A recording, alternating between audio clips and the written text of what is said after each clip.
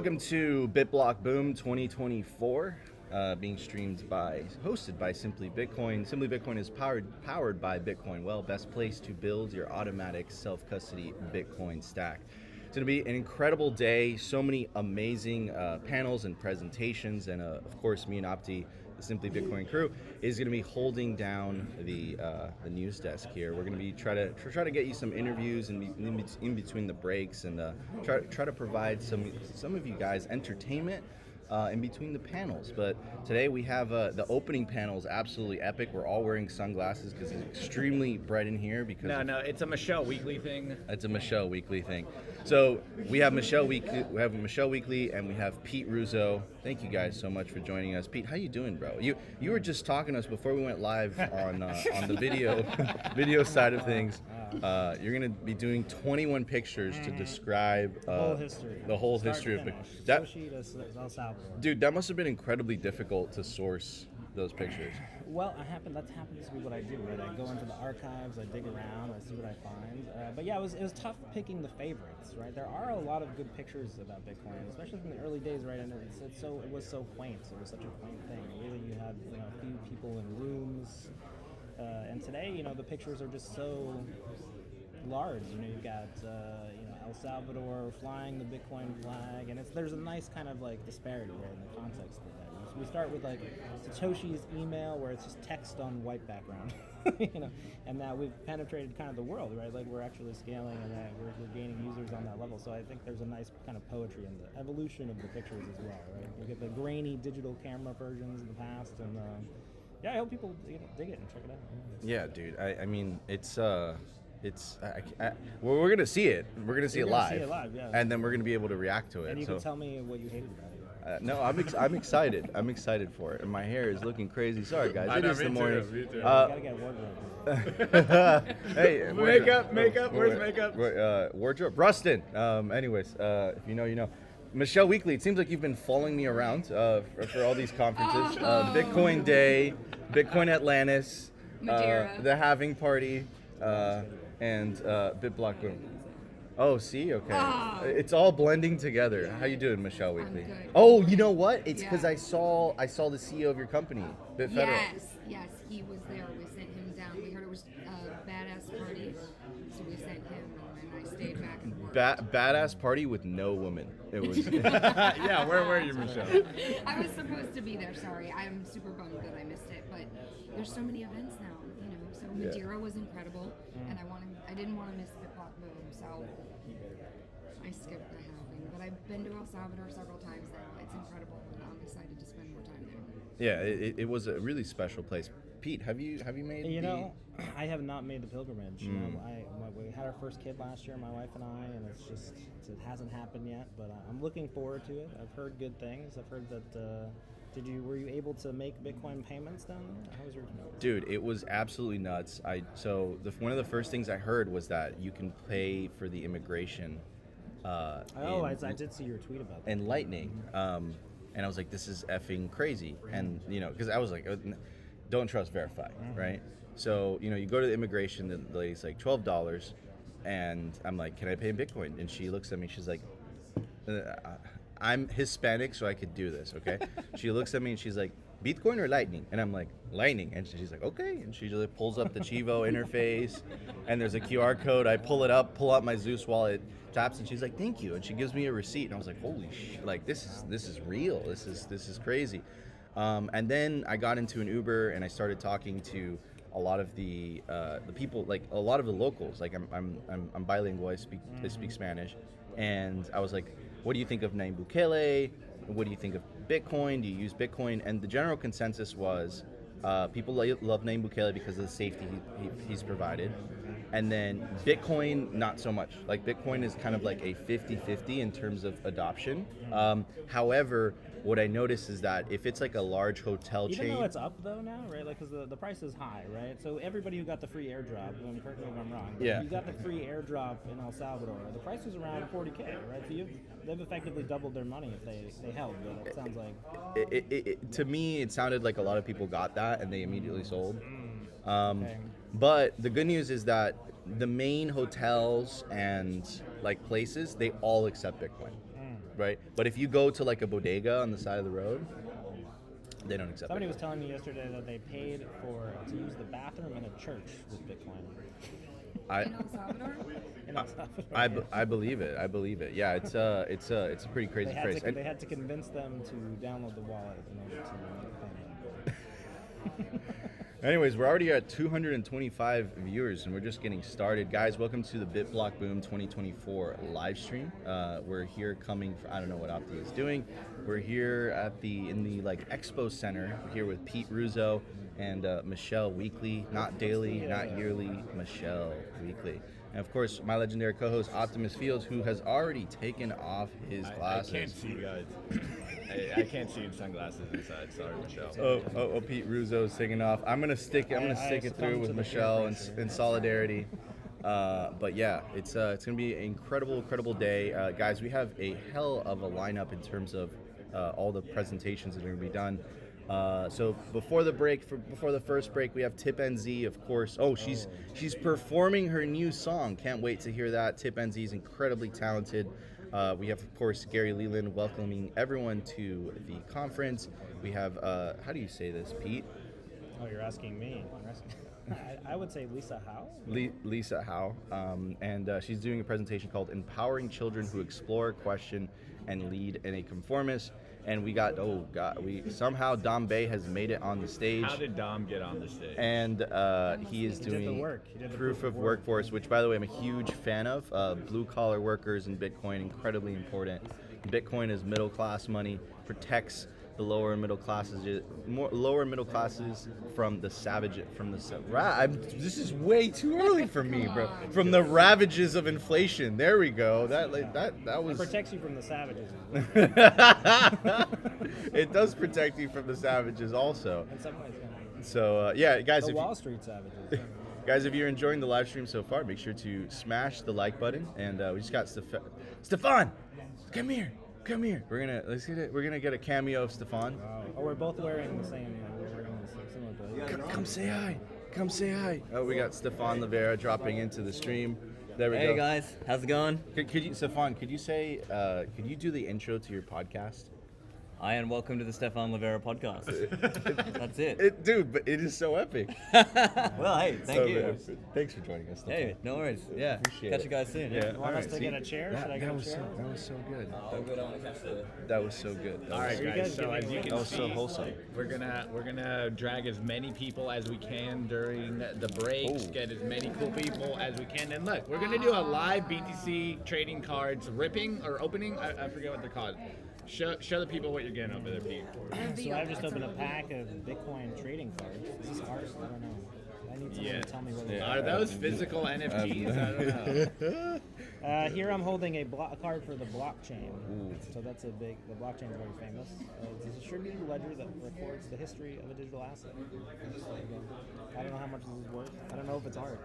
Is it art? It's definitely art. Is it art, Michelle? Yeah. Michelle, if Michelle speaks and she says it's art, it's art. Here's a FUD card. Get that one out of here. We're not fudding.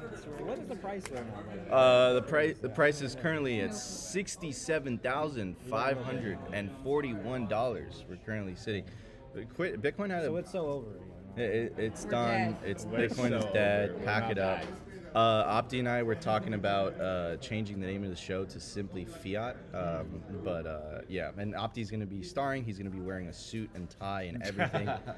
And what's in that? This one just says education. Education. Okay. Yeah, it's important. It's important. Is this like a game like World of Warcraft and you can kind of like they can fight or something? I think there's just collectibles, to be honest. Yeah. Wait, there should be. There's There just should be collectibles. There's a battle collectibles. game. Anyways, guys, the conference starts at 9 p.m. 9 a.m. 9 a.m. Central. Hey, Jimmy. And yeah, so we have a opening performance by TipNZ. She's going to be performing her new song.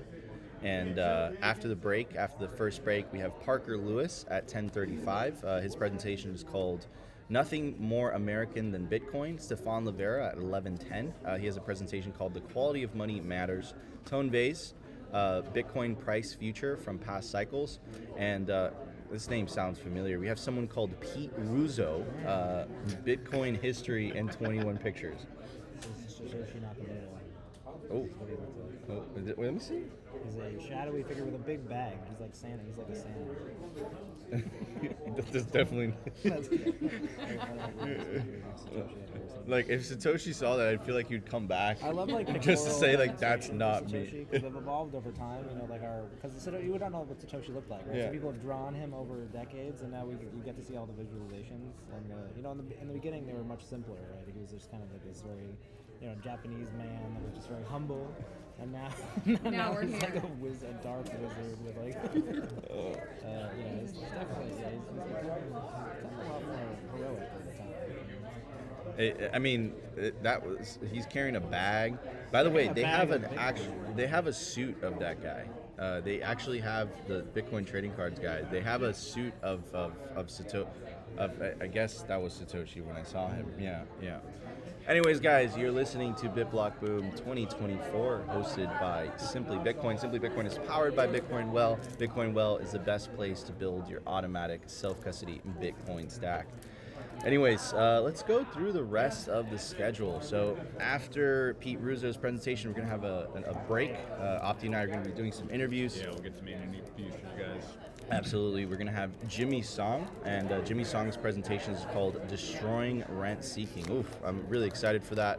Then at 2 p.m., we have CJ Wilson, Bob Burnett, Bitcoin Mechanic, Pierre Richard, all on a panel, and the name of the panel is Big Minds on Big Mining. It's a great name. Then we're going to have a break at 3 p.m. Then after that, Pete, how do you say that? You're asking me that. I've never met any of these people. Lynn Bairstow. Okay, we got Lynn Bairstow, and her presentation is Building with Bitcoin. So what I do is I look them up beforehand and then I write them down. Dude, you know we're Simply, right? Wait, did you think because I did the other live stream and I pronounced everybody's name, I just like knew all? Bro, you're an editor and you're a Forbes contributor. I'm making a strong assumption you know how to write. Last name is really hard to pronounce. Yeah. But you've nailed every single one. Well, you know, because there's a thing called linguistics, right? Exactly. The sound of words make certain combinations. So we have Bear AI. So this is the hard one. Bear still. Right?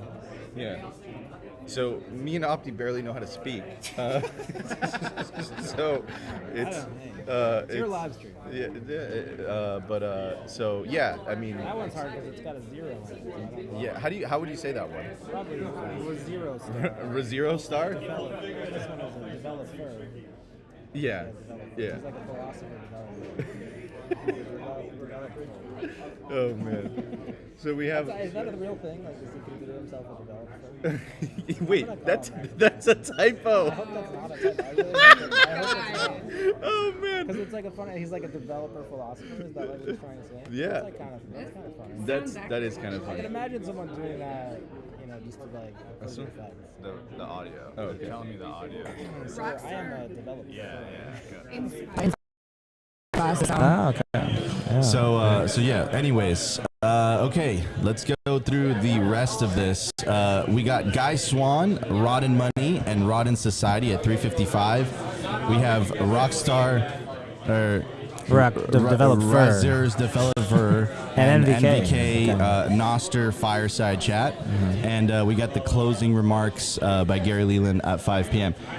After the closing remarks, we're going to be doing probably like a 15-20 minute type of analysis of the day, so it should be a lot of fun. So we've got about 10 minutes to showtime, ladies and gentlemen, and yeah, it's going to be great. Anyways, Opti, this is the third year. Bro, we met at BitBlockBoom in person. This is the first time we met, and it was actually this venue. It was BitBlockBoom was like one of the only conferences that did the pandemic. I mean, that did the conference during the pandemic, and it was this venue. Opti and I didn't know each other whatsoever, but we decided to stay in a hotel room together, and then. We did not share beds, guys. We did not share beds. Yeah. But no, it was very special. This venue. This is the venue that's known for the famous LobbyCon in Bitcoin. That's what it's called, right? LobbyCon. So yeah. So There's anyway, also PoolCon. where is PoolCon from this hotel too? Yeah, it was at the pool all day yesterday. Oh, okay. Michelle, of course, was at the pool. I was hosting. You were hosting PoolCon? Yeah. How was that like? Oh, that's why I have the sunglasses on this morning. That's why you have the sunglasses. Yeah. We had yellow there though.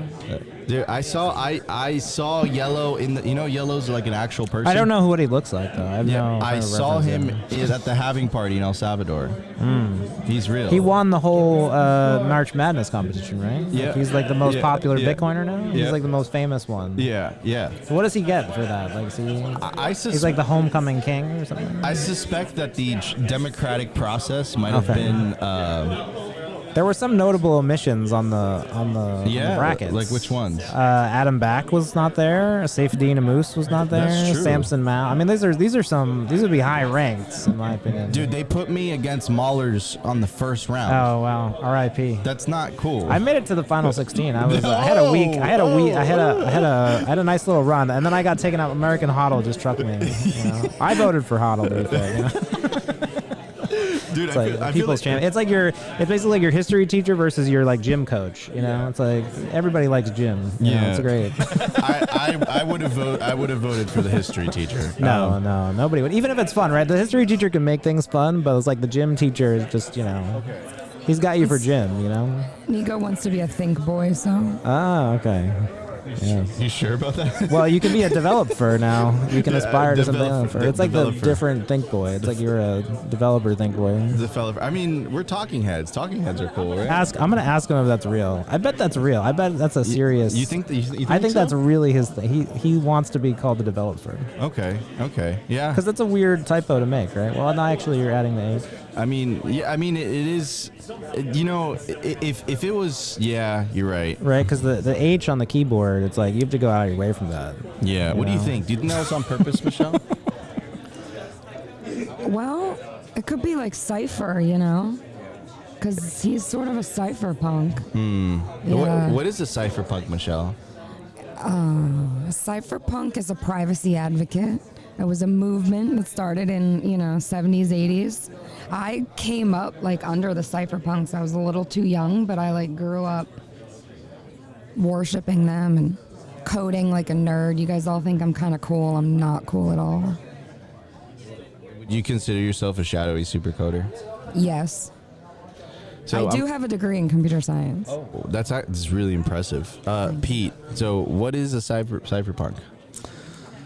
Oh boy, do you want the textbook answer to that, or? I want the Pete Russo answer to that. If you could show it to us in pictures, it'd be great. Well, I think it's, while we're inspired by the cypherpunks, I don't think we can call ourselves cypherpunks, right? They were a sociological movement in the 90s, right? They were formed under certain conditions and they had certain beliefs at certain times. But yeah, the cypherpunks were a group of 1990s developers who, they saw the world basically becoming threatened by these large databases that were essentially housing people's information, and they were concerned about the spread of the internet, right? Nobody was kind of thinking through these things. The web was growing really fast. Millions of people were using AOL and kind of things to get online, right? But they were thinking about the deep problems, right? They were thinking about, okay, when this is widespread, how do we ensure human rights and values, right? So that's why they've endured, right? Like they were talking about the right issues at the right time, and because we're still fighting these fights, we go back to them, I think, and look for inspiration. But I think that era is kind of like closed, like that ended in like the 2000s. Okay. Like Adam Back's like the one. He's a real cypherpunk, like he was on the list. Yeah. He got the emails in real time, and like Zuko would maybe be the other one, though I know he's unfashionable these days. So speaking of the emails, and I know you're on top of this, right? That recent email drop, kind of it's like Christmas for a Bitcoin historian. Yeah. What do you think about that? What's your take on that? What's your take on the emails? I mean, certainly it's the largest expansion of the public record on what Satoshi thought about Bitcoin that we'll probably ever get, right? I think there's like maybe one more contributor from that era who hasn't dropped his emails, and he's been gone for so long, I don't think that'll happen. But yeah, I mean, the fascinating thing is Satoshi communicated so much in public, right? He had the forums he was constantly talking on, and he was constantly updating the website, right? So we can kind of infer a lot of the things that he thought, but by tracking these changes over dates. So this is something that I've done, is I've gone through the archives and like every saved page version of the website, every forum post, right? So we can kind of piece together his statements, but the thing that the emails really give us is like the behind the scenes, like him talking about what to say. So you get a little bit more of his like artistic process, right? So rather than seeing the finished piece of art, you get to see his drafts, right? So there's a lot of things where he'll say something on the forums and we're familiar with the quote, but here we see him like talking about whether he like should or like how he thinks about it. So the best example I can think of is, he advertised Bitcoin initially as being anonymous, right? This is something that Satoshi chose to do, and he said like Bitcoin is an anonymous currency, and that we know at some point like 2010 before he left, this was retracted, right? He learned that he didn't do that. Bitcoin is not anonymous. We know that now. Basically, everyone who's used it for something criminal has been arrested. But like he had to retract that, right? So like here we get him talking about like, hey, yeah, this is like wrong now, and we should change that, and here's why, right? It almost sounds like there's like it adds more of like a human element to him, right? Like it's almost this is a human being behind this, Yeah, for sure. You get him like speaking more colloquially, right? Because he's among friends, right? You speak differently when you're among friends than when you're presenting to a group as a leader, right? And Satoshi was a leader, right? So he's trying to set an example, and here he's like, he drops a couple words of like noobs, calling people, like things that you would like say amongst people who are you're working with, you have a working relationship with. So yeah, we get a bit more of the off the cuff Satoshi. Like he talks about his worries about being perceived as being arrested like for what he's doing, which is kind of a new thing. Yeah. Wow. Well, he talks about, he's like, I don't want to be associated with. So one of the big mysteries for me was like how involved Satoshi was in pricing Bitcoin, right? And because this is something that he didn't do, right? He didn't buy, sell, or otherwise market Bitcoin, right? This is really important that Satoshi didn't do any of these things. But we never really knew why, right? Like, was that a conscious choice, or was he just too fucking busy? He didn't get around to it. And we know that other people in the community did that, right? So we know that there was a particular guy called New Liberty Standard. He priced Bitcoin. He'd like developed some methodology to like what he would accept for his Bitcoin. And then there was an exchange that was built by Marty Malmy, who's the contributor with the emails, and they formed a market for Bitcoin where it didn't exist. So here now we know that Satoshi was supportive of that. Like he was like, hey, you guys should really do that, and I'll help fund you. I'll help get donors to fund you, but I don't want to be seen doing it, right? So like we now know kind of what his interaction in that moment is. So there was a lot of these things where it's like you can tell what happened, right? Like we know Bitcoin monetized. It was worth nothing, and then the users decided it had value, right? It became money at some point. And we now know Satoshi's kind of involvement in that and his feelings about that, and that to me is really interesting, right? You get that kind of depth of flavor, whereas before it's like you knew that this happened, but you don't have like all that background, the nice color of like, okay, here's what Satoshi was thinking like at that time. All right. Absolutely, Pete dropping the hot sauce. Thanks, Pete. And man, go follow him on Twitter. Go follow Michelle Weekly. Guys, we're Simply Bitcoin. We're hosting BitBlockBoom 2024.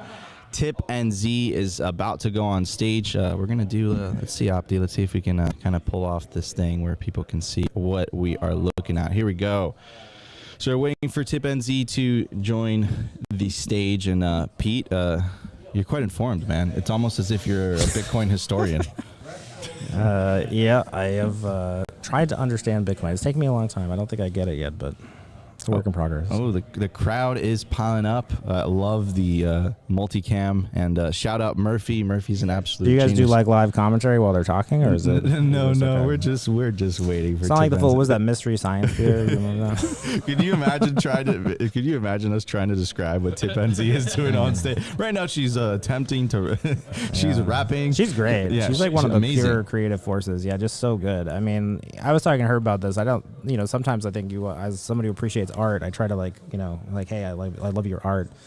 She has a message, a new medium. Like nobody, everybody tweets around here. Nobody does like visual music videos about, visual pieces of art about how awesome Bitcoin is, right? So she's doing like something where it's like her message is different, her medium is different, like her mode of communication is different. Like she's just innovating on every level. She's just great to watch. So. 100%. Yeah, she's crazy. What do you think about Tip, Michelle? We saw her in Madeira. I saw her in Madeira, and it was incredible. Honestly, it gave me goosebumps. I love her. She's awesome. She's super smart, and to see the way she channels that is incredible. Yeah, 100%. She's gonna be dropping a new song, ladies and gentlemen. It's called Dawn. That's her new song that she's going to be dropping. She's going to be performing it live at BitBlockBoom 2024. We're going to pivot back to the main stage where it seems like Tip NZ is going to be joining. She's like the Gil Scott Heron of like the Bitcoin movement. I don't know. That's a deep reference if anyone gets that. That's a deep cut. He Whitey's on the Moon is this kind of like big spoken word poem, kind of with the forefather of rap music. Oh, okay. We got Gary on stage. All right, ladies and gentlemen, we're going to transfer there. We'll be back in a couple minutes. Here we go. Anybody? Anybody here in 2020 and remember these masks? Okay.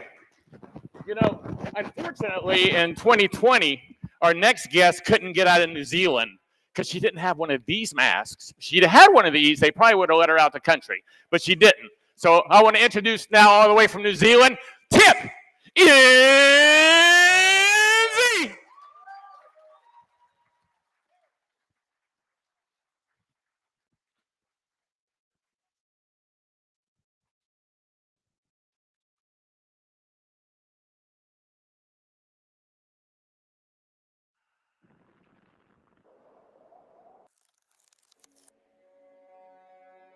Our world is chaotic, but life found its way by channeling energy to bring order to chaos. It is in our nature to seek signals amongst noise because it is through communication and exchange that we evolve beyond the civilization.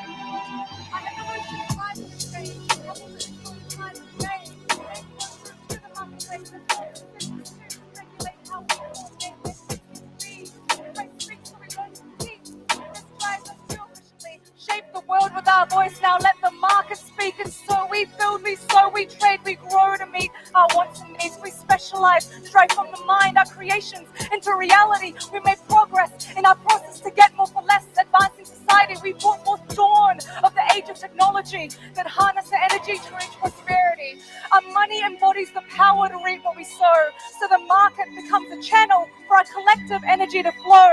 When value is traded for value, we are aligned and so we evolve. This is how, amidst uncertainty, life continues to grow. But the dawn of tech gave rise to light-speed information exchange. So to transact fast, we further abstract money from energy constraints and became more aligned on a few large entities to coordinate trade, concentrating the power, resources, and authority to create more and more of our money, distorting its signals, eroding its worth, and throwing us back into the darkness of chaos. Screen at the top.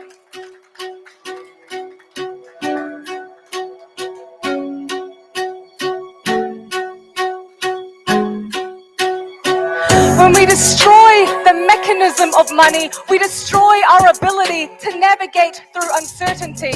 And when we can't trade value freely and directly, we must trust the few to govern the many. What happens when all our means center around an authority? Complexity builds, now coordination relies on conformity. Observe our thoughts to censor dissent and coerce our actions. Can there be true innovation when there's no freedom of expression? What happens to our voice, the ones that shape social discourse? Now whose ideas gets created and which problems get solved? If our progress depends on hearing many sides to resolve, then why would we suppress the voice that shapes how humanity evolves? When we cut off the perspectives that make up society, we lose sight of the truth that forms our entire reality.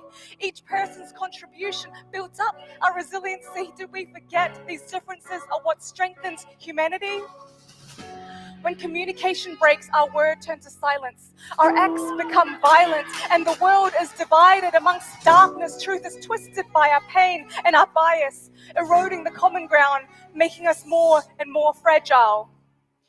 To navigate uncertainty, we must solve for robustness. So everything gets tried and tested by various efforts until we discover the system that best coordinates us, mirrors life's process of channeling energy to create signal from chaos.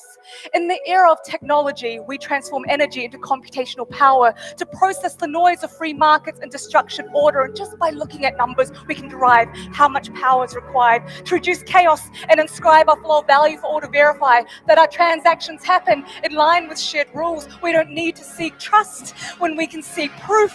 It is real-time consensus that aligns us to evolve. This is how, amidst uncertainty, our lives continue to grow. When we uphold our own rules, we preserve our own worth and defend our own voice, which lets the true market emerge.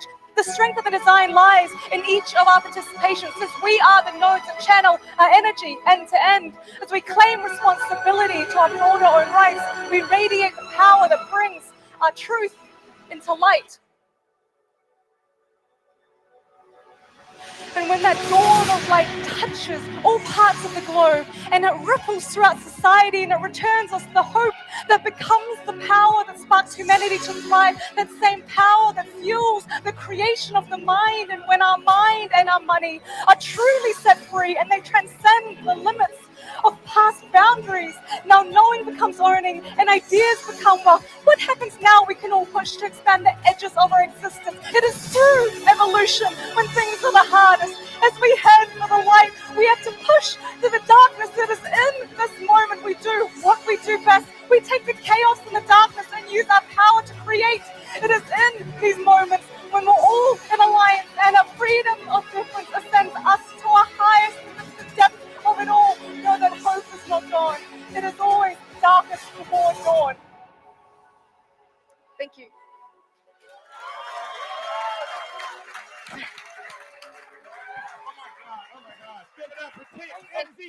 Tip, get out here, get out here.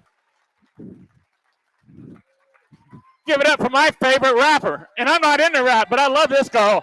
Give it up for Tip. Oh my gosh. You know, I went out to LA this summer to Pacific, and that was the best thing that happened was meeting Tip. I can tell you that right now. Okay, welcome everybody to BitBlockBoom. I do appreciate it. I'm going to be quick and sweet up here. Might be quicker and sweeter than I thought. Oh, that sounds better. Okay. First of all, welcome to BitBlockBoom. This is our 7th year. That's pretty cool. You know, I'm pretty excited about that. And I'm back in Dallas.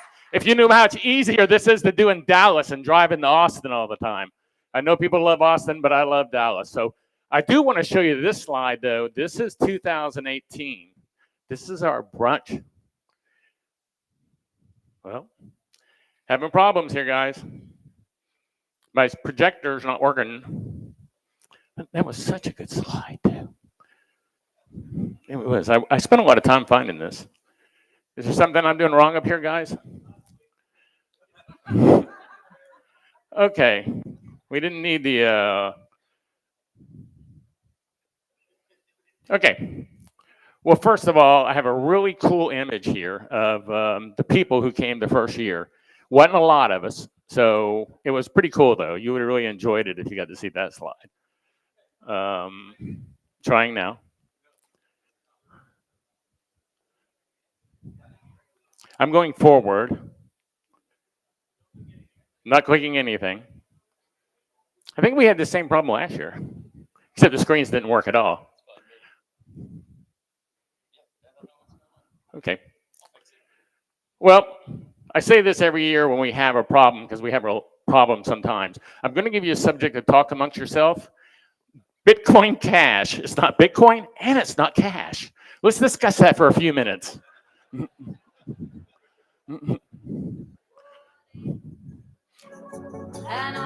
Give me a coffee. Give me one of those coffees.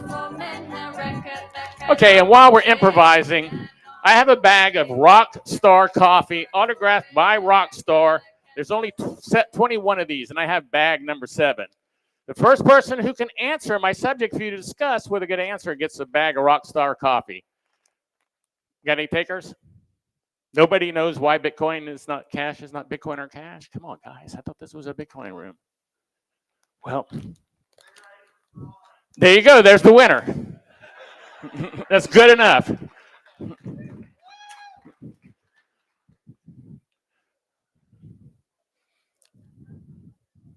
Oh, that was good.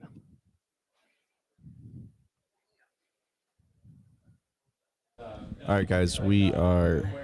Hey, what about that? That's that cool picture I was showing you. All right, guys, there seems like there is some audio issues in the back. They are figuring it out, and we will be back very, very shortly. Hours looking at it, and I messaged someone and said, you know where this image is? And they said, yeah, it's on the website, 2017 pictures. So, I mean, it made it pretty easy to find then. But I do want to do my homework here. I got to thank Swan.com, our platinum sponsor for the year. Please go to Pacific Bitcoin Ocean. Great company also, and they are the sponsor for tonight's casino night. Is there anyone here who hasn't been to casino night? Because, I mean, casino night's pretty cool, right? I mean, everybody likes that. I want to thank Atomic. Wow, it's going quick. That was pretty quick there. Casino night, don't miss that tonight. We're going to have a build-a-thon. Where's Santos at? Okay, does everybody know Santos Hernandez? Yeah. Santos did all the workshops yesterday. I think he did a pretty good job, and he's handling the hackathon. Hey, everyone. Super excited for the build-a-thon. We'll have 2 great games and features for the games. You'll see the pitches during the break. Thanks. Cheers. Want to make sure I thank our bronze sponsors: Free Market Kids, CBD, Bitcoin Trading Cards, CleanSpark, Lightning Video, CoinKite, River, Jolt, Sound Advisory, and that looks like everybody. And now we have the Jolt wheel. So could the next contestant come up for the Jolt wheel?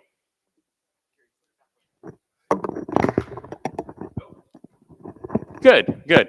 Okay, could you tell everybody your name, sir? I am John. This is John. John, we have a Jolt's wheel here. It's going to spin. To start the wheel, you got to back up here. This is kind of a magical wheel. You got to give me 5 and this wheel will start. Okay, let's go. Not very, there you go. And John has one. Okay, oh, a Swan VIP pass. Yeah, so you get it in the back. Thanks, everyone. And I want to introduce our first speakers. Thanks for putting up with us. We have snags. We always do every year. You know, and this is really when I pull out that boomer card. I use it a lot now. Anytime anything's wrong, I pull that out. And it's amazing what I get done by pulling out the boomer card. So it was a boomer moment I had, but thanks for everybody's patience. And here is Lisa Huff, first speaker of the day. Okay.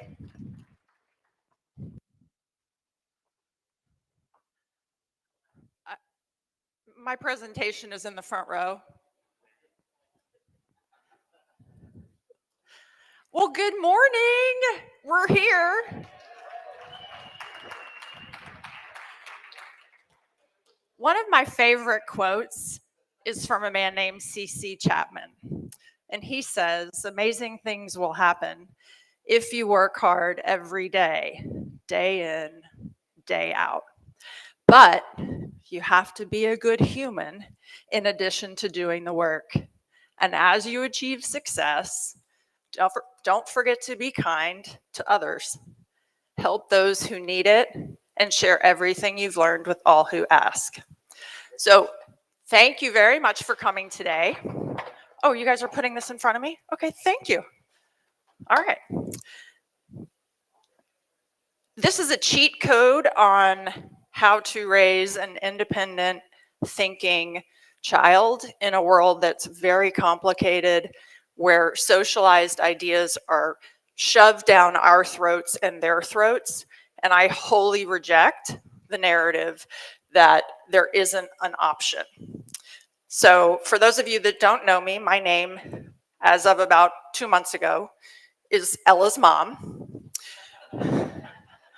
Because every conference I go to, the first thing people say to me is, "Are you Ella's mom?" And I will admit I'm fairly insufferable about her accomplishments. If you don't know her, please come meet her. She's in the front row. She recently received approval to pursue an independent study in Bitcoin.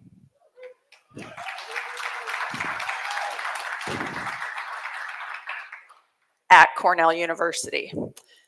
And she launched the Cornell Bitcoin Club and the Bitcoin Students Network, which provides the cheat code for starting a Bitcoin club on any university campus. And friends have been asking me, you must be so proud of Ella. And of course I'm proud of her.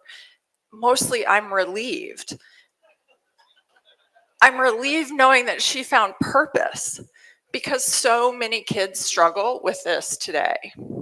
In fact, there was a TED Talk that I watched in 2013 by a woman named Meg Jay, and it was titled 30 is not the new 20.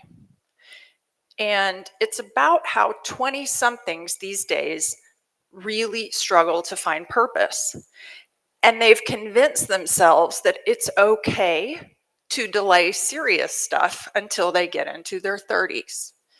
It's okay to work at Starbucks. It's okay to stay home and live with your parents. It's okay to do all of these things that 18 or 20-year-old in 1950 would have never have considered doing. And by serious, I don't mean getting married or necessarily having a serious job, but I do mean building serious social capital. But before you go out and build social capital, get a great job, find your purpose, there has to be a foundation. And everyone knows that the first 5 years of life are formative. In those years, kids learn language and they learn attachment.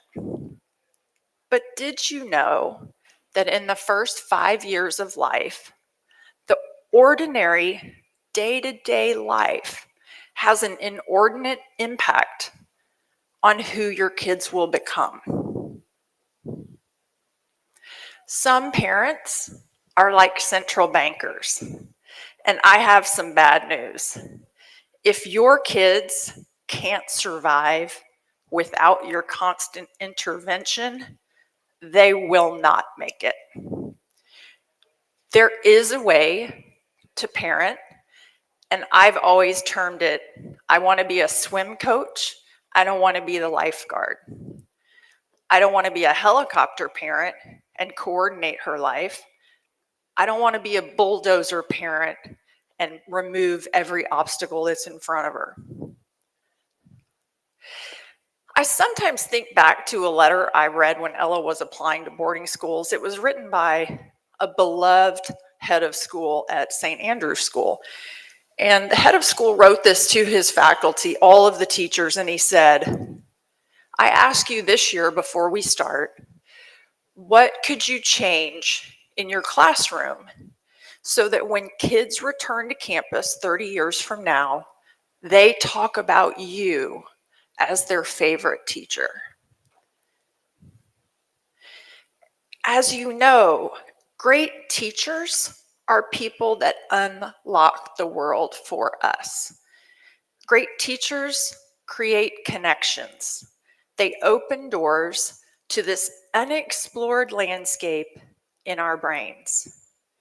Connection is this energy that is created between people when they feel seen and heard and valued. And kids need to feel seen, heard, and valued. But how do we make them feel valued? I'm going to give you kind of 3 categories or things that I think about. And when people ask me, oh my gosh, like Ella's super independent, how did you get there? I'm going to just share with you a little bit about what I tell people. Rule number 1, eliminate all power struggles. Give kids power. Give them power as early as possible. So you have a pre-K kid, right? Do you want to take a shower or do you want to take a bath? Do you want to wear this or do you want to wear this? Do you want to make the salad tonight or do you want to set the table? 2nd grade, stakes get higher. This is actually a true story and one that I got a lot of heat in our doctor's office for. They actually told me that I was not a strong parent when this all went down. But Ella had strep throat. It was about a week before her second, she was in 2nd grade. It was about a week before her birthday. Maybe she was, how old are you, 7 or 8, I think, during that time.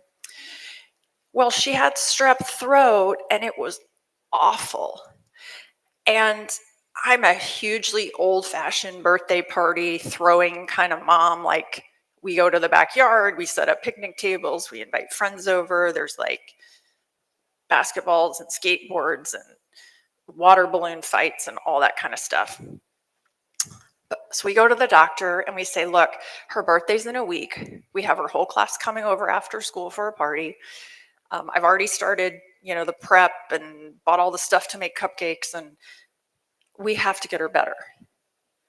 And the doctor said, great, well, we'll just give her a shot. And Ella was absolutely, hugely, horrifically terrified of shots. And it was like, no shots. And the doctor was like, well, she's not going to feel better if she takes the antibiotics. She has to have the shot. And I said, Ella, here's the deal. I'm going to let you decide. But if you're not better in a week, we can't have your whole class over for a birthday party. So if you don't want to take the shot, let's just take the antibiotic. You'll get better when you get better. Or you can take the shot and they guarantee that you'll be better in 3 days. The doctor looked at me like I was a nut job. We don't put this much control in the hands of a 8-year-old. And I said, well, I do. It's her life. It's her birthday party. And I think this is a good moment for her to get involved in this choice. She took the shot. 3rd grade. Yeah. 3rd grade. She came home and said, I think I'd like to maybe go to camp. All my friends went to camp last summer and I didn't go. And I really didn't want to go last year, but I think I'd like to go this year. And I said, great. There are 30 pages of forms that need to be filled out. You need to go print them. You need to fill them out. You need to bring them to me. You need to go find my checkbook. And I will sign them and I will send in the deposit. Yes, 3rd grade. 7th grade. You want to apply to 15 boarding schools? Great.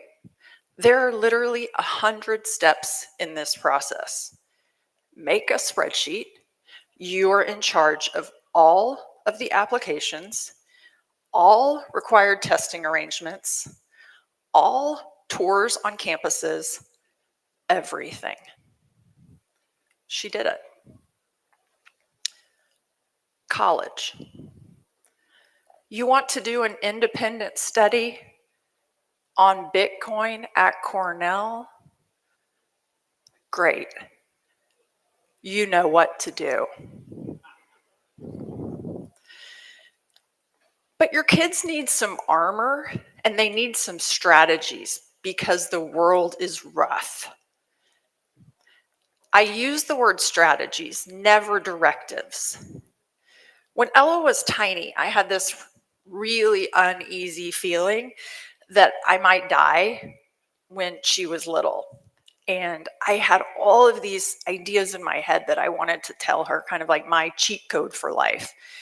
So I start a list on my iPhone, just in the Notes app. Truthfully, it's a little bit like a list of bumper stickers. This note, we actually titled The Good Life Guide, and now Ella and I both share it on our iPhones. We talk about it pretty frequently.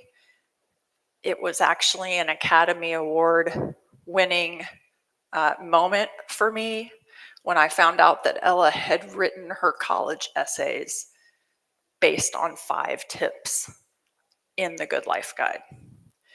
But my list wasn't meant to be rules of the road. It was only meant to convey what I had learned. Kind of like, here's some advice, take it or leave it. I'm going to give you a few of these strategies that I gave Ella. I broke them into 2 categories, kind of day by day, and then lifetime strategies. Rule number 1, be a good human. Rule number 2, a simple hello can lead to a million things. Rule 5, perfect the art of improbable friendships. Rule 19, you can travel to distant lands in a carry-on. Overpacking is for amateurs. But also, I wanted to tell her how to not let other people sway into her lane and ruin her day. And I've debated whether or not to use real names in this story, and because I have such utter dislike for Ella's 3rd grade teacher, I'm going to. Her name was Mrs. Smith. And Mrs. Smith had a bird. She actually had 2 birds. And they were free to fly about the classroom, and they pooped all over the desks. And Ella has had a fear. She has a few flaws. Fear of birds is one of them. Maybe also she doesn't ride a bike. She didn't really learn how to ride a bike until about high school, but that's okay.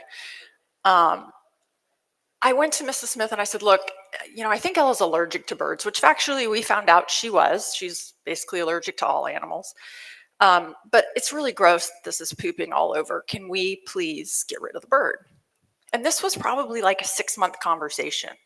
Mrs. Smith did not want to get rid of this bird. Well, she didn't end up getting rid of the bird. And she, in fact, told me that if she did get rid of the bird, that Ella wouldn't have any friends left in the class because everyone else loved the bird so much that they'd be mad at Ella. Whatever. Eventually, we get out of 3rd grade, we go to 4th grade. But in 4th grade, Mrs. Smith doesn't speak to Ella in the hallway. And, Ella's this like really kind of gentle soul, nice kid. She's nice to everybody. And she would come home and she'd say, Mom, I walked right by Mrs. Smith and I said hi, and she just completely ignored me.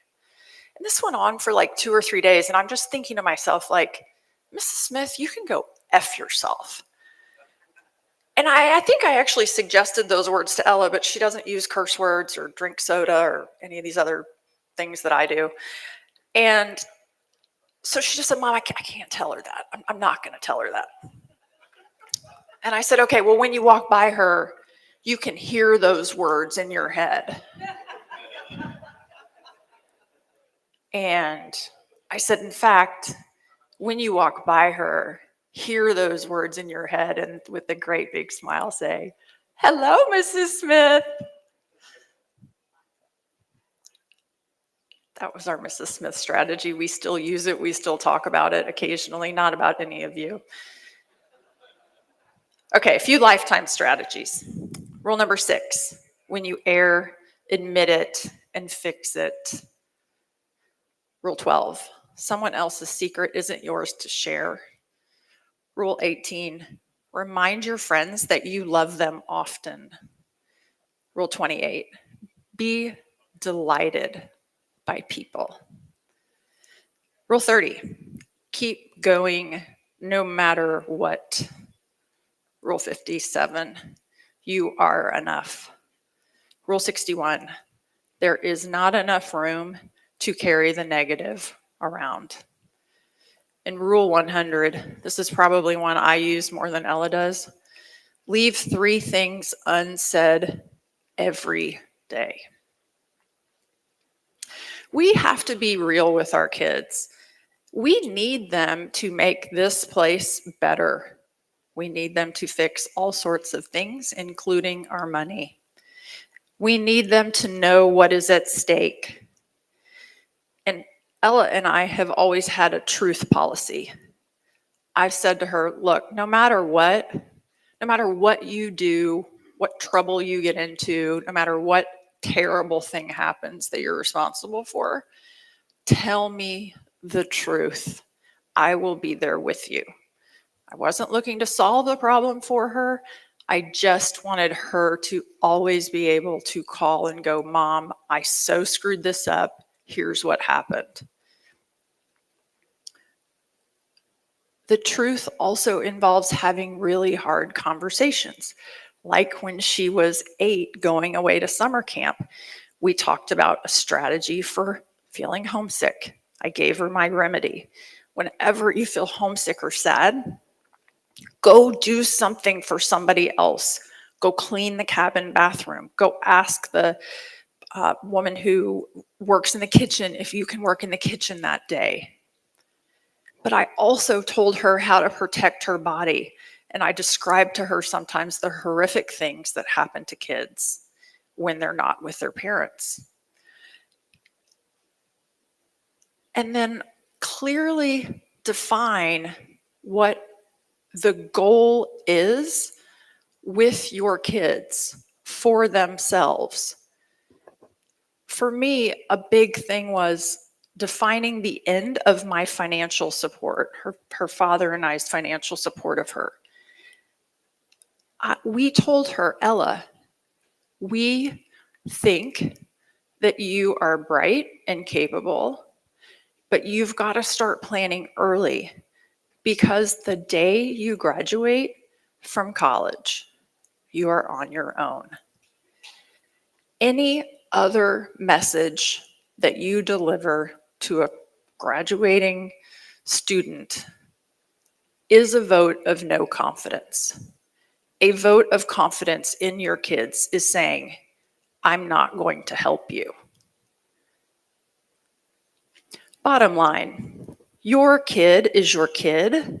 The world is full of people who will tell them what they cannot do or what they should be doing. And I know for sure that there are a few things your kid does not need. I'm not saying they may not want to, or you may not enjoy these things, but for us, like after school, anything. I really think that God gives you the kind of kid you can handle. Ella was really a joy to be around. But there were times when she was growing up where it was like, I want to take piano lessons, or I want to go take, I don't know, whatever. And I just said, look, my favorite time of day is when I get to go pick you up at 3 o'clock. I don't want to go sit in Houston traffic and eat fast food on the way to a piano lesson. Like, I don't think we're going to do that. Let's go to the park. Let's ride bikes. Let's do, cook. Let's do anything else. Technology. We didn't give her a cell phone. She was literally the last person in the 8th grade to get a phone. Here's a few things that I think they must have. Time with you. Good time with you. When you're together, be with your kids. Ella and I sit on the sofa still to this day and watch a movie, and we hold hands. And in fact, when she was little, and she'd kind of get in a funk, and I'd realize, oh, it's because her dad's traveling and I've been working a lot and we've just been disconnected. The fix wasn't, let's go out for ice cream or let's go to Target and pick out a toy. The fix was, let's go home and sit together on the sofa and hold hands and talk or read our books or watch a movie or play cards. They also need a lot of time to think. I called her 2 weeks ago and I said, what are you doing? It was like maybe 10 o'clock on a Saturday morning. What are you doing? She goes, oh, Mom, I've been here thinking. Total win, right? And then they need to learn how to adult, like early. Opening mail, sorting bills, paying bills online, doing laundry. Again, by 8 or 9 years old, they should be able to be your best administrative assistant. Let them see how much life costs. By about 8th grade, you should be building a spreadsheet of their after college budget. This will give them a guide to what type of a job they may need to support their lifestyle. And this is actually one exercise, I think, which sent Ella down the rabbit hole really fast. We put together a budget for her, and it was like, oh my God, it's just really expensive to wake up and go outside and breathe every day. Strategy number 3, make sure they know you have their back no matter what. Ella's 7th grade teacher stopped class one day. Ella had, it was raining outside, and Ella had gone over and she had closed the mini blinds because she was sitting in the back and the projector was on. She couldn't read what was on it. So she got up, she closed the mini blinds, and the teacher stopped class and she said, Ella, you are so socially awkward. Needless to say, Ella's elbows aren't very sharp and she came home from tears. And that's when Rule 14 was born. Normal is only a setting on the dryer. I sent fire through the phone to that teacher. This is not an act of overparenting. This was an act of having her back. There may have been crosswords communicated to the school, and they may have asked Ella not to come back. I had long questioned certain school policies, like making them eat the garbage food that they serve. It took me a year to negotiate her being able to bring her own lunch, and they still made us pay for the school food. I kept Ella out of school the first 2 weeks of every year. I figured they could all go figure out how to line up and go to the bathroom and figure out where their classes were. I just wanted to continue our old-fashioned, unplugged, best lives in cooler climates. And the school counselors and other parents kept saying, she's not going to be bonded with the kids. she's really going to be behind socially. She's never going to find a group. But yet at middle school graduation, she won almost every award, including one voted on by her peers, like the Friend Award. So much for being socially awkward. When I was a junior in high school, I had this incredible fluke opportunity to go spend my senior year of high school at a boarding school in Connecticut. And it was this faraway place. I grew up 30 miles north of nowhere in Spring, Texas. I was going to go be with all these exotic people, like New Yorkers. But it required me to leave the place that I knew, where I had lived my whole life, where I was on homecoming court, on yearbook, where I had a boyfriend, you know, like all those Texas public school things. And my parents gave me this choice of whether or not to go. And something told me to do it. And a few months later, I arrived at the #1 boarding school in the world where Jackie Kennedy and Gloria Vanderbilt had once attended. And yes, I felt totally out of place with my blonde hair that was puffy and my blue eyeshadow, and actually my sweats because Continental Airlines had lost my luggage. Everybody else was like in Laura Ashley. And I'm standing in my dorm room with my dad, and we're just looking at one another. My dad says, look, I think this is going to be great. I think you're going to be amazing. But if you don't like it, I will come and get you. And those are words I'll never unhear. I will come and get you. So needless to say, when Ella went to boarding school as a freshman in high school, and when she moved to Beijing, China, her junior year of high school, I repeated those words to her. If this isn't for you, I will come and get you. We're running a little low on time. I'm going to skip my story and just close with this.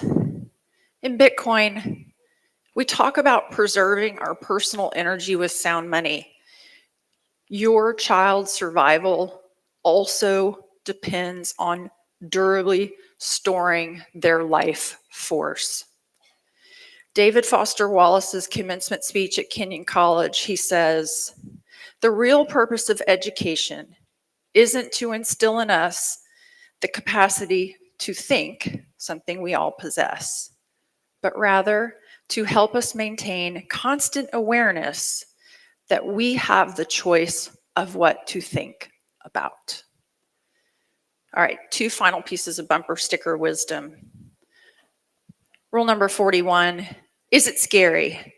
Is it a risk? Is it outside the norm? Then go do it.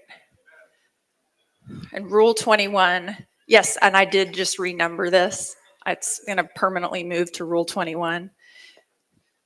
Community is everything. Thank you.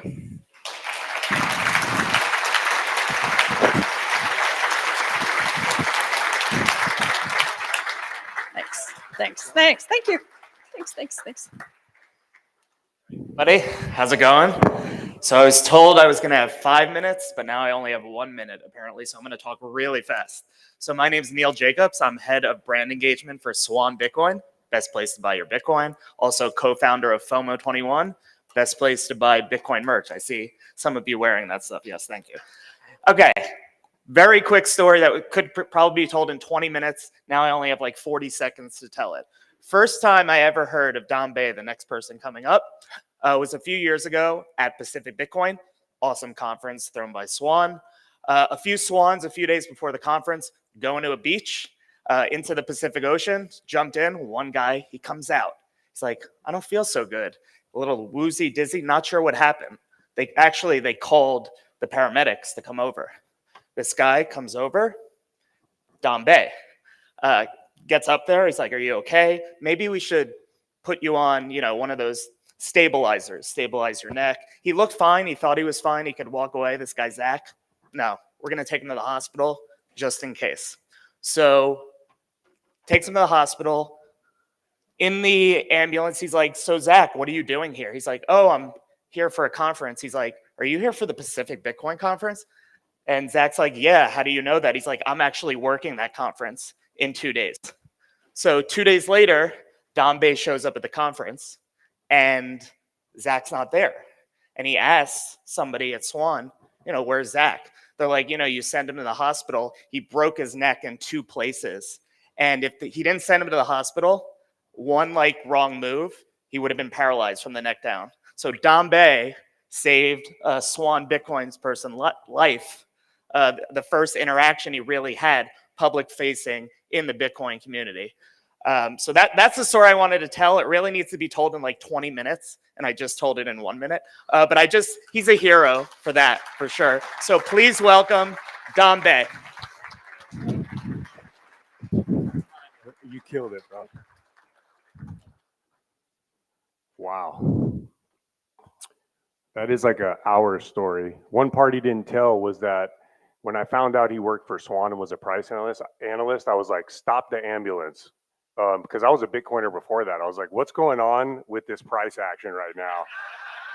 And he looks up and I'm like, wait, don't move your neck, dude. Like, don't move. Okay, forget it. We'll talk about it later. Thank you guys for having me. This is my first time in Texas. When I was a little kid, I said, hey, I'm not going to Texas until I can go to BitBlockBoom. So thank you, Gary, for having me. I want to thank Lynn for advocating to get me here and having me come here. I want to thank TipNZ for making Gary a rap fan. I hear he's dropping a mixtape next conference. So I'm looking forward to that. And I'll just say, my brother's watching at home and knows we have the best mom in the world. But if I did have to pick another mom, it for sure would be Lisa Huff. And so another round of applause for her opening. So my name is Dom Bay. I am a firefighter, been a firefighter for 15 years. 10 years I spent on the union board as an elected officer, 6 of those 10 years as the president. I'm presenting today proof of workforce. What is proof of workforce? I was thinking about that the other night. I was like, it's just a name that sounded cool with proof of work in the workforce, but actually it's everyday workers winning from Bitcoin is what it is. And today I'm going to tell you the story of the Santa Monica firefighters, how we became the first union to hold Bitcoin in self-custody in the country, why we did it, why we think it's important, and why we feel our work is important. So to start off, I'm going to ask a question to the crowd. Who here trades time for money? Who here earns a wage, gets a paycheck? And if you own your own business and pay yourself, put your hand up too. Keep them up, keep them up. Okay, overwhelming majority of the room. So the good news, we're here. Thank you for giving me your time, which I know is extremely valuable. Y'all could be anywhere in the world, but we're here together, and this is great news. The bad news, which you guys know, is we got a raw deal. And, for many of us maybe get paid in Bitcoin, so great. You guys are on your way, and that's awesome. But most of the world trades their time, which is incredibly scarce for something that has been losing value since its inception. You all know this slide. I don't have to explain it. It's titled Why Savers Are Losers. A little bit harsh in my opinion, but the point is the dollar incentivizes wage earners to have a high time preference and to be part of this consumer economy and not to save and to spend because it's a losing venture. Inflation, as you know from the last chart, everyone has known about inflation, but it's kind of in the background. But it's become kind of in the foreground because of the rapid inflation that occurred from 2020 to 2023. And real basic, I talk to workers all the time, and I let them know if you had $10,000 in 2020 and you put it under your mattress, you lost $2,000. There's no debate, and that's conservative. And workers, a lot of times we get caught up that, I work hard for what I get. I'm going to hold on to what I have. It can't be taken from me. I have 10,000 under my mattress, and that's mine. It's always going to be 10,000, but it's a loss. Furthermore, if you're a wage earner like myself, and you did not get at least a 19% pay raise, you took a pay cut in the difference. And so that's a fact. And this is conservative. And it's not a coincidence that 2023 was a year that close to 500,000 workers in the US went on strike, and also a year where the amount of strikes were unprecedented, something we haven't seen in decades. That's not a coincidence, because the top issue was trying to keep up with inflation. And for those that are employers, that's always been kind of something that's just a given. Inflation goes up 2%, you're going to give a 2% cost of living, because you don't want your workers to take a cut. So there's other things on here. I don't know about you all, but I've also noticed, there's this, every so often some item gets, out of control expensive, and everyone freaks out about it, whether it's eggs or milk or rent. And then everyone kind of gets worked up on it, and then it kind of comes back a little bit, but it doesn't return to where it was. And we're seeing this a lot, whether it's gas or food, these items, high levels of inflation. The second way the wage earner trades their time for money is in retirement.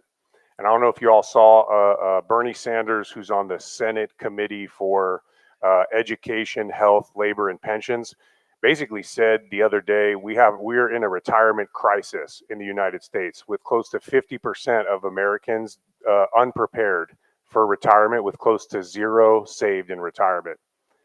This slide, I want you to focus on the blue area. This is for state and local pensions. And I have it labeled there, the Great Setback.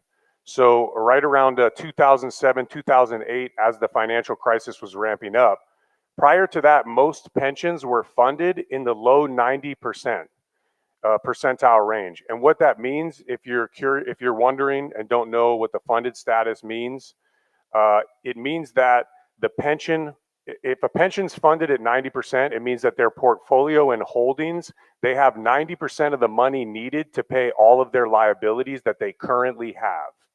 Not all at once, because we know retirements come in waves, but they have 90% of that value needed. What you see in this slide is a major drop, and that blue area represents unfunded liabilities. So they dropped from low to mid 90s to sub 80%, meaning that the pensions, and it's 77%, I think, on average, or 76, have around 76 to 77% of the money needed to pay their liabilities, those who are receiving retirement. And we could go into, I promised myself I could stay on this slide for the rest of our talk, but I promised myself I wouldn't. We could talk about why this is, but the main thing is this has turned pension structures into having a larger appetite for risk. And in doing so, they have to move into private equity, hedge funds, which Wall Street loves, and they pay exorbitant large fees, and Wall Street makes more money. And so, this is not a good place for pensions to be in, and many need Bitcoin to return to the mission and objectives that form the foundation of what a pension fund was supposed to do. So I ask a lot of workers, what do you own outside of the traditional financial system?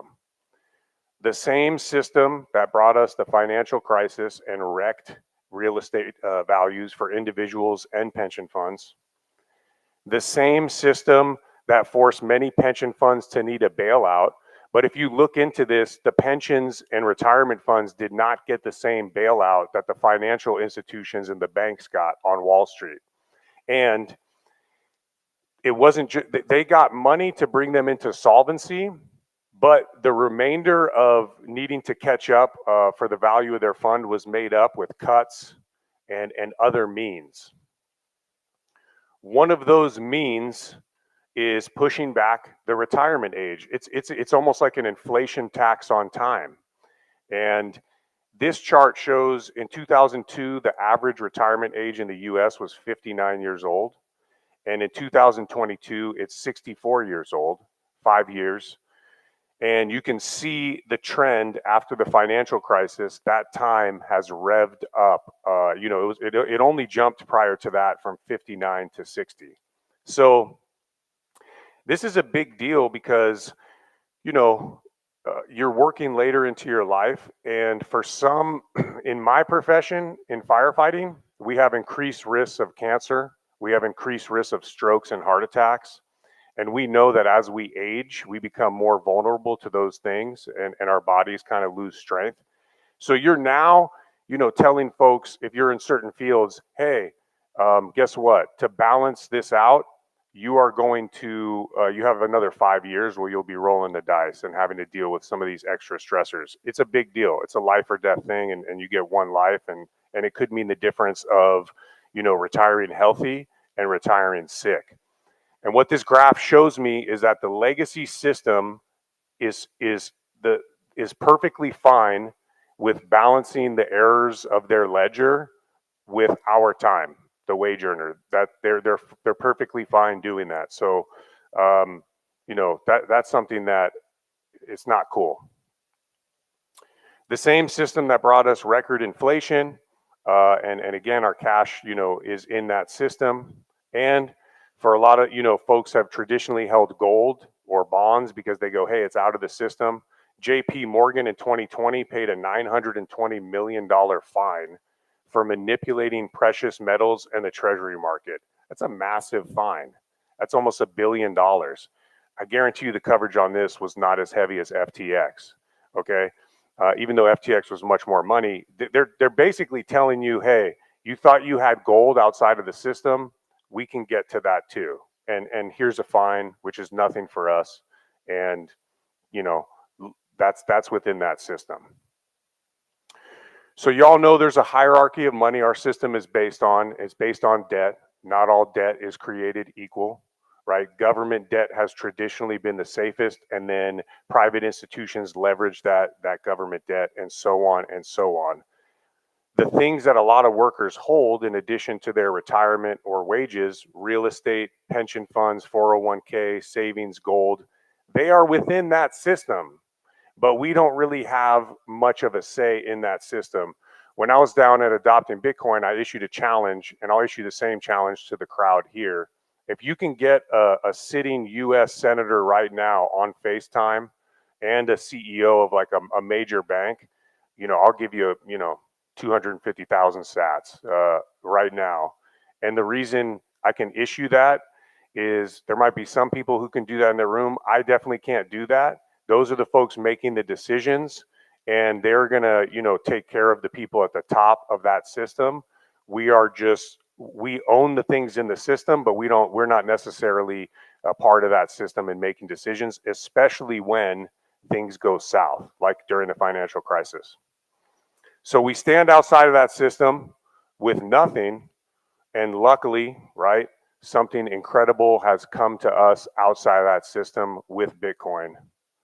I even put a little arrow that lets you know, look, it's outside of that system, in case you needed some clarity on that. And there's so many great facets of Bitcoin, but some of the biggest ones on why I felt for the worker, it's a great thing to have, and we know these very well. Self-custody, right? You hold it.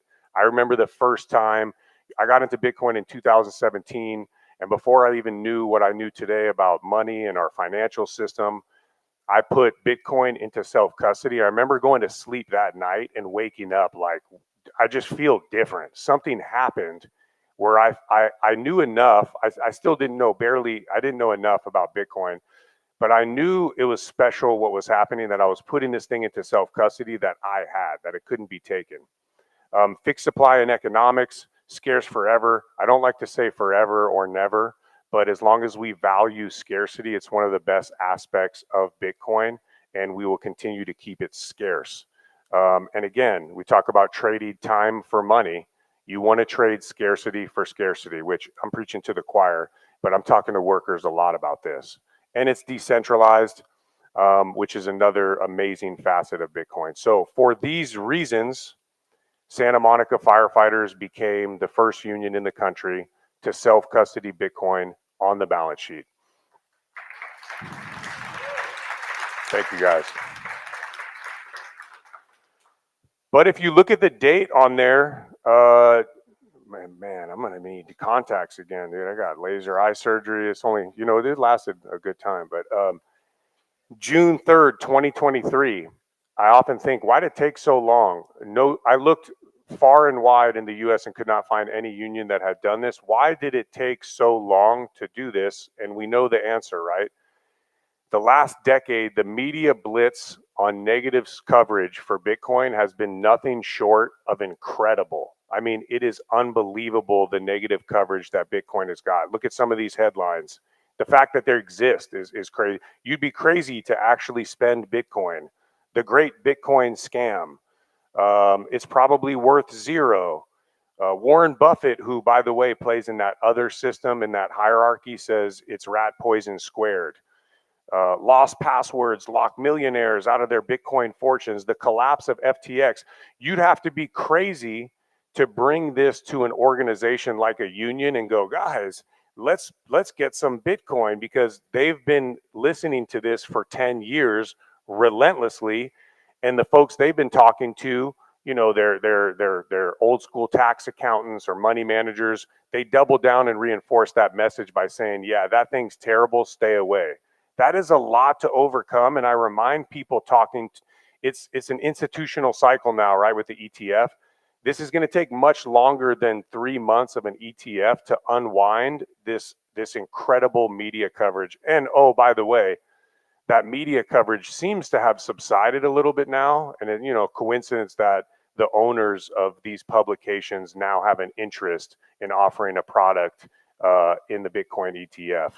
So I tried to think of a way, like, how do we overcome this? And lowering the stakes and getting off zero, I said, all right, you know what? I'm gonna build a measure where we literally do $1 per member. So we have 115 members. That is it's laughable, right? $115 a Bitcoin, good. I want them to be laughing about this. That's a good start. What does this do? I've found that when people have long-held beliefs, it is much easier to meet them at their beliefs and come up with solutions to neutralize those fears than it is to attack their beliefs as wrong, misguided, crazy. I just have found more success in that. And so I tried to do that here with this group. And when you have a dollar measure, right? Imagine the meeting with all the firefighters there. Hey, didn't Bitcoin crash and went from 69 to 15? Instead of explaining, oh, that's because you don't understand. Yeah, it did. It did go from a 69 high to 15, but it's $1. Are we worried? Let's see how this goes and let's learn. Okay, yeah, we're not worried. Same thing with, what if someone hacks it? It's $1. So we're learning. Is it legal? What if our tax accountant calls and says, can't believe you guys did this. It's against the law. You didn't do the right research. Okay, we'll take that $1. We'll do what needs to be done. Low risks allow us to neutralize these fears so that we can be in a learning environment. And I'll just say, you cannot learn in fear. If I set a fire over there in the corner and pulled the alarm and then started to teach you guys about, you know, physics, you guys aren't going to be sitting there like, oh, interesting, right? You're going to get the hell out and be like, someone get this guy off the stage. I'm out of here. It's a very similar phenomenon with the fears with Bitcoin. And so we built a measure. We explained on this survey, which is open on our website. We have open source stuff. So everything we do for the nonprofit, we make it available to the public because I want them to be able to use these tools. We made a survey that explained why we were getting into Bitcoin, how we were going to do it, and that we were going to create a committee. And this measure passed by 87%. Now, I was on the union for 10 years.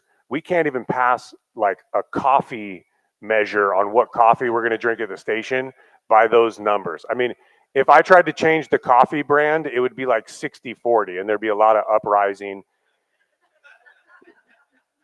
This passed overwhelmingly, and a key thing in trying to bring Bitcoin to an organization is this. In any organization, you're going to have 3 tiers of people on any decision. Those that have their mind made up for, those that have their mind made up against, and everyone in between.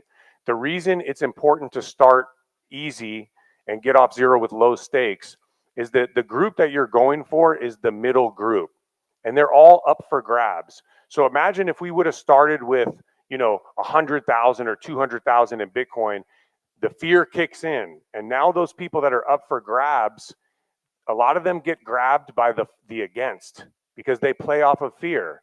Dude, we can't do this. Are you like, Dom's crazy? we can't get into Bitcoin. It's going to wreck us. Yeah, you're right. You're right. This is too much. Versus $1, hey, we can't do this. This is so crazy. It's like, why are you talking to me about this? It's $1. I don't even care about this item. I'm just kind of more curious and playful. That's where you want to be. Passed by 87%. That picture in the park, real quick, that was at, you're wondering, what are these firefighters doing buying Bitcoin? That's where we put into self-custody. And there was a couple homeless people around, but we navigated. We were safe. We had a lookout. And it was on Ocean in California. And what was special about that place was in 2009, my first year as a firefighter, there was a marathon in Santa Monica. And that was the location of the finish line of the marathon. And what I didn't know at the time, which I wish I knew, was there was someone running in the race who didn't finish because he got fatigued and had to pull out of the race. And he was diagnosed with ALS, and that was Hal Finney. And the reason we picked that location is because it was really important to communicate to the firefighters, and something that's big in our culture is continuing the work of those that came before us. It's one of my favorite things about Bitcoin. We just build off that last block, and our work and the things we do are made possible by those that have done the work before us. And so that was important that we carry that on. Thank you. We've had some folks join since, and the Vacaville firefighters followed suit. So did the Humboldt firefighters, and we also raised some sats for a firefighter association, Apro Bomberos, in El Salvador. So they all hold Bitcoin in self-custody on the balance books. Union adoption. Why does it matter for Bitcoin?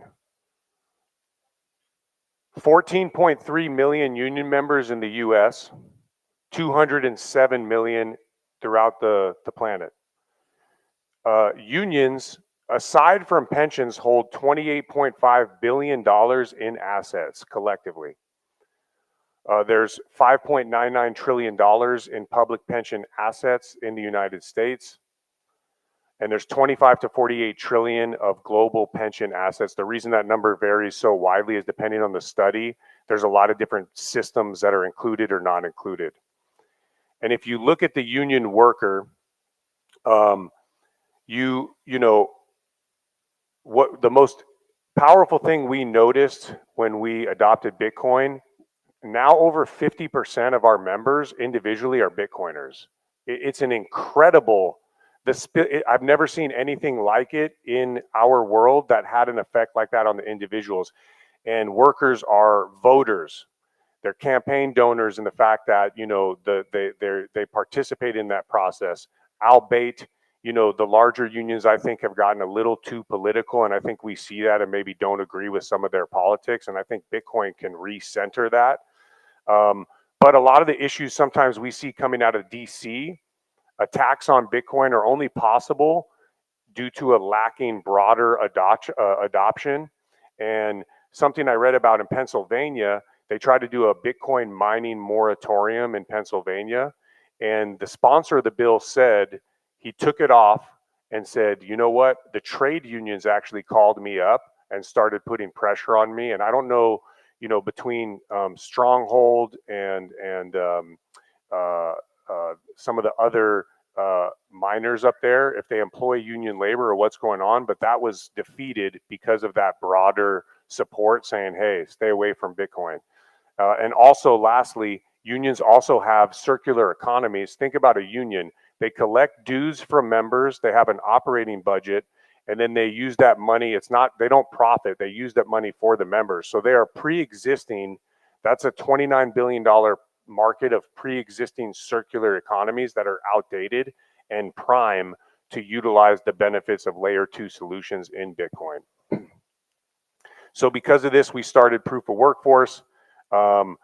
It's a 501c4 nonprofit. I'm blessed with an incredible board of directors. Lisa Huff is on our board, Mags Granowska, Joe Carlasari, Chris Alamo, the Blue Collar Bitcoin boys are on there. People always go up to me and they go, hey, love your stuff on Blue Collar Bitcoin. I'm like, no, I'm just a firefighter that I'm just, you know, I hang out with them a lot, but they're awesome and we have a great board. And our goal is to provide cost-free resources to anyone trying to bring Bitcoin to their organization, union, or association. And we will bring Bitcoin to every union in the US and in the world eventually. That's our mission. We will succeed. Nothing will stop us. Thank you. Thank you. Thanks. Y'all are too kind. This could be out of Lisa's book. Your immediate world depends on you to find Bitcoin. And I believe this is really important given, I think this is incredibly important given the opportunity created by some of the ETFs. It's institutional cycle, but organizations are the lifeblood of institutions, and institutions serve those organizations. And I think it's important for all of us, you know, what is my world? It doesn't have to be unions. It could be your church. It could be your workplace, your fitness club, your book club, your union, your family, although the family is the most dangerous to try to orange pill because they'll never let you forget any issue and they'll just hammer you relentlessly. Y'all know those cold Thanksgivings during the bear market, they will not ease up. So, you know, proceed with caution on the family. We have resources on our website, and everything we do, we provide the resources. And so, you know, those are available for you at any time if those can be helpful. And I think there's a lot of, any membership-based organization, there's a similar approach to bringing Bitcoin. Many doors will open for you in your lifetime. Walk through as many as you can. Neil opened with this story about an incredible door that opened for me with a fateful rescue at the beach. I was at a time where I was really exploring Bitcoin and unions and where the intersections were. And I try to look at the signs more. And when you see a sign that's something you're working on in Bitcoin, blast through that door, especially if it's something that you know, it's in your realm of something of interest that you're working on. Go push through that door no matter what. If you find out what's behind there is not relevant, then find that out afterwards. But Bitcoin has opened a lot of doors. I love the work that I do, and I will pursue any opening, you know, any calls we get that say, hey, we want to work on Bitcoin, I'm there. So I think that's a really important lesson. I think this is a key period where we need to bring Bitcoin to organizations, especially workers. I want to see workers win off of Bitcoin. And, you know, what we don't want to see is institutions and wealthier, you know, institutions, you know, profit and do well off Bitcoin while workers are left behind because they need it the most. And so we're going to continue to do that work. And other than that, here are our social website and our Twitter or X accounts. Please support any way you can. If there's ever an organization where we can help out and help orange pill those organizations, we can help out in any way. We can. I'll go fly to where you're at. We'll help you with a presentation if you want to do it on your own, or if you don't even want to call us, go to our website, see if there's any tools there. But we have an abundance of resources. We're here to help you in any effort to bring Bitcoin to your immediate world. And that is my presentation. Thank you guys so much. Thank you. I think we have some time for Q&A, like 2 minutes if there's any real quick questions. Otherwise, I'm around, so I can easily do questions afterwards. Happy to tell the story on that rescue on the beach. I don't know if there's any questions, but we have one over there. Oh, so you're trying to get into our little setup there. So we started, yeah, I'll just say because we started with $1, it was a learning process. So we used a very simple software wallet to start, and we are transitioning to a multi-sig key setup. And that multi-sig setup, most organizations like this fit perfectly with a multi-sig setup because there's already a board of directors that manage dollars. And it's funny, I love how we go, you know, we're going into every possible error on Bitcoin and getting a multi-sig setup that's just as bomb-proof as possible. Yet, you know, our treasurer can empty the checking account like that, you know. But this is Bitcoin, and we don't play around, and we know that the value today is only a glimpse of, you know, what it's going to be worth in the future. And I just want to say something aside for that long term. When I talked to the firefighters and we had that key moment where we voted on it, I told them, this is for the next generation of firefighters. This step is not to get rich. We're not going to distribute a bunch of money. It's not for us to retire early. This is because as an organization, which for us, we're a 137-year organization, what are we going to leave the next generation of firefighters in 30 years that come and face a whole new set of challenges that we never imagined? Well, now, you know, we started with $1 of Bitcoin. We hold an entire Bitcoin, so our union is a whole coiner organization. And we will leave something of incredible value for the next generation. So thank you guys. We had one more.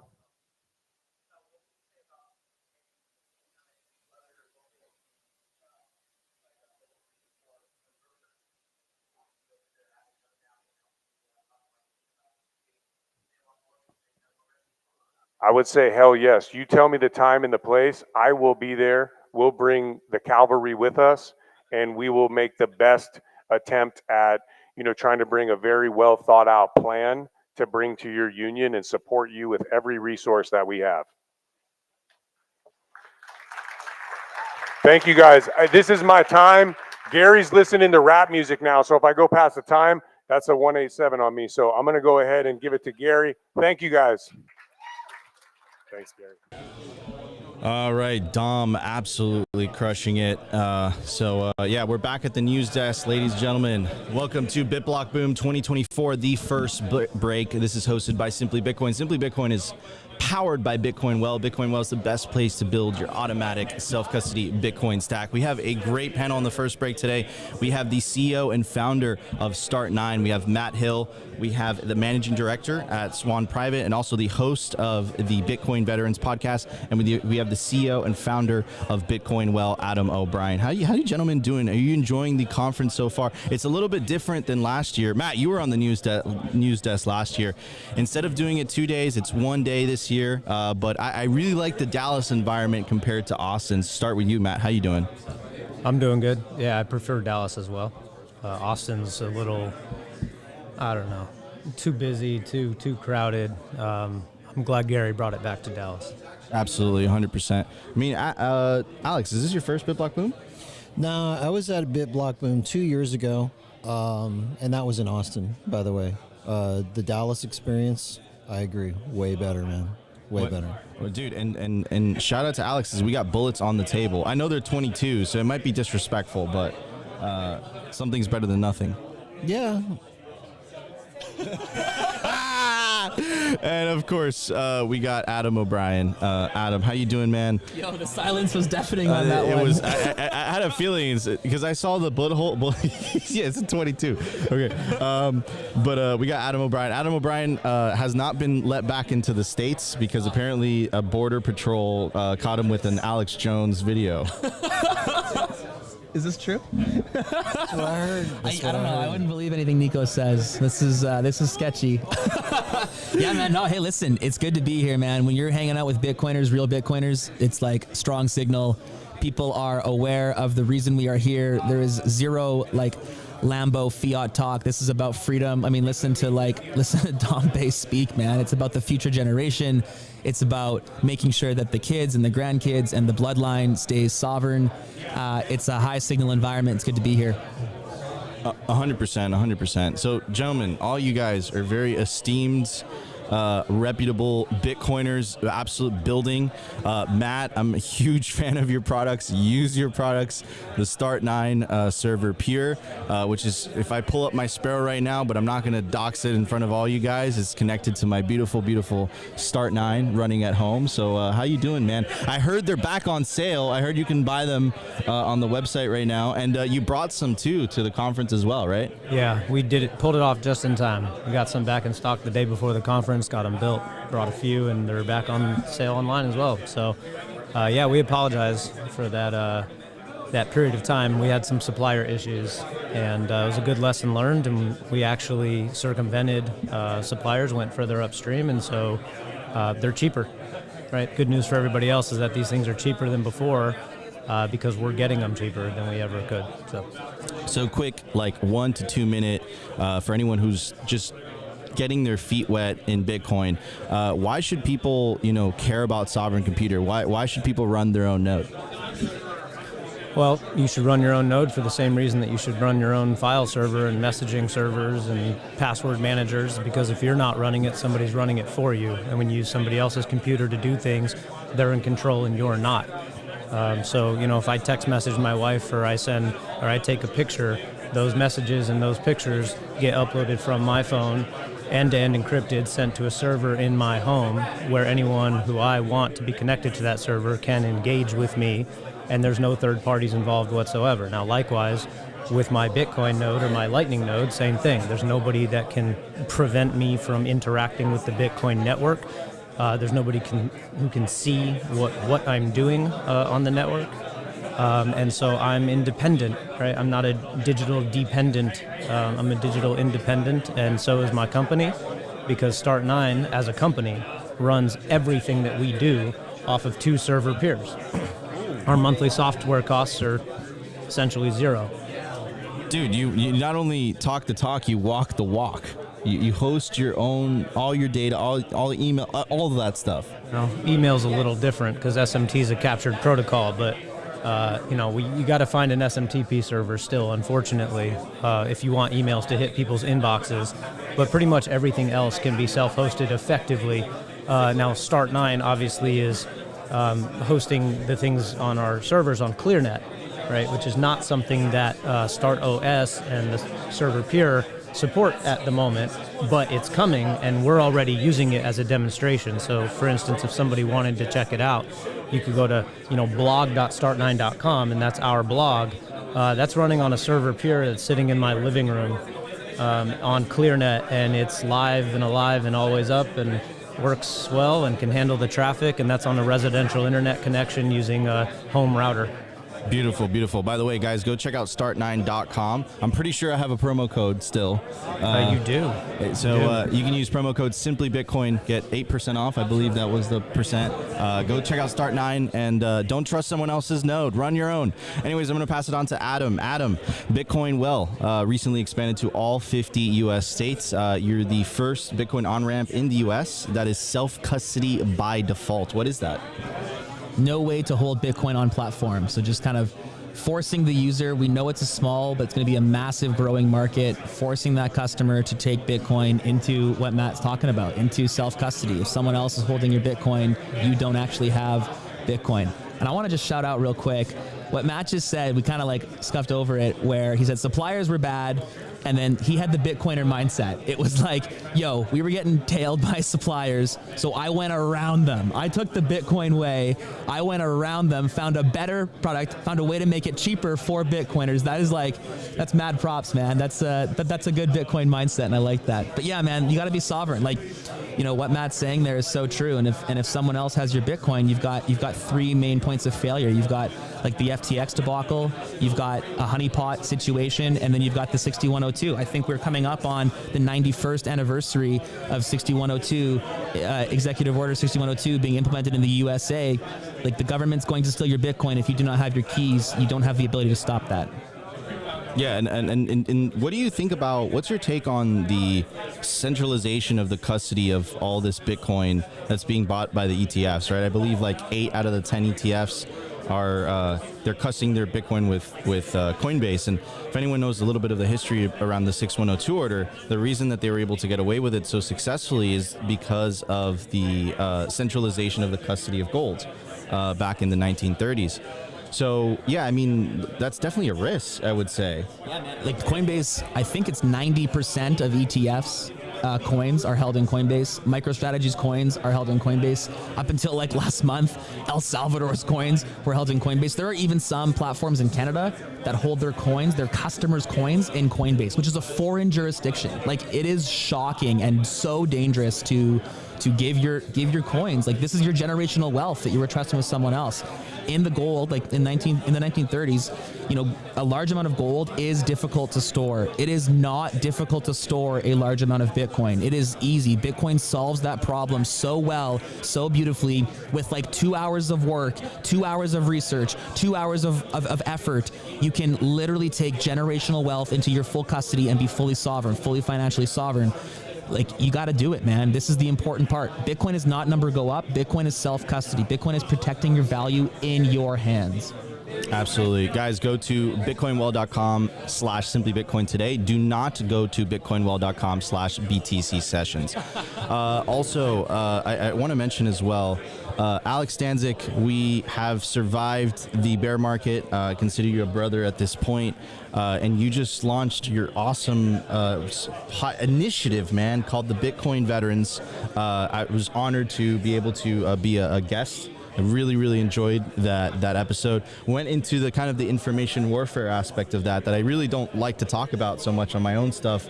But I figured, as a Bitcoin Veterans podcast, let's talk about it a little bit. Yeah. And you recently just had on Breedlove as well. So why don't you talk a little bit about what Bitcoin Veterans is, why it's so important? And I just got to say, some of the most badass people I know in the States are veterans, right? So Alex, what's your take? Yeah, so Bitcoin Veterans kind of started with me and Shane Hazel just kind of tossing ideas back and forth. One day we were like, hey, let's throw this Twitter group together, and then within 48 hours we hit the max cap of the number of people we could have. So we realized, man, there's a lot of veterans in Bitcoin, and so we were like, okay, well, why don't we start a pod and start talking to these guys and gathering them together, and like, it's grown massively since then.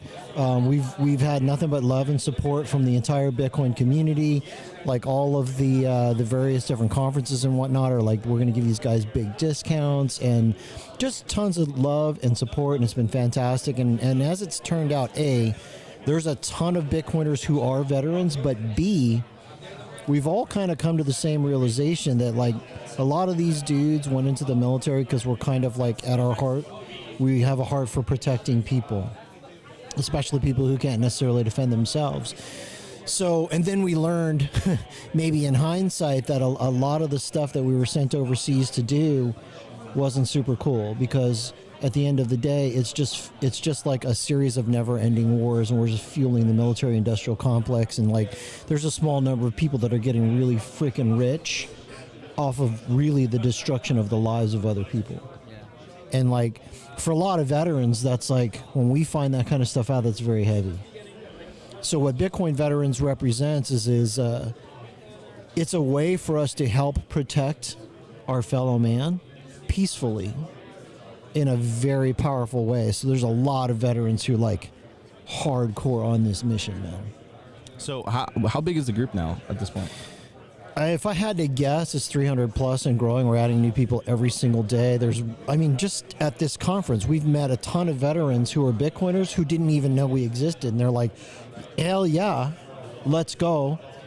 So yeah, it's a phenomenon at this point. Like, there's a couple of us that get together and we do a pod called the Veterans Podcast. But the reality is, like, the thing is driven by the dudes. And they're amazing. So shout out to all you guys. So I heard you guys are doing a bit of a collab with Bitcoin Magazine around the Bitcoin 2024 conference. Simply Bitcoin is going to be streaming from the Bitcoin Veterans Citadel, I believe, at the conference. It's going to be awesome. And we'll have some surprises as well, as Simply Bitcoin as an organization in regards to that conference as well. Yeah, so Alex, why don't you talk a little bit about the Citadel? I'm excited for it. It's gonna be all camoed up, right, and stuff. Yep. So, Bitcoin Mag, thank you very much. They've given us a breakout room. We're gonna have like you're gonna have to find us. It's kind of in the back, but there will be camo netting and sandbags and all this other kind of stuff. There's gonna be a lounge in there, free coffee. Start 9 is gonna be in there. You guys are gonna be hosting basically a breakout session on your servers and whatnot. We're doing a Mesh-tastic thing. We're doing ham radio. We're testing for ham radio qualification.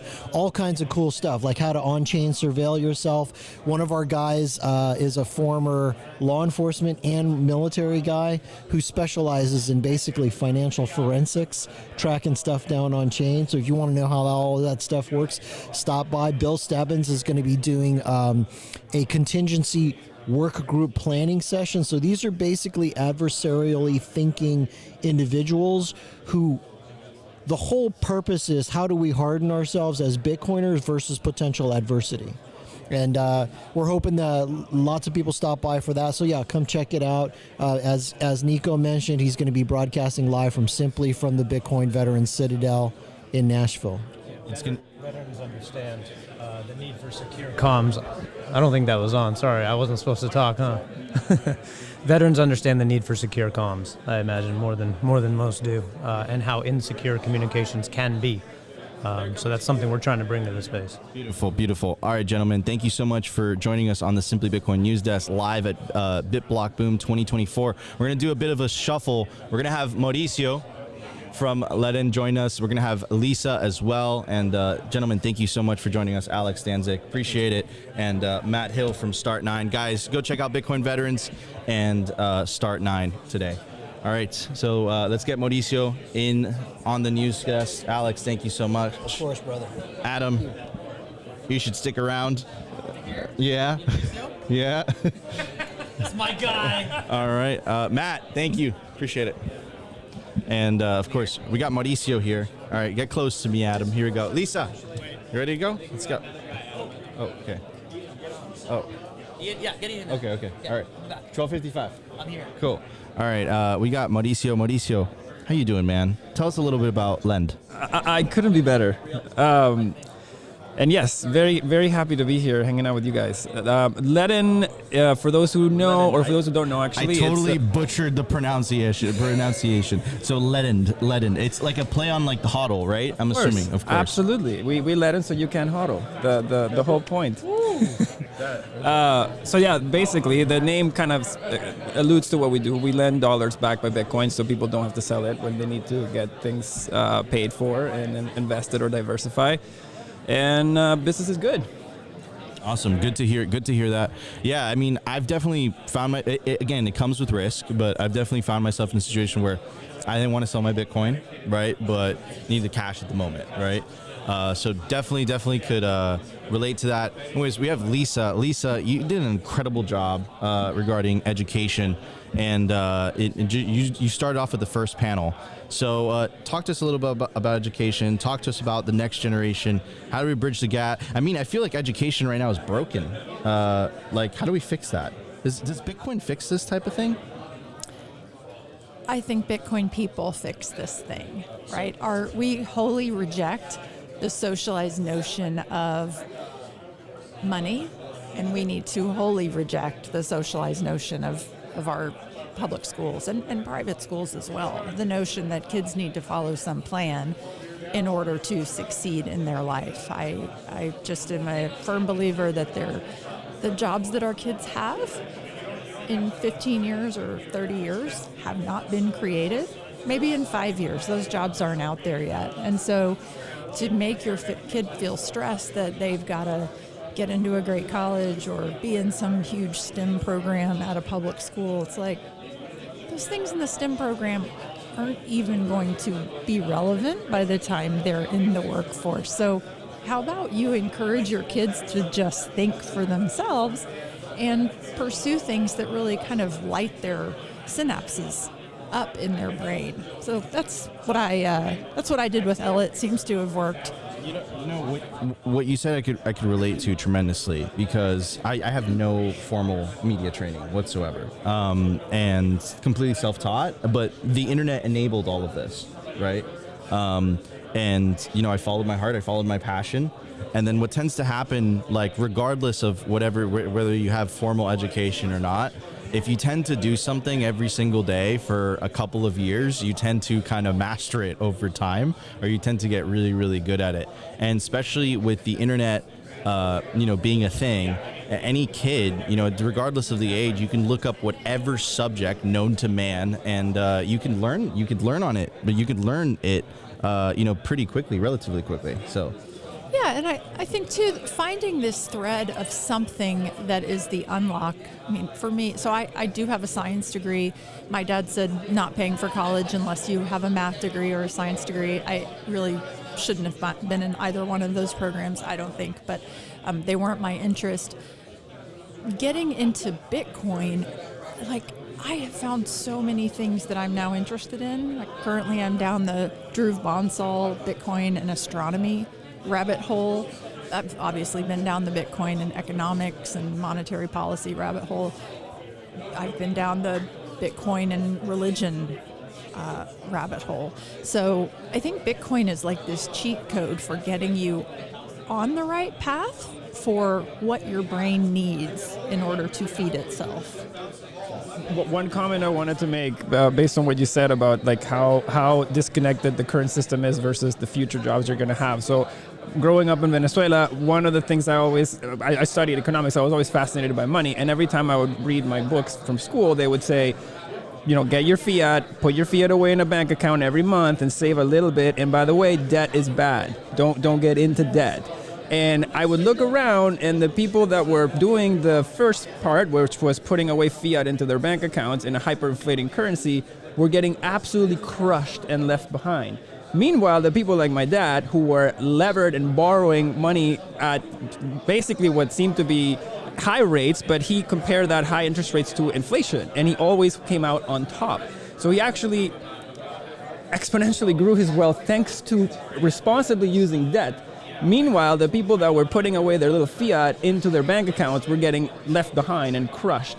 And it's really important to have critical thinking, because you're going to read a lot of things that aren't going to play out. There's going to be things that are going to be coming out of authority, like figures of authority that you are going to have to question, and many times you're going to have to go up against, right? Like even what I do today, right? Like some Bitcoiners have, will say, don't use a custodial service, right? Like that's some people feel that way. But if I wasn't prepared or I didn't have the critical thinking enough to say, no, you can do this thing this way, and I have a view that it can be done responsibly, and I went and put it out in the market, and the market responded favorably. So you always have to be willing to take a stance that might go against what the books are saying, and that will pay off greatly if you can do it right. No, just to your point on, even some Bitcoiners may disagree with that. I would really put forth the notion that we in Bitcoin also have these socialized norms, and we're going to break all of those, right? Every bank, everyone will use Bitcoin as collateral in the future, right? If it's going to be the money of the future, we will figure out how to use it as a form of collateral. And so I try to see similarities in goodness in things instead of like nitpicking where the differences are. I think that it's just a more productive use of our personal energy to just go, you know what, I know what's right, or I think I know that people will use Bitcoin as collateral. This is the business that I want to build, right? To your point, like I love what you guys have done. I love this. This is such a wholesome conversation. I feel good. I feel the good energy. Guys, welcome to the BitBlockBoom live stream hosted by Simply Bitcoin. Simply Bitcoin is powered by Bitcoin Well. Bitcoin Well is the best place to build your automatic self-custody Bitcoin stack. I do want to push it on to our buddy from Jolts. How you doing, man? Are you enjoying the conference? It's great. It's great. It's my first inaugural. I have a question. Okay. What is Jolts, brother? Yeah, so Jolts, we're Bitcoin rewards as a service. What does that mean? We build tools that enable businesses to bring Bitcoin rewards into their apps, websites, stores, whatever it is. There's $500 billion of value in all these sort of fiat derivative loyalty points and miles globally. $500 billion, right? That's a lot. And we estimate consumers are probably losing about $40 billion annually through debasements that happen, right? These are like overnight changes. Starbucks says, hey, guess what? Like, it actually takes 200 stars to get your free cup of coffee instead of 100. And so, as the meme goes, of course, Bitcoin fixes this. So we're trying to enable Bitcoin to be plugged into every possible thing that you might want to incentivize. Business wants to incentivize making a purchase, making a referral, signing up for a newsletter, whatever it is. We're building the tools that make Bitcoin rewards integratable across thousands and thousands of apps. Dude, Bitcoin rewards as a service, bro. That sounds badass. It sounds like almost way too good to be true. But that's awesome. Where is the domain? Where can people find it? What's the URL? Yeah, check us out at joltsrewards.com, JOLTZ rewards.com. Again, we are B2B, so we're focused on businesses, but we're launching all sorts of cool stuff, and you can check out some of our partners and get some great deals, right? Everyone loves sats back. Absolutely, absolutely. All right, so we are getting very, very close to the panels coming back. We're almost wrapping up the first break at the Simply Bitcoin News Desk at BitBlockBoom 2024. So I do want to give an opportunity for Mauricio and Lisa and our friend here from Jolts to give some last words before the panelists come back on. So Mauricio. The last words. I mean, enjoy the halving, everybody. It's going to be an epic event. Always, you're probably going to get a lot of people reaching out to you about Bitcoin over the next few days. Please send them to the places that you would trust to buy the Bitcoin and to hold the Bitcoin. I love the guys at Bitcoin Well and the work that they're doing, and and enjoy the halving, everybody. Love that, Lisa. Do you have some words of wisdom for the 1,400 people watching us live right now? Hello, 1,400 people watching us live. Take a moment today and be grateful that we are right here. Take a moment to know that you have lived through 6.25 Bitcoin per block. Think about the people that lived when it was 50 and then 25, right? And then 12 and a half. This is such a moment in time that we will never get back. I'm so grateful to be right here with you guys. Thanks. Lisa, are we too late to Bitcoin? We haven't even begun to walk in Bitcoin yet. Oh, that's so poetic. You have a way with words, Lisa. Okay. Our buddy from Jolts, what are your thoughts? I would just say, don't underestimate, you as an individual agent of change, right? We all have the ability in our own communities to orange pill businesses that you love, orange pill those in your life that you love. I spent some time in Costa Rica earlier this year looking at some of the Bitcoin jungle circular economy. It's just beautiful to see some of these different communities being pieced together from a grassroots fashion, bit by bit. Don't underestimate the power. This was always destined to be a grassroots movement. And so, all the little collisions you can make, those collisions go on to make other collisions. And that's how we win. That's how we win. All right, so it looks like we got a couple minutes left, ladies and gentlemen. It seems like the panels are running a little bit late, so we got some more time with these awesome Bitcoiners. Mauricio, Lisa, and Jolts. Everyone who's enjoying the live stream, make sure to smash that like button and consider subscribing. If you're watching us on Twitter, it seems like the vast majority of you guys are watching us on Twitter. Make sure to retweet it. Spread the orange signal. Spread the orange love. So yeah. Mauricio, any more thoughts, man? Some thoughts. I think I'm here actually to meet a lot of clients that we brought out of the Celsius bankruptcy, and a lot of people don't know this, but Celsius is one of the big, FTX took all of the headlines when things crashed and burned in 2022, but there were a lot of other companies that actually went down and took a lot of people's money with it. And luckily, some of these companies are starting to emerge out of bankruptcy, and these guys were dying to get their Bitcoin out of there before the halving. And everybody put their heads together. We worked together with the bankruptcy trustees and everybody to just basically pull them out. And when I got to see them, I've been talking to these guys for 6 months, and I feel like they're my friends. And the hug that we shared when I first saw them, and the sort of appreciation and thanks for them having their Bitcoin back ahead of the halving was a massive thing. So I think that we've definitely turned a page from the nasty events in 2022, and I think everybody is, how do you say this? We've left a lot of bad things behind us, and I think the industry is emerging once again stronger. The weak players are out, the bad players are out, the good people are all here building stuff to take this to the next level, and that's what I'm really, really excited about. Is this idea that we're now building on a much stronger foundation to take this higher. Yeah, absolutely. I feel that. I feel, whether it's Nayib Bukele in El Salvador adopting a Bitcoin strategy, him being vindicated, I think his break even was around 40K. You had Michael Saylor on the public company level, him being vindicated, I think his break even was about 32K. And of course, just these two elements and, the approval of the ETFs in January, and that, is legitimizing it in the eyes of institutional investors, even though really Bitcoin doesn't need any legitimization in my eyes. I think fiat needs legitimization. I don't think that's even possible. But yeah. So Lisa, what are your view on the next 5-10 years in Bitcoin? Since you're saying that the party hasn't even started, we're like it's just still the pregame. What are your thoughts on the next 5 to 10 years?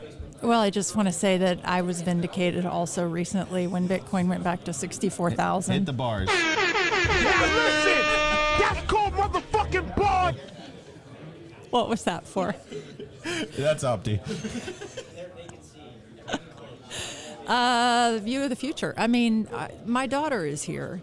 The Bitcoin Students Network was just announced in Madeira.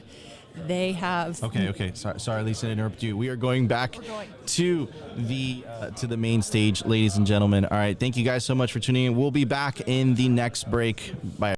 Parker Lewis is one such Bitcoiner. My name is Jonathan Labar from the Texas Bitcoin Project, and I first met Parker at the Katy Trail Ice House in 2022 at a local Dallas Bitcoin meetup. It just so happened that night there was a local politician, who had come to the Bitcoin meetup claiming to be a Bitcoiner and asking for financial support and political support. And I have never seen someone embody the spirit of don't trust, verify than Parker Lewis that night. He spent about 45 minutes one-on-one grilling this politician, crisscrossing sideways all about the Bitcoin thesis and protocol.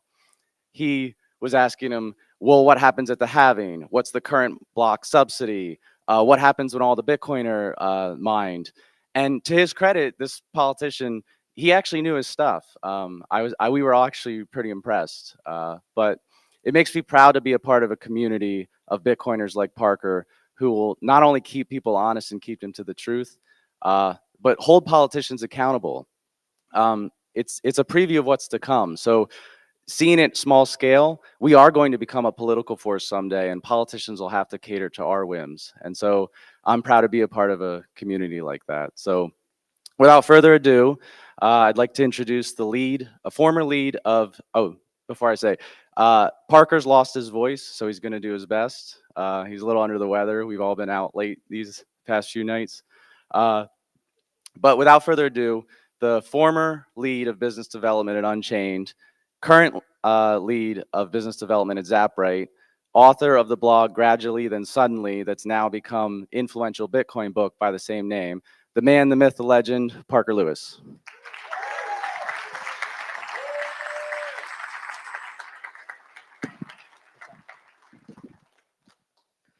All right, thanks, John.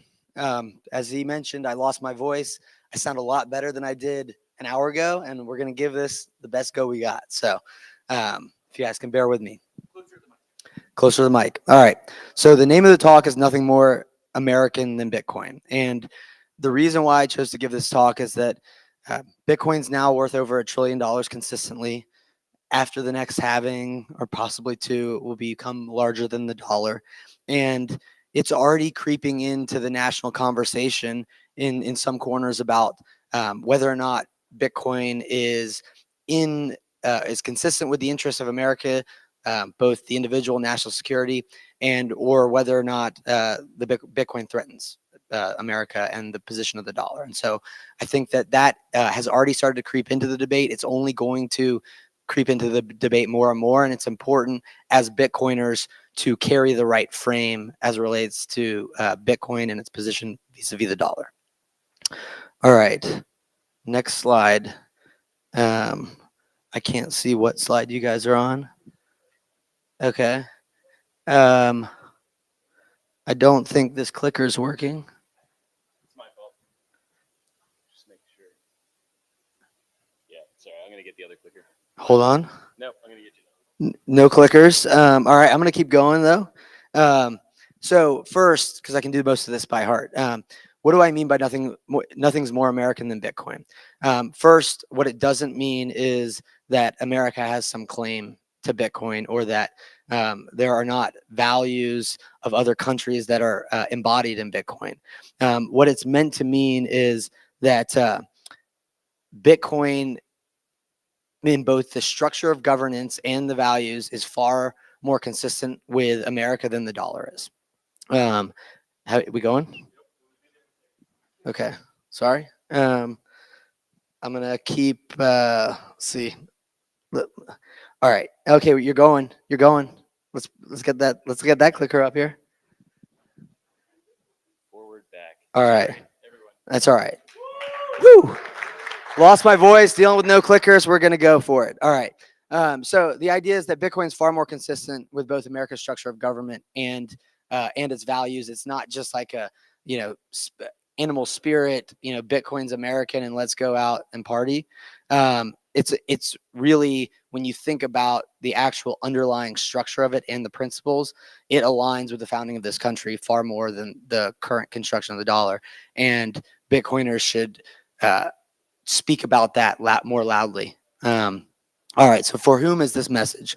This is for the haters. Elizabeth Warren, Brad Sherman, Boston, California. The advocates, Ted Cruz, Senator Lummis. Oftentimes advocates fall into this trap of being an apologist for Bitcoin, where they will say, oh, but we like Bitcoin, but we need the dollar. The dollar is good for national security. So this is just as much for the advocates as it is for the haters and the Bitcoiners. I just picked out the Odell, icon / BTC Pay, because there's far fewer people that are more Bitcoiners than Odell and BTC Pay. So basically just saying that this message is for everybody. All right. What is the Bitcoin and dollar dilemma? If Bitcoin credibly enforces its fixed supply, it is going to emerge as the global reserve currency. It is, in my view, it's causal in its relationship. It is what logically follows.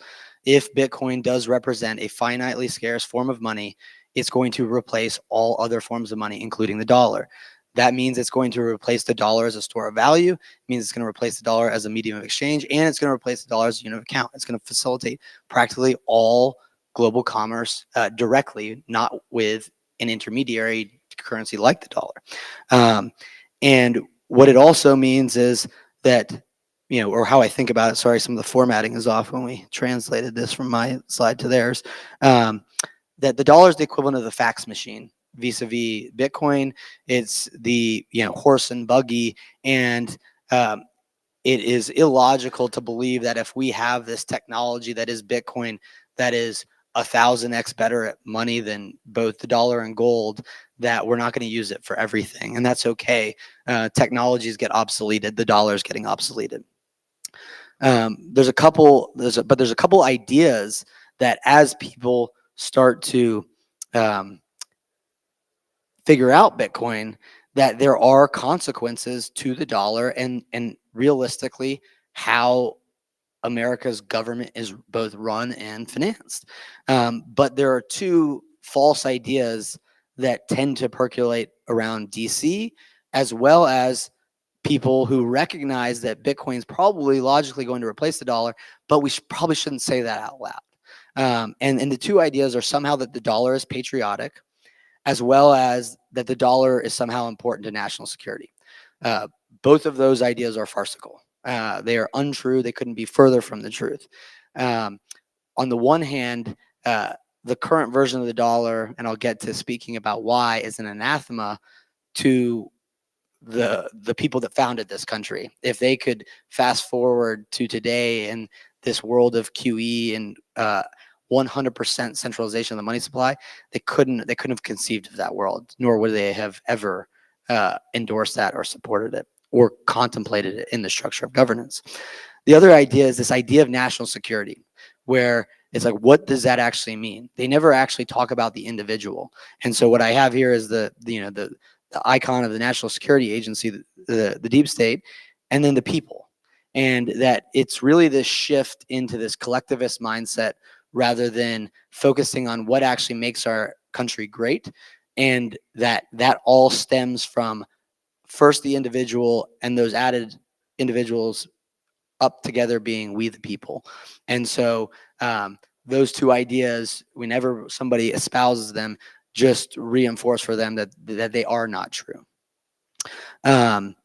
When you think about the consequences of the dollar, of why the dollar is neither patriotic nor in the interest of our, quote, national security, which itself is a farce, is our national debt. A couple of things that come to mind. Our national debt is now something like, at this time, 34.6 trillion. It was probably over 35 trillion today. But we're adding about $1 trillion of debt every 100 days. There is nothing patriotic or American about our current in power Americans putting younger generations in debt. And then the other side of it is endless war. I remember literally walking out the door for my senior year in high school, which would have been, certainly more than 20 years ago. And the Twin Towers got hit. And we've been in war ever since. And we don't declare war anymore. It's just we're bombing people in 10 different countries. And all of that is tied to the ability to print money. And so when you think about those two things of like, whenever someone says this idea that it's either important to national security or it's patriotic, I reinforce for people to like, it is time to start pushing back on those narratives. And then we'll talk about the positive sides about Bitcoin. But first, on this idea that it was an anathema to the founding fathers, I have these quotes, and I'm going to read them because I can't, they're really important to hear. But basically, this is Alexander Hamilton. And anyone who's at the takeover already heard this, but it's a really great message because, one, Alexander Hamilton is largely credited with, in certain ways, informally known as the father of the central bank. He was the person that was probably the greatest advocate for the first and second bank of the United States. But even this person that was in favor of functionally a central banking apparatus was diametrically opposed to this idea of paper emissions, unbacked paper emissions. And to read the quotes, it says, and this is on the idea of emitting paper money that's unbacked. It is of a nature so liable to abuse, and it may be affirmed so certain of being abused, that the wisdom of the government will be shown in never trusting itself with the use of so seducing a dangerous and expedient. In times of tranquility, it might have no ill consequences. It might even be managed in a way to be productive of good. But in great and trying emergencies, there is almost a moral certainty of its becoming mischievous. The stamping of paper is an operation so much easier than the laying of taxes that a government in the practice of paper emissions would rarely fail in any such emergency to indulge itself so far in the employment of that resource to avoid as much as possible one less auspicious to present popularity. If it should even be so carried so far to be rendered an absolute bubble, it would at least be likely to be extended to a degree which would occasion an inflated and artificial state of things incompatible with the regular and prosperous course of the political economy. Like, that is Alexander Hamilton to a T, describing what will happen if you give the government the power to do quantitative easing. And so this idea that that the dollar is somehow patriotic and that is in our interest of national security, it is farcical. Go back to the ideas of what actually resulted in this country being founded, the fighting for independence, and read a little bit, and you will realize that anyone that espouses those ideas isn't talking about the same America as you and I think about. So now, what defines and differentiates America? Oftentimes, and I recommend people go back and read the Constitution, but oftentimes when people think about what defines America, and I'll tell a quick story, but they think that it has to do with the Bill of Rights. But if you read the Constitution, it does start with we the people and kind of that preamble, but it goes right into the structure of governance. Like the first word, Article 1, it just starts to enumerate what powers the executive branch has, what powers the legislative has, how the checks and balances work, how the separation of powers work. And that it's not really about the Bill of Rights. And there's this great talk, I recommend everybody go listen to it, by Antonin Scalia, now since passed. His grandson's a Bitcoiner, runs Cathedral Mining, so we got a good one on our side. But he talks about this idea of what makes America exceptional. And he talks about when he goes and talks to law students, or did, he's since passed, that he would ask them, what makes America exceptional? What differentiates America? And he says, without fail, they will always say, rights to, not have unreasonable searches and seizures, freedom of speech, freedom of the press, right to bear arms. It's like, it has nothing to do with that. That the thing that actually defines and differentiates America is the structure of government, and that the structure of government was gridlock by design. that there were these contradicting powers put in place to essentially prevent the centralization of power. And Anthony Scalia, he says, every banana republic, every president for life has a Bill of Rights. The USSR before Russia had a objectively better Bill of Rights than the United States, but that it is what the founders would have called a parchment guarantee, not worth the paper that it was printed on. And that when you start to realize that what defines America is the things that we all think about in terms of our freedoms and our rights, they are really the output of the structure of government as an input, and specifically the fact that that structure is what protects and guarantees the Bill of Rights. And this is where it gets into the fact that the paper dollar, the one that can be printed ad infinitum, is what undermines American stability, because it's what undermines the structure of government. What makes us exceptional is our structure of government, and that people respect that structure and fight for it and enforce it. And the dollar undermines it. How does it undermine it? Go back to Alexander Hamilton talking about how in a great and trying emergency, if they had the ability to do it, they would always print money rather than tax. And that the levying of taxes was the key constraint on the government. It was the key part of this separation of powers. And that take away that constraint, that you don't have to tax people to fund your operations, then you have your separation of powers are altered. The balance of powers is altered, and that you ultimately detach the consent of the governed from the representative form of government. It's very different if they have to come to us and say, we need $4 trillion of your money to fund what we want to do all around the world, versus, well, we don't have to because we have the Fed that can just print it. And that's really literally what the Fed is designed to do. So now when we think about this relative to Bitcoin, it is that Bitcoin is valuable because it is difficult to change. It is gridlock by design. I will go around talking all about how 21 million, 21 million, 21 million, and that, if Bitcoin credibly enforces its 21 million supply, Bitcoin will emerge as the global reserve currency, and we'll shut up about it. Reality is, it's possible to change. It's just that like 99% of all people would have to agree to it to debase their own form of money that they opted into, and no one would do that because it's not rational. But the same way that the US structure of government is possible to change, it's just by design very difficult to change. And that Bitcoin derives its value for that reason, that it's difficult to change. This idea that the 21 million supply and why it is reliable and why we can all count on it is not a simple up-down vote.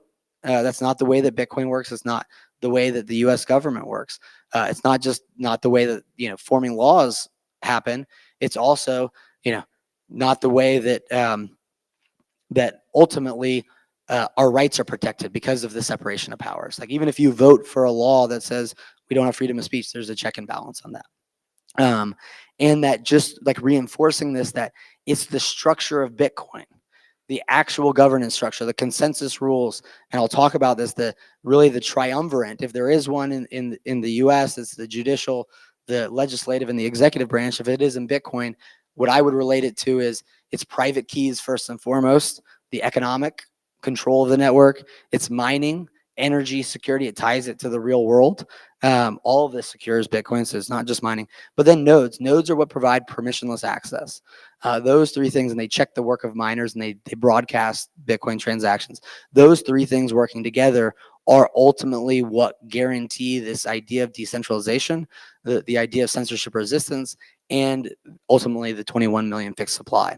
And that when you round that all up, what Bitcoin guarantees is equal rights.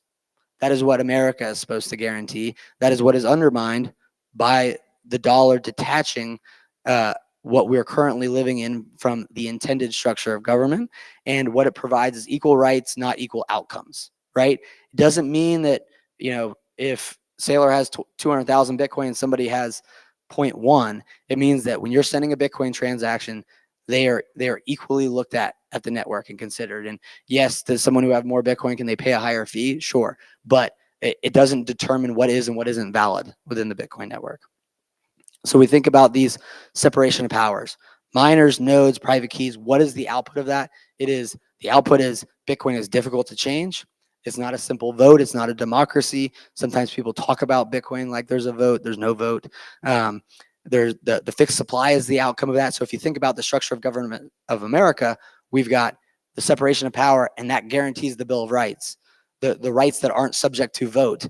The structure of governance in Bitcoin is what guarantees the fixed supply, the decentralization, the censorship resistance. Bitcoin would not be resistant to censorship. It wouldn't have a fixed supply if it wasn't difficult to change. And the only reason it is because of its ultimately its structure. Now, when we think about Bitcoin and the dollar head to head, and we think about which one is more American, the market structure of the dollar is a monopoly.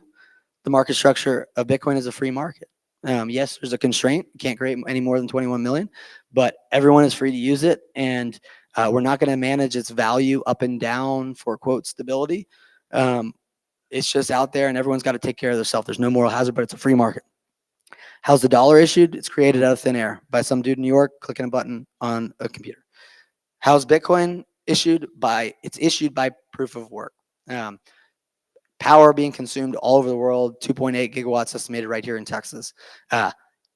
Arbitrary on one side, for work on the other side, for doing a job, which is protecting the Bitcoin network, protecting the fixed supply. Access to the dollar system. What does the dollar system prioritize? Seniorage. Who you are matters in the dollar system. Who you matters does not in the Bitcoin system. You might have more, and you might be able to get a transaction process and you pay more, but it's equal rights. The impact of the structure. The impact of the dollar and this detaching of the ability to fund government via taxes, or the requirement to, and not having that tether and being able to spend as much damn money as you want, and then being able to control anything you functionally want to, is centralizing. Everything centralizes as a result of the centralized dollar. The healthcare system, the banking system, the food system. Everyone who can get cheaper access to the dollar can outcompete people who are smaller. And that is what causes centralization. The structure of governance of Bitcoin is what ensures decentralization. If you think about the intention of the founding fathers of this country, it was to prevent centralization of power. This is the thing that causes centralization of power. The priority, whenever someone talks about the dollar and it's, why we need it, it's a collectivist. It is literally communist in its nature. Like when they say, the interest of national security, they never are talking about who. They're not talking about you or I. They're not talking about the individual. Bitcoin prioritizes the individual, recognizes that when the individual is strong, the nation or the group is, per se. Now, I say all this, like this is the truth, this is the reality, but there is an inevitability of controversy. People will claim, they already have claimed that Bitcoin undermines American interests around the world, particularly Brad Sherman, but there are others. Brad Sherman's a congressman from California. People will literally fight to infringe our rights. They already are, to hold Bitcoin. The haters will actually blame Bitcoin for the dollar's failure. All of this is predictable. And this is one of the reasons why, from a narrative perspective, we've got to control it better. But the dollar is the fly in the ointment. There's this book called Democracy, the God That Failed. And first, America's not a democracy. But I think there's a lot of people disenchanted by the idea of America or a structure of government. My view of it is, hey, there's this massive fly in the ointment. It's called the dollar. It's called the centralization of the money supply. It's called all centralization, and it's undermined our structure of government. Let's do one thing first. Let's fix the money. Let's take the fly out of the ointment. Let's see where the dust settles. And then if we need to change anything, we likely will. We might likely need some new amendments to enshrine Bitcoin. But the first thing to do is take the fly out of the ointment. And then if you give these people, these lizard people, an inch, they will take a mile. They literally will. So if you start to apologize for Bitcoin, they will remember that, and they will call you a liar later. So Bitcoin needs no apologies, no apology tours. Take ground, don't give ground. And stand the moral high ground. That's my message. Truth is on our side. So when I talk about the fact that Bitcoin's going to replace the dollar, that's just the reality of the world. Okay? It's happening. Yes, I want it to happen, but it's happening either way, whether I want it or not. And that if that's the reality, we shouldn't have to describe a reality that's inconsistent with truth. to not offend certain people. And it is ultimately the road to ruin. If you come out and you say, hey, yeah, Bitcoin doesn't threaten the dollar, I'm not touching anything, but this keeps going on and off. If you start saying, yeah, Bitcoin's great, but it's, we need the dollar, it's not threatening the dollar, and then it ultimately turns out, then what are you going to say? You're not going to have the moral high ground to be like, I was telling you about this. And rather than run from that fact, I was telling you why it was a good thing. And so it's very important to reframe the narrative. And the narrative is nothing more American than Bitcoin. It's also that there's really, if you start to think about it in a non-emotional, beat your chest way, there's very little that's less American than the US dollar in its current construction. There's also, in my view, nothing more important to the future of freedom and America than Bitcoin. And I'll tell this story in a bit, but it's also this idea of remembering the Alamo. And so I'll round, this is my last serious slide, and then I've got a funny one to lighten the mood. But it's to go forth and prosper. Think about what Bitcoin ultimately represents. Like at an atomic level, we are trading our time and real world value for information that is controlled by digital keys. And if anyone wanted to infringe our rights to do that, and at the same time that we're doing that, we're foregoing consumption. We're producing something for somebody else. We're saving for the future in the form of a digital information, UTXOs secured by digital keys. And if someone wanted to question our right to do that, they are they're the one who should be apologizing. But that when you realize that that is what Bitcoin is as an atomic level, at a substantive level, what that means is that we're trading our time for money. And there can be nothing un-American about that. And that there's really no ability to divorce our ability to store value in Bitcoin and our ability to freely exchange that value directly for goods and services. They are one and the same. And so what I say is save, transact, mine Bitcoin, do not ask permission. It's our inalienable right. And when you think about what unalienable means, it is not subject to society, what anybody else says, it's universal. It does not depend on these governments formed by men. And so, from the Declaration of Independence, to secure these rights, governments are instituted among men, deriving their just powers from the consent of the governed, right? That the rights are the output of the structure of government, and we do have inalienable rights. One of them is to be able to access the Bitcoin. It's not to have Bitcoin, it's to be able to access it, use it in any respect that we want to, and to realize that that truth is self-evident. And one story that before I get to the final slide is, so William B. Travis was one of the guys who was fighting at the Alamo, and I had that comment of remembering the Alamo, which was, he sent a letter when it was about 300 men at the Alamo surrounded by about 4,000 Mexican troops. And he said, he sent a letter, and in it, he described how the enemy had demanded a surrender, but that he had returned the demand for surrender with a cannon shot, and that the flag still proudly waved above the Alamo, and that he wouldn't retreat or surrender, and he died the death of a soldier, victory or death. And that to remember that William Travis was 27 years old, and he ultimately died at the Alamo. But that set the stage for Texas independence, ultimately Texas joining the United States. But when you just think about that's something that a 27-year-old is capable of, like we can find our strength because we do have the moral high ground. We are operating with truth, and to remember the stories about things that actually are American, even though that preceded Texas joining the Union. So now to finish up, geopolitical mimetic rhetoric. All right, this was a famous presentation. Everybody should go back and watch it. BitBlockBoom 2019, 5 years ago, prior Bitcoin epic. It was by Michael Goldstein. It is The Art of Bitcoin Rhetoric: How to Meme Bitcoin to the Moon.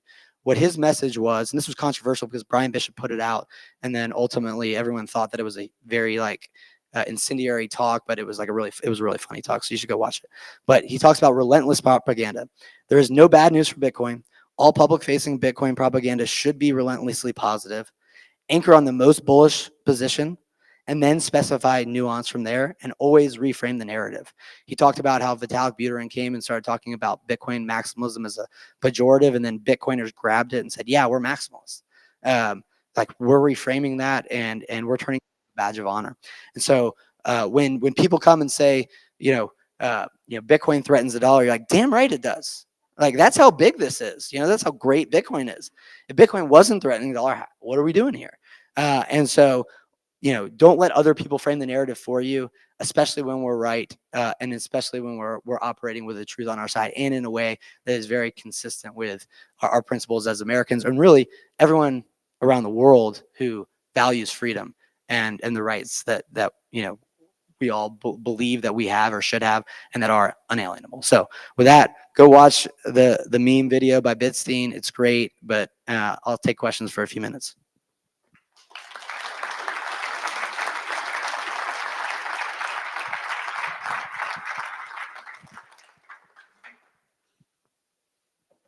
Any questions?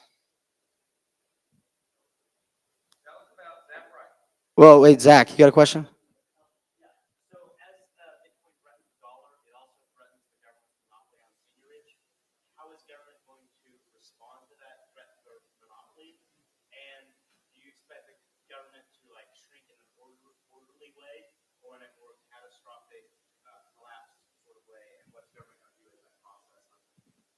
Yeah, so I think that I think about it's first going to be like the government in a straitjacket, where they're gonna fight Bitcoin. They're gonna try to restrict rights. They're gonna do it more subversively. I think going to exchanges and trying to undermine our privacy as they already do. I think that ultimately there's going to be a point where the dollar hyperinflates. It is the other side of Bitcoin adoption. It's not caused by Bitcoin, but if you follow this logically, you can't save the same unit of value both in Bitcoin and the dollar at the same time.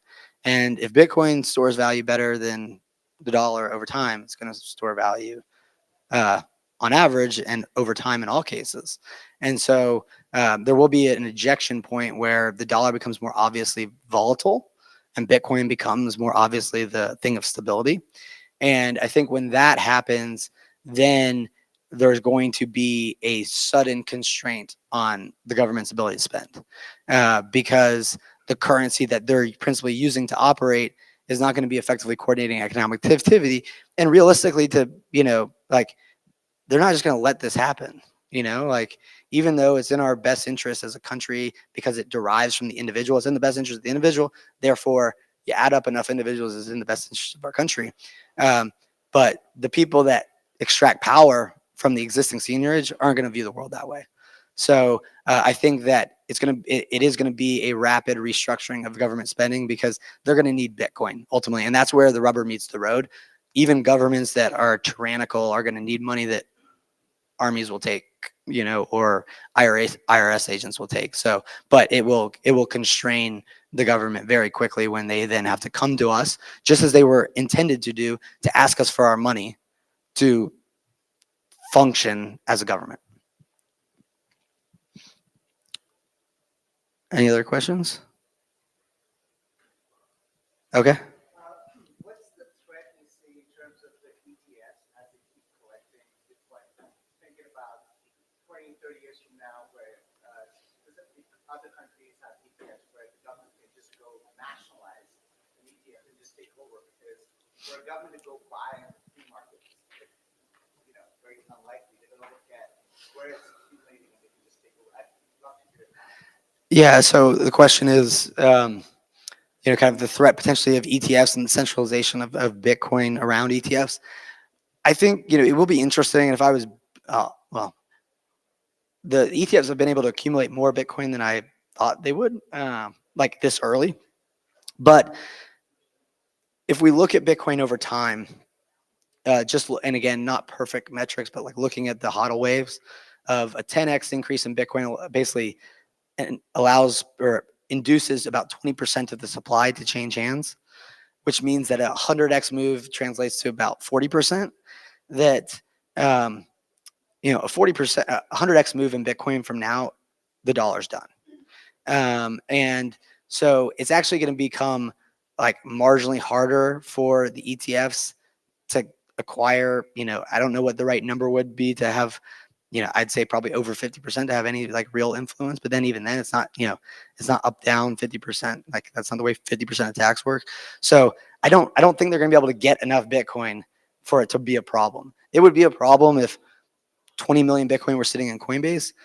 If it's a couple million, like it's been higher than that in the past. And I think the greater issue is more, how much Bitcoin is in 1 or 2, 3 large custodians that could theoretically collude with each other.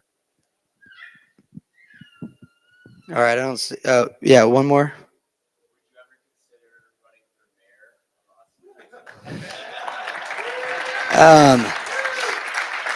Someday, we got work to do right now. Still getting my book out there, working on Zaprite, working on Bitcoin's the most important thing. At some point, I'll clean up the streets of Austin, but my highest and best leverage is right here and working on Bitcoin for now. All right, I think I got to go, but Marty, one more. Oh yeah, thank you for setting me up there. So I'll be signing books right next to the hotel lobby in that room, first to your left if you're coming from the lobby, or last on the right if you're leaving the conference. So I'll be there signing my book, Gradually Then Suddenly. And then also, yeah, if you guys want to accept Bitcoin as payment for your business, you should really be thinking about it. Come talk to me or John's sitting back here, our founder and CEO. So yeah, go forth and prosper. Thank you.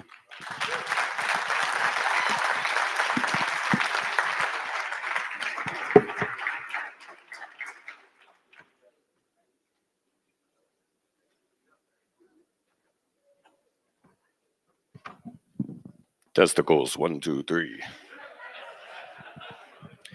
Hey everybody, I'm Hada Tarantula. I hope you're having a good morning. All right.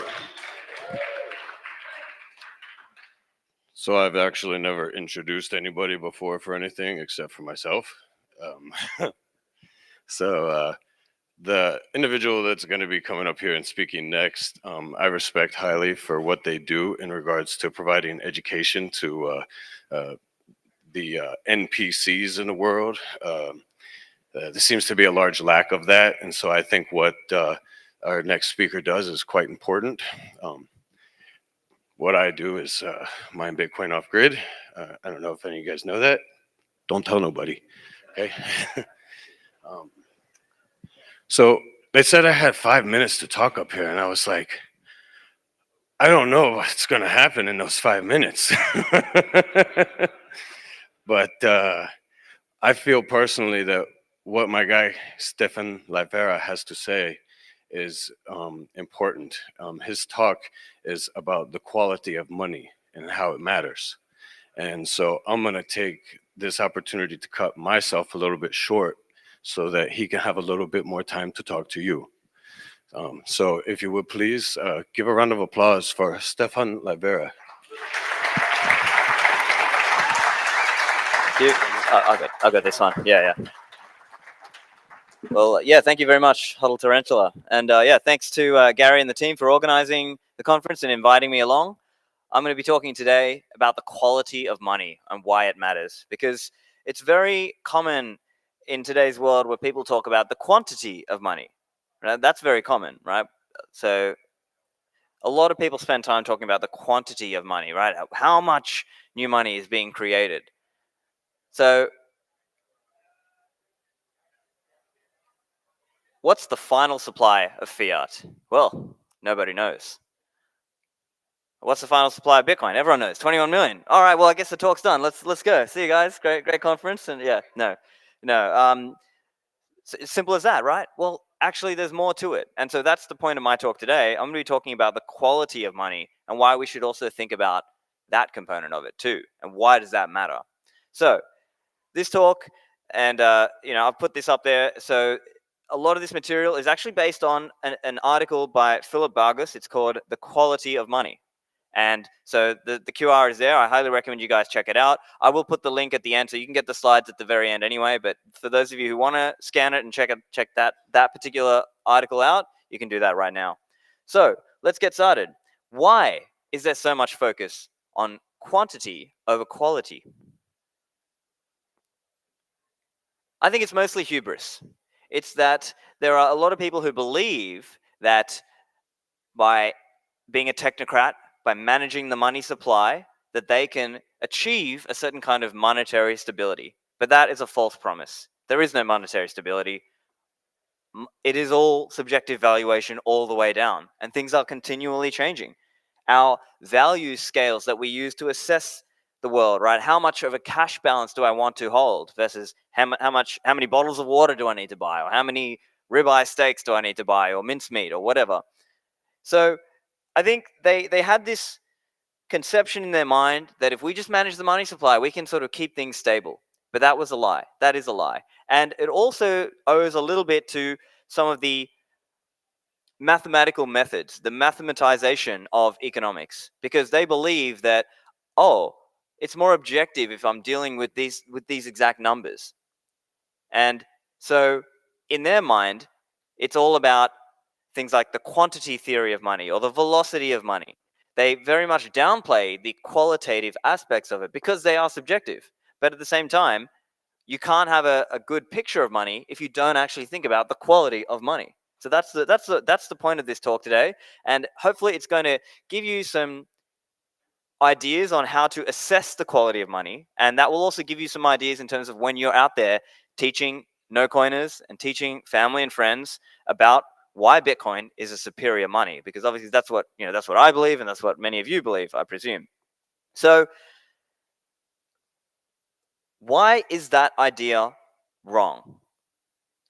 It's because, yes, the quantity matters, right? Obviously, I'm not going to tell you the quantity doesn't matter, but it's one factor of many.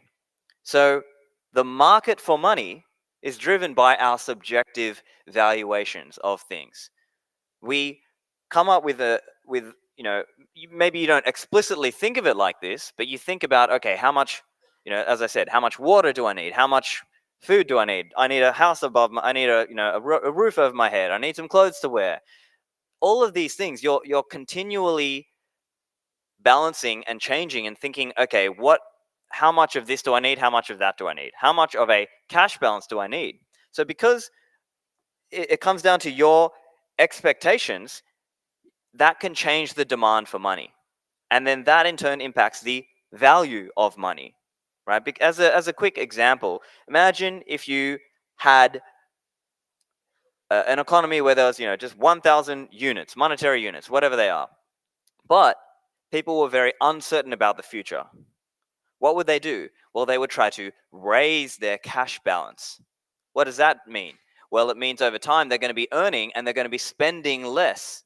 But because in this hypothetical example, we said there's only 1,000 monetary units, what does that do?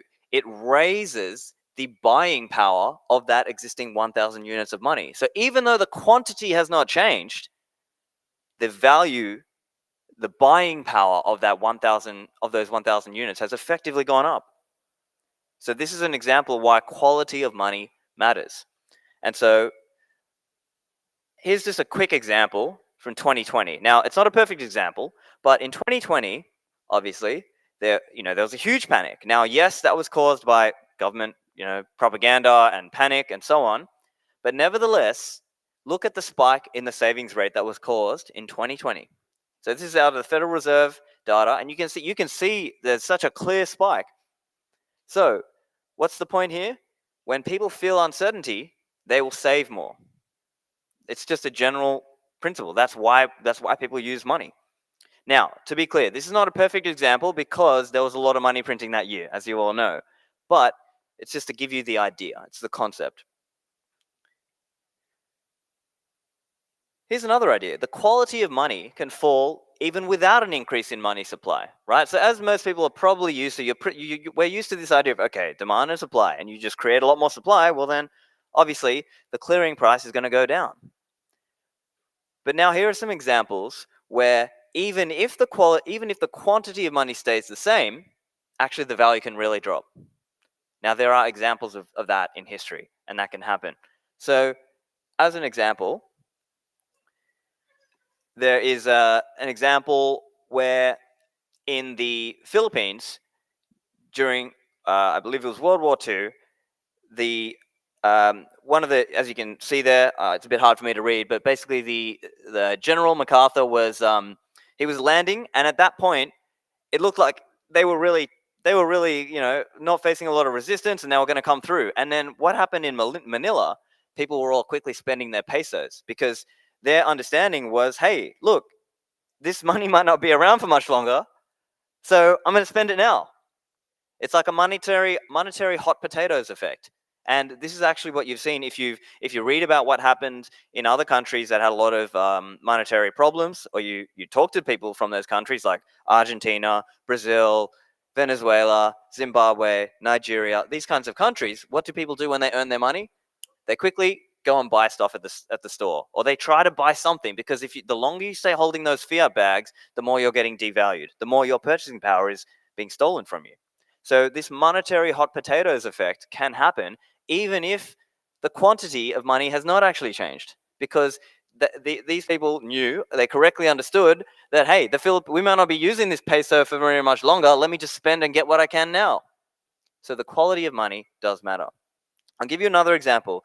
So this is from World War II German prisoner of war camps. So there was this currency that people would use to buy things. And so famously, people talked about cigarettes. And there was another thing called the bully mark. And so the bully mark was redeemable for a certain type of food in the restaurant. But again, without the money supply changing, what happened is that camp got bombed. That restaurant was shut down for some time, and so the bully marks were not able to be used to redeem actual food. So it's kind of like the backing of those bully marks in the prisoner of war camp disappeared. And so guess what? Again, people switched over to using cigarettes. The price of cigarettes went up, and the bully mark fell. So it's a similar example coming from World War II prisoner of war camps. So that's another example of the quality of money mattering. So, what are some of these qualitative components of money as a medium of exchange? Right now, we're going to get into medium of exchange and store of wealth as well. But one of the key ones is the fact that more people accept it. So, as an example, when Soviet Russia opened up, or when China opened up, that increased the demand for US dollar, because more people now were able to use this thing. When the euro was adopted in the EU, that raised the demand for the euro, obviously. Or when the government imposes legal tender laws and says, hey, you must accept this as payment, same thing. Now, I'm not defending legal tender laws, of course, but I'm saying that's the economic effect. That's the, even from, setting aside the moral question of whether, the government is mandating that you accept a certain currency, economically, there's a small factor where, hey, it makes it more feasible for you to now obviously trade with all these different stores who accept that particular fiat currency. So that's another example. So the point there is, the more people who accept that money, the better it is qualitatively as a money. And I think this is pretty intuitive for most of us, right? Most Bitcoiners get this, but I'm just trying to spell it out explicitly so that you have the tool set when you're out there talking to your no-coiner friends and family, or just anyone. So what does that look like in the Bitcoin world? Well, here's a chart by Andrew from Blink, and they've created a little graph showing some of the different circular economies around the world. Now, one of the first is Bitcoin.Stat in 2013. I did an interview recently with Patrick, who was the founder of that. But as you can see, then Bitcoin Beach famously started in 2019, and now we've seen this massive explosion in the number of Bitcoin circular economies. So that's another example of places where you can go and you can spend Bitcoin, and it kind of it shows you that there's something really here, right? There's no Ethereum beach, right? There's Bitcoin Beach, right? There's not so many communities, not like Bitcoin communities have managed to spring up.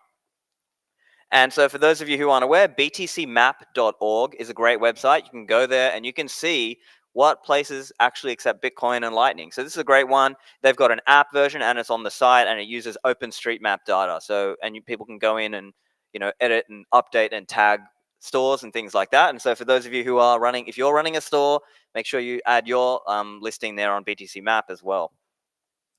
Now, what are some other MOE, medium of exchange qualities? Right now, probably, I'm going to guess most of you have read VJ Boy Party's Bullish Case for Bitcoin. Who's read that? Most of you? Okay, yeah. So maybe about 50% of the room, but the general idea is these are some of the qualities of money that you might have read about in either, let's say, VJ's book or in Safedean's book. I believe Parker probably also touches on it as well. So these are kind of pretty obvious, right? Divisibility, right? Is the money divisible? Obviously, you need to be able to divide that down to be able to practically engage in commerce, right? Obviously, the gold bugs are completely wrong when they think we're going to be shaving off little pieces of gold to do that. Now, okay, fine. They're going to talk about using custodial gold. That's a different thing. Homogeneity, right? Obviously, the units need to be the same, right? Kind of related to the idea of being fungible as well. It needs to be recognizable. It needs to be easy to handle and should have low storage and transportation costs. Now, I put a little asterisk there because obviously we're going to get, some of the big blocker types, and so I'm going to address a little bit of that. So we got the, but my cheap fees, right? And so you get this question around what is cash? What does cash mean? And so if you read, as an example, from Adam Back, he's explaining that historically when people were talking about electronic cash, it wasn't necessarily just for like coffee transactions. It could be for large transactions. And what is really meant there is something closer to the idea of final settlement, right? I've given you this unit, I've sent you this Bitcoin, now the debt is paid, or now I've paid for my whatever. That's really what we're getting at there. But importantly, more than just medium of exchange, it's important for us to consider store of wealth, or store of value, some people use as well. Why is this important? Well, we have a difference in the time from when we earn something to when we spend, right? And so you need this store of wealth function. And we'll get to this later, but once you lose that, you kind of lost the game, right? If you lose the store of wealth question, you're not going to be a medium of exchange for much longer. So hoardability is one example. Like it's that one in the paper. Philip Vargas is referring to this idea that you can you can add a little bit more without all these big transaction costs, right? Let me make an analogy. Let's say you have a house or property, a piece of land, but if you want to add on another 10% to that, you're going to pay all these transaction costs, there's legal fees, there's blah, blah, blah, blah, blah, whatever. But in Bitcoin land, we're stacking sats, and you just want to stack 10% more sats, you just buy that Bitcoin and store it in your hardware wallet or your multisig, and you're done. So that's an angle where Bitcoin is superior also. Now we're going to come to what I think is one of the most perhaps interesting parts. We're going to talk about the possibility of changes in the quantity of money, right? That's a qualitative effect as well. So if people believe that there's going to be a lot of money printing to come, well, then that's going to change their willingness to hold that money. And in a free market money standard, historically, that was around gold, right? It was kind of like how much new gold is going to get mined into the economy, right? Mined into, pulled out of the ground and turned into gold coins and so on. Historically, that was around 1.5% to 2%. But then we've also got the concept of, we'll get to that later, but the other concept of stock to flow. So here we're referring to the concept, not necessarily the modeling and the, that aspect of it, but the concept does matter. And if those of you who've read Safedean's The Bitcoin Standard, he talks about this idea in that book as well. It's the larger the existing stock of money, the harder it is for a new, amount of money to dramatically change the overall stock of money supply.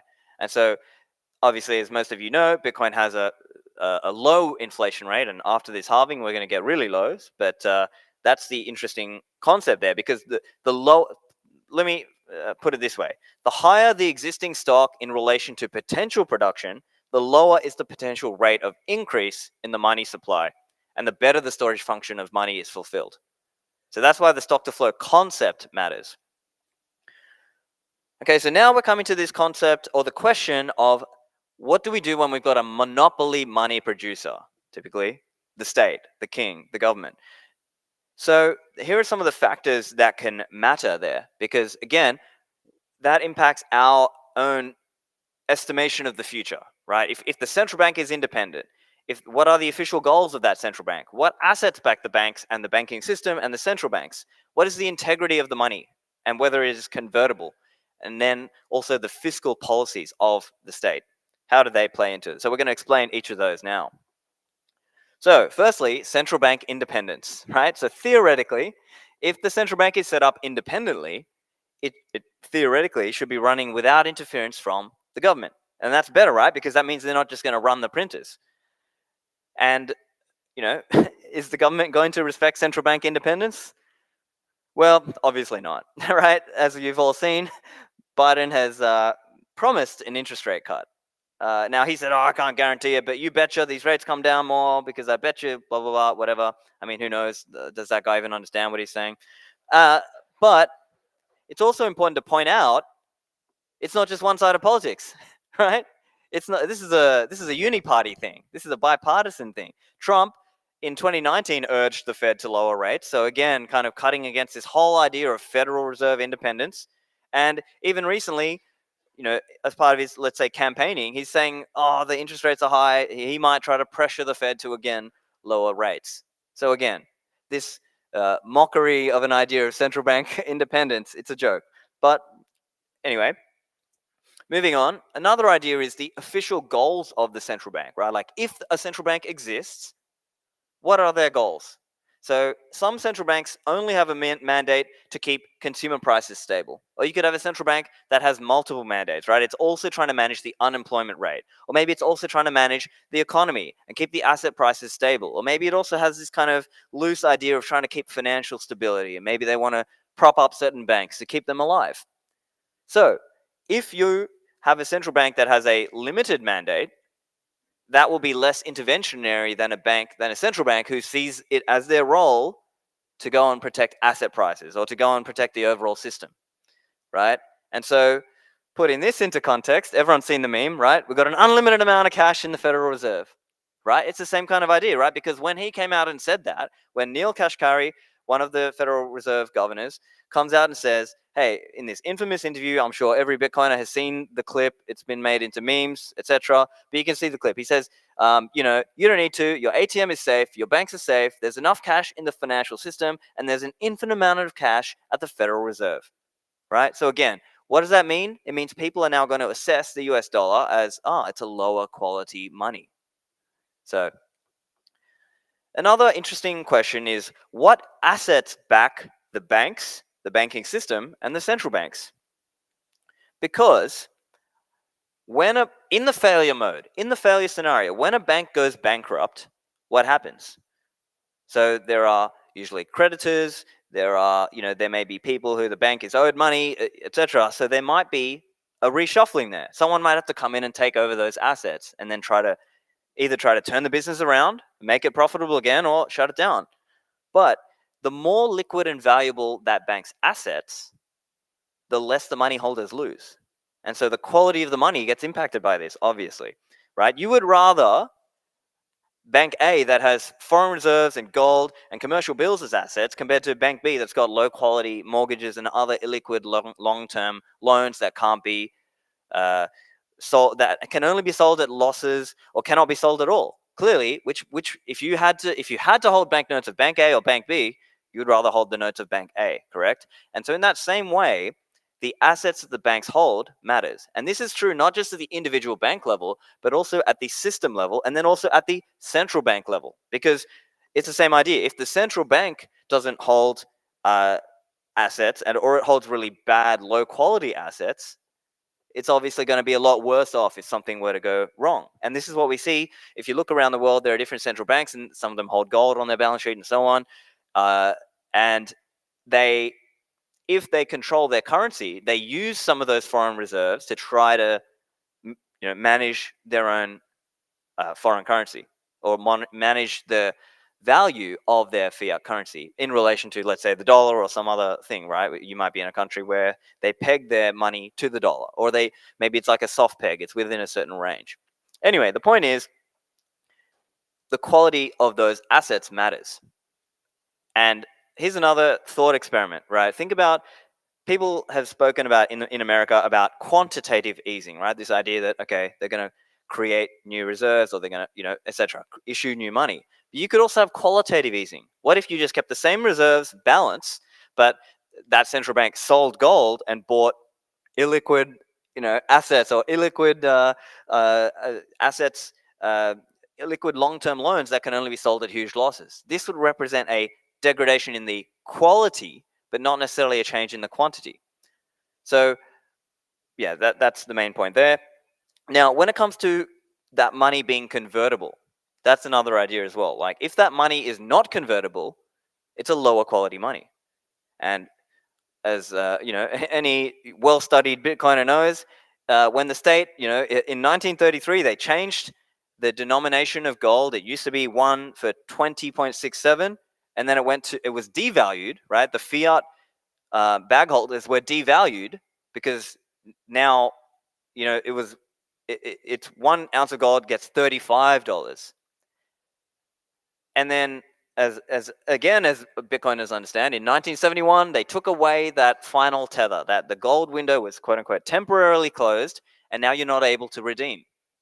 The US dollar became a fully fiat, fully floating in the air abstraction at that point. There was no redeemability. So again, that represented a degradation in the quality of money.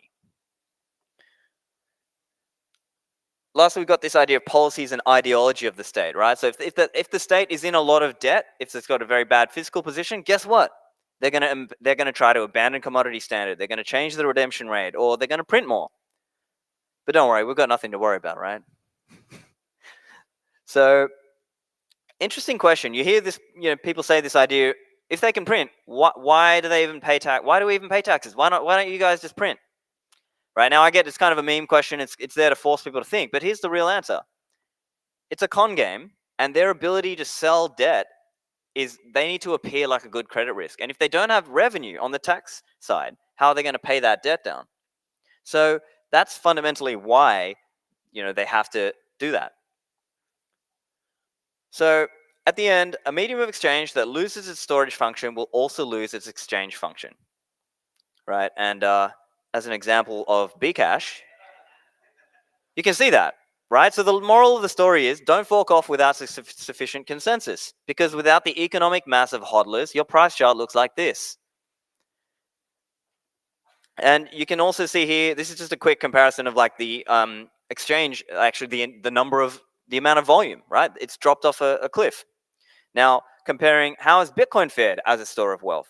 So there's this really cool site, Priced in Bitcoin. And so you can see here, the median United States new house, this is as of like a day or two ago, was about 6.14 Bitcoin. And that's come down from thousands of Bitcoin. So if your denominator, if you're thinking in Bitcoin, you're doing really well. And then similarly with the S&P, right? So, and interestingly, you can see that green line there, that represents the fiat price. So while the S&P 500 has gone over 5,000, it's hitting all-time highs in fiat terms, it's hitting all-time lows in Bitcoin terms. So that's another example. So again, coming to that question of what's our forward expectation? What kind of money supply inflation should we expect to see? So obviously in Bitcoin, you can see here the inflation supply. So post the halving coming up soon, it's going to be 0.85%. So extremely low. Now contrast that with the US dollar, where their base money, at the base money level, so that's currency in circulation, cash and coins, and the central bank reserves. Now, Matthew Mezhinskis of Porkopolis Economics has shown, since 1969, the US dollar at a base money level has expanded at 9.1% per year. So if you aren't beating 9.1% per year, if your hurdle rate is not at least that, you're losing purchasing power. It's important that you understand that. I'm sure you guys all understand this, but when we're out there talking and explaining to people, it's important that they know that. So at the end, Bitcoin gives us confidence and freedom to save. It frees us from the tyranny of irresponsible governments or thieving voters. And if they can print fiat, but they can't print Bitcoin. If they want Bitcoin, they either have to earn it or mine it or buy it like the rest of us. So I've gone through a lot, but let me just summarize the key takeaways here. So number one, not just the quantity of money matters, it's actually also the quality of money that matters. So think about that also. Secondarily, store of wealth matters. If your money does not store wealth, pretty soon it will not really be used that widely as a medium of exchange anyway, as we've seen historically. 3, consider some of the different factors that can relate to lowering the quality of our money. So fiscally irresponsible governments can make their money quality worse and drive people into the alternative, obviously, as we believe, is Bitcoin. So those are some of the key takeaways. And for those of you who want to get more info, you can find the slides there and find me online there. But hopefully you now are aware about the differences in the quality of money.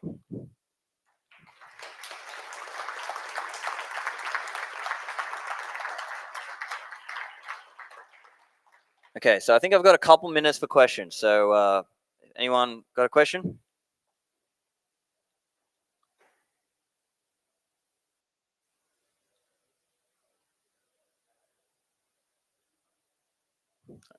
CJ.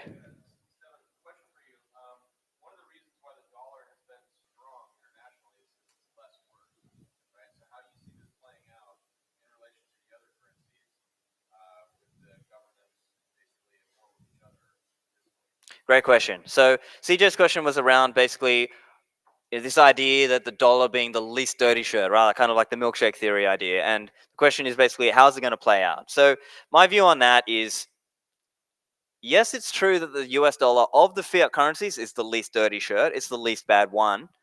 But it can also be true that less people choose the US dollar to save in, because it comes down to how many people are going to hold either the dollar or hold dollar denominated treasury bills.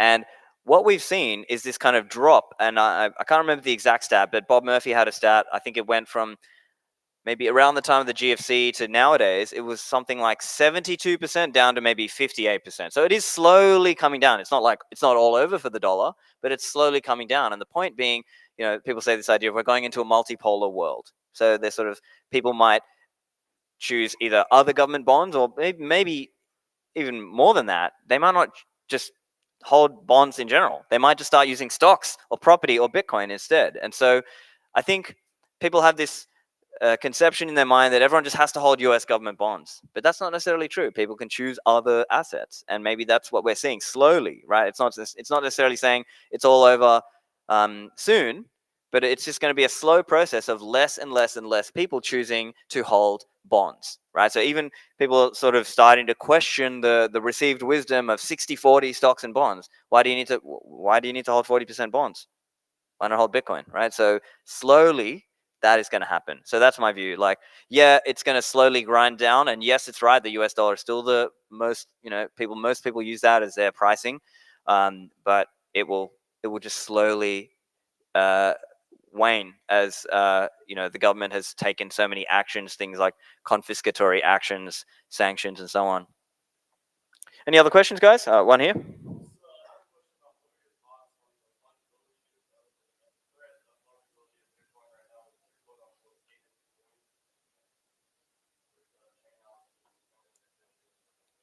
Yeah, so the question is around what are the risks around fungibility? I think there will be all kinds of different layers people use. And I think to some extent, Lightning can give you some privacy benefits there. But hopefully with further technology, we'll see more expansion there and improvement there. But for now, I think most people are focused on hodling. Store of value, really, objectively speaking, if you look at, let's say, unchained hodl waves, you'll see it's like 70%, 80% of people are just hodling. So I'm not opposed to using Bitcoin day to day. I like to earn and spend personally, but I think if you look at what most people are using Bitcoin for, objectively, it's hodling. And hodling is the use case, and that's okay. I'm not opposed to that. So yeah, in terms of fungibility, though, I think most of the actual transactions will happen at other layers, like let's say Lightning, or maybe in the future if we have other, like a soft fork that enables more payment pools or other ideas, then I think that will also allow fungibility in those ways too. I guess I've got time if there's one more quick question. Anyone else? Oh, yep, just that.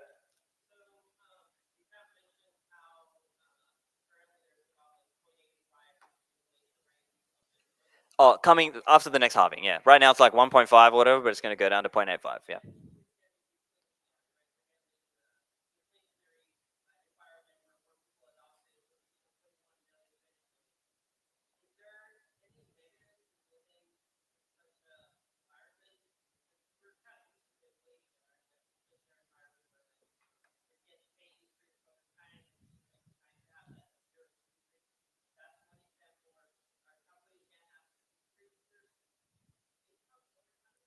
It's possible, yeah. So just for the question, for the recording and just for the audience, the question is around what's it going to be like in a deflationary world? Will companies have to lower your pay? So yeah, theoretically possible, right? But I would say I've done a bunch of podcasts on this topic, so it's hard for me to answer in 40 seconds. But the short version of it is that there were time periods in history where the money supply sort of stayed about the same, but actually your purchasing power rose over time. And an example of that is around the 1880s. So that's an example where real under gold this did happen. And so I think it's recognizing that economic prosperity is a rising tide lifts all boats, and I think that's the key point to understand, as opposed to the fiat inflationary world where we get stolen from and the government cronies get to benefit. So it's going to be a much more just world.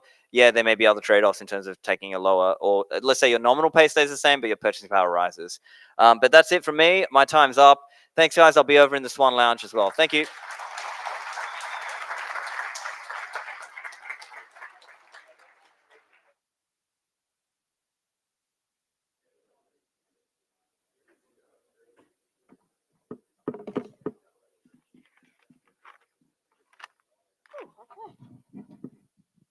Hello, hello. Can you hear me? Hey, I'm Mel. And in 2017, someone asked me if I'd heard about this Bitcoin. And I said, hey, I think I've got some of that. So I went looking for this Bitcoin. And when I found the account, I opened it, and the $100 that I spent was worth $4,700. And I said, what is this? What is it doing? What is it going to do next? And how am I going to find out more? I had to know everything. And finding the right person to listen to is a superpower of mine. It takes some time, but I will find the smartest person to help me learn about whatever it is I want to learn.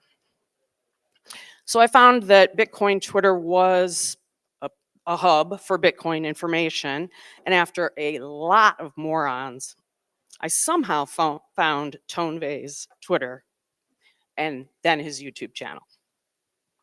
I didn't know what he was talking about. I didn't always know what he was saying or what he meant. And I had no background in finance. I didn't know anything about money, charts, but I knew that his views were his own. I knew that he could not be bought. I knew that he was telling the truth to the best of his ability, and I could always verify what he said. So I was there every day. I was constantly learning until one day I suddenly started to know what he was talking about. I understood his charts, and I knew once again that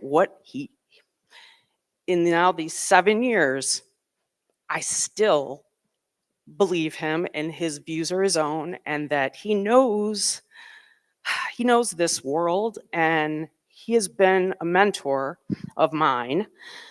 And what he doesn't know, and most of you don't know, is that in 2008, when the bottom fell out of Detroit especially, my family and I lost everything. My husband lost his job, I lost my shop, and we moved to Chicago and we started over with nothing, absolutely nothing. And I started a new business. I found Bitcoin. My kids were going to great schools, and then I found Tone. And my life profoundly changed. Because of him, I'm standing here today. I'm a very different person than I was in 2017. And I feel a great deal of gratitude for myself and my family. And we were able to pick up from nothing and start again and move forward. And I attribute a lot of this to Vays. So that is what I have to say, and introducing Vays.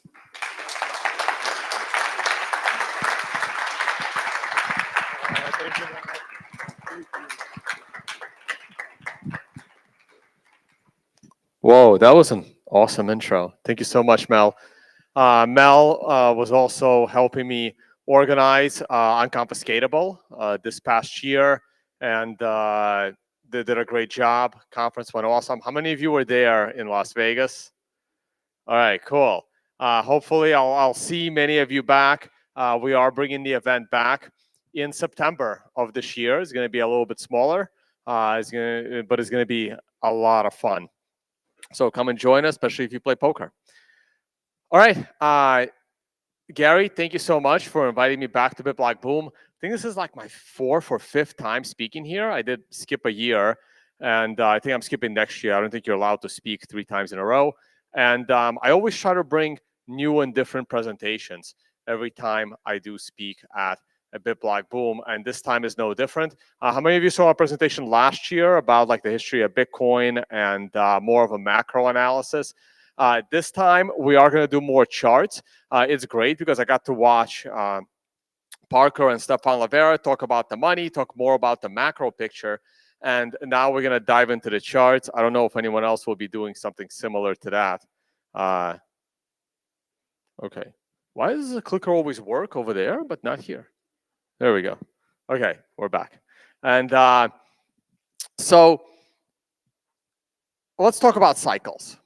I'm not going to do any technical analysis charts. These are going to be more, I guess, on-chain analysis charts. Not something I do on my channel, so it's always great to do something different. I don't think I need to really introduce myself. I think a lot of people are familiar with my YouTube channel and the events that I organize. And this chart, we're going to come back to this chart at the end. This chart is more of a time analysis chart. When am I expecting this current bull run to end? And we are in the bull run. I think that is undeniable now. I personally believe the bull run started when the price broke out above 20,000. That would have been approximately 1 year ago. And now we've just broken all-time high. The halving is next week. And here is the history of all prior cycles, assuming we start at the same point, which is next week's halving. And you can see how the red line, which is the very, very first cycle, from the moment Bitcoin got its first price of about 10 cents a Bitcoin. And when did it top out? Well, it tends to top out from approximately 1 year after the halving till about 8 months later. And we see that all prior tops took place in that 7 to 9 month window. So that's what I'll be looking at for a potential market top in that time window. So having said that, that's plenty of time. That takes us into 2025. So hopefully the bull market will continue into 2025. All right, why am I? Okay, here we go. All right.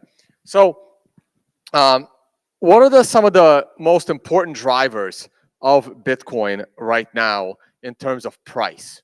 Okay, because look, everyone is going to stand on stage and say price doesn't matter. It matters. Okay, it also really matters to me as well, because I did build a channel around trying to talk about the price.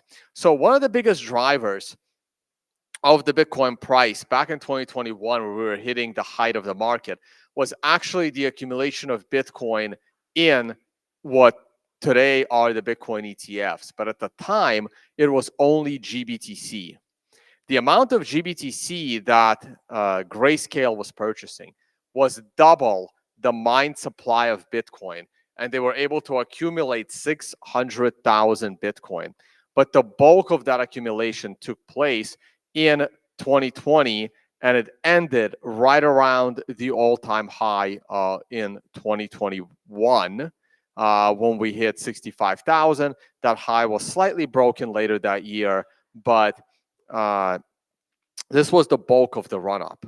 And something similar is happening again right now.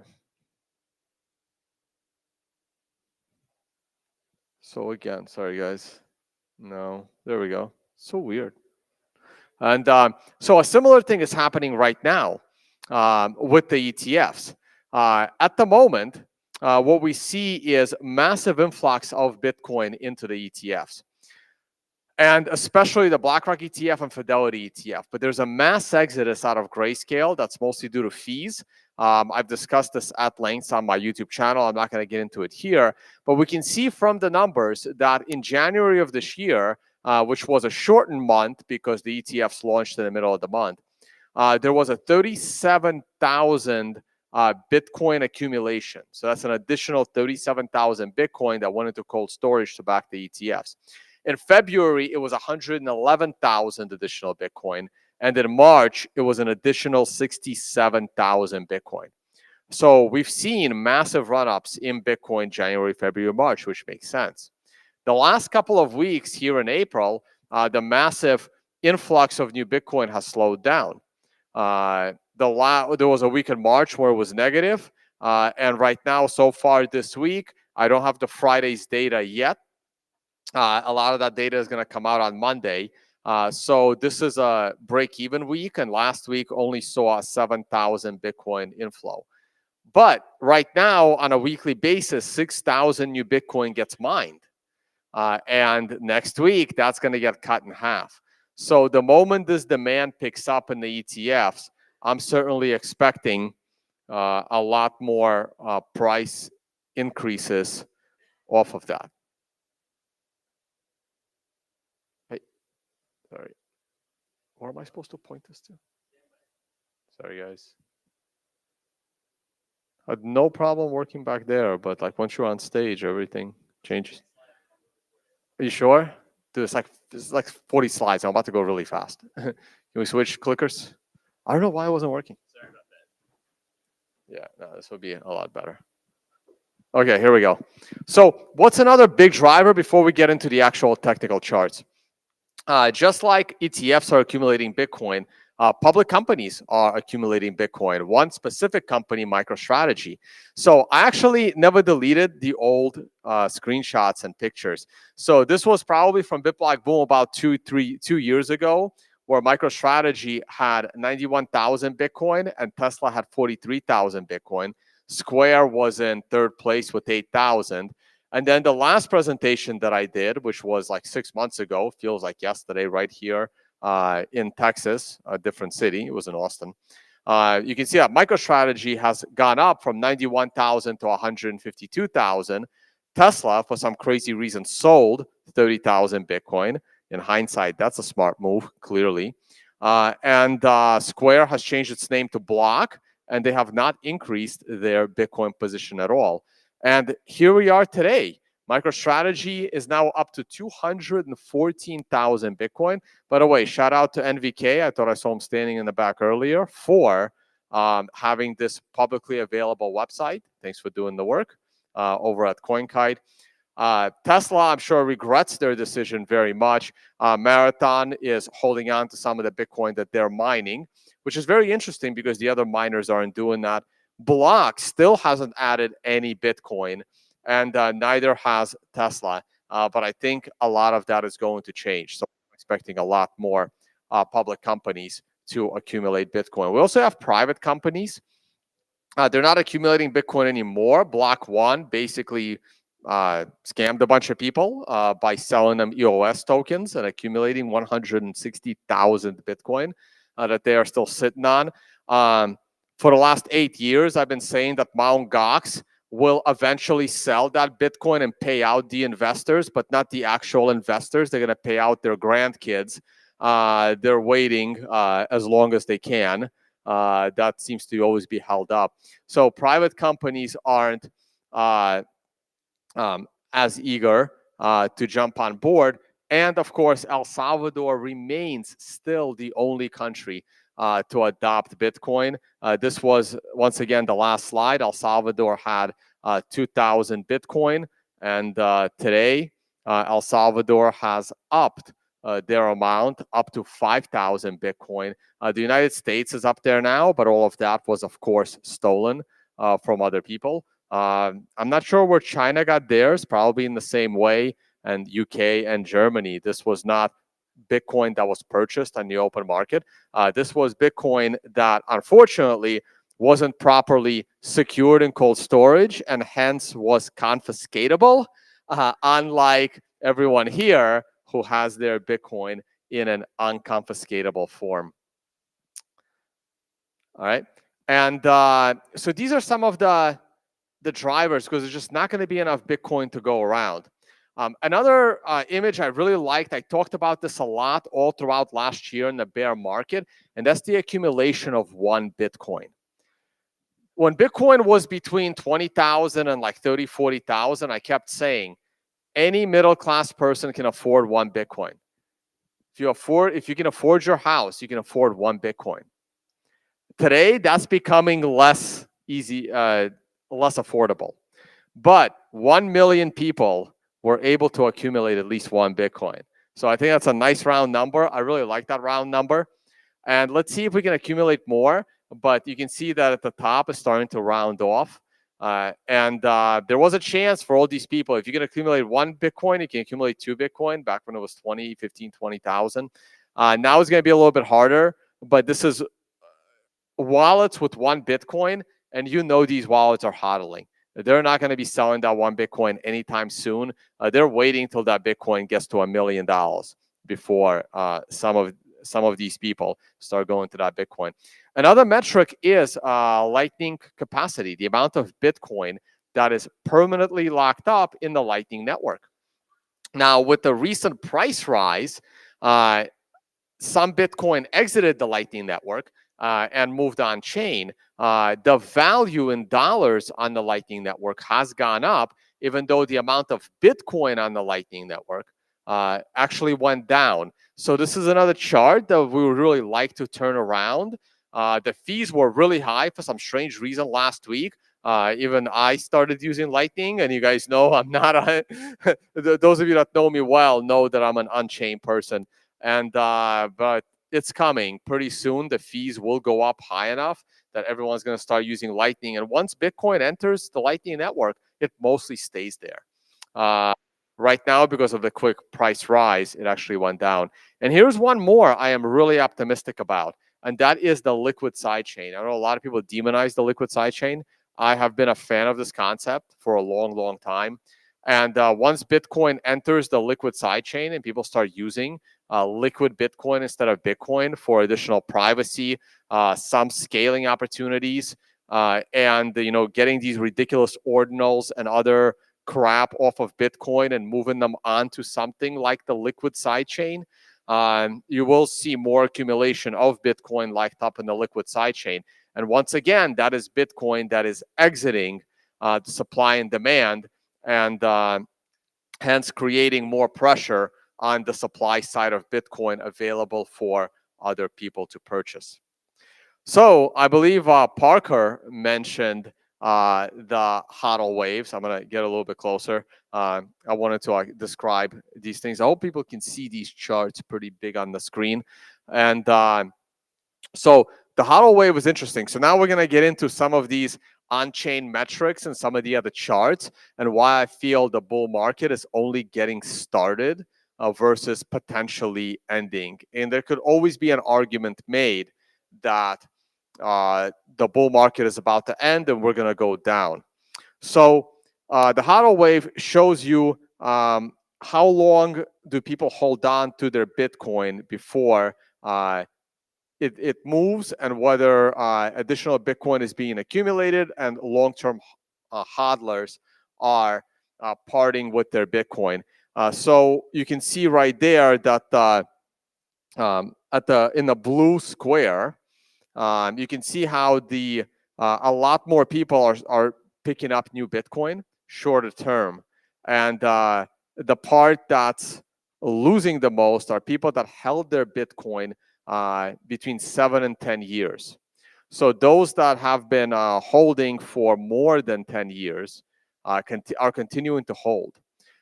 People that were not there for the first cycle, these are the people that are starting to sell a little bit.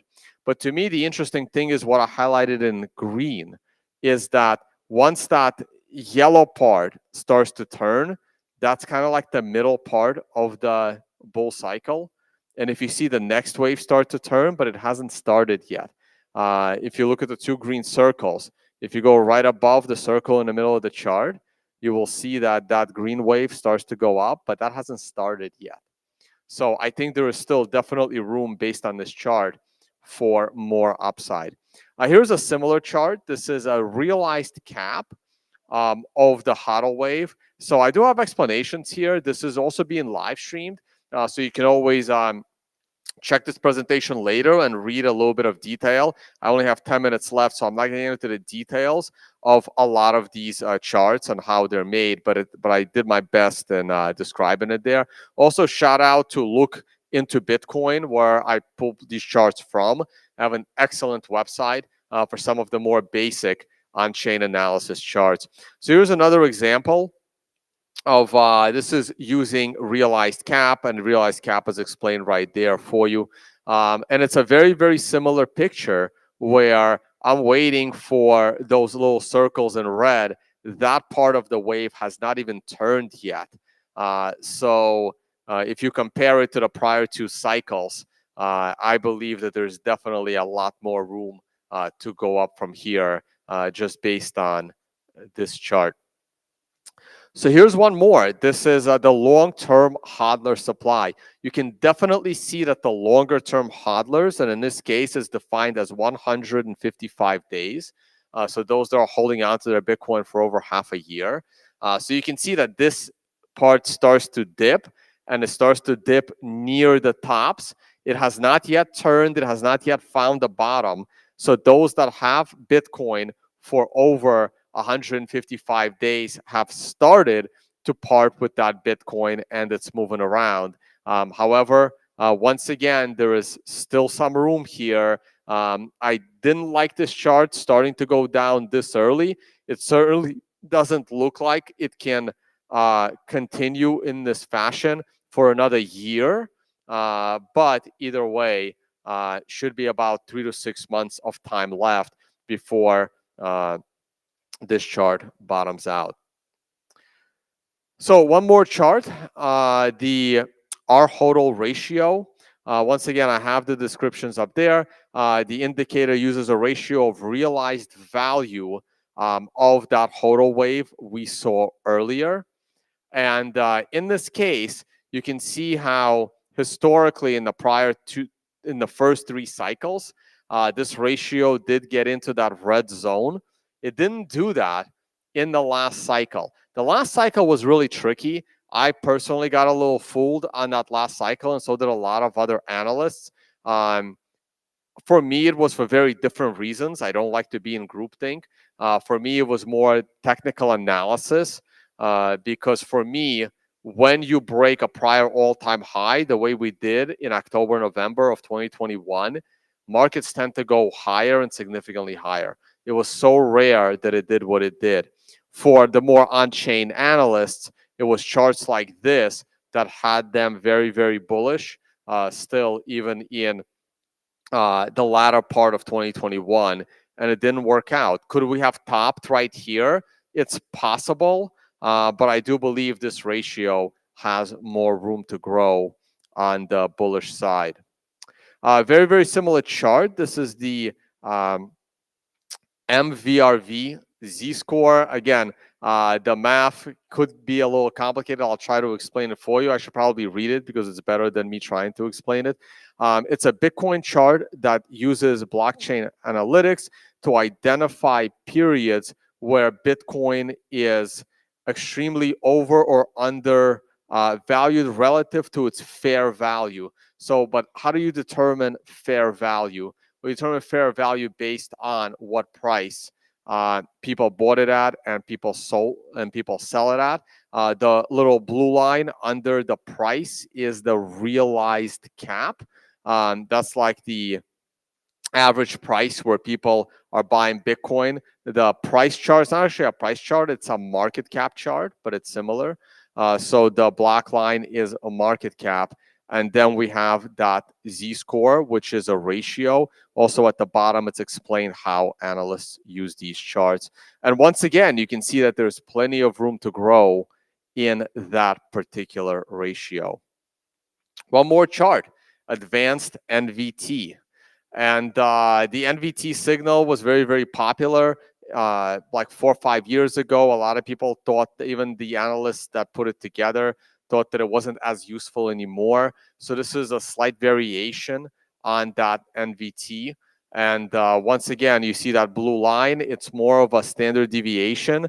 Anytime it hits the top of the band, which is the red envelope that surrounds it, the price is a little overheated. Anytime it hits the bottom green lines of the envelope around the blue oscillator, tends to be a little bit more room to grow for a bounce. I know the overall consolidation is a little high, but once again, we have alleviated some of the overbought conditions from a few months ago, and there's definitely room for growth there. This is miner revenue. So the part in orange is miner revenue versus the price of Bitcoin in black. Now, this miner revenue is indicated in the number of Bitcoins miners are mining per day. So you can see that in 2011 and 2012, miners were accumulating like 10,000 Bitcoin a day, right? Well, 50 Bitcoin per block. In 1 hour, you get 300 Bitcoin an hour. So you multiply 300 by 24, and you end up with up to 10,000 Bitcoin per day. Today, they're getting approximately 1,000 Bitcoin per day. And in a week, it's going to be 500 Bitcoin a day. But how much is that Bitcoin actually worth? So this is a similar chart. This is miner profitability. This is where you take that Bitcoin per day and you multiply it by the value of that Bitcoin. For some reason, TradingView stopped updating this chart like 2 months ago. So you see that we should be right on that halving line. And today, it's right around that orange line. So technically speaking, miners were making just as much money mining Bitcoin in 2017 as they are today. That is actually kind of crazy. You would think that miners would be a lot more profitable today than at the peak of 2017, but they're not. So I think this chart has a lot of room to grow. And they're about to get hit with the halving. And the hash rate keeps growing like crazy. So something has to give here. So I do think a lot of miners are going to go bankrupt after this halving. But at the same time, as you know, I guess Murphy's Law, like when a bunch of miners finally go out of business, the price of Bitcoin is going to skyrocket because this chart is definitely due for one more leg up. And let's see which miners are able to stick around that long. All right, 3 minutes to go. Okay, Days destroyed. This is one of those charts that's actually a little bit concerning. Days destroyed is people willing to take their Bitcoin out of cold storage after they've been there for a little while and willing to trade those Bitcoin in for fiat or Lambos or whatever people want to buy. So this chart is one of those charts that's concerning. Hopefully this will alleviate. Hopefully some of the older hodlers have finally waded through this crazy bear market. They had to upgrade their kitchen, or they had to send off their kids to college finally, and now they're gonna start a new wave of hodling. So very similar chart, only as supply adjusted. It's a little bit cleaner actually. I don't know why I had them both, but kind of just put them both together. Almost an identical chart, just the scales are different. So we're just gonna go on. I'm not a big fan of like the stock to flow stuff, but I had to throw it in here. So these are two charts created by Plan B. One of them this is the price versus the 200-week moving average, which is the long-term scale. This chart has been pretty consistent. And I remember these indicators back from my Wall Street days, like when the price is above or below the 200-week moving average on an asset, that it's an indication of an overbought condition. And in the last cycle, we didn't get as high as we did in the prior cycles versus its average. And right now, we still have plenty of room to go up for that.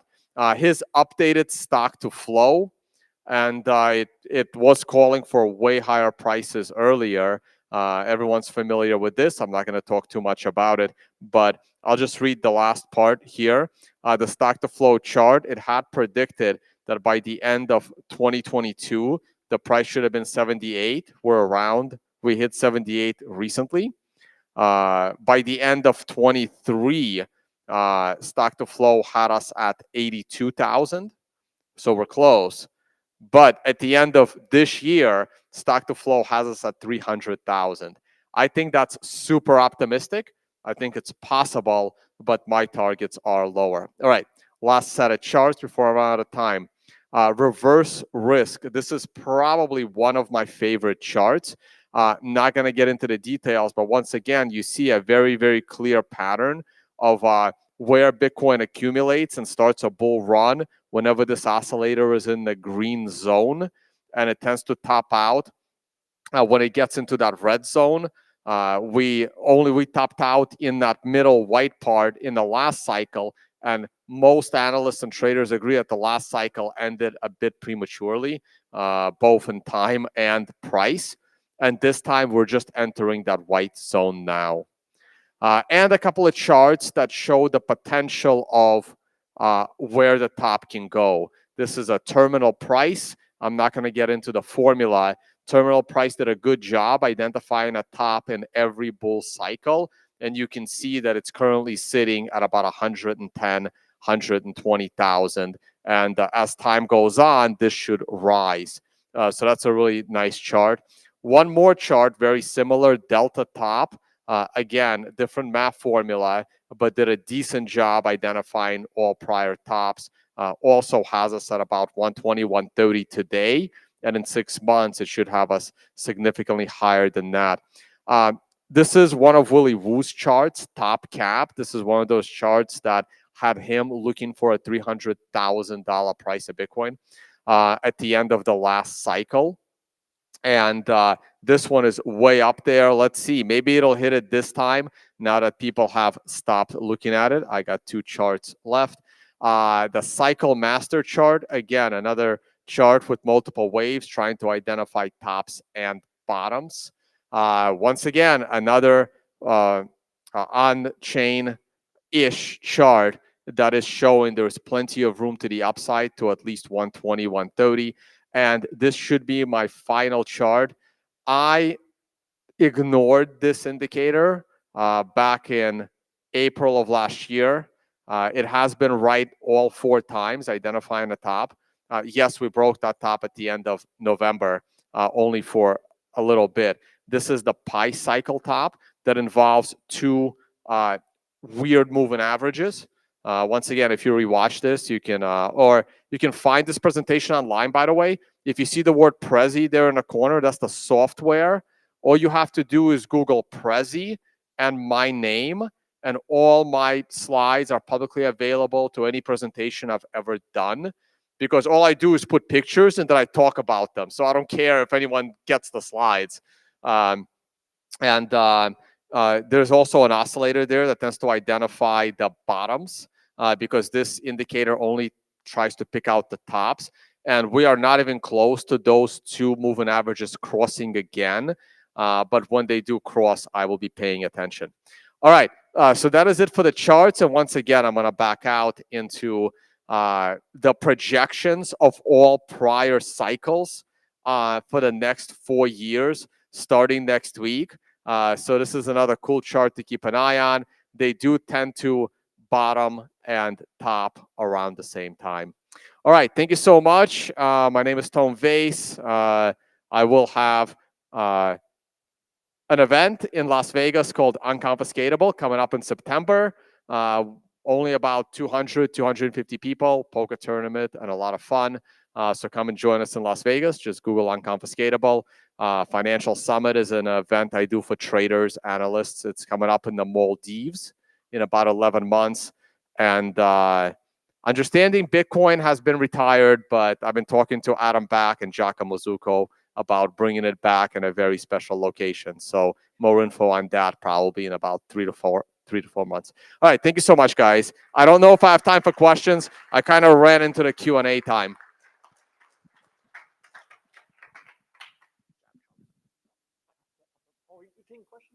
Maybe. I don't know if they let me. Do we have room for one question? Got a minute. Question. Got a question in the back. I'll repeat it. I'm sorry, what? No, I have not looked into that much. Sorry. That was unreasonably fast. One more? Yeah, David. Sorry, what? I'm not sure what that means. Oh, okay, I see. Oh, yeah, no, I do think we're going to have an annual increase in price this year, possibly next year, but that would be it. Next year is going to be close. Look, I do think the bulk of the bull run is going to take place in the second half of this year, and it should extend into 25. All right, I think that's it. But I'll be around. I'll be around all day, and if you play poker, come find me somewhere.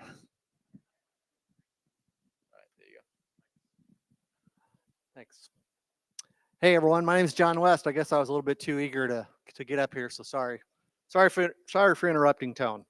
But I have the honor of introducing our next guest, and that is John Rizzo, who is the editor of Bitcoin Magazine. I'm sorry, Pete Rizzo, and editor at large for Kraken. And I think more importantly, Pete has become well known as a Bitcoin historian.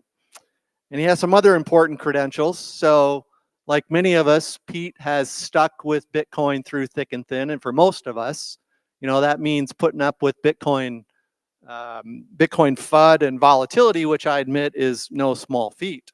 But Pete has also been one to endure a lawsuit from a previous employer. And Pete was simply doing his job. He was writing about Bitcoin. And they thought after he left them that had damaged their reputation. And so they went after him. It worked out, but it just goes to show, you know, how much hate there was and, you know, even still is with Bitcoin, and how some of the Bitcoiners endure some of that for us. I think another important thing about Pete, and critical for a journalist historian, is, and I think it's even most underappreciated, is I see Pete really demonstrate to constantly challenge his Bitcoin assumptions or previous conclusions. Pete will say this: Bitcoin is still young. We all know that Bitcoin is still very young, and no one completely understands it. And Pete understands that he doesn't understand it, and he can teach us that as well if we allow him to do so. So Pete formally started his Bitcoin journey in 2013, blogging for Coinbase. And he's essentially been a Bitcoin journalist historian for more than 10 years. And the phrase, you know, those who don't learn from history are doomed comes to mind, because Bitcoin has a long history, more than 15 years. You know, really, when you start studying Bitcoin history, it goes back 40 plus years. And there's a lot there. And so I think we can learn a lot from Bitcoin history, and we can learn a lot from Pete. So this is a great presentation to pay attention to. So with that, please help me welcome Pete Rizzo. Thank you, sir. Thank you. Wow. Hard act to follow there. Thank you out in the crowd for remembering my name. Where's the, okay, here we go. We got the monitor down here. All right. This is the last one before lunch, so we got to make it good. So this is Bitcoin history in 21 pictures. Got to reintroduce myself a little bit. Bitcoin historian on Twitter. You may have seen my stuff. I've been a journalist since 2013. What do? I conduct archival research about Bitcoin. So I attempt to go into the archives and available information and study the people and events that shaped it, right? Bitcoin is a technology. It's evolving in real time, and it's continuing to develop. And I think it's important that we understand this pantheon of people who have contributed ideologically and personally to what is being created. And as John mentioned, I was agnostic about Bitcoin for a long time, right? So I joined in the industry in 2013, and I didn't really develop a strong conviction about Bitcoin until late 2017. And a lot of my conviction was based on seeing Bitcoin endure through events, enduring through attempts to change it, and seeing different actors and parties attempt to have their way with Bitcoin, and Bitcoin remaining the lone cryptocurrency that was able to withstand those kind of attacks. And I consider myself a Bitcoin maximalist. I have my own definition for that. I've written about that. I'm someone who wants to further Bitcoin and I think eliminate the crypto system and its issues. All right, so Bitcoin history. Why 21 pictures? We're going to attempt to speed run the entire 15-year Bitcoin history in 25 minutes. All right, so you average that out, it's about a minute a year. So pictures say a lot. So this is a Bitcoin price chart. And this is how I divide the Bitcoin history. I divide it into epochs, right? So essentially chunks of time around Bitcoin halvings where we've seen the price go up over time, right? And so what does this picture say? Bitcoin has generally gone up over time, and we expect that to continue. All right, so we're going to take a Bitcoin time machine. We're going to go back in time. There's the DeLorean. We're going to start in 2009 to 2013, the first epoch. How many people here joined Bitcoin back in 2009 to 2013? How many real old timers we got? Okay. Appreciate those with good OPSEC who kept their hands down. I'm sure we've got a lot of legends out there. So, okay, we're going to start there. All right, the first picture. So this is an email from Satoshi Nakamoto on the cryptography mailing list. Not a lot to look at. Bitcoin, while it started with high aspirations, you know, it really starts with some text on a piece of paper, right, with the Bitcoin white paper. This is not an image of that. This is an image of Satoshi Nakamoto unveiling the supply schedule for Bitcoin. So we're coming up on the Bitcoin halving, and him introducing the 21 million coin limit. So something to realize about Satoshi is that, you know, he was building on the failures of others, right? He was part of a movement of digital technologists, the Cypherpunk movement, who were seeking to create a working digital cash. And this is an effort that really began in the 1980s. So the first kind of person who envisioned that that a digital cash would be possible or desirable was David Chaum.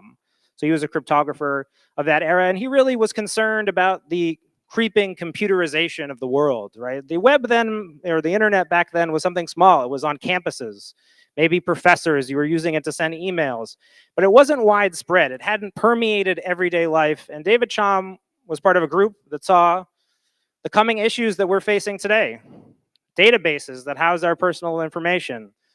An internet and where the gatekeepers, you know, require our information in order to do things, right? And they were very concerned about our rights, our values, how they'd be enshrined in this world. And for all intents and purposes, David Chaum creates a working digital cash. Digital cash was invented in the 1980s, and there are digital caches before Bitcoin. His design, however, was not decentralized. It was operated by a central mint, and it was operated by merchants. Essentially, merchants and banks controlled the system.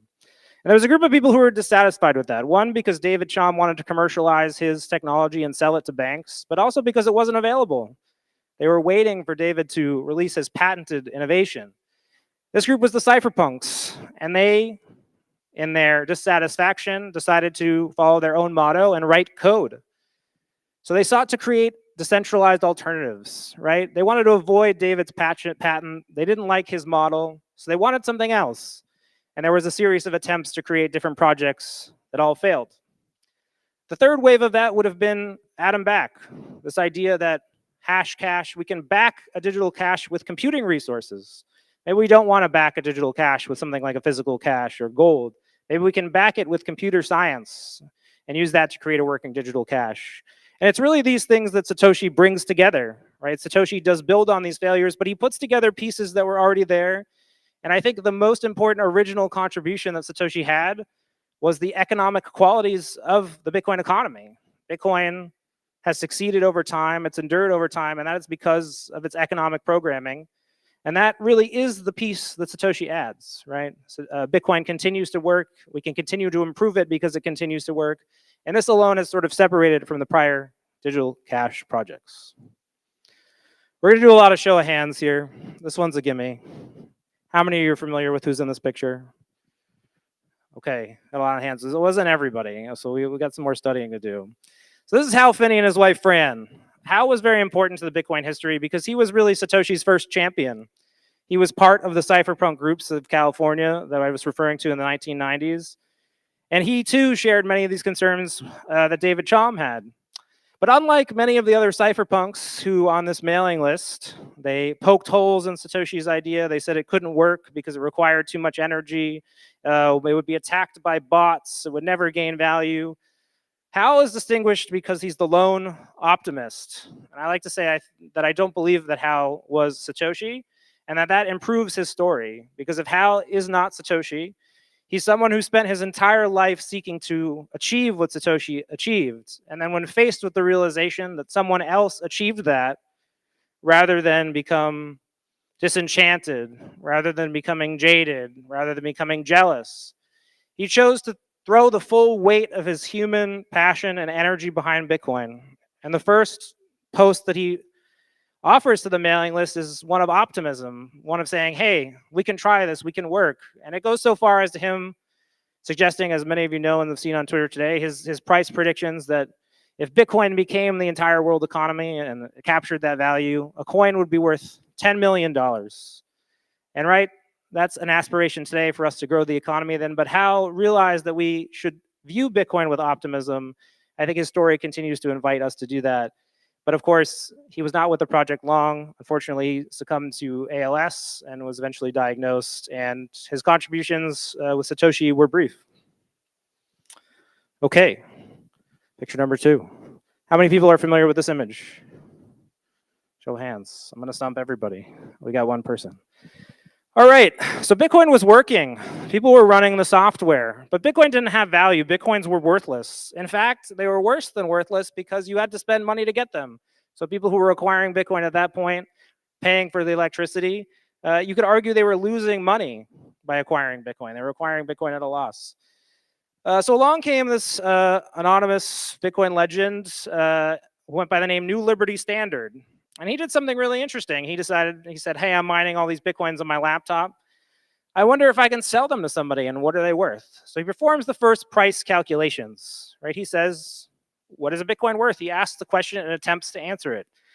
And an interesting quirk of history, he uses an argument about the labor theory of value. He's saying, hey, it took me this long to create these Bitcoins. This is how much I paid for electricity.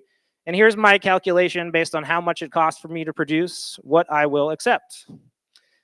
Interesting because we talk so much about Austrian economics and subjectivity, and Satoshi even comments himself that he believes in the subjective theory of value, and that while New Liberty Standard's attempt might be a little bit misguided in its the ideology that it uses, it's useful, right? And the community rallies behind it, and the first trade is conducted in late 2009. 5,000 Bitcoins were sold for $5 using this pricing mechanism. He thought he was getting a pretty good deal.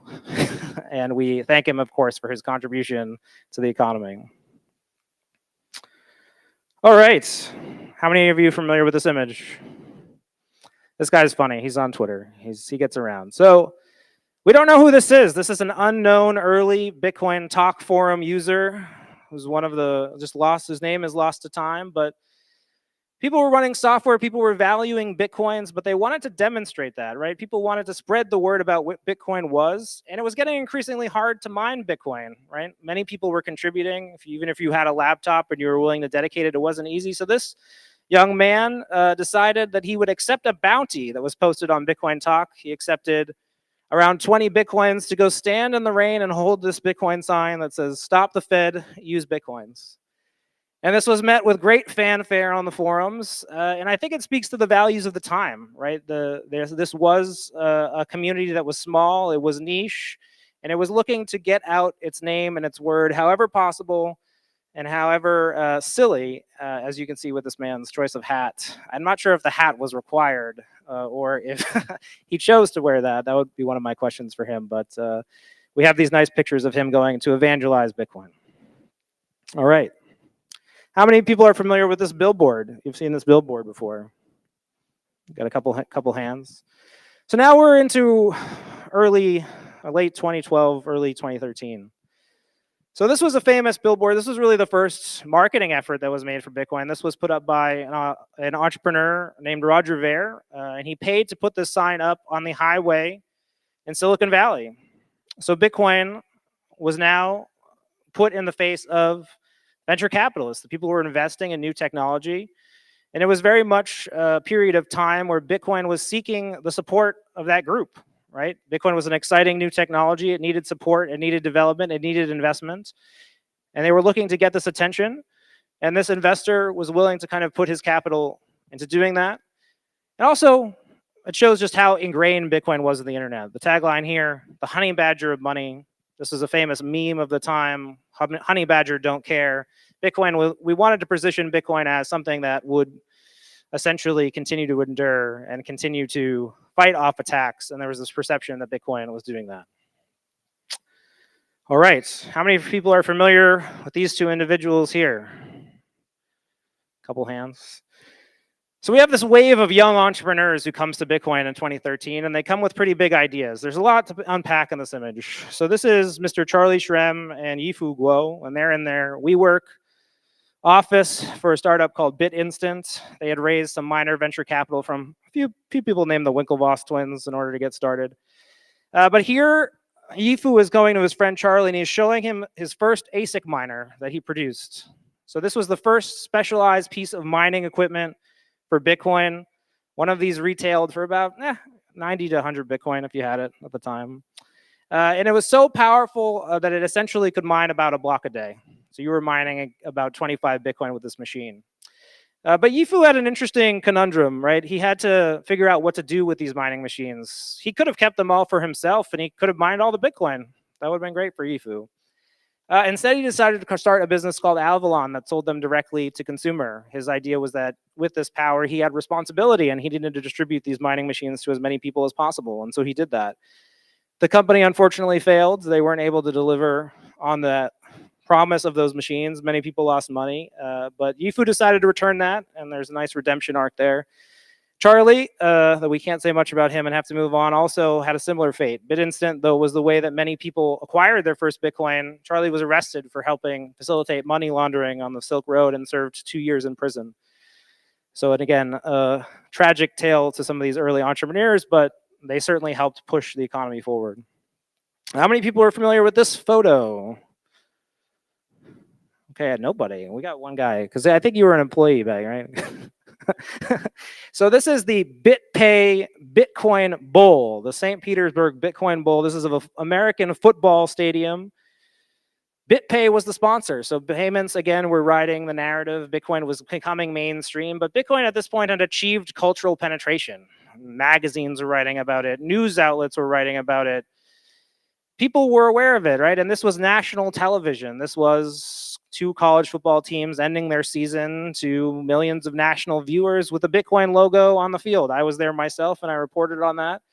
But I think it speaks to the time and the aspirations of it hadn't quite penetrated, right? I went out and spoke to merchants in St. Petersburg. None of them had heard of it. But again, Bitcoin was seen as successful. It was seen as entering the global conversation. And it was, again, seen as something that had emerged and from a fringe element to become part of the tech mainstream. You guys got to know this one. A painful image for some. So this is a fellow named Mark Karpeles. You might know this from the meme, "In this moment, I am euphoric." So here he is not euphoric. Mr. Mark Karpeles is actually being dragged before a court to declare bankruptcy for his exchange Mt. Gox. He had actually just been hacked and had his exchange taken offline because it was insolvent, and he had lost 750,000 Bitcoin on behalf of his customers. The story of that today is that some of those people have finally been repaid, but it was a painful lesson for the community. The price declined precipitously from over $1,000 to under 600, would eventually fall to a low of 200. The media disappeared. The investors disappeared. Bitcoin was no longer cool. We had lost money. We had lost the trust of the consumer public in many regards. And the community had to face the fact that many people were not using self-custody. Back then, the best storage options we had for Bitcoin was printing out a piece of paper, sending it to a QR code, and laminating it. That was the advice of people like Andreas, because those were the tools of the time. So Bitcoin enters a period of uncertainty, and we enter the second epoch. We're gonna make it. We're gonna make it. We're gonna speed run this. Picture number 8. So this is a fellow by the name of Gavin Andreessen. And here he is at Bitcoin 2014, which is in many ways a pivotal conference in the industry. He's with a young reporter from CoinDesk named Rui Ma in the back. Just a little billionaire named Brian Armstrong with his vest for a startup called Coinbase. So why is Gavin dressed like a mad scientist? Well, he was actually accepting a Lifetime Achievement Award, the Blockchain Awards, on behalf of Satoshi Nakamoto. So why was Gavin doing that? Gavin was the developer who took over from Satoshi and inherited the title of lead developer from Satoshi. And he managed the project, he managed the developers, he set the course, he set the vision. And Gavin saw himself as very much needing to step up and needing to put forward a positive vision for how Bitcoin could continue to improve, how it could continue to get back to the heights that it saw and gain more users. And he would do that through a series of very controversial technical proposals. I'm sure you've heard of Bitcoin Classic. I'm sure you've heard of Bitcoin XT. You might not understand the context. These were his plans to hard fork Bitcoin. He wanted to continue what he thought was the vision of Satoshi Nakamoto by scaling Bitcoin through raising the block size. This would increase the transaction throughput and how much speed for payments Bitcoin could process. And he felt very strongly that the way for Bitcoin to succeed was to obtain regulatory clarity, was to become so successful and so widely used in commerce that governments couldn't crack down on it. This stood in stark contrast to a controversial other opinion put forth by a man named Peter Todd that the block size must remain small, that Bitcoin's best chance at withstanding government attacks was not to get regulatory approval, but it was to distribute the Bitcoin software and its operation as widely as possible, such that it couldn't be crushed by any governments, even if they were adversarial. And that sets up the early split within the block size wars. Number 9, this is a picture from a white paper. This is called the Sidechains white paper. This was released by a company called Blockstream, founded by a man named Adam Back, as well as some of the principal core developers of the time. They too had a vision for how Bitcoin could move forward amidst this time of uncertainty. And it was to assimilate and provide the features of the cryptocurrency economy within Bitcoin, to essentially assimilate kind of everything that people were doing within the crypto economy on Bitcoin. A bit of a controversial take today, but you can see, again, this was a very mainstream idea at the time. The authors of this paper would have been people like Matt Corallo, Peter Woolley, of course, Adam Back. And they saw Bitcoin as a series of blockchains. You see a picture here, it says side chains, it says micropayments, it says R&D. They envisioned that there would just be blockchains where people were testing new things. They would lock Bitcoin in a contract, move it to something like a liquid, and experiment. And last but not least, you can see that it says side chains extensions, you have smart contracts, real world assets. They envisioned all of these things happening within Bitcoin. Number 10. So this is where we enter the really thorny parts of the fork wars. The name of this blog post and title, I'll read it, written by a name named Mirsha Popescu, is: if you go on a Bitcoin fork, irrespective of which scammer proposes it, you will lose your Bitcoins. Mirsha was a prolific blogger. He's really seen as the father of Bitcoin toxicity. And what is Bitcoin toxicity? It's this idea because you run Bitcoin, your Bitcoin software. In this case, he had coded a Bitcoin software himself that was compatible with Bitcoin, his own implementation, that no one could tell him that he wasn't running Bitcoin.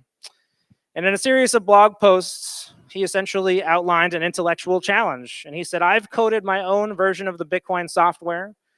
I say these are the rules. I say this is Bitcoin. And I say that my value is Bitcoin. And if you, the collective core developers that are talking about hard forking, that are talking about scaling Bitcoin, decide to invalidate me, you have destroyed Bitcoin, because then Bitcoin is what you say it is and not what I say it is. And I, as an individual user, have to be able to define Bitcoin. Mirsha, a bit of a controversial figure to talk about. He also did things like put death threats on core developers and lived a life of excess and debauchery, of which we really can scarcely understand, and passed away in 2021 as likely one of the richest people in the world, from what we can tell on the Bitcoin blockchain.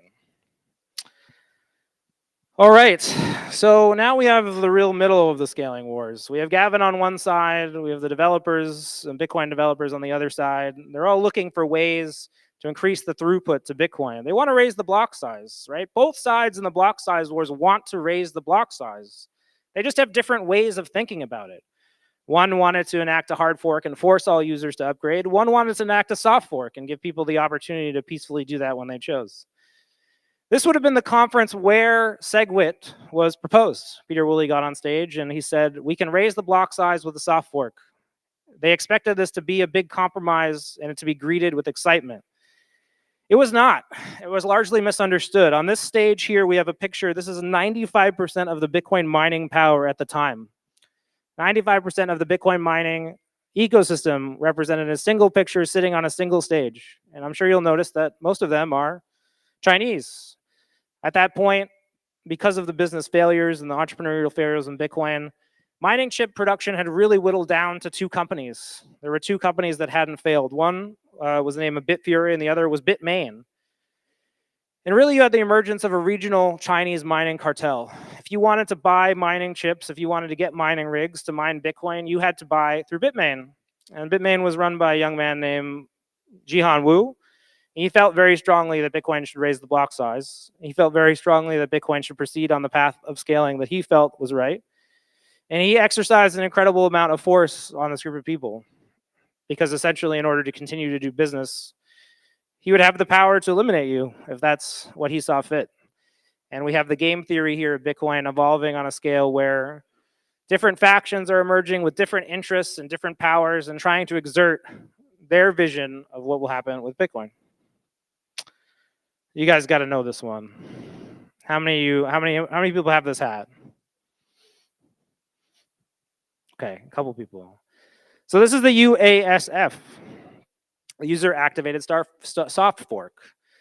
Bitcoin was at a stalemate. The warring factions had essentially been unable to find a path forward. People wanted SegWit. People wanted hard forks. It wasn't clear what would happen. A group of people got together and released a proposal that the users should upgrade to Bitcoin themselves. The economic majority of the network, if they decided to upgrade Bitcoin, that it really wasn't the miners who were in control. We, the users who run nodes, we who accept payments, we who use Bitcoin can decide the future of Bitcoin. And they coded up their own software that said, if SegWit is not activated by this date, we will fork off Bitcoin and activate it. In response to this, the businesses and miners cave. They essentially enact SegWit, and all plans to increase the block size via hard fork fail. The Bitcoin Cash blockchain splits. Here you can see the community celebrating these various divisions. On one hand, you have the Bitcoin core developers on the left. Some of them were not fans of the UASF, but certainly happy with the outcome. And on the right, Roger Ver, Craig Wright, and Calvin Ayre, who were celebrating the launch of Bitcoin Cash. But really, this was a story that was overshadowed.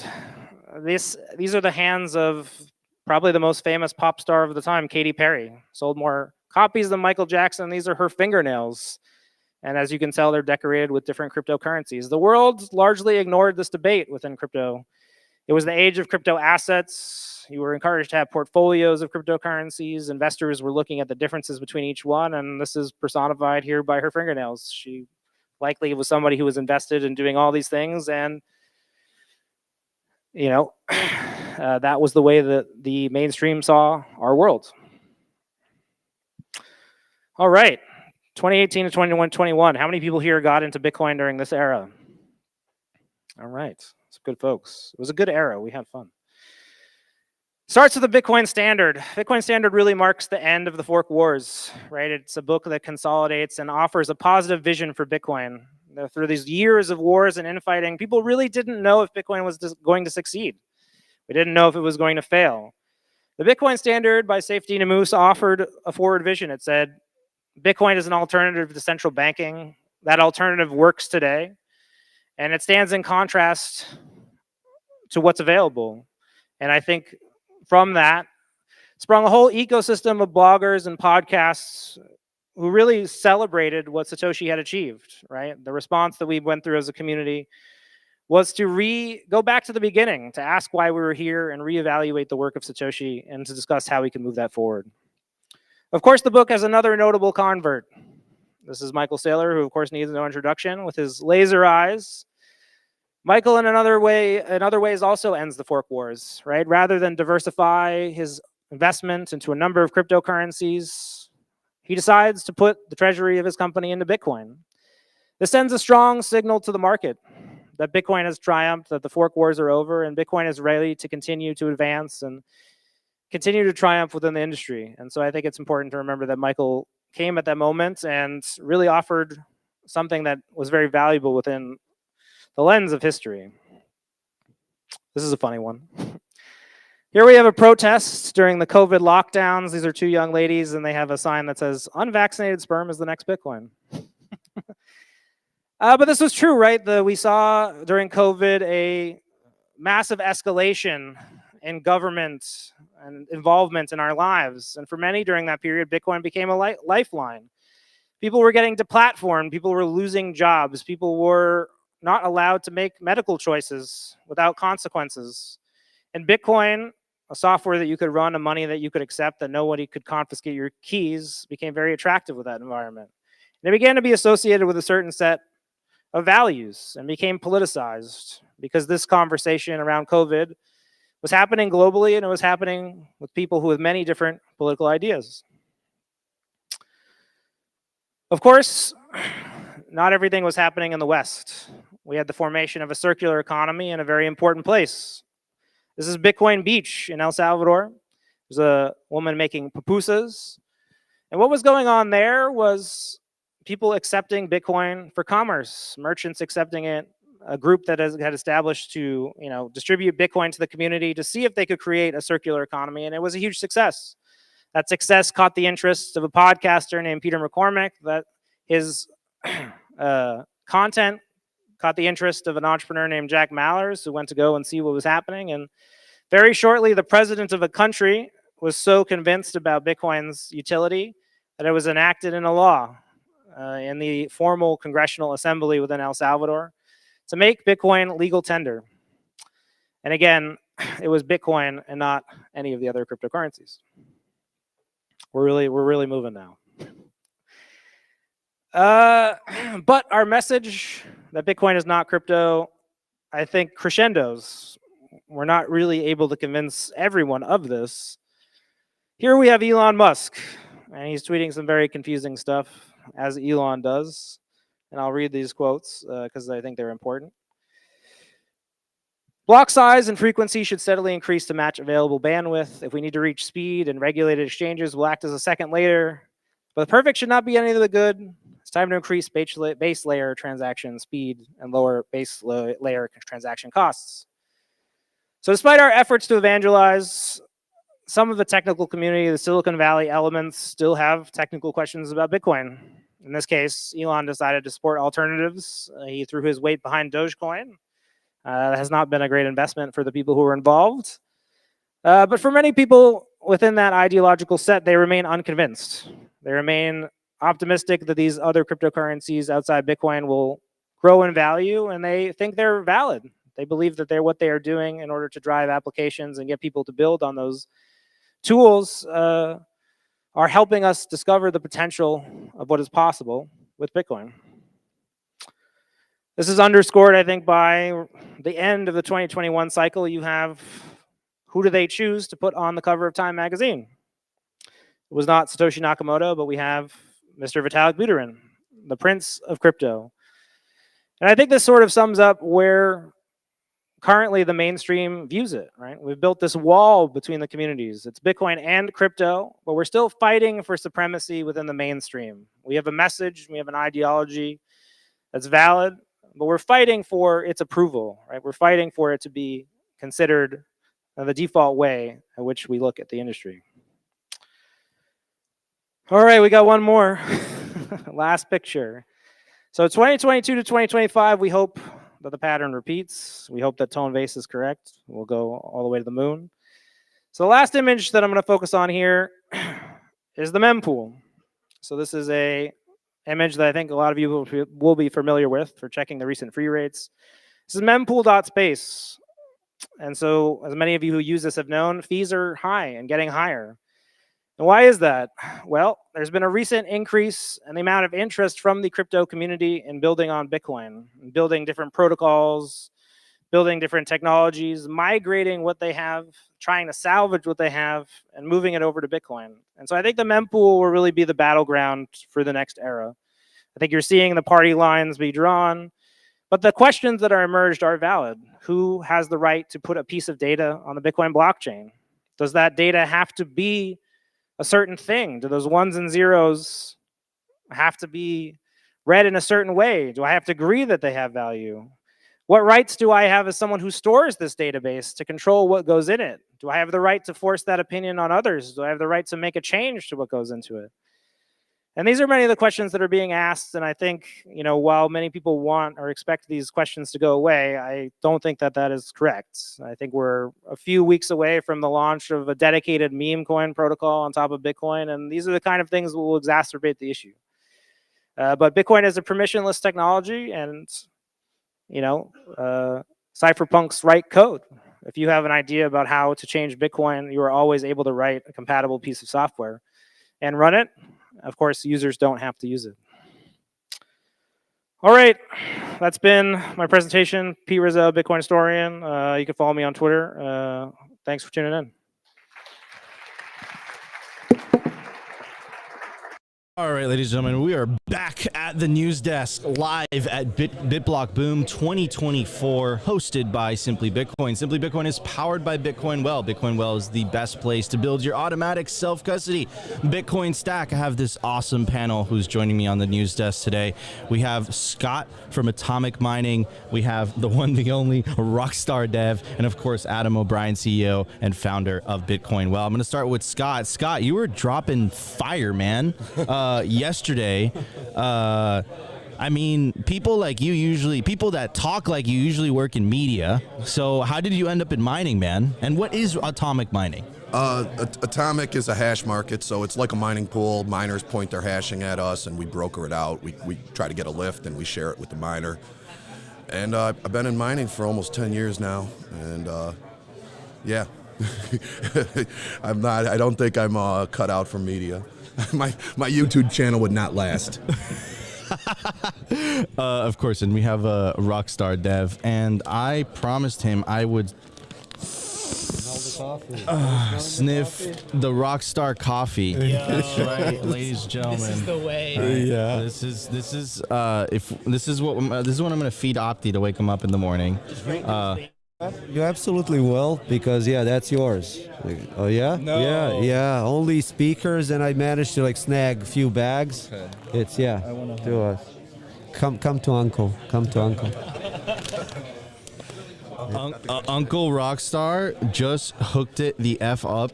This is number 17 Rockstar coffee, and of course, it's coming from El Salvador. Adam O'Brien, what's up, dude? Yo. How are you? How you feeling, man? Buddy, it's great to be here. Great to be with all these Bitcoiners, man. I keep saying it. It's high signal. We got Rockstar coffee in here.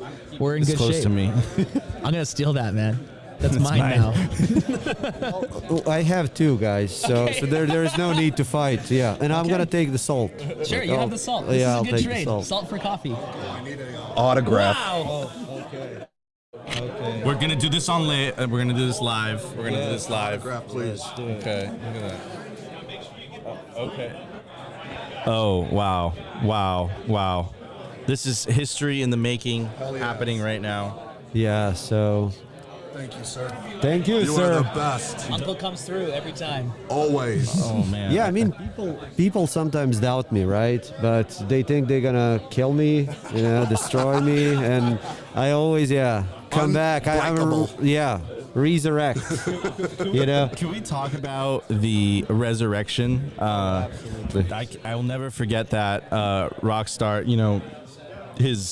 Did you die? Is that? Yeah, I died, man. I was dead for exactly 8 months. I was not active on Twitter at all. They didn't believe that I will, abstain from my Twitter account. I did it. But then at Bitcoin Magazine, that conference last year, it was like, oh, Rockstar, we need you back. We need you to participate in bull market, man. Enjoy it. So I was like, okay, I guess if enough people sign up for that, I'm up for it. Enough people signed up. You can search Rockstar Dev Arise, There's Resurrection. resurrection. And then they organized that coffin, and you need to play that video of me raising from coffin. And my first throw of dollar bills was, like I messed up, but the second throw was way better, and that's the one that Webworthy Parker included in the documentary. So. Oh man, dude, bro, I never forget that. That make the round. I make media, bro, and that was some epic ass media. Guys, the 2,425 of you that are watching live right now, if you guys are enjoying the live stream, make sure to smash that like button on your platform of choice, whether that's X, YouTube, Rumble. Smash the like button. And you're listening to the BitBlockBoom live stream. Anyways, back to Scott. Scott, I don't think you ever told us what atomic mining is. It's a hash market, so it's a platform, atomic.win. Dude, what does that mean, bro? It's like a mining pool. So the way Bitcoin mining works is miners collectively team up so they could capture a block. There's 144 blocks that typically drop each 24-hour period. And by working together, hundreds of thousands of machines capture a block, and then they divide it based on how much hashing they threw at it. Rather than go to a mining pool, a miner can now mine to atomic. We broker out the hashing to businesses, companies, institutions, investors who want the hashing. They want to capture blocks themselves. They pay a premium for it because they don't operate the facility. They don't have the power purchase agreements. They don't have to do anything other than pay and point it wherever they choose to, and they capture their blocks. So it's a dynamic market. Prices are up and down based on demand. That's pretty badass. I think the way that you described it was it's like nice hash, but without the. Or is that? Can you say shitcoin? It's a technical term. we're at BitBlockBoom. You can absolutely say shitcoins. Yeah, that's a technical term. It's not derogatory. They are complete garbage. They are shit. Not unlike Coinbase. Yes. Adam, what's your take on that? Yo, drop Coinbase. Oh yeah, if you go to bitcoinwell.com and you use referral code drop Coinbase, you will not only earn points, but Adam will send you a selfie of him smiling. Let's go. I will 100% do that. You know what? It'll be John and I. We'll just get it. We'll get a selfie and send it to him. Yeah, man. I think I like the hash marketplace. It's interesting how we can further decentralize and further encourage people to come into Bitcoin through secondary marketplaces like that. And I think that's man, that's awesome. It's like Bitcoin is becoming bigger than Bitcoin. Bitcoin is becoming a sum of the individuals that are building and that are wanting to grow the ecosystem within their passions and expertise. You've been mining for 10 years and now you broker out hash rate. Like, that's wicked, man. That's so cool. And you know what, too? Ocean is a great company. So I know there's a lot of drama on Twitter with these guys. And obviously, Luke is eating cats. He's nuts. But Ocean's a great company. Mine on Atomic and use Ocean. Use Ocean. Okay, that's what I was curious like. Get your own Bitcoin. Get Bitcoin that hasn't been on Coinbase. Coinbase Bitcoin is like it's like blow with fentanyl in it. I give up. Bad stuff. It's awful. You don't want that. You want the good stuff. Tainted. You don't have the ability to be sovereign, to call yourself a Bitcoiner if your coins are not in self-custody. And when we see the ETFs, stepped on. It's crazy. Got Brian man. Armstrong's dick on there. Ugh. Hell no. You want that? You want that Baldy Locks dick on there? It's awful. No. Yo, I thought I was a walking soundbite. This guy will not let you use that. Get off of Coinbase now. What is it? Drop Coinbase? Drop Coinbase. Coinbase. Yeah. Drop Coinbase. That's right, ladies and gentlemen. Anyways, Rockstar. I signed up for this, so I had no idea. Yeah, I was like, Let's go back into the coffin. He stuck his head out. It sucks. I'm going back. Oh man. All right. He's laughing in the background. All right, Rockstar, man. It's good to see you. First of all, I think when was the last time? I think we saw each other. Did we see each other in Madeira? I mean, we keep seeing each other, man. Running into each other, and we'll need a dedicated session, without like mention of anyone's dicks, and we'll mention the shit coins because it is a technical term, right? It was used in the U.S. Senate, so absolutely like a technical term. But yeah, man, I've just been enjoying life, doing this, spending time with Bitcoiners, which is my favorite activity, and having fun again. That's all. And I think that's like something that Bitcoiners forget also is that you can't replace the meeting and meet space, right? Meeting in the meet space is incredibly important. There's only so much you can do over the interwebs, right? A meeting in meet space is something incredibly special, which is why I recommend these Bitcoin events, these Bitcoin conferences. Actually, in fact, me and Opti, it was this venue exactly, this same hotel that me and Opti met each other for the first time at BitBlockBoom 2020. Right, so just to kind of give you an idea, if you're looking to get a job in the industry, if you're looking to hear Brian Armstrong dick jokes, if you're looking to smell some of the best coffee, if you're looking to use automatic self-custody Bitcoin-only exchanges, you're hearing about them. You want to go to these awesome Bitcoin events and conferences. You'll meet so many like-minded individuals, and that's the thing about adopting a Bitcoin standard is. You tend to start not having a lot in common with people that are not on a Bitcoin standard. Like their whole perception of time is completely different than yours. And you start, and you're like, okay, I'm kind of lonely. Like, I don't really, my old friends, like they're like talking about shit I can't even relate to anymore.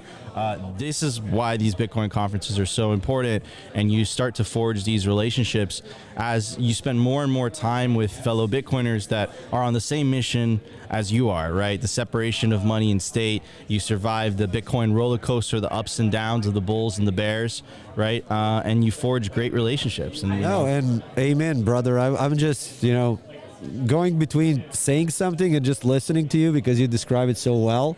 For me, it was BitBlockBoom 2019, where I met everyone. Back then, community was slightly smaller, but that's where I met Odell, Marty, NVK, Pierre, Safe, everyone. And it really influenced my path in a sense that those guys were such a huge support over the years. And what I've done on BTC Pay server was so much boosted by them. And now we are getting, 2024. There is a BTC Pay server documentary coming out in Poland, premiere next week, and I'm just enjoying the ride, man. And I encourage everyone to listen to what you said and come to BitBlockBoom. It's a special place.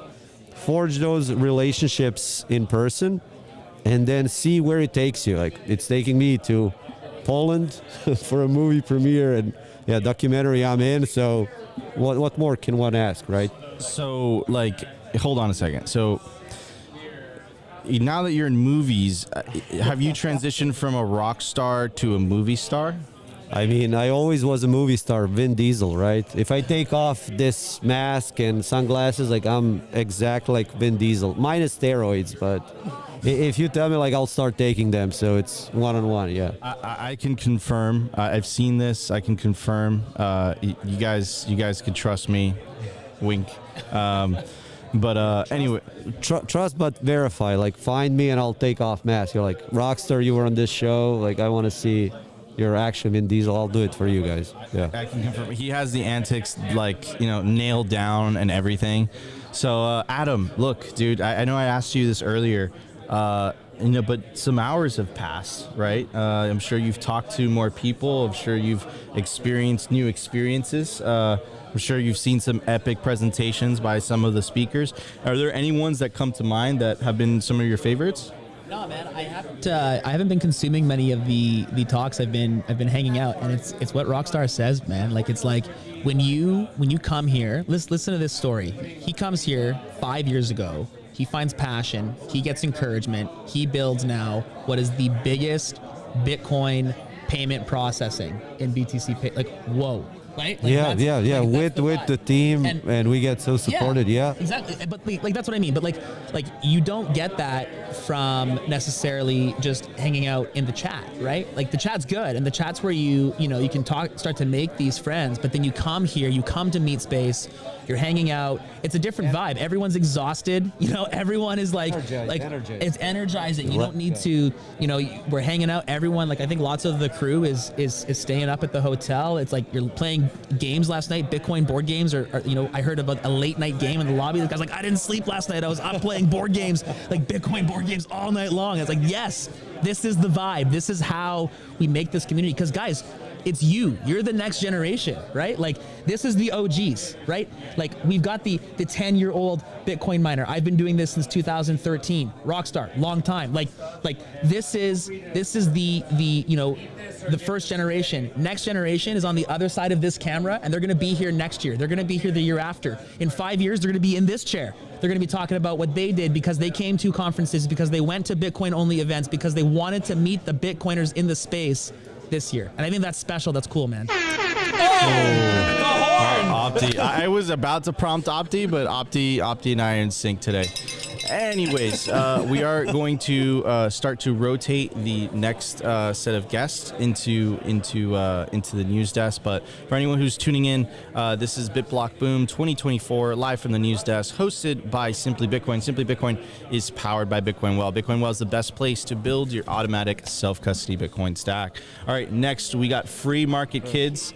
Here we go. Yeah, stay, my friend. All right, it's up to you. I'll always stay with you. I'll always stay with you. Yeah. The rock star is a movie star / stream star, bro. Stream star. What does chat say? Let's see. Are you sure you wanted me to pull it up? Yeah, let's go. Okay. Let's go. They're like, we got it. Love it. Coinbase was the only easy option in 2016, though. Yeah, hang on. But that's the problem. That's the problem, is that they didn't make it self-custody. They made it custody first, and now it's easy. And it's like saying, I need energy, so I'm gonna do cocaine. It's like, don't do the cocaine, just get energized. Well, there is also a problem with Coinbase is they really went into shitcoins, and now you get all the, if you have Coinbase app installed on your phone, you get these crazy notifications that say like, I don't know, shitcoin number 527 went up 300%, like buy. It's the worst type of engagement and like programming of people. So definitely, don't drop Coinbase without mentioning like anything else. Yeah. Okay, drop Coinbase. Anyways, I do want to welcome our new panelists. How you doing, man? Doing awesome. Welcome. Yeah, love Welcome. it. I get to see behind the scenes now. Like, He this is like with top secret. He is free, the organized chaos. He is with Free Market Kids. What is this, man? What am I holding? You got me and Opti to sign it. Pierre Richard, I'm assuming Rockstar signed it, of course, because he's a rock star. Yeah, he's up on top. He's up on top. So what is this, dude? All right, this is another version of Hodl Up, which has been kind of around for over a year now. It's a Bitcoin mining game. A lot of fun for a bridge for pre-coiners, but it's also a lot of fun just at a meetup. And every year we're doing a collectible. So this year has a casino feel to it. And when you open it up, it's a special halving box, and it opens up in half. And everything is metal inside, so that's why your arm probably hurts right now. So if you guys want to check out, I took these from a different one. You can kind of feel them in there. And so we're just having a lot of fun talking to people. So we're limited number of these things. What you're actually holding up, all the speakers from today have signed that, and they're going to auction that off this evening at the end of the evening. So we are super excited about that. So thank you, Rockstar, and thank you everybody else who signed it, and thank you guys for signing it. It's awesome. We're just having fun playing games, talking a lot about Bitcoin, and tonight, my understanding is a lot of these guys want to put real sats on the line. Kind of turn it into a gambling game. Let's put it right here. Some product placement, my friends. There we go. Woof, look at that. Perfect fit. Whoop, whoop. Actual art. Yeah, not the monkeys on blockchain. Yeah, like actual art.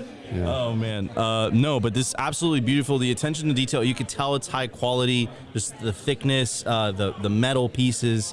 So how many sets are there? I have enough inventory to make 500 total. 500, and you will never make any more. Never again. No. So these are limited. Yep. But this is the most limited amount because this is like the BitBlockBoom signed edition, I guess you could say. Yeah, this thing's crazy. Like that's crazy that the signatures we have on this thing.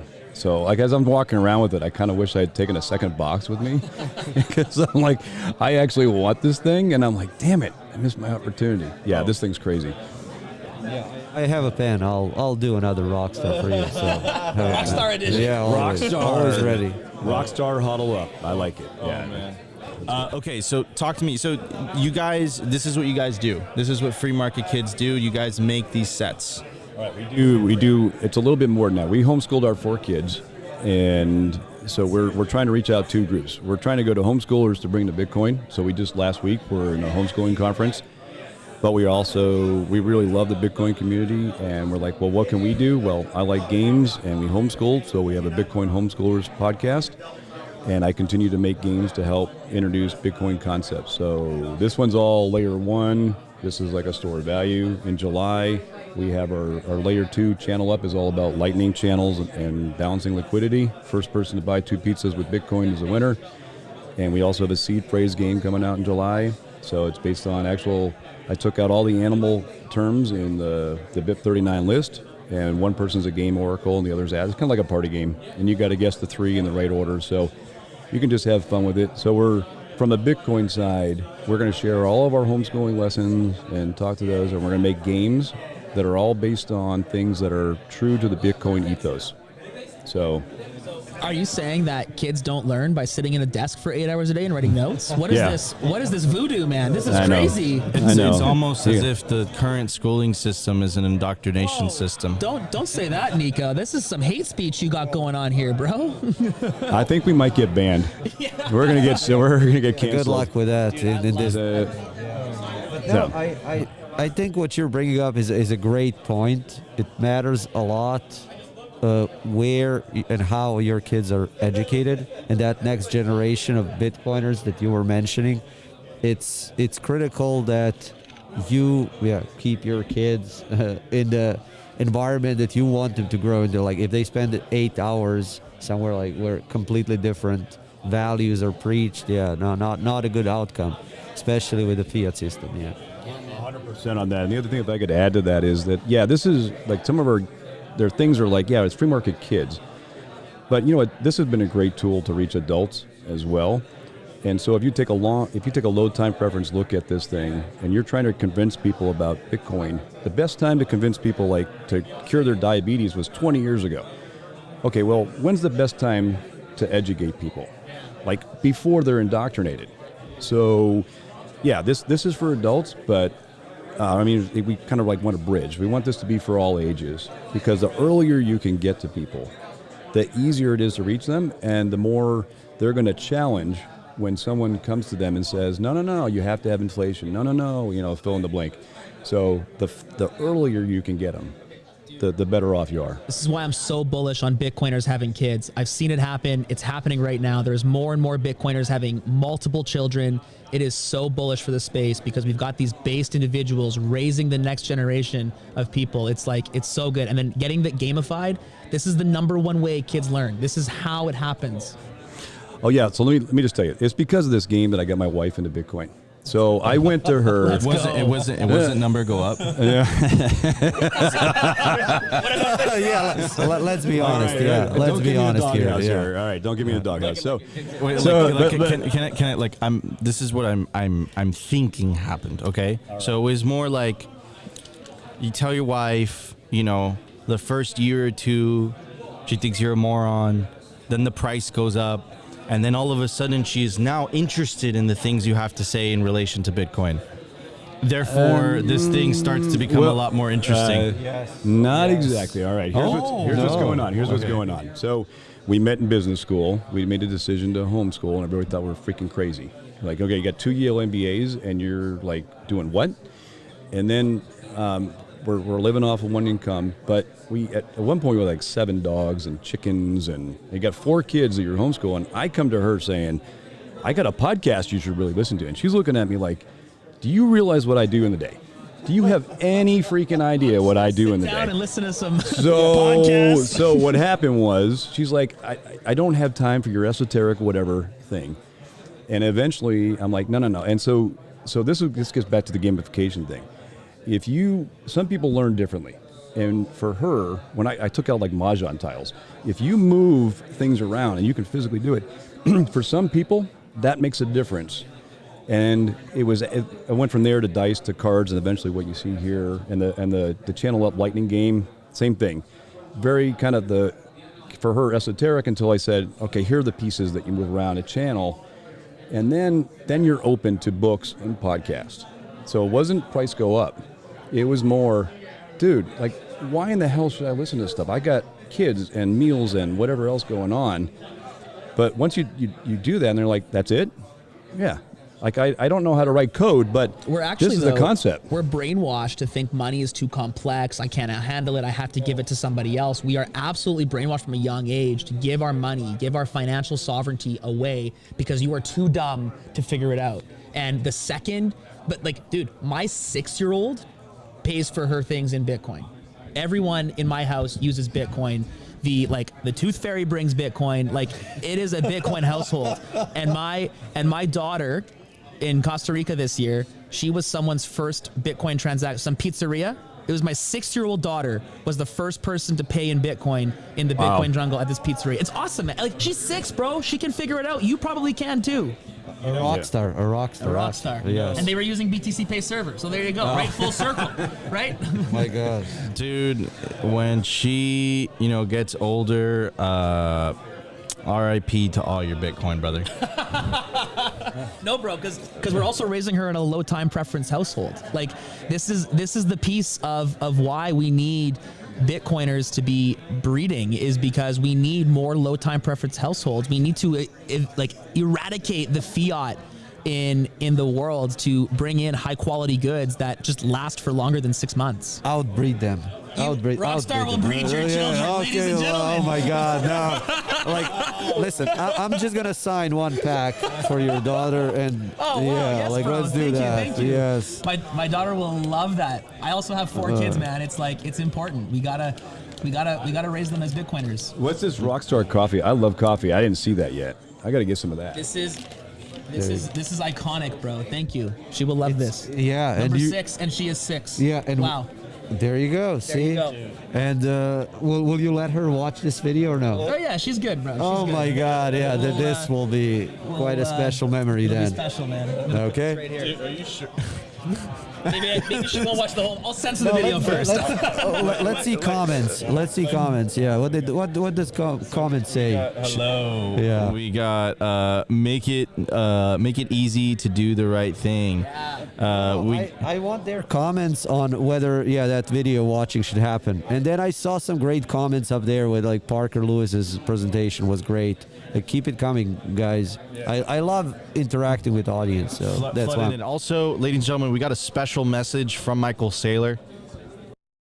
Because they expect because they want to sell it eventually, Michael. I mean, let's be honest. Most of the people who are, yes, sure, some people pass it on to their children, but like most of the people who are buying assets at some point want to sell the assets at a profit. So let me say it a different way. Okay. People that use fiat currency as a store of value, there's a name for them. We call them poor. Well, We call them poor. Do you have a remix of that? Yeah, that remix you saw is it? hilarious. Like that, remix is next level. The House Club, the little yachty one. Yeah, it was amazing. It was amazing. Anyways, we got about 5 to 6 minutes left on the news desk until we go back to the panelists. Guys, you're listening to the BitBlockBoom 2024 live stream hosted by Simply Bitcoin. Simply Bitcoin is powered by Bitcoin. Well, best place to build your self-custody automatic Bitcoin stack. Anyways, guys, this has been awesome. This has been great. We're talking about educating the next generation. I got to sniff Rockstar's coffee live on air. I'm seeing Adam get all giddy and happy. Listen, That's just who I am, what man. is absolutely crazy, so we're staying in an Airbnb together, all right? And it gets kind of chilly, okay, at night.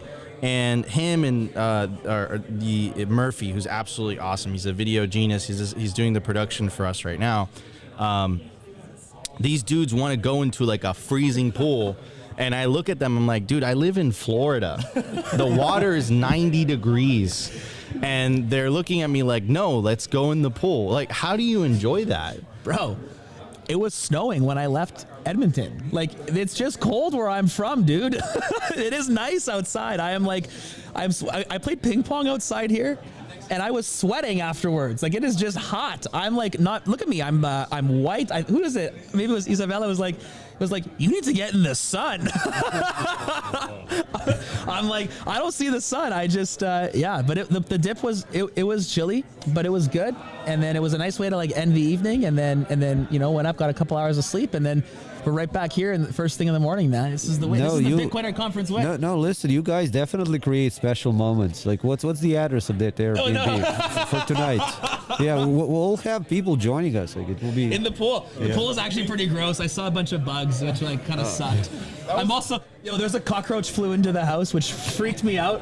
I thought it was a bat, and I was like, I don't see these kinds of bugs, man. We got little tiny mosquitoes at home, and that's it. So we will be sending Rockstar the address because we are warming the jacuzzi, and I've always wanted to be in a jacuzzi with Rockstar Dev. So we make babies. Doesn't make babies. You guys gotta open up your invitation list. I mean, come on, man. Come on, like, men can get pregnant too. Come on. I thought you were going to say you're going to bring some guests. Sure. All right, ladies and gentlemen. Oh my God. So we still have an awesome set of panelists for the rest of it. Rockstar, you're on later, bro. Yeah. Me and NVK will talk about Noster. Okay, could you break it down? Could you give us a little bit of sneak peek? Where's Noster? By the way, a huge fan. I try to use Noster as much as I try to use X. It's awesome, especially with the Primal app. The Primal app is dope. However, Shout out primal.net/Adam. Shout out primal.net/Adam. And Adam just is rubbing it in my face. I was not able to get Nico at primal.net. So I'll settle with Nico at Primal, Nico Moran. But Adam loves to shove it in my face that he did get Adam. Rockstar, what's your handle, bro? I mean, Rockstar. I know. Yeah, I'm advisor to Primal, so I get like the shitty fork version of my name, bro. Well, maybe Uncle can do something about it. Let's see after the show. Oh. Yeah. Oof. Okay. So it's essentially me and NVK. That will be the best preview. Like, if me and NVK actually agree on something and we're both invested in something, you should likely follow suit, because we disagree on a lot of stuff, but he's one of the guys I respect the most. Like, I don't agree, but I respect his stance.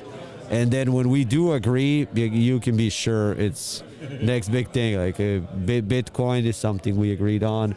Noster just makes sense, man. Social media only makes sense through a simple protocol with private public key cryptography that's decentralized, not under control of Elon or whoever. It will be a long transition period because people are programmed for engagement, for likes, for reposts. When Noster game, man. When Noster game. Yeah. I'll think about that. I got a loan type preference idea and some other ones, but we're going to get there.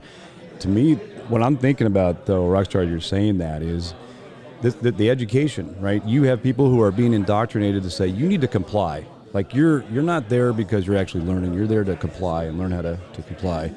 And then you're more susceptible when they say, yeah, you can be censored and all these other things. And this idea, you have your own identity, you can own it. That is that is such a fundamental first principle idea. We have to teach that. It's absolutely that, but I would take it also a step further. It's also, you do something and it's a question whether you get engagement or not. That doesn't define what you're doing. If you're doing a good thing and not getting engagement, you should keep doing that thing. Yeah. So it's double whammy of what you're saying, making sure that you're not programmed into compliance, but then making sure that you're not programmed into doing stuff for engagement. Yeah. Yeah, I'm just saying. If I took your message and I went to someone who's gone through some of that conformity-driven environment, you have to first get through that. And what I'm saying is, I go back to my earlier thing. The best time to plant that tree was 50 years ago, that the sooner we can reach people, the better we can to challenge it, and the more open they are to what you're presenting. It's like, let the conformity teachers break through the sovereignty base that we are building right now. We have to build that sovereignty base today so that it's harder to make them conform. Yeah, and get up and do it, because a lot of Proof of people, work. I would, like, before Bitcoin, I would scream at the TV or news or whatever the hell it was, and no one, like, the kids aren't going to listen to me. No way. But if I'm out there, NVK, join us. Come we on, got man. NVK too? We're talking about our Yeah. panel that's coming up. Oh man. What's up? What's up? Yo, you get in here. I've been here a long time. Yeah. Get in here. Get in here. Oh no, dude, don't. No. Okay. Come to Uncle. Come to Uncle. The hero. Yes. The hero's journey. Get in the chair. So how did I present it, Nico? Noster, me and NVK. So essentially what you said is, I've had a long-term relationship with NVK. I started having a crush on him after about a year and a half. No, I didn't, yeah, but okay. And we've been in love ever since. Oh, and we disagree on stuff every once in a while. Yes. That's That's not allowed in Bitcoin. That's the general gist. That's the general gist. Anyways, how you do? But we agree on Noster. So Okay, if so him and me how agree on about Blue Noster, Sky? oh my God. Do you agree on making babies? All right, that's what we need to know. That's right. Make more babies. Okay, but you guys are gonna have an awesome like Noster thing later on today. Yeah, we're gonna talk about Blue Sky. I don't know, what is that? I'm just joking. Yeah, I'm like, oh, am I missing something? Anyways, let me know when this is. Okay, so, but yeah, no, this is awesome. Great panel. Okay, all right, No, ladies but- and gentlemen. how much do we have? I'm waiting for them to go on screen, so couple minutes. Because we should use these couple minutes to talk about Noster. It's important, NVK. Come on, man. So this is a great opportunity. Let's talk about that. First of all, for anyone who doesn't know, Rockstar, starting with you, what is Noster? And then we'll ask the same question to MBK. Noster is social media done right. Let's say it like that. Well, I mean, like, you know, if you look from like the technical perspective, it's just like signed notes relayed. So like just like messages that are signed that you can send and people relay for you. But from the other side, you know, it's just like, it can be just like an open Twitter. So you don't have to ask permission. It's great. Yeah, social media is most obvious application of Noster, which is a protocol, but I don't want to bore anyone. We have to stream. We have to stream. We have to switch back to the main stage. Thank you guys so much for joining us on the Simply Bitcoin News Desk live at BitBlockBoom. I'm really excited for the next panel. Here we go.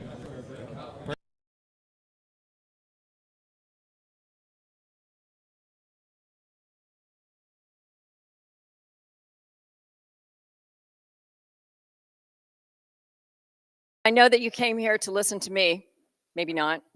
I get the honor of introducing. Oh, sorry, I'm Teresa Morrison, that person up there. I get the honor of introducing Jimmy, and of course, we all know and love Jimmy. So, like, what do you say?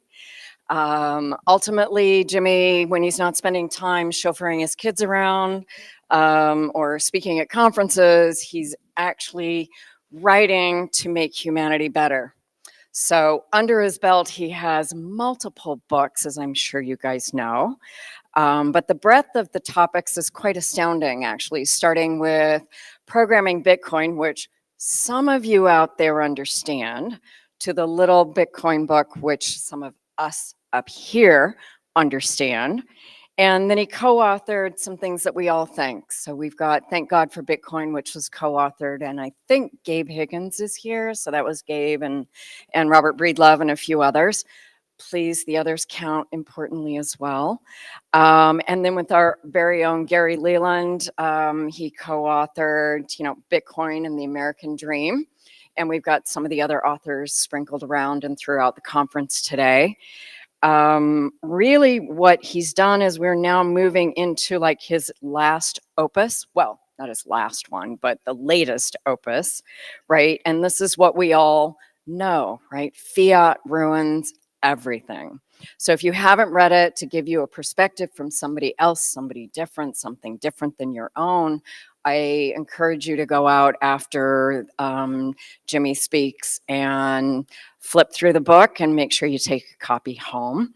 But today what he's going to talk to us about is rent seeking, If you know what that is, good for you. If you don't know what it is, he's not looking for an apartment, and you will now find out. So I'm going to turn the time over to Mr. Jimmy Song, and a good round of applause for him, please.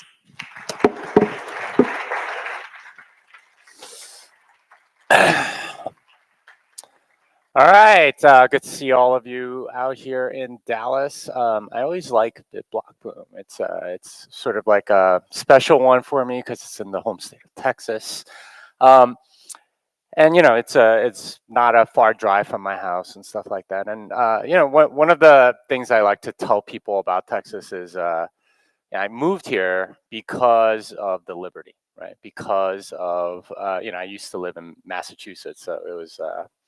It's pretty much a communist state. Here, it's a lot more free, and but you know things are changing, right? Like there's a lot more government controls and things like that happening all over the world, and you know countries that we used to think of as free are starting to become more tyrannical.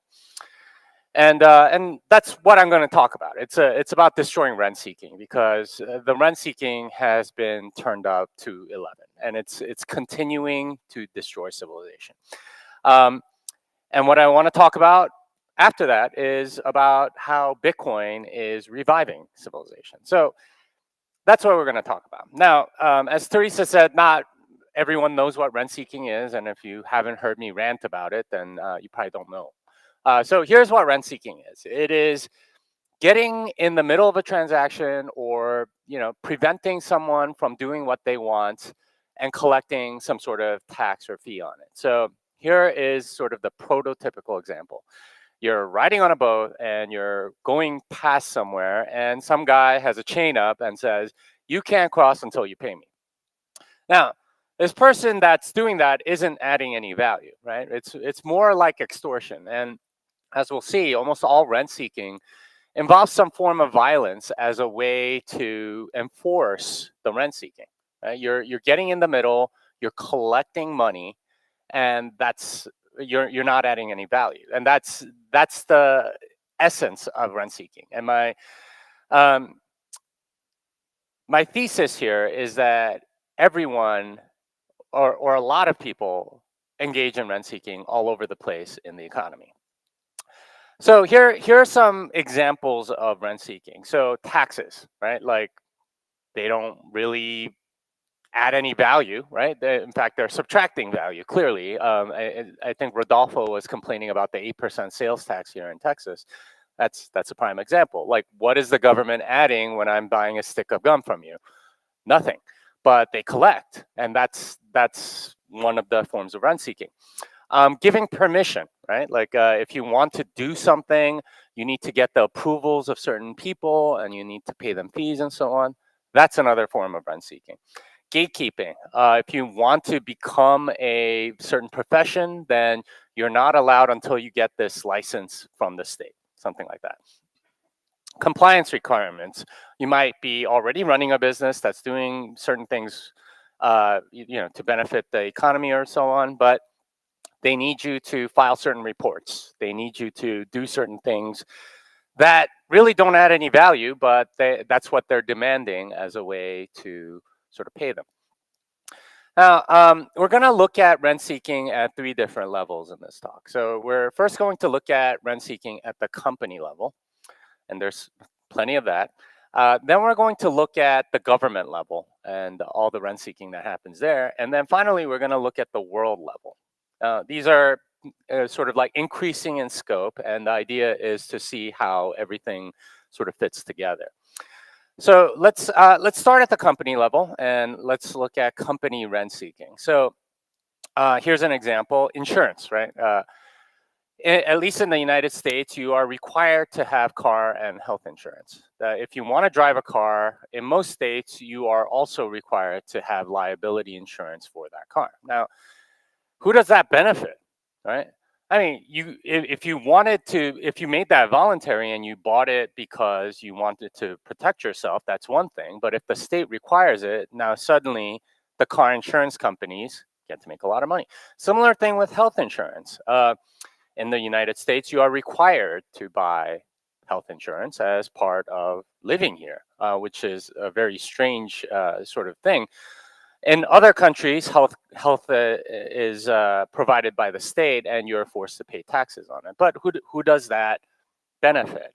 Well, it benefits the health insurance companies. There's a conglomerate of 6 of them or so that take a lot of the money that is involved in health. And if you want to sort of get an idea of how much money they're making, Andy Schoonover has a startup called Crowd Health, and the amount of money you pay there versus what you pay for the health insurance, the mandated health insurance, is significantly different, right? And it's all of the money leaking to these paper pushing bureaucrats that are collecting rent on your sort of fears about health.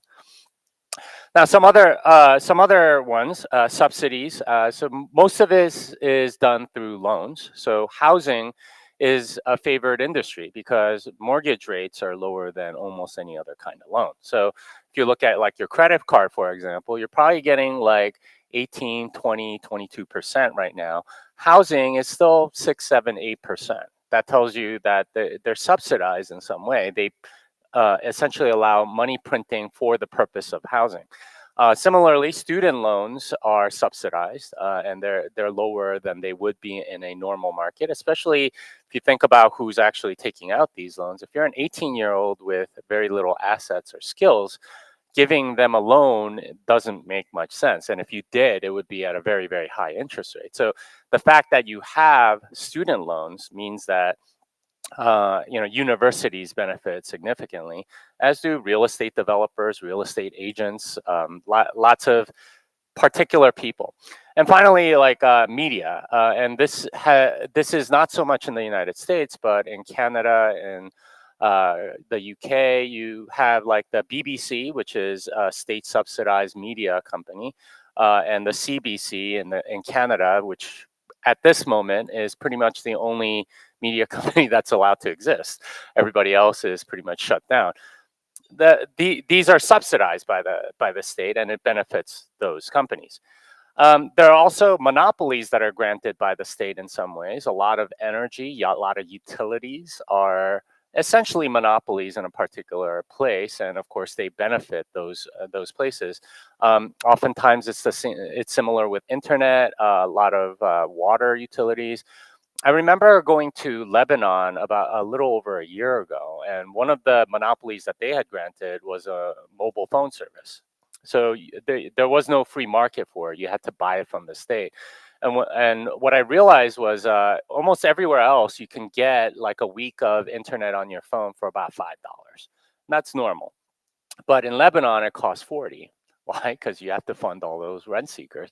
And it's a country that's undergoing hyperinflation. So $40 is a lot. Compliance. So the many regulations that a government puts down usually means that there's a lot of personnel that's required to comply with certain things. So you have law, HR. If you want like environmental something or other, you need to get an environmental scientist that's considered an expert by the state, which is licensed by the state. So there's multiple levels of rent seeking here, and there's a entire industries grow up around being able to collect money in these transactions that are really not that necessary. And of course, the biggest rent seekers of all, banks. You have investment banks, commercial banks, even venture capital. I consider a form of banking. They give you money, and instead of having debt, they get equity and so on. But these are, of course, exacerbated by the fact that they can print money into existence. So these are all the ways that companies rent seek. So what are the consequences of this? Well, first of all, a lot of value gets captured. Right? If you have all of these entities that are sort of like sucking money away or sucking value away, well, a lot of that value isn't coming to the end customer. This is why you see sort of like a degradation of quality all over the place. It's not just inflation. Inflation definitely plays a part in it. But as you have more and more entities sort of like sucking 2-3% away from the value, well, soon you have to debase the product gets more and more debased. profitability gets destroyed. One of the things I like to point out is how during the gold standard, the normal dividend for a company was like 10%. This is dividend, right? Dividend. So if you have a stock that's worth $100, you would get paid $10 a year just for owning the stock as part of the profit share. Now, nothing like that exists today. I looked up like the highest dividend yield that you can get from a stock, and it was something like 1.5%. And usually, even the very low 1.5% are financially distressed companies that are trying to attract capital. But profitability gets destroyed. Now, why is that? Well, it's because of the banks and all of the leverage that you're allowed to get. You can play these financial games where, say you have a business that has a 30% profit margin. Well, what can happen, especially in a low interest rate environment? What happens is somebody else comes in and says, I'm going to borrow a ton of money, buy out your business, and put the loan on the balance sheet of the company. So what does that do? Well, it basically means there's an extra expense, but you get the company, right? And that extra expense is servicing that debt. So what was a 30% profit margin might now shrink to 10. But you're happy with 10 because 10% is probably still a decent amount of money, especially if you have a decent amount of revenue. So that happens, and then the next guy comes along and says, you know what, I'm going to do another leverage buyout and shrink that profit margin from 10 to 3% or whatever, right? Until it gets arbed away because of this ability of money to come into existence out of nothing. And as a result of that, you get a lot of financial games being played, because if your profit margin is like 3%, well, you don't have much room for error. And if any shock comes into the system, you're in a lot of trouble. So you need to get more into debt to figure out how to get out of the current pickle that you're in, and so on. So financial games end up getting played a lot. And that induces this deep dependence on debt, because pretty much everybody relies on debt to grow. And if you don't have access to debt, well, you are at a severe disadvantage to your competitors. And also, you're like, all the profit gets destroyed by debt. So more debt comes on the balance sheet, all the value gets captured by the people that issued the debt out of nothing, which are the banks. So what we end up with are fragile zombie companies, right? Like they're very fragile because any disruption will cause them to just go bankrupt. They don't have any room. The profit margins get shrunk to nothing, and they're essentially zombies living on borrowed debt, right? And that's a sad thing that kind of happens. And I'm reminded of United Airlines, and one of the things we found out during the pandemic was that they needed a loan during the pandemic. Obviously, no one was traveling, so they needed a loan. They went to the investment banks, and normally what an investment bank does is, okay, we need collateral for it. And go, okay, yeah, we have all these planes. But they weren't sure that these planes would be worth as much, so they said, you know what, instead of the planes, we want your miles program. I said, okay, yeah, sure, we'll do that. So in order to get a loan against a miles program, they had to figure out how much the miles program was worth. And United got a loan from some investment banks to continue their operations, and they valued the United Miles program at $22 billion. Now that wouldn't be anything notable, except that United's market cap at the time was $10 billion. So that's really weird, right? It's like finding out that your kitchen is worth $800,000 when your house is on the market for $400,000. Like, how does that make any sense? Well, it turns out that does make sense, because United is actually more like a bank that has an airline to discharge its debt. And the way that they act as a bank is by issuing their airline miles. They sell airline miles printed out of nothing to credit card companies and other affiliates as a way to fund their fund operations whenever they come up short, and they discharge the debt. And what's even worse, they debase the miles every once in a while so that you have more restrictions on what you're allowed to fly and so on. this is the game that's being played. Really, they're a bank that's using flying people to discharge their debt than the other way around. So that's the kind of companies that we come up with, and it's no surprise, like U.S. airlines like United have gone bankrupt like twice in the last 25 years, and they just kind of get revived again, though the miles programs stay. All right, so let's talk about the government level, and here's some examples of their rent seeking. You have transaction taxes. This is bilateral transactions between two people, right? If I employ you, that would be payroll. If I'm selling you something, that would be sales. But there are taxes on those, even though obviously the government doesn't add very much there. You have property taxes. This is taxes for stuff that you own, real estate, cap gains, sometimes straight up confiscation. You have licensing of various institutions and professions that are not allowed to exist without the government's permission. You have regulations of all kinds of things, TSA, health, and all kinds of those things, which are required of you despite, like them really having no business, right? Like the TSA, like what do they do except just sort of like prevent you from getting on the plane on time and making you go to the airport like an hour and a half early? And essentially you have this giant apparatus of things that don't really make that much sense, but they continue to exist because these are rent seekers. Tariffs are another big one. One of the things I found out when I was in Brazil was that Apple products are significantly more expensive. And one of the guys there that I met at a Bitcoin conference there told me that it would be cheaper for him to fly to Miami and buy a MacBook and fly back than to buy the MacBook there. And the reason is because the government is rent seeking, right? They know Apple products are desirable, so they put a tariff on it as a way to raise revenue. Similar thing in a lot of other countries, and that's a sad fact. And of course, the biggest rent seeking of all is inflation, and this one is particularly great from the government's perspective because they have some level of plausible deniability. The consequences are that everything becomes political. There are all kinds of rent-seeking opportunities all over the economy.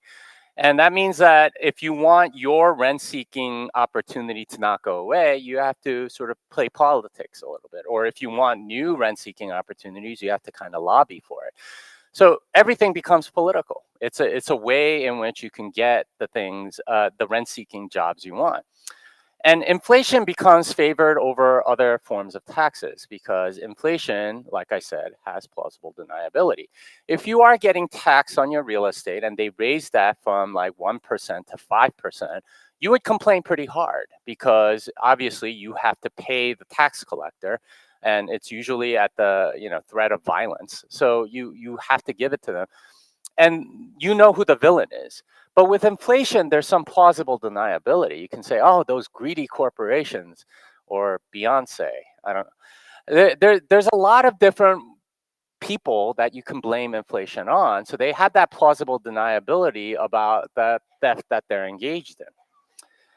And as a result, development stops. A lot of development that should, technological progress and so on, it becomes static because no one has really an incentive to change things. If you have a rent-seeking position or an apparatus built around a particular industry, you don't want to crumble any of it because your job depends on it. And this is why you essentially end up with a static society. Now, I want to show you these two pictures. The black and white photo is of London in about 1920. The color picture is of London. Anyone want to guess around what year that is? Yeah. So you guys guess pretty much. It's 1970, right? So that the difference between these two pictures is about 50 years. But you look at the color picture and you change up the cars a little bit, it could be today. Right? Like not much has changed that much. It's the development between 1920 and 1970 was significantly higher than 1970 to 2020. What that should tell you is, hey, like something happened, and we're slowing down on the rate of change, and things are sort of like not improving. All right, so the final thing that I want to focus on is the global rent seeking, and there's significant global rent seeking because of the dollar hegemony. There is a dollar hegemony because of sort of like a quirk of World War II. A lot of the gold ended up in the United States, and they were able to impose on the rest of the world a monetary world order where everyone had to use dollars.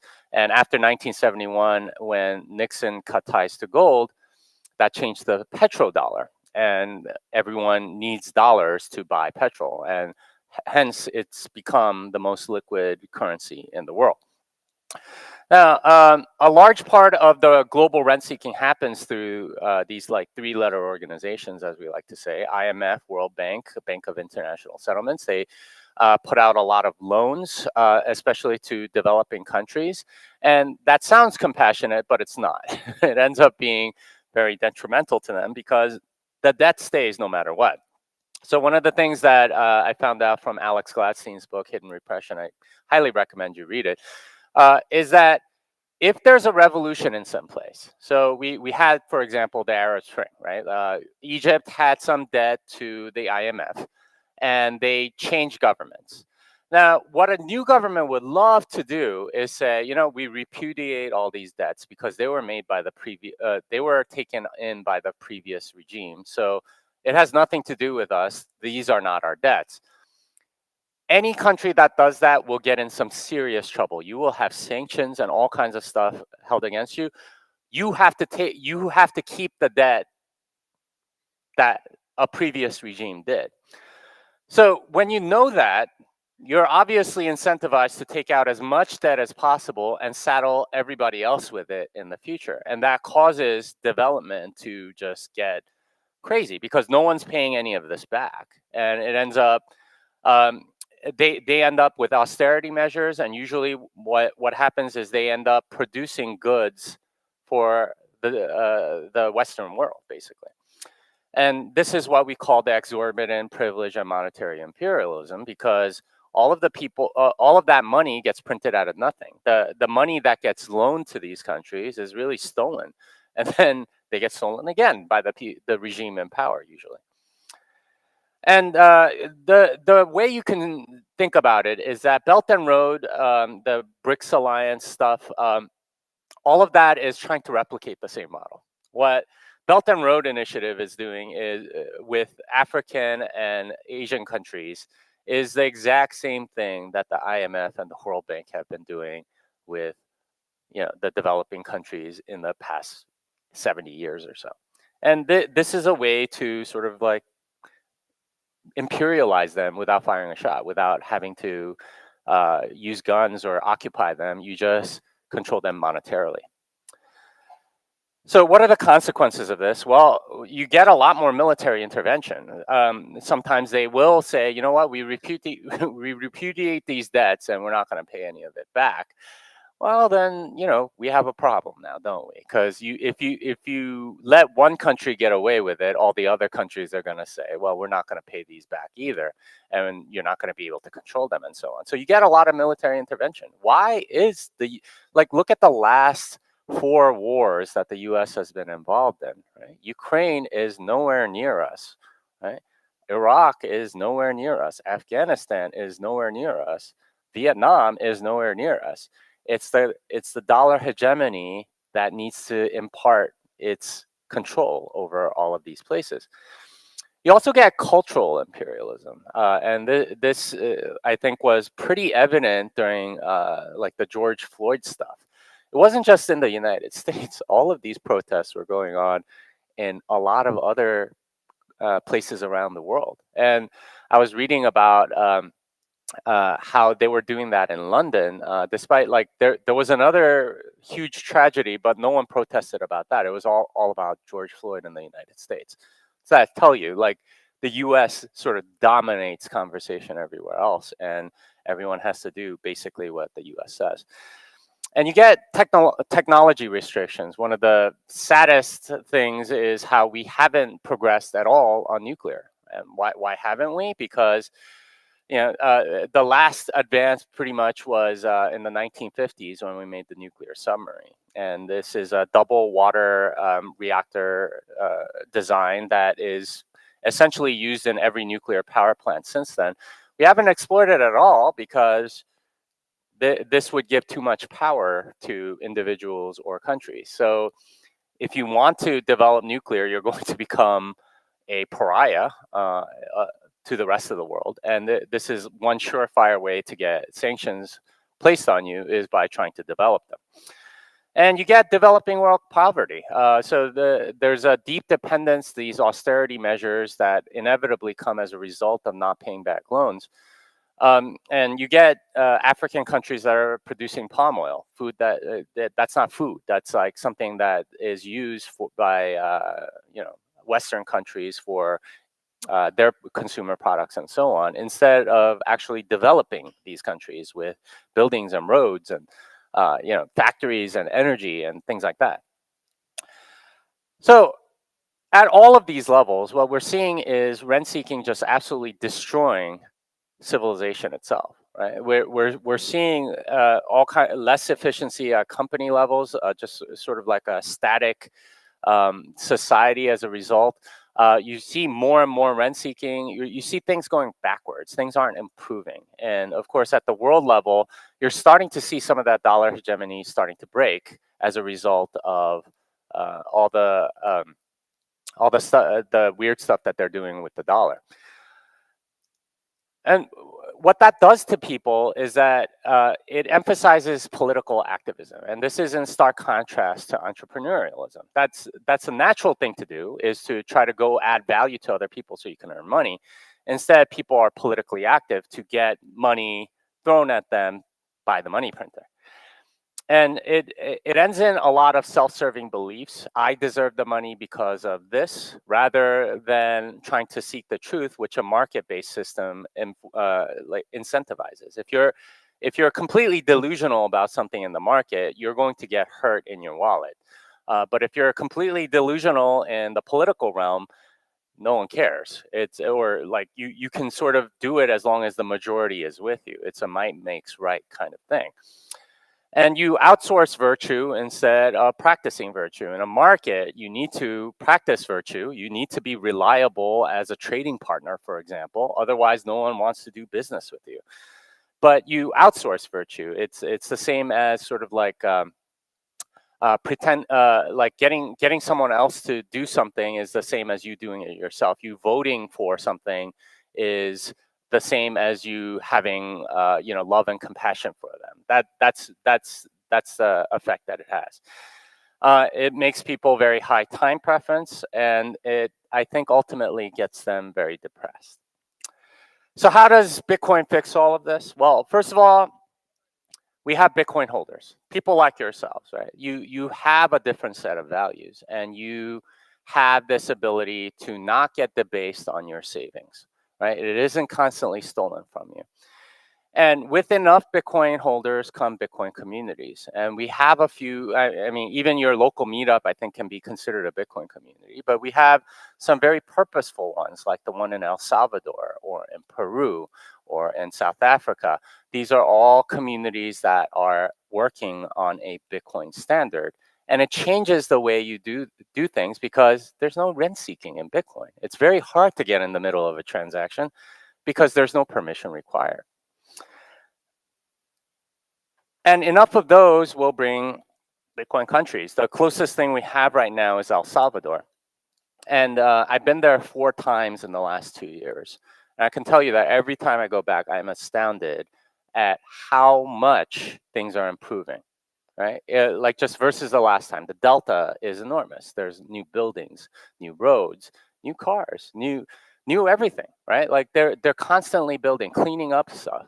This is what you unleash when you get rid of a lot of the rent-seeking of fiat money. And if enough Bitcoin countries come together, then we get on a Bitcoin standard. And I think this is really where we want to be because it's a lot more fair. and it allows countries to develop naturally instead of this weird dependence on foreign currency as it is now.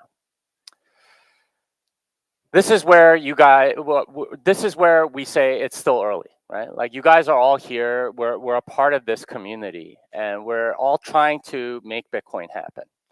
And it is happening, but you guys are the vanguard, right? You guys are the first people to adopt Bitcoin, and that's how we're going to win, and that's how we're going to destroy rent-seeking. Fiat delenda est. Thank you.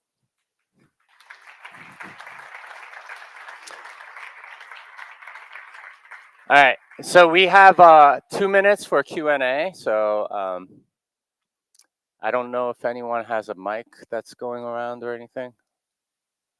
I can't see anything. These lights are like super bright.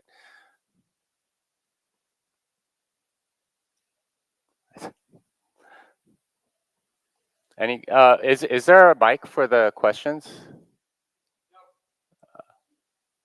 Oh, okay. It's just they just yell it. Okay.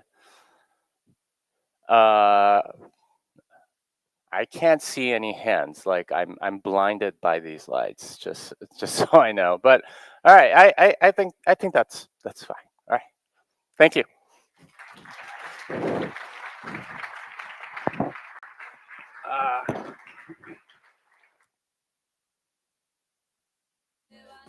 Camina, decídete y vive tu vida, tu destino solo es tuyo y de las estrellas borrón y cuenta nueva, escribe a tu manera, cambia de ropa de gente y vuela con el viento y la libertad. Si estás cansado de luchar, sin hogar donde descansar, ya no temas más, El Salvador te salvará.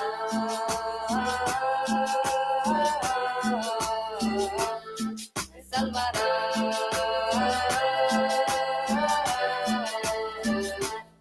El Salvador ya llegó a rescatarte de la prisión. El Salvador ya llegó a liberarte de Babilón. El Salvador te salvará y también salvará la selva. Salvará los animales, los mares y la tierra. Great ideas are beautiful and have great power. I believe Bitcoin could be one of these ideas. That is why next week, I will send to Congress a bill that will make Bitcoin a legal tender in El Salvador. In the short term, this will generate jobs and help provide financial inclusion to thousands outside the formal economy. El 7 de septiembre del 2021, El Salvador es oficialmente el primer país del mundo en adoptar Bitcoin como moneda de curso legal. Testing. All right. So everybody, thanks for joining us. We have a mining panel now. So I have a couple of people very experienced in the mining sector, in the services sector. I have Pierre Richard from Riot, and I got Bob Burnett from Barefoot Mining, and I have Bitcoin Mechanic from Bitcoin Mechanic, right? Ocean. Ocean. Okay. So I guess first of all, how many people have participated in Bitcoin mining in the last 10 or 15 years? Anybody? All right. So we got some fans in here, some prosumers. Bitcoin mining obviously is something it's one of the most fascinating things for me that got me into Bitcoin initially. The concept. And my name is CJ Wilson. I'm a car dealer, but I like Bitcoin stuff as well. I think it's so fascinating because it's one of the few industries that you can participate in as a pleb. And the same rules apply, right? That if you're a big elephant in the room. So I guess we just go through on background a little bit. And Pierre, what got you into Bitcoin mining? I guess, and how close to your Bitcoin journey did you hop into Bitcoin mining? Very, very late in my Bitcoin journey, because my first exposure to Bitcoin mining was a company called Butterfly Labs. And Butterfly Labs was around 2013, 2014. And, they were advertising on the Bitcoin Talk forums. And there were lots of threads about people who had ordered their Butterfly Labs ASICs and had not received the pre-order.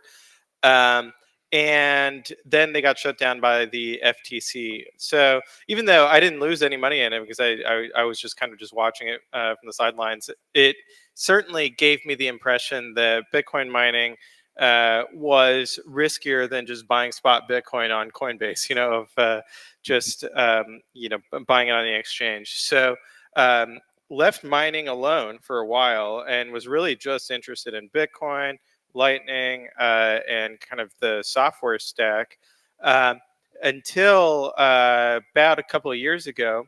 And well, a few years ago, I was on the advisory board for Riot because they wanted some advice. And so my advice was, hey, focus on Bitcoin mining. And that's what they executed on. And then a couple of years ago, went in-house. And so mostly, they didn't hire me, obviously, for my complete lack of knowledge of Bitcoin mining and electricity. Rather, what they wanted was to have the ability to push back on some of the arguments that were being made attacking Bitcoin and attacking Bitcoin mining by the likes of Senator Elizabeth Warren. And so that's been my focus over the past couple of years. And I think that'll continue. But that's how I got interested in Bitcoin mining, is arguing about it on Twitter. For me, the journey was, I think, somewhat unique in that I came in through a shitcoin backdoor, and my background is in computer design.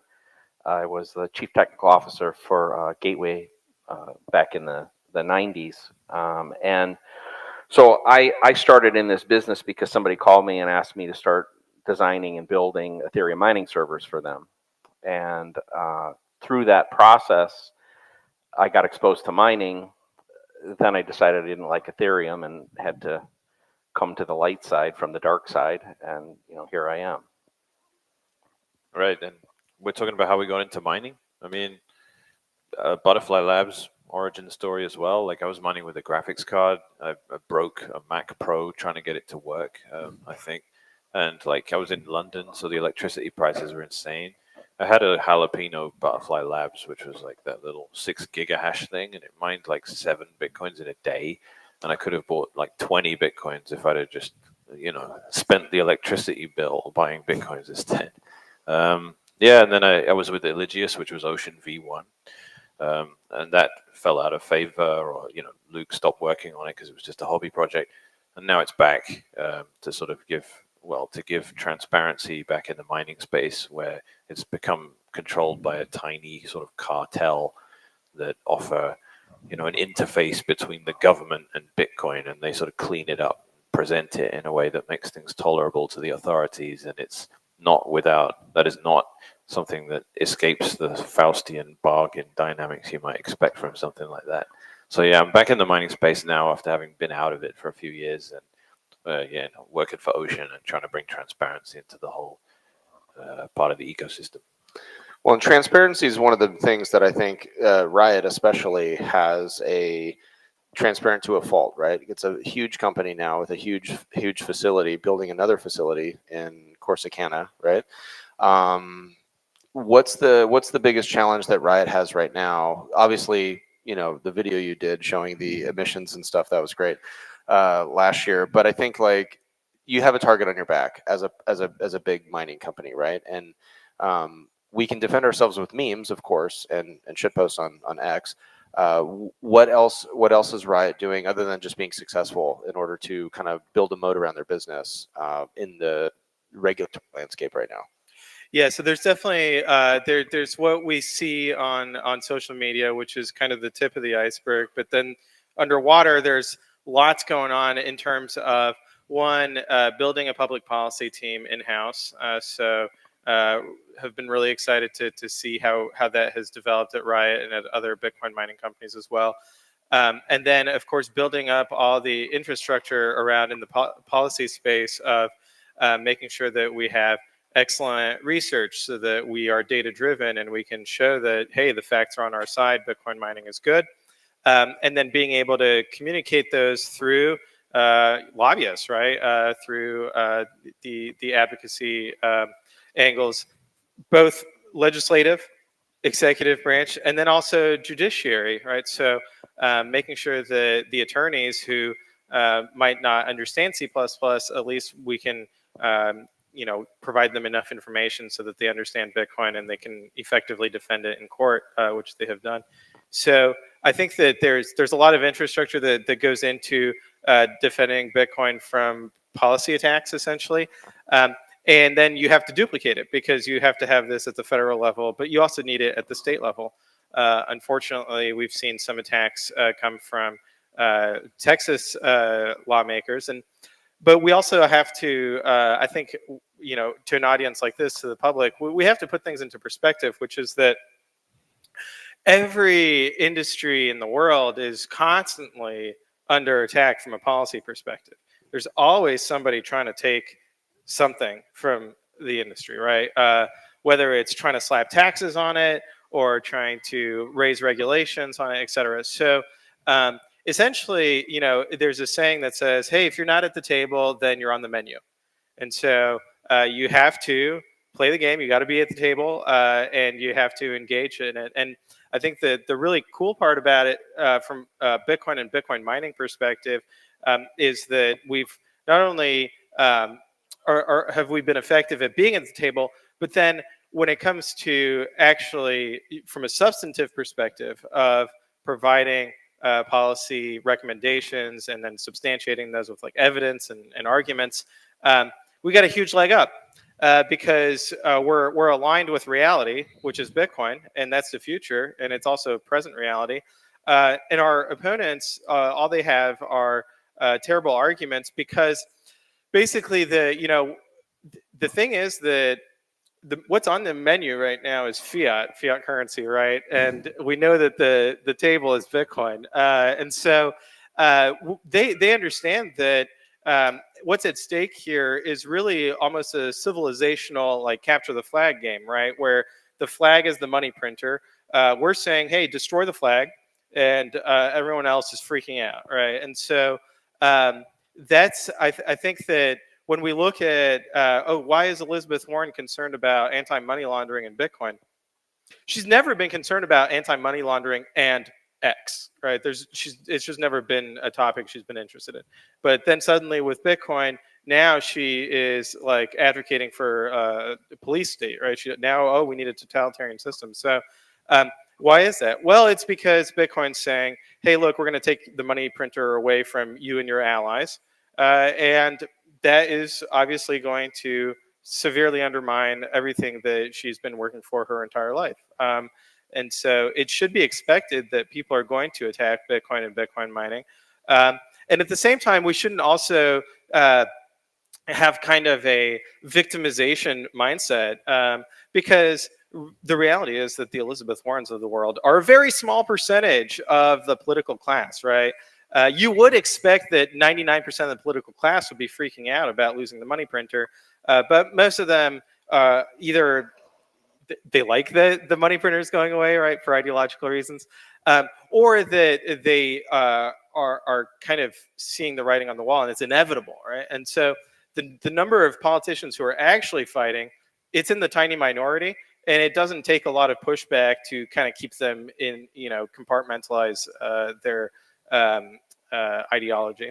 Yeah, that's one thing. Like I noticed when we're doing the Bitcoin advocacy stuff in DC, just as a group, whether it's Bitcoin Policy or Bitcoin Today Coalition, or whatever. There's the way I look at it is the political spectrum is like you have these people on the far edges, right? And it's kind of like bullhorns. There's people really leaning hard on the right or the left or whatever it is, and they're shouting and like lobbing grenades at each other effectively, and everybody else is getting caught in the crossfire. They happen to get the most clicks. So they're the loudest and they're the most replicated, voices, which is why Sherman or Warren or these other people that are illogical get airtime when they're talking about Bitcoin. But I think what I've seen over the last couple of years is as the individual states have looked at Bitcoin and especially mining because they see a direct correlation between either revenue or energy policy or whatever, you're seeing some of the states, hey, this is an opportunity for us to lead something. We don't have to rely on New York or California or something like that. And you see Texas and some of these other states, they're welcoming miners, right? I guess. And one of the things, Bob, for you, you guys are in different types of locations, right? You have kind of decentralized, right? And each project, we were talking about this in the lobby, each project is sort of its own project. Correct. So how do you guys like kind of pregame where you're going to look for and how that's going to be maybe impacted, or is that a friendly state or something like that? Is that something you guys push into? Yeah, we have a flow chart essentially that we use when we're looking to expand, which is pretty much all the time. But we're typically looking for energy first, but only energy in jurisdictions that we feel comfortable in. And that's true not only in the U.S., but that's true globally too. It's the things that Pierre and CJ were just talking about, they're global issues. In fact, I'll comment on that in a second. But what we're looking for is we want to be in a friendly place. We want first of all to minimize our risk of either being regulated out or banned out or taxed out. But we also want our operation to be in a place where the community likes us and accepts us, where people are proud to work for us, proud to say, hey, I work for Barefoot Mining, or I've heard Pierre and the Riot people say like they want their employees to be the same, right? You don't want to have your employees be ashamed of where they work. and they shouldn't be, right? We're doing something very big and noble. I will say though that this battle that we talked about with Elizabeth Warren, who I despise, and people like that, and like the Brad Shermans, I think that were talked about before. But the same thing's happening in Europe. I actually had to spend a day and a half last week writing a 20-page paper as part of testimony in Europe to fight against a ban trying to basically come out through the whole EU on mining. And both their energy pricing and their regulatory environment has kept all of us, big and small, pretty much out of that environment for a long time. But one of the things I've made, like in my point back to them, is I think this European proposal to ban mining, I think, could be an event that, if they put it in force, would essentially send Europe back to the Dark Ages. That they could greatly cripple the entire economic structure of Europe by doing that. And we'll see those places in the U.S. that have supported it, but also the El Salvadors and the other countries of the world that are embracing it rise to the top of the economic pile. All right, so can you tell us a little bit about Ocean? You brought up the transparency aspect, right? When we have these people coming after us from a you use too much energy standpoint, or we have this much block space allocated to these types of operations, or whatever it is, give me a little bit about your perspective on what Ocean can do in this sort of grand scope of, like, what is it that got you to commit to working with them and coming out of the mining retirement, so to speak?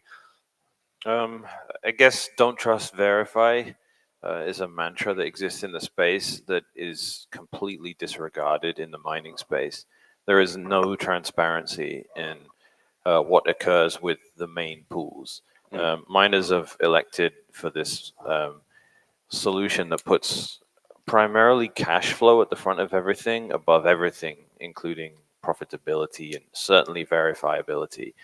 And just complete trust is granted to the pool. And that goes and interacts with the chain and says, don't worry, to the miners. And the miners increasingly are taking part in a diminishing role in securing the network, because miners aren't just providing, the energy wall, as Michael Saylor likes to refer to it, with the hash rate. But Bitcoin mining is the process of deciding what goes in the blockchain. And that's all been delegated to a handful of people now. And those people are now in a position where they just decide whether a transaction gets in the chain or not. That's not credibly decentralized, and it's not a thing that we can afford to lie to ourselves about as being resilient. So the primary goal of Ocean was, we need to decentralize template construction. It needs to be up to miners what goes in the blocks so that they can be called miners again, rather than just hashers that go and do whatever pools tell them to do. And I think but more insidiously than that, I've learned since working for Ocean that miners aren't necessarily just concerned with cash flow and having a pool say, don't worry, I'll deal with the randomness of the network and pay you a fixed rate per whatever you do anyway. So don't worry about Bitcoin, I'll deal with that. It's also they want someone to go and comply for them. And this is the sort of double-edged sword of it. Like I think I would speak for myself here rather than for Ocean in my general outlook. Like, I tend to like adversarial state behavior personally, because it forces people into better practices. Like, you have a trend for people to always adopt efficiency and centralization because it just works better, it's smoother.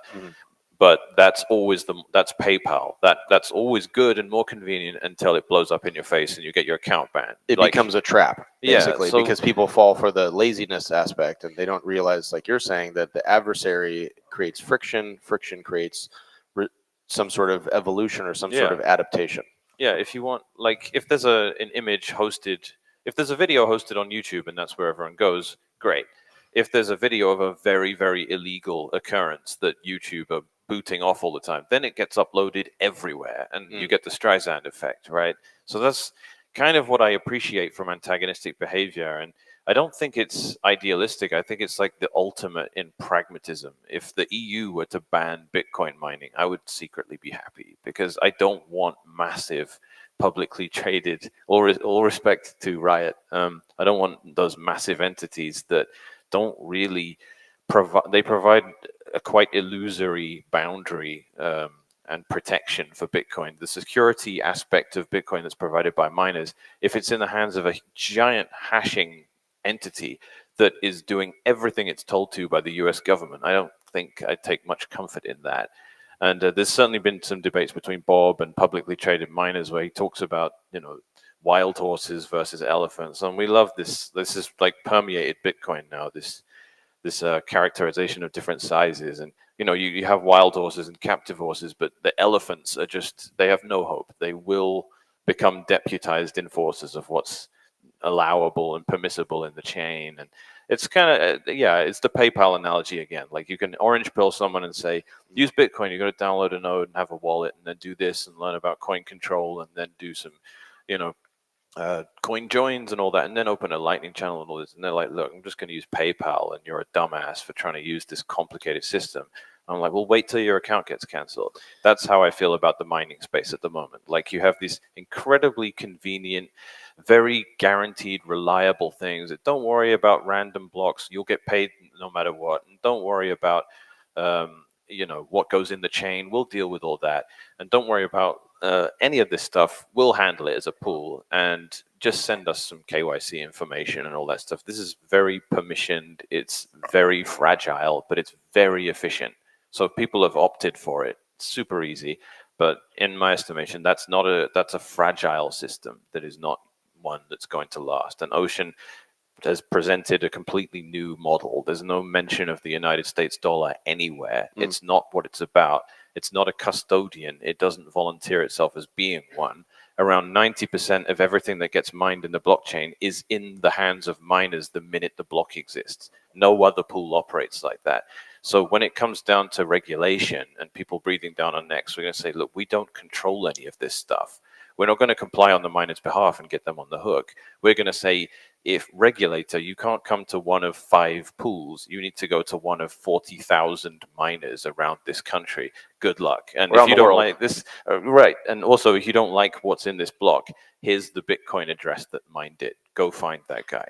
We don't know who he is. We don't collect information. This is something that can last for decades. And this is something I think is important to understand too, because Pierre mentioned that every industry is under attack all the time, right? So I'm in the car business, and there's like these regulations. They're saying, oh, every car has to be electric by this date or something like that.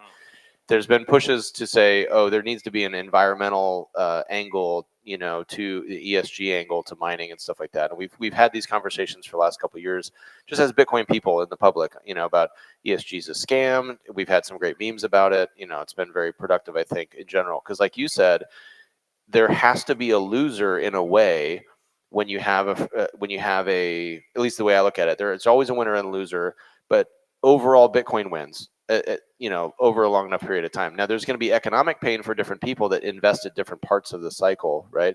But effectively what happens is, let's say, for example, and this is where I can ask Pierre the question, if Riot gets a certain amount of pressure, then how can Riot manage to diversify the pressure points or the pressure sources? Because what you guys are doing directly is going head on to DC and head on at the state level, and you're playing their game. Right. So you're saying, oh, this is the rules you're setting for us. We're going to go at you with lobbyists. We're going to go at you with policy. We're going to go at you with logic. We're going to go at you with the stuff in a way like Riot can outlast Elizabeth Warren specifically, because she's going to time out at some point, just like Dianne Feinstein and Pelosi. But I guess the kind of not as good of a joke as I was hoping it was going to be. But the but the thing is, the there are different models to mining, right? And Riot being a big miner, an elephant, okay, you do have thicker skin that way too, right? So there is a benefit to being able to fund, because you have a big enough operation that it's a critical mass. So you can fund some of the DC efforts through that. Whereas, it's possible that, yes, some guy mining in Iowa using liquid cooling in his house to heat his pool, he's going to be on whatever pool he wants to be on. But you guys have a more specific task, right? So that's more centralized to your business. Yeah, I guess, I mean, to respond to the comment about, we want Bitcoin to be anti-fragile, right? And so on some level, we have to understand what is the security model here, right, with Bitcoin mining. And so when I hear that, it's good for there to be a crackdown on Bitcoin mining so that it decentralizes, I mean, would it be good for there to be laws against Bitcoin conferences so that it forces us to decentralize, right? Like, isn't this a huge weakness that we're all here today, or maybe it would be better if there were like terrorist attacks at Bitcoin conferences so that we start wearing body armor, and we can be less fragile. Well, all these things come with a cost, right? And so, it is more efficient to live in a high trust society that we don't have to worry about these things. And so, I do think that we should actually, we should want things to be, to live in a society where it's okay to have centralization. Now, that has never worked for money in particular, because with money, with centralization, then you've got the money printer and people start printing money for themselves and enriching themselves.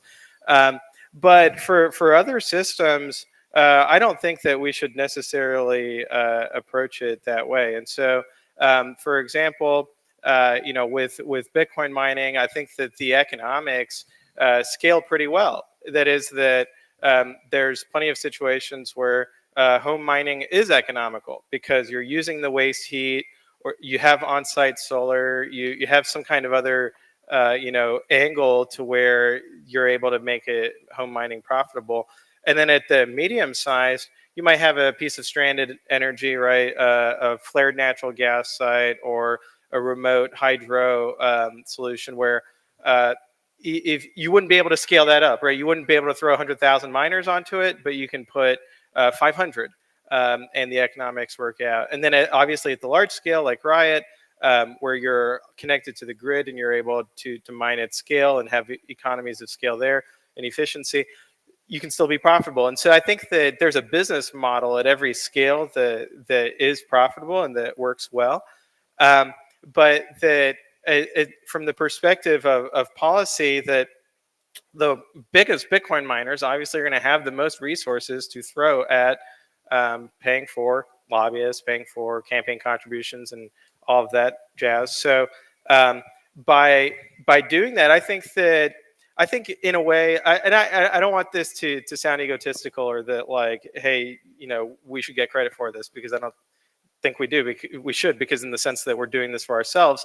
But we are also, by advocating for Bitcoin mining, advocating for the home miner, right? So it's not like we're going to DC and saying, hey, it should be illegal for people to mine at home, but grid mining for industrial scale, that should be illegal, right? That would be, as Jimmy Song was pointing out, that would be rent seeking, right? No, what we're doing when we go advocate for Bitcoin mining is, first of all, we advocate for Bitcoin, because if people don't understand the value of Bitcoin, they'll never understand mining. It doesn't matter what you say about mining. Yeah, they'll even spending time thinking about Bitcoin mining is wasteful if you think that Bitcoin itself has zero value. And so lots of Bitcoin education going on there. And then the other part of it too, I think is really important from a sociological perspective that we have to connect with is that, I'm an ANCAP, lots of us are anarchists, so we don't like the government, we don't like politicians. That's not the society we live in, though. The reality is that in today's society, politicians are some of the most influential people in their communities, right? By nature of having to get enough votes to get elected, right? So if you orange pill a state representative, you might have, over the next 5 years, orange-pilled 20 community leaders that he's going to talk to about Bitcoin when they ask him about it, because they want to get their thoughts on it. So I think that, in a way, from an orange-pilling perspective, lobbying for Bitcoin mining is a very scalable way to orange pill lots of different people. Yeah, it's one of the things that we talked about initially when we started thinking, hey, we have to go to DC and advocate for it. There's about 400 or 500 people that really matter in DC. And it's going to be easier to either convince or replace those 400 or 500 people than it will be to onboard 2 million people or 3 million people on a cost per basis, right? You have to spend a certain amount of time talking to a Ted Cruz or a Lummis or whoever it is, and you can give up on the Brad Shermans knowing you're never going to get in the door, and then you can focus on, you know, somebody in Colorado, somebody in Nebraska, something like that. And they're all there, effectively. They're centralized, which creates a vulnerability for them. And they legally have to take meetings. So for anybody that wants to get involved in DC, meeting state representatives, anybody that's not from Texas, it's a great thing to do. It's a very rewarding thing. I know you do it a lot. I've done it a bunch of times. So Bob, in that regard, right, are there jurisdictions that you don't want to deal with at all, and you guys write them off and you wait for someone new to come in to that seat because you feel like it's a governor or a congressman issue, or do you feel like it's just sort of a state identity that's just going to be more friendly to energy, Bitcoin, and all those things? It's more the latter, that I think certain states represent, I think, a certain philosophical approach to life and culture and business. And to be real straightforward, present me a great deal in Los Angeles County, I'm not going. You know, I'm not going into Elizabeth Warren's backyard. There are 10 or 12 states we would not even look at a deal in. You know, I will say, by the, just to comment on a couple of the other things, I think that to the credit of the big miners, which I'm sometimes very critical of them, to the credit, they have done good things, to Pierre's point, in supporting some of the big voice and the money that we need in Washington to fight. But I'll also say, I want to say that I don't think that's our biggest fight. It's not our biggest issue with Bitcoin. It's not our biggest issue with mining. I'll go back to what Mechanic was saying. You know, we have issues within the mining ecosystem that extend through the entire Bitcoin ecosystem. Our biggest threat is ourselves. It's centralization of mining pools. It's some of the bullshit going on with the opcodes and exploits of segmented witness. Those are the things that worry me. I don't spend a lot of time worrying about these other issues. I have to address them, you know, in my own small way for Barefoot. I've testified in state senates. I've just told you I just wrote a big testimony to support the EU, and we, in our small way, contribute money. But again, that's not what I worry about. And I do want to say also, just a full disclosure, that I am on the board of directors at Ocean, and I'm an investor in Ocean. So anything I say in support of them, I want you all to know that I certainly have an incentive for that.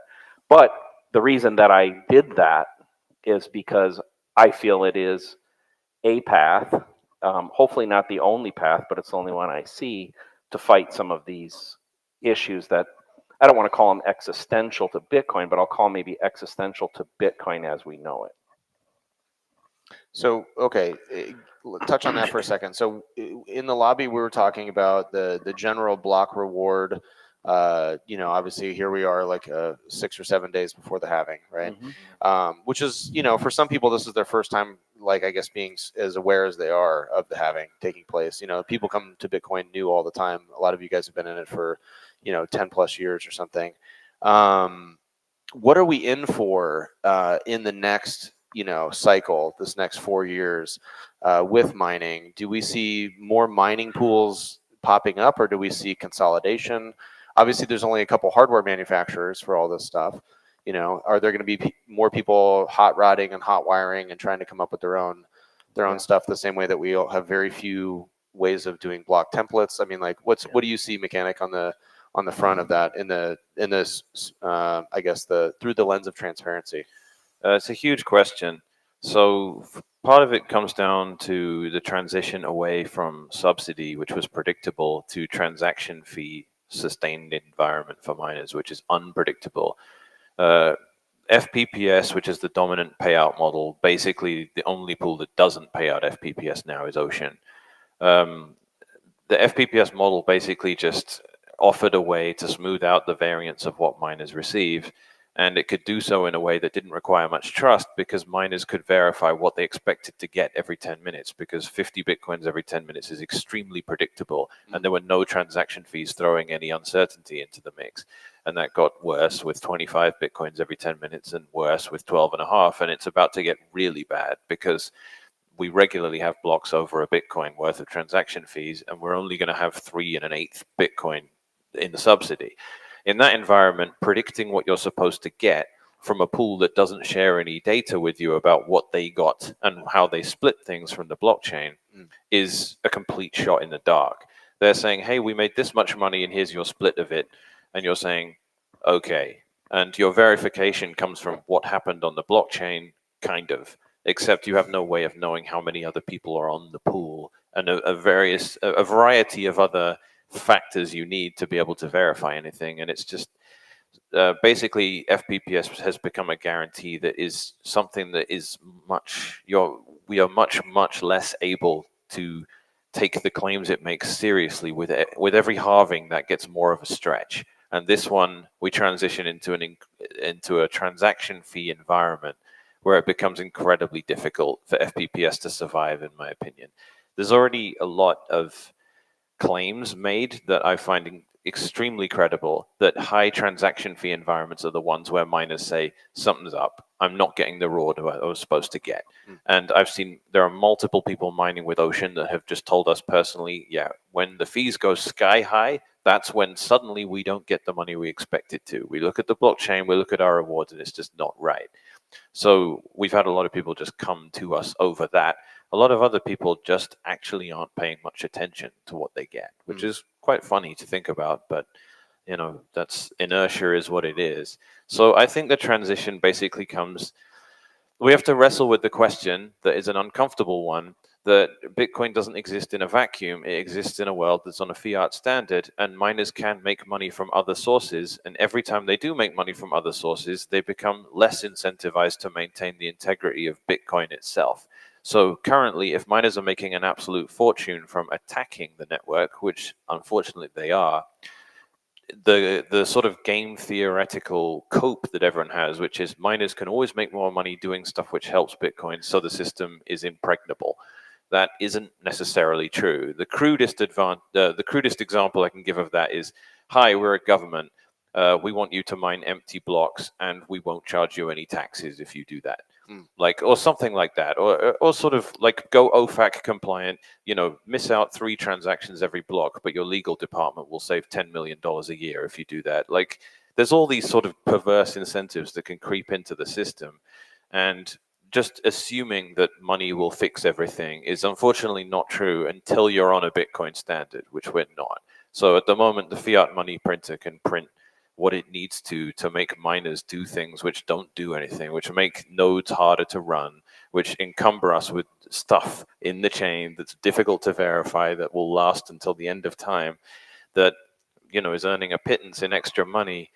It's not the most comfortable situation, but things have actually changed rapidly since Ocean launched, and the conversation's progressed a lot. I've never seen so many people do a 180 on an opinion since Ocean launched and announced, had a manifestly anti-spam policy. There was a massive reaction to that and backlash that said, this is just censorship. And 90% of that was people not understanding how Bitcoin nodes have always had things they do along those lines. You're asking people, why does op return exist? Why do you have a data carrier size at all? Do you know what these things do? Because the NOTS node that we're running has data carrier size of 42, core has it at 83.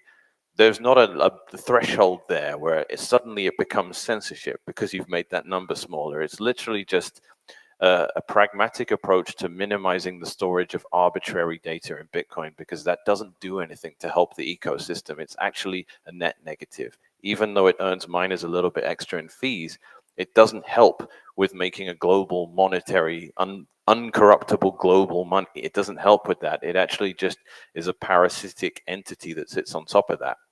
Conversations around what you can do about that and all that is different. So to get back to your original point that you raised, what happens when the halving occurs and there is an enormous spam attack at the same time, and miners are making the majority of their money from something that has nothing to do with Bitcoin? It's a new cat meme or dog meme or something like that. Surprise, surprise, that doesn't add any security to the network. It's miners making money from something that's nothing to do with Bitcoin that actually is harmful to nodes. And ultimately, you come down to this sort of false impression that we've all been laboring under, myself included. I realized I was wrong.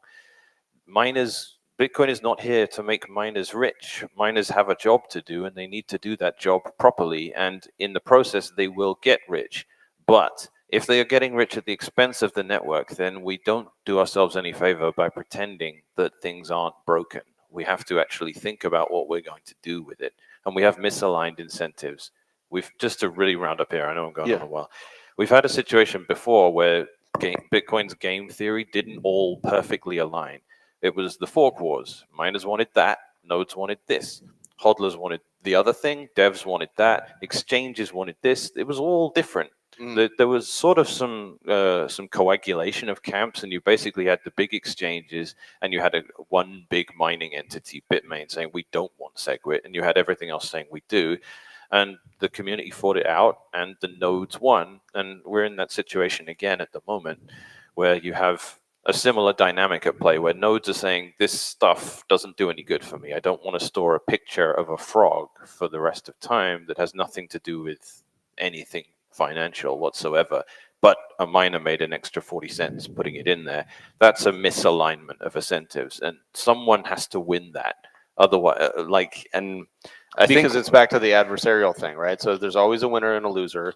And in some cases, economically, as the price goes up, the losers are the people trying to transact on the base layer because they might not be able to get in because someone else is paying a higher fee or whatever, because the block space is limited. So I want to jump on one thing really quick, because Bob and I talked about this, and I'm going to let Pierre finish because I think he's got a really good answer for this. But Bob, we were talking about the non-Bitcoin things that happen with miners, the choices that they make, right? And how that can damage or lessen the security budget. One of the things that you and I were talking about in the lobby was what happens when miners start selling electricity instead of mining Bitcoin, right? And what's your take on that? I know it's a little bit spicy, but you're wearing orange shoes, so I'm going to let you take it. Yeah, orange shirt. Well, it's a two-sided coin. I think that on one side, in defense of it, you'd say, hey, if the miners build out all this capacity and they use all this energy, and on occasion they have to push it all back for the greater good of the grid, then there's a common good or a greater good that occurs from it. That's one side of it. The other side of it, I think it's more of it's not really even a good or bad. It's more of just a reality of knowing what it is. And I think Mechanic said it. If we get to the point where this becomes commonplace, I don't know that it would or it wouldn't, but like if you look at Europe right now and their situation and the variability of the energy, that could be a very common thing. We could see situations where the hash rate directed at available to secure the whole network starts to become much more variable, and that is a risk. But given that I know we're winding down here, let me kind of just go off of that one, take this just a slightly different direction.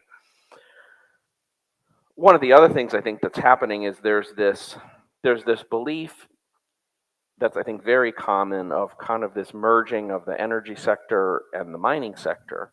And there's certainly tremendous synergies. We're part of that. Certainly, Pierre's organization is part of that. But I think what people are sleeping on is that there's also a merger of the product of Bitcoin, which is our block space, and the financial sector. And I think what you're going to see coming in the next cycle, I think you had asked Mechanic this question, like what things to expect. I think you're going to see the financial services companies moving heavy into mining. Now that may be more ownership of mining companies, contracts with mining companies. They are going to want to be part of the block template creation. They're going to want to control the cost and the availability.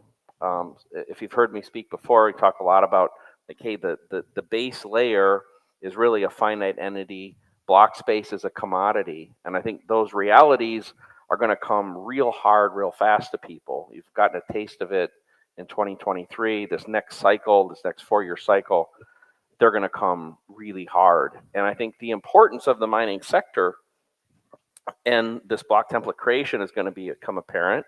And I think the importance of what are the rules of block template creation, what are the acceptable behaviors in block template creation, become very important. But know this, at the end of the day, it is the miners or the block template creators that make that choice. So you can leave it to 6 pools to make all of those choices, or you can hope that Ocean and hopefully other things decentralize that, and we have thousands of block template creators.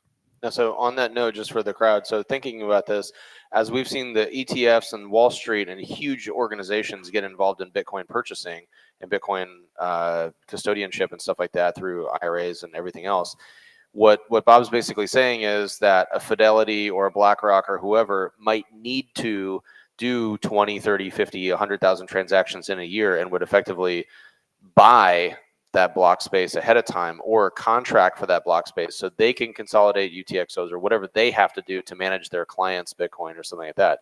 So that's a really interesting vector that, like, we haven't seen that yet, but that's because we also haven't had players that size, right? Well, we kind of have seen it a little bit. I mean, Fidelity's been involved in mining for a long time, maybe not for that purpose. And the emergence in the last few months of Swan is I think hard evidence of it. That, you know, they're at what, 7, 8 exahashes of 1.2% of the overall hash rate right now is with a Bitcoin financial services company. Okay, so Pierre, this one's for you. In the next 4 years, which also happens to coincide with election cycles across the country, do you see more people joining the DC fight that you guys are in, or do you see more Parker Lewis running for mayor type situations where Bitcoiners themselves are so empowered by the, let's say, the price action or something like that, that they just decide to retire, eject, and then, like an old Roman Republic, do something for the people because now they've made it? Which one of those do you see as more of a kind of a cause in the next couple of years? I'd say the former rather than the latter. I think that, you know, the luxury of Bitcoin policymaking is that we don't have to get into conversations about healthcare policy, right? Which, if you're a politician, you do have to get into conversations about healthcare policy. And so for a Bitcoiner to become a politician, it's like, hey, do you want to go from thinking about Bitcoin 100% of your time to thinking about it 1% of your time? And that's pretty unappealing. So I think that that will, you know, not happen for a while. But as an ANCAP, I can see you saying that. But as a dad, right? Yeah. Don't you owe it to your kids to help make the world a better place? So when they're adults, they don't have to work. Because the way I look at it, I look at it a little bit differently. I think, okay, not that I've got Bitcoin figured out, but I've got my stance and my position and my role in Bitcoin figured out. So I don't really have to think about Bitcoin. I just have to continue to DCA and continue to manage my UTXOs and like that basic stuff. You know, once you've set up your sort of retirement, inheritance, all that stuff, then it's like, okay, well, that part of my life, and the way I think people say this is like in Parker's talk, fix the money first, take the fly out of the ointment. Then it allows us to do other things. And some of those things might self-correct, I guess, which is the way I look at it. So if we can take the cancel-on effect out of politics as much as possible without getting assassinated, you know, it's possible, then, you know, maybe we can do something better. Not better, like Bitcoin's not important, but like some people will have done so much in Bitcoin that they'll be like, okay, I'm burned out. Because burnout is real in Bitcoin because it's 24/7, right? Yeah. I guess I would say, as a dad, I want to spend time with my kids. I don't really want to spend time on healthcare policy, but I understand there's a necessity for it, and I applaud the people dedicating the time to that service. But just to loop back, I mean, I think that for Bitcoin mining, as Bitcoin miners, we do like to kind of play up, oh, we're securing the network and this is so important. But the reality is, from my analysis of how Bitcoin works, the Bitcoin miners don't actually secure the network. What secures the network is nodes. And they've underwritten, their willingness to take in, 4 million weight units every 10 minutes. And that's kind of then we have to look at what are the other services, right? What value is Bitcoin mining created?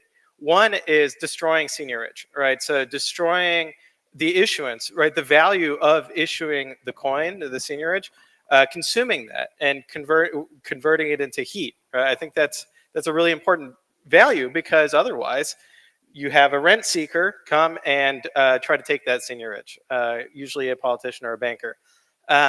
The second functionality that we've talked a lot about is the transaction finality functionality of Bitcoin, of including transactions in a block.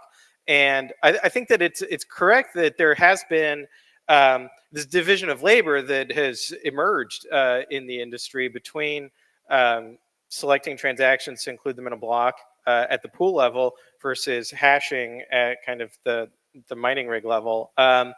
And that division of labor, I mean, I think it is fragile in a sense, but I also I don't see anything imminently that is going to change it, because the transparency in terms of making sure that you're getting paid out the correct amount, that is driven, through contractual relationships, which I know that, as ANCAPs, we don't like contracts, we don't like fiat auditors, but I don't know that there's a problem there yet, but we'll see.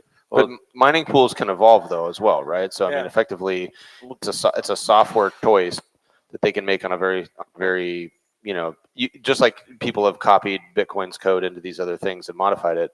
Do you see people modifying, these mining pool algorithms so that they can benefit more people if suddenly their customers are leaving and going to Ocean? Well, I mean, I'm rather incredulous that you don't consider that to be a problem. Like, we have multiple people, like I already said it, we have many people that are saying in high transaction fee environments, I just don't get what I'm supposed to have gotten. Ocean published what it has paid versus our estimates of what other FPPS pools pay since launch, and it is way above 100%. It was up over 110%. Some of that is due to just the nature of launching a payout structure like ours. That accounts for a lot of it. But given the fact that we don't include certain lucrative spam transactions in our default template, and every single block we've found has been that default template, we should have been underpaying versus other pools, and we were overpaying significantly. So I think the problem is already there. And I think the reason it's not as it's not been a massive exodus is because it's a new paradigm people have got to accept. And also, like I said at the beginning, miners aren't solving primarily for profitability. They're solving for cash flow because they just need regular income to be able to pay regular bills. So rather tangential point I'll just make quickly is, like, if you want to attack Bitcoin and you naively do it the way the white paper would lay out, you don't outmine Riot, because that's a fortune. What you do is you get the regulatory apparatus around Riot and you say, well, you got to do this and you got to do that. And to me, that's just mission creep. Like, the problem with that approach is that it doesn't work, right? Because at the end of the day, like, let's have a thought experiment. What if there was only enough security budget, right, to pay for one laptop, right? Only one laptop. That's all. Now, if that person using the laptop starts censoring, well, then the transaction fees start getting bid up in the mempool. Now you've got somebody else with their laptop and they come online. And so, in a way, like, there being one miner in the world is not centralization, and it does not affect Bitcoin's security model at all, because it's still permissionless and there's still a second person who can come online, right? And so that, I think, same thing with self-custody, right? Or running a node. There is the actual act of running a node, and then there's also the freedom and the ability to run a node or to hold your own keys.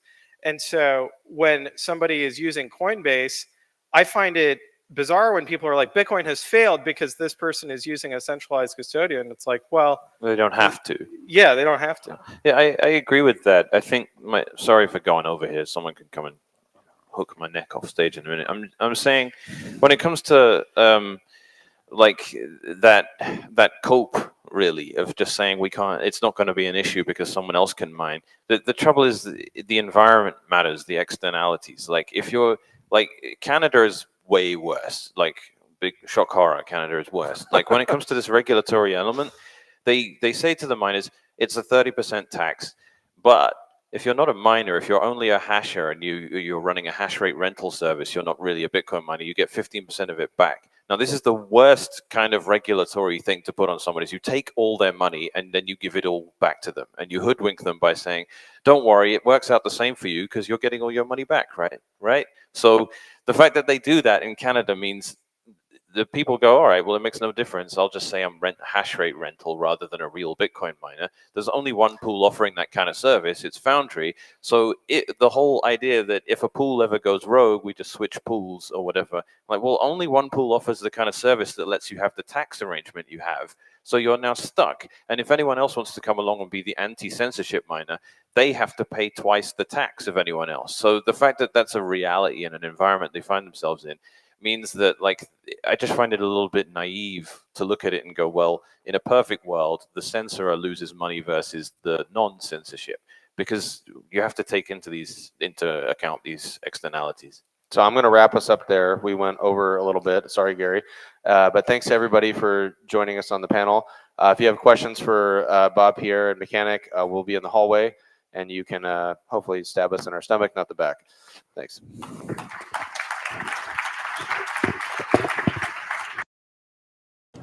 All right, guys, we are back at the Simply Bitcoin news desk live at BitBlockBoom 2024. Simply Bitcoin is powered by Bitcoin Well, best place to build your automatic self-custody Bitcoin stack.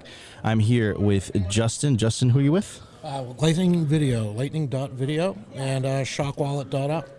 Awesome. We got Justin from Lightning Video. We got Isabela Santos. Isabela Santos is the host of Bitcoin Backstage, and a newly released Bitcoin type of, not really like a media company, Get Based. What is the name of your new show? Wrong Think. Wrong Think. Yes. The new episode absolutely did it was like commented at him back. It really well received. Guys, highly suggest it. Go check out the Get Based channel on YouTube.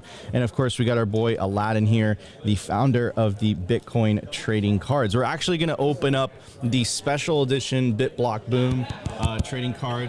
Isabela Santos is now transitioning to become an ASMR YouTuber, the first one in Bitcoin. And we are going to open up a pack. Isabela? All right. I've been taught by the genius how to open a pack. Wait. See if you can pull it off.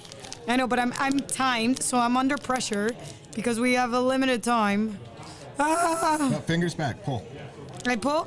Yep. Okay, but it's gonna. Okay, there we go. There we go. We got a little gap in the middle, so we're open. I kind of. Okay. Very beautiful. Hear that? Then we're gonna. They're coming out. They're coming out. We are chasing the boomers. Bitcoin boomers. And Bitcoin. Boomers and Bitcoin. That's their chase card. Should I go straight into it? Yeah. I feel it. I already see it. It's something shiny. Something shiny. Okay. Well. Oh, but it's okay. We're bummed out. We got the Gary Leland card. But it's okay. We still want the baby boomers Bitcoin card. That's. So we got the Gary Leland card. It's a bull with Gary Leland on a bull with a stick of dynamite in his hand, and it is 113 out of 500. Wow, dude. And I heard these smell a certain way. Can I smell them? Show the back of one of the it cards. It smells like as if they were made in 1971, bro. How did you pull that off, Aladdin? I hired some boomers to make them. Yeah. And they're actually opaque in the background and then shiny in the front. And if you want a fun fact, this Satoshi card is Aladdin's favorite work of art. I also want to give a very special shout out to come here, Murphy, to someone.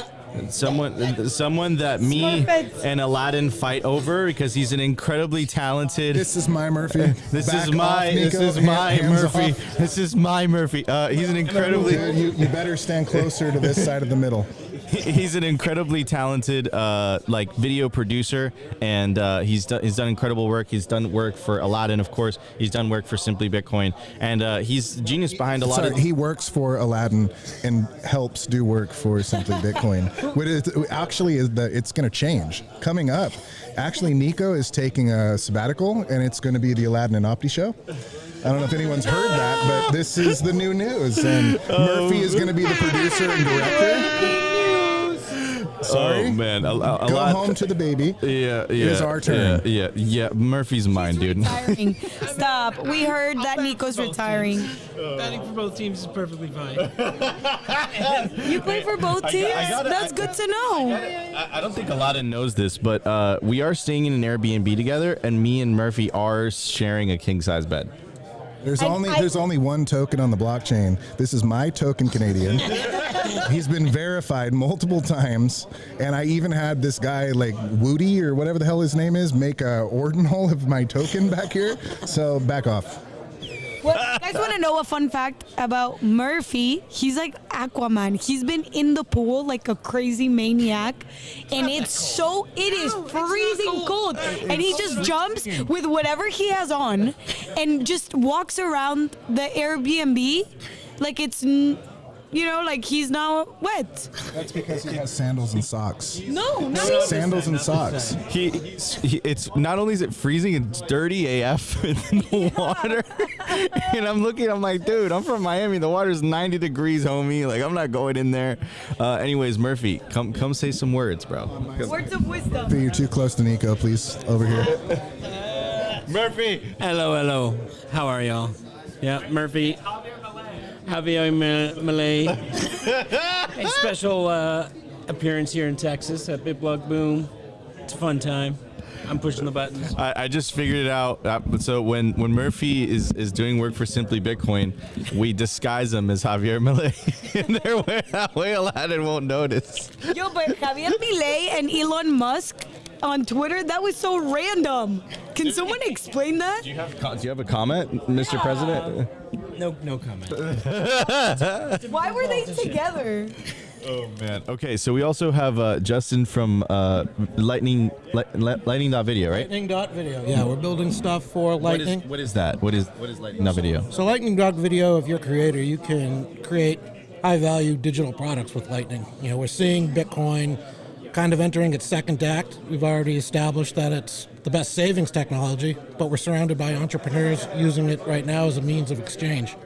And it only stands to reason, as an internet native money, that Bitcoin is how we interact with creators and do commerce. So that's my background, Microsoft engineer, building infrastructure for that.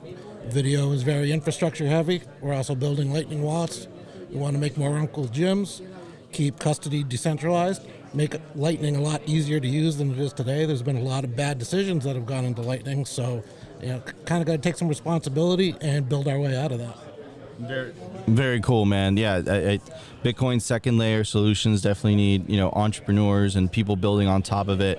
That's the only way. We got to build out Bitcoin second layer solutions, and it's very, very cool, your project. And not only is it supporting the Lightning ecosystem, but also Bitcoin content creators as well. And I think that's incredibly important. Speaking of content creators, Isabella, Bitcoin. I wanted to touch on the Lightning. I have a bone to pick with you guys, because I've been teaching in third world countries how to use Bitcoin, and I've been using a lot of Lightning.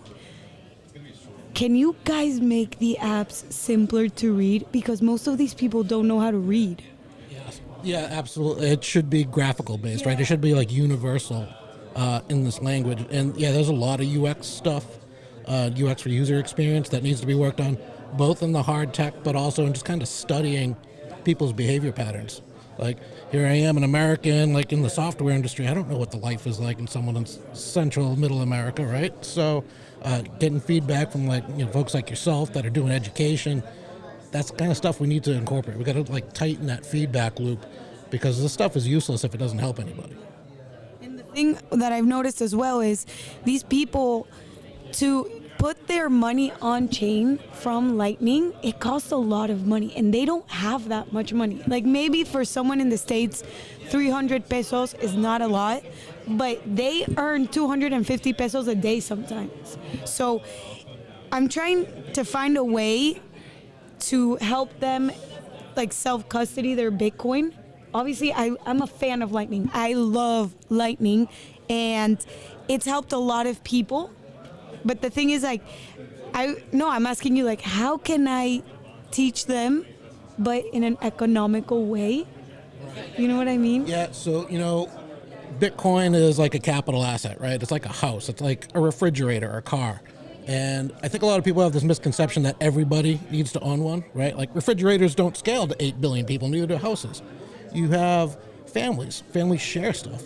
And that's some of the tooling that we're building is, Shock Wallet connects to something called Lightning Pub. And Lightning Pub is an Uncle Jim solution because I think that the future of scaling, economic-wise, is family nodes. And that can drastically reduce the cost of transacting in Lightning and getting people on board. And that's really putting the expertise into a member of the family unit that is capable of doing that keeps us decentralized so we don't have large custodians. That keeps a lot of the state at bay too. The state doesn't want Bitcoin as a means of exchange because that puts it out in the economy and they can't control it. So as Bitcoiners, we got to help Bitcoin enter its second act. We got savings technology down, and to facilitate that even more, we need more entrepreneurs, more families using it in their day-to-day life. So that's really about making tooling. Someone mentioned 250 pesos. That's way more than what Opti makes a day. And I only pay him in pesos, of course. Murphy. I'll trade you for Murphy. Oh. They can battle it out, cage match. Why don't you just hire Get Based? Why are you arguing with them? Go with the new. Be visionary. You're a based company. Sorry, Murph. I know you hear this right now. You're out. They're trying. A lot of it's vicious, man. It's trying to poach Opti from me and stuff. Oh God! Don't worry. I already poached Oliver. So Oliver? Who's Oliver? Oliver. I poached Oliver. I've poached Murphy. I'm coming for the Aladdin and Opti show. It's on, bro. Aladdin's coming. Aladdin's coming in hot. Anyways, yeah. Anyways, So transitioning back to the conversation about Lightning, I think Isabella brought up a really good point in terms of the accessibility and the ease of use. I think one of the things that I ran into when I was in El Salvador is I just, I'm bilingual, so I went out of my way to strike up a conversation with the locals and just speak with them and be like, hey, what is the level, like, are you using Bitcoin? And, more than half of them said no. They're all fans of Nayib Bukele, but they weren't using Bitcoin yet. And I think that's an educational issue. And I think that's a UI issue. I think that's a UX issue as well, right? So, a lot more to go. Anyways, Justin, thank you so much for joining us today. We're going to get Bob Burnett, CEO of Barefoot Mining, joining us on the stream. Thank you so much, Justin. All right, we're going to get Bob in here. And we might be getting Parker Lewis as well on the stream. And we're about 5-6. Coming? Yeah, we got. I'm out then. And Bob Burnett, CEO of Barefoot Mining, has done incredible work in the space. Has written incredible pieces. I've had the honor and privilege to moderate a couple panels with Bob. The highlight for me was the unconfiscatable panel, and it was essentially public miners versus private miners. There's Hodl Tarantula, Bob Burnett, and we had Ben Gagnon and a fella from Clean Spark on the other side. Taylor. I literally went into that panel with the sole goal of trying to get them to fight. And it got pretty heated. Like Tarantula, he went hard, right? Yeah. And then of course, Bob came in there as well. And I never forget one of your presentations, right? The elephants, the horses, and the rabbits. So and I really just enjoyed your conversation as well. So Bob, how you doing? What's the state of Bitcoin mining? The halving is less than 7 days away. How you doing? I'm doing great. Mining is great right now. this will probably sound sacrilegious. I really wish the halving wasn't coming because we're killing it right now. It's the mining. If you're a miner right now and you didn't make a lot of money recently and you're not making money now, then you probably want to look at a different profession because it's really good. Are you scared for the mining? Yes. Yep. No. Are you scared for it? Oh, am I scared for it? Well, for our company, obviously the halving isn't a surprise, right? So we knew it was coming, and we've prepared for it. So we've made sure that our units are all efficient. We've got our costs under control, and we're okay. If you're a company that hasn't done that, then I think you have some trouble, and I am concerned for the state of, I think, some of the bigger companies. When I look at their financials, which are public, I see some companies that may not be ready. And Tone talked about it. I think actually, he said, "Hey, I predict we're going to see some companies fail here." And I don't want to make a prediction about one or the other, but I would say I would second that. I think there's probably going to be some negatives, but there'll also be some big winners too.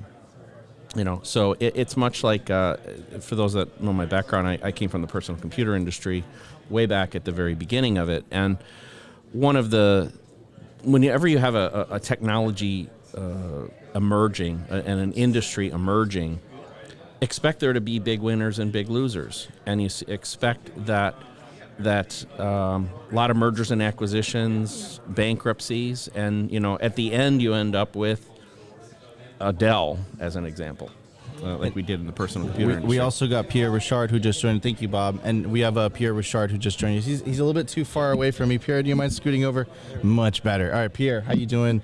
Thank you so much for joining us on the Simply Bitcoin news desk at BitBlockBoom. How you doing? Bob was just dropping some sauce in regards to what's coming up in upcoming halving in 7 days or so. What's your take on the impact that will have on the mining industry? Yeah, it's going to cut the revenue by half. Thanks, Pierre. I appreciate it. Okay, well, I'll see you guys later. 3.125. Yeah, I think it's going to force the industry to be more efficient, obviously. And from Riot's perspective, like our strategy has been to build during the bear market, and so. With that in mind, now we're in a position to double our hash rate after the halving this year, and so. In a way, like we'll be net zero from a BTC production perspective, but that it does mean that we'll have a bigger percentage of the overall pie. So I think in terms of efficiency, what we have to look at is where do you get the lowest cost of energy, and it doesn't make sense to me that you would have a lower cost of energy anywhere in the world other than the energy capital of the world, which is Texas, right? So Texas has abundant natural gas, abundant wind, abundant solar, and so that just means that it's going to be, I think, the most cost competitive place to mine in the world, and so that's why Riot is so focused on it and prepared for the halving. So another thing, which by the way, I'm a huge fan of this video, where the regulatory status of Bitcoin in the United States is in an interesting state, to say the least. The Bitcoin Policy Summit, shout out David Zell, Bitcoin Magazine, for streaming it. They did a great job, and this was Cynthia Lummis coming out of her mouth, but basically saying that there is not to be specific to anybody, but there are certain politicians with influence in the Imperial City, Washington, D.C., that have a negative look towards Bitcoin because they like to control money, right? Obviously, Riot is a publicly traded company that makes you guys relatively vulnerable to regulatory, attacks, so to speak. So what's your take on that, Pierre? I know you've done Satoshi's work, absolutely destroying the New York Times. So what's your take on that? Yeah, so I definitely think that the size at which Riot operates puts a target on our back from a political perspective, but it also means that we have a responsibility to defend the entire industry as well. So if they're coming after Riot, they're coming after the whole industry. And so The other piece of it, though, I find that I like a lot about Bitcoin and Bitcoin mining is that the facts are on our side. So if it's just a matter of, hey, we have to put in the work to defend our industry, I think we succeed, right? If we do the work because the facts are on our side. And so that's exactly what happened with the EIA. So for 2 years, Elizabeth Warren bullied the Department of Energy into putting out a survey of Bitcoin miners. And when they did this, they declared it to be an emergency, that they needed these survey responses immediately before we had any chance to provide feedback on the actual content of the survey. Because, what questions are asked in a survey will lead to what results come out of that survey, right? As we all know, you can word a question in a very specific way. And they had worded it just to maximize kind of the headline number of how much energy consumption Bitcoin mining is doing. And they were not asking any questions about our flexibility to curtail when there's not enough renewable intermittent generation, questions like that. And so we took them to federal court and they lost because there is no Bitcoin mining emergency. And so I think that's where not only does a Bitcoin miner the size of Riot have kind of the ability to engage lawyers to fight this in court, but it's also that the executive team at Riot is not shy about taking on these fights, right? That there was lots of hemming and hawing about who's going to actually put their name on the lawsuit, and we're like, yeah, we'll do it. Like, it's just we have to be the tip of the spear, and we have to be proactive as well, because if we're not proactive, there's other people that are going to be telling our story. And here it was the EIA and Elizabeth Warren trying to tell our story about our energy impact. And that's not their story to tell, right? So in court, and this was really interesting, we didn't win in federal court on a technicality of like, oh, they didn't put a period here or a comma there. We won on the substance of the question of, is there a likely public harm from Bitcoin mining? That was the real legal question, and that's a real question. And so we were able to show by pointing to existing research, hey, here are all the beneficial purposes of Bitcoin mining, and all the public harm stuff is just made up. And the judge looked at it and was like, you guys are probably right. And so that's it. Huge win. All right, ladies and gentlemen, the panels are back. I want to give a shout out to Pierre Richard. Keep following him on Twitter. Stay tuned for the latest awesome Bitcoin mining research and information. Also, Isabela Santos and, of course, Bob Burnett from Barefoot Mining. All right, thank you guys so much. Back to the main stage. For years, and like Lisa and Ella, also good friends of mine. Family is so important. I mean, we talk about Bitcoin is having babies. We're good? All right, cool. All right, so should I say something more important now? I can finally introduce the next speaker. Awesome. All right, so a while back, Gary asked me, hey, what if we do a BitBlockBoom Spaces? Every Monday night, we'll get on, we'll bring somebody up as a guest and, talk some Bitcoin. I can talk Bitcoin all day long. And I met the next speaker a couple years ago, it feels like, but she's one of the co-hosts with Gary and I every Monday night. So if anybody is looking for something to do on a Monday night, listen or talk about some Bitcoin, come join us on BitBlockBoom Spaces. We start at 7:30 Eastern. And so I'm just going to go straight away and introduce my new good friend, Lynn B., who's going to teach us something about Bitcoin. Come on up, Lynn. Let's give her a hand, everybody. Thank you. Okay, mic working? Great. So thank you so much to Gary for inviting me to speak today. I'm really excited. It's my first time speaking at a Bitcoin conference. So be patient with me, give me a little love. And throughout the day, we've been talking a lot about different aspects of Bitcoin, primarily relative to, I had a clicker, but excuse me. Can I get the slide advancer?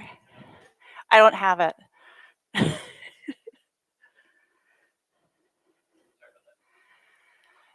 Thanks. So anyway, we've been talking a lot about Bitcoin primarily as a digital asset, the price of it, how it interacts with financial systems, what we need to be careful about. And in the last couple of months, there's been discussion about, is Bitcoin property or is it a currency? And what are the benefits of presenting it as either of those? and what are the ramifications of it. But I'm going to talk to you today about a little different twist on Bitcoin, and it's as a financial technology. So I really want to dig deep into the tech of Bitcoin, and I really want to shout out the builders who are building on Bitcoin to create the usability and the functionality and the progression of Bitcoin as a financial technology. So a little bit, just a slight detour. Why am I here? Why do I care about Bitcoin as a technology? And what gives me the background to be able to talk about this? So just a quick detour, a little bit about my background. I have a unique skill set. I started with an econ degree that I graduated from university at 19. I went to work for Merrill Lynch at 20, and I spent pretty much the next 9 or 10 years working in TradFi on Wall Street. I became a vice president of Merrill Lynch at 25. I moved to New York and was actually working in the depth of the canyon. And by the time I was 29, I became a person that personally I would never want to be friends with. I was entitled, obnoxious, rude, and I had taken off the ethos of TradFi in those days. So I did what any reasonable person would do. I quit and I moved to Mexico in order to reevaluate who I was as a person and what I wanted to do next with my life. I'm still in Mexico, so I'm not sure exactly what that means, but the background over the next several years in Mexico, I started a couple of businesses, and the information that gave me was how to operate in an emerging financial economy and the unique challenges that provided. I experienced shortly after arriving a 50% devaluation in the amount of money that I had transferred into my Mexico bank account. I experienced charges of 35% in fees to transfer money to an employee of mine who had a family emergency, and how expensive it is to operate if you don't have a bank account. And I personally stood in line for 2 hours to pay a bill that never arrived in the mail, but I knew it had to be paid or my water would get cut off. So there are unique challenges in operating in a financial system outside of the US or outside what we're all familiar with. So I learned that. I love Mexico, but there are problems that I thought could be solved with different technologies. So fast forward in 2011, I got the idea. I saw what was happening in Silicon Valley. I've always loved tech because tech enabled me to live a life outside of the US in Mexico with greater conveniences and the ability to do more using technology, internet-based technologies, and all of the evolution of those. And around 2011, I noticed that there was this startup ecosystem that was really emerging in Silicon Valley. It was easy to fund companies. It was easier and less expensive to start companies. And I looked at the Mexico ecosystem and Mexico demographics, and I thought, wow, there are a lot of problems to be solved. There's no one supporting these startup founders. So I started a venture fund, Me to Ventures, in 2014. So 2011, I started exploring the idea. I started a conference called the Me to Tech Talks to explore cross-border and emerging technologies. And then by 2014, I launched the first fund. During this time, 2012, I was interviewing a speaker for the Me to Tech Talks, Shak Khan. And Shak was an early investor in Spotify. And I said, you're going to talk about Spotify, right? And he said, no, actually, I'm launching a new digital news site called CoinDesk to talk about Bitcoin. Have you heard of it? And I said, no, I haven't. Can you tell me about it? So he told me about Bitcoin. The price was around $12 at the time we were talking. By the time I could figure out how to buy it, I wasn't one of those who said, oh, I need to think about it. It's not going to work. It's like I was really excited about Bitcoin. So I bought it in early 2013 at 120. And by the time we had the conference in the fall, it was $1,000. So Bitcoin was, to me, an exciting technology. I looked at it as the missing link in internet to enable individuals to transfer individual to individual, bypassing the financial systems that were such a roadblock in traditional internet transactions and commerce, especially if you lived outside of the US or you didn't have a credit card. So that's how I viewed Bitcoin. I viewed it as a financial technology. So let's take a look at some perspective. So in the early days when Bitcoin launched, it was solving that problem to allow online payments to be sent directly from one party to another without going through a financial intermediary. It was the movement of value immediately at almost zero cost with full finality. So what happened is as we progress, we look at where we are today, and we're really at a point where I think adoption is one of the key focal points. We're looking at the ETF launch that's bringing in institutions. We're looking at the emergence of more and better utilities for education, for onboarding, easier wallets to use, but we're still a little clunky if we're honest with ourselves. I mean, we still have, I think, better tools that we need to develop in order to make it so easy to onboard somebody and to explain to them or to transact. And this changes in different parts of the world too. So that's where we are today. When we look at where we're going, I'm going to spend some time on that in the next slide, but I want you to just open up your imagination for all the things that Bitcoin can enable. So with the landscape of Bitcoin innovation, you know, it takes startups. Startups need capital to fund. They also need kind of a roadmap, business development. They need expertise in how to navigate, how to set up their systems, where they set up their corporation, how they incorporate, if they have stock options, if they have, how they hire employees, how they hire developers that understand the technologies. There are a lot of elements that go into starting a company. And this slide, I want to thank Trammell Venture Partners. On Wednesday, they released their 2023 report on the ecosystem. So if you haven't seen it, if you go to the Trammell Venture Partner website, you can download a copy of it, and I encourage you to take a look at it. But the bottom line is that for a Bitcoin company, for a startup in Bitcoin technologies, there is still a gross misallocation of capital when you compare it to crypto or tokenized systems or even traditional tech.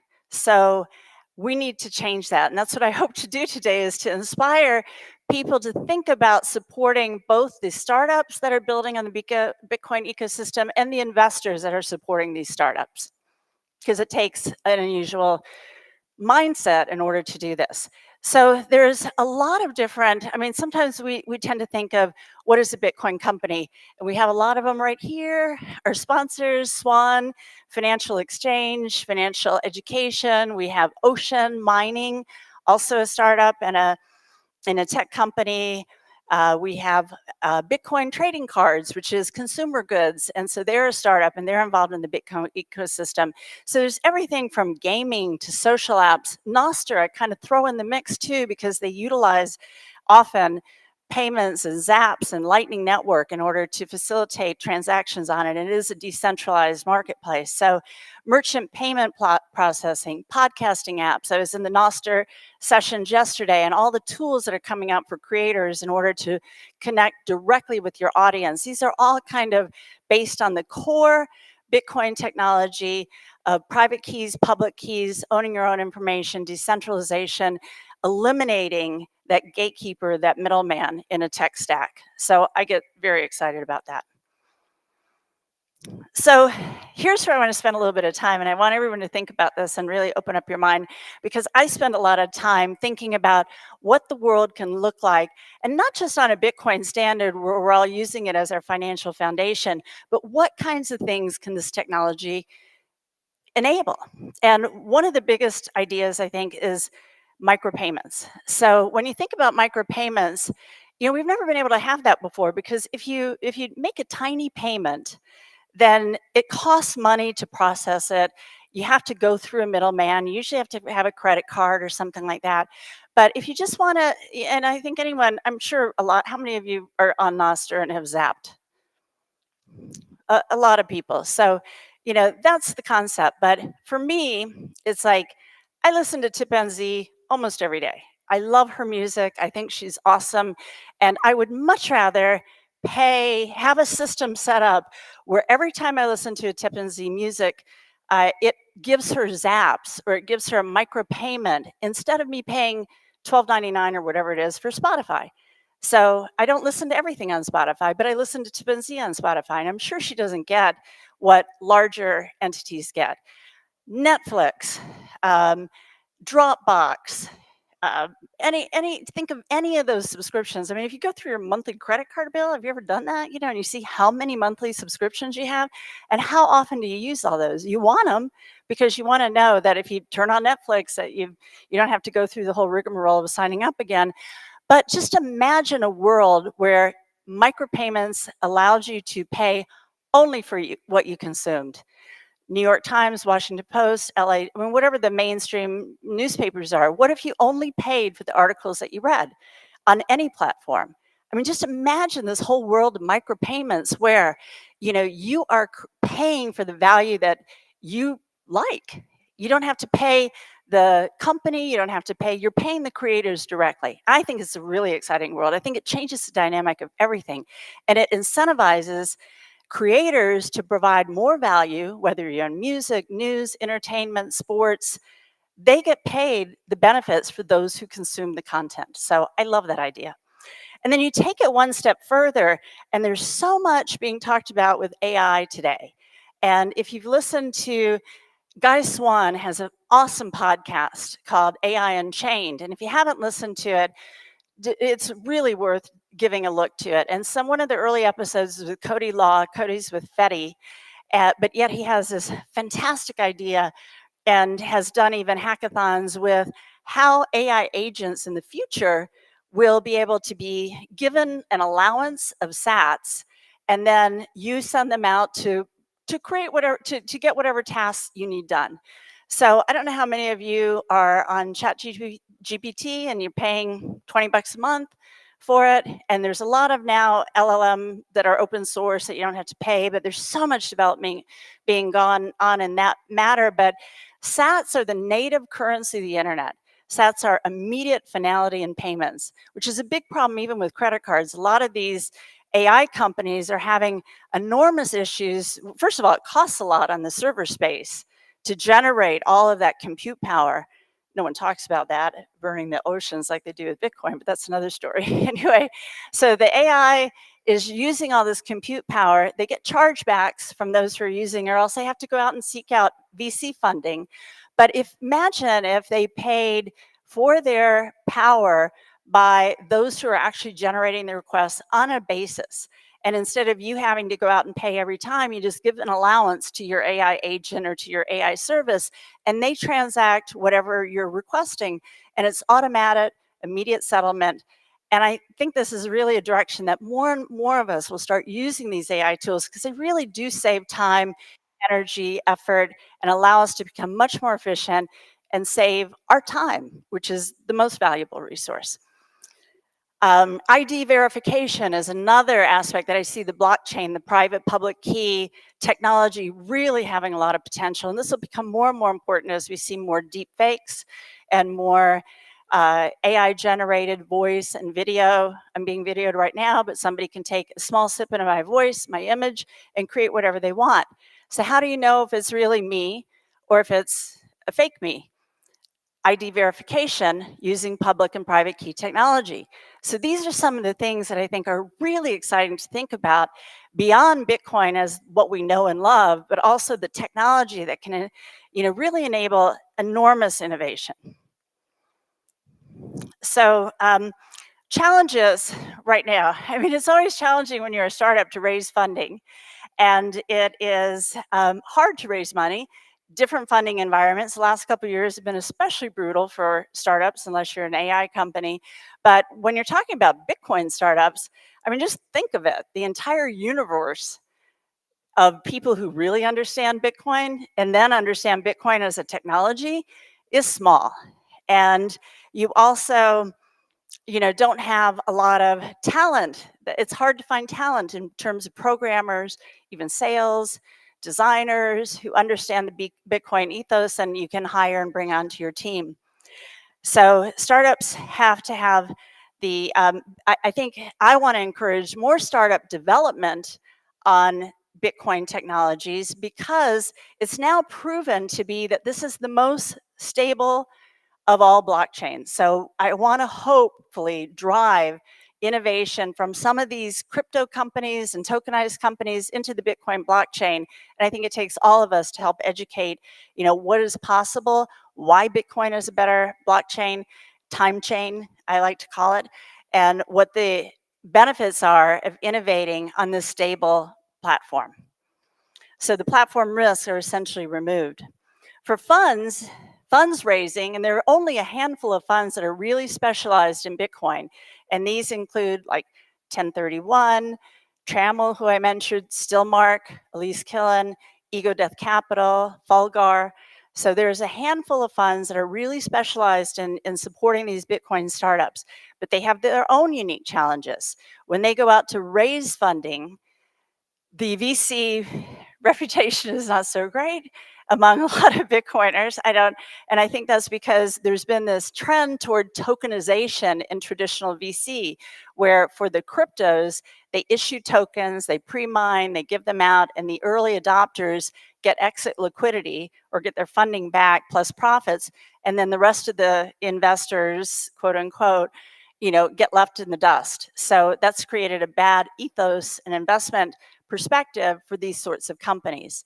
So by having this group of companies like Stillmark, I hear Elise always talk about the long-term view, really supporting the startups with knowledge, with introductions, with guidance on how to guide your company. These are the sorts of companies that you want to have. I hear Jeff Booth talk about contributing and helping build the world you want to see become a reality. And these are the sorts of long-term viewpoints that I think are so important that we lost in traditional VC to a large extent, and we need to get back to. It's kind of a time preference matter.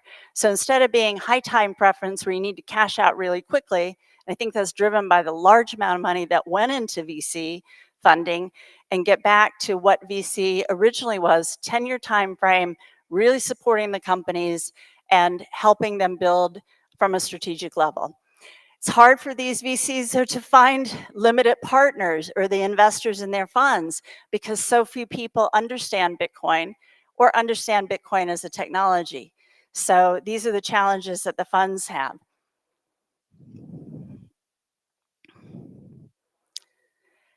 So I think that what we need to do is kind of reframe where Bitcoin startups, how they can make their money. And this goes back to some of the big ideas that I talked about a little bit before.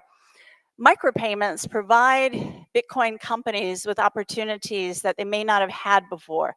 So if you can monetize internally, I always think for a startup, that's the best way. If you don't have to take outside funding and give up a percentage of your ownership, if you can do it internally, that's the ideal.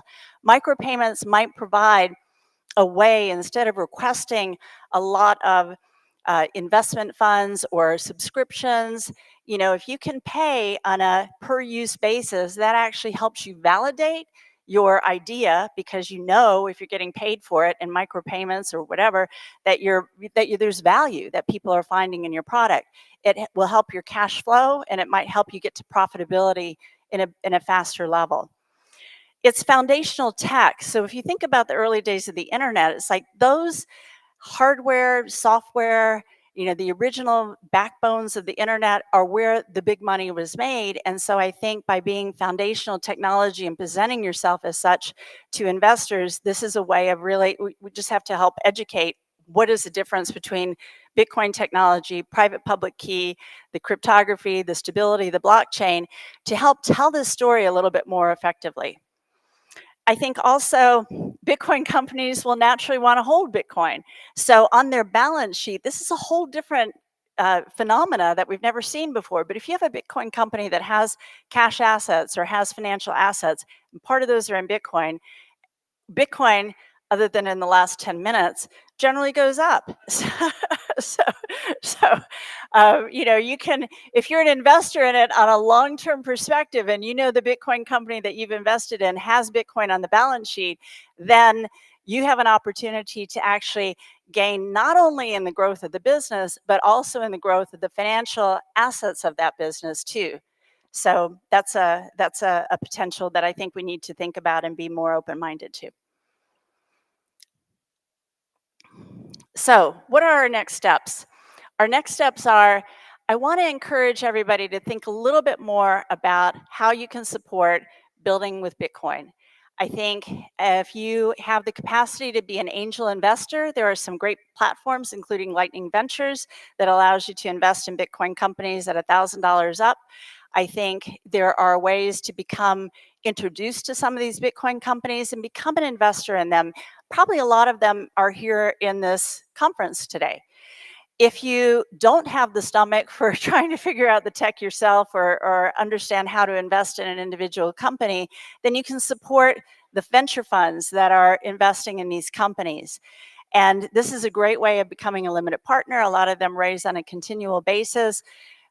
Happy to give you names of the funds, and this way you have a better way of having somebody else who might be an expert in how to structure a deal or how to evaluate what the progress of that deal is, while you can enjoy the technology and the growth of the technology.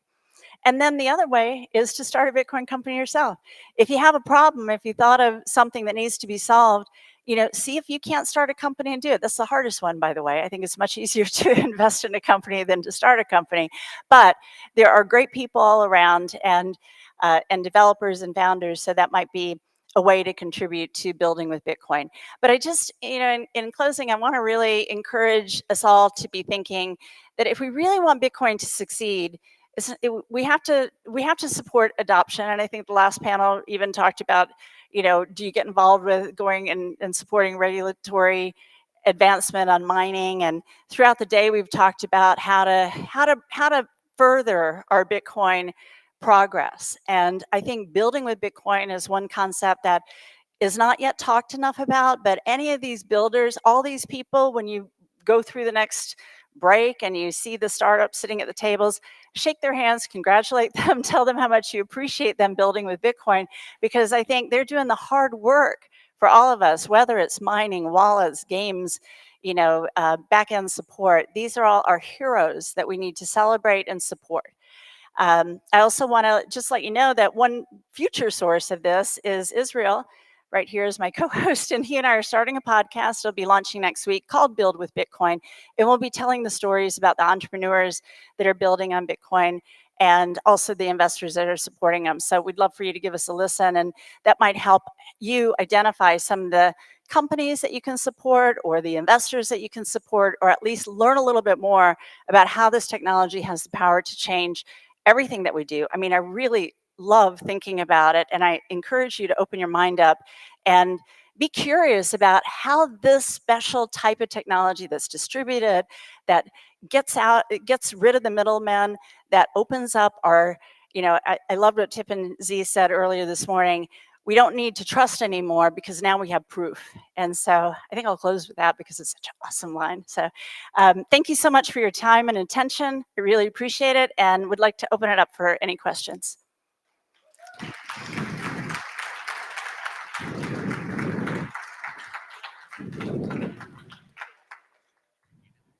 Sure. And this light is really bright, so if somebody can help me identify if there are hands up, because I cannot see a thing.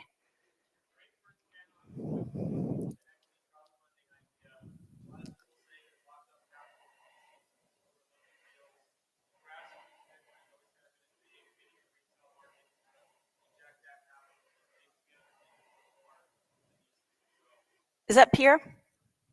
Oh, sorry. Anyway, the question is, what do I think of grassroots capital versus equity crowdfunding, which is kind of grassroots capital? So equity crowdfunding, which is basically where small amounts support the business instead of the professional investors. I love that idea. I mean, I actually think, there are some restrictions in the way, and this really chaffs me sometimes, but it's like the regulatory landscape in the U.S. prohibits a lot of people from investing in, unless you're a qualified investor, unless you meet certain financial landmarks. They don't want you to invest in venture capital or direct with companies because they think it's too risky.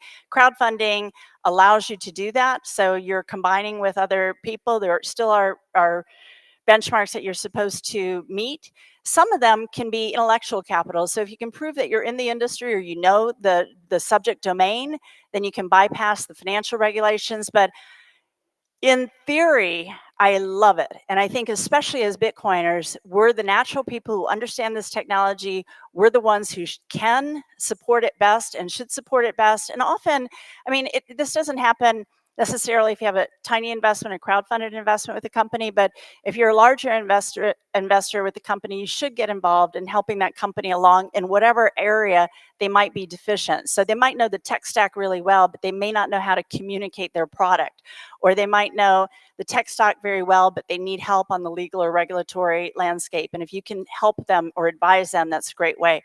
But I mean, I love that. I mean, I really prefer that. And I think even the VCs that are specialized in this space, like 1031, I heard Grant talk at an event in Austin a couple weeks ago, and I think he doesn't like the term VC. I mean, he really prefers to be more of a strategic investor. I can't remember the term he used, but the ethos is exactly what drove me. I closed my fund in December of last year, my venture fund, which was early stage tech, to focus more fully on Bitcoin and supporting Bitcoin companies. And I don't know what form that takes, but I think that it's absolutely correct that it should be ground up, just as Bitcoin was ground up. Other questions?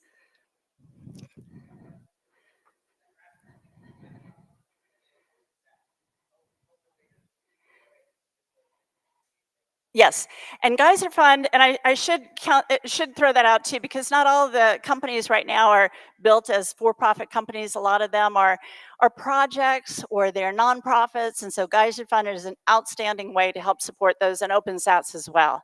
So I think we'll see more and more. I mean, here's another idea. It's like help find ways or open up more funds that crowdfund and that bring more capabilities for people to invest small amounts, get their feet wet in investing, and support these Bitcoin companies. So I think all of these are great ideas. And I mean, the thing I love, well, many things I love about Bitcoin, but one of the things I love most is that it started from the plebs, from the people, and it's only now getting into the institutions when we're, at what, over 90%, issued. So, we really have a leg up on this. And I think the same thing will happen with supporting Bitcoin companies. So I just feel that this is a great opportunity for us to be,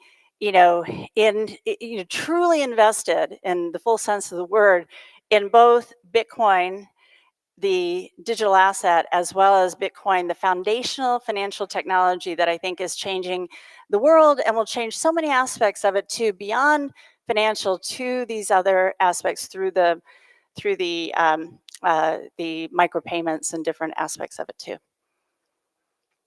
Other questions? I think I'm early. Thank you so much for your time and attention. I really appreciate it.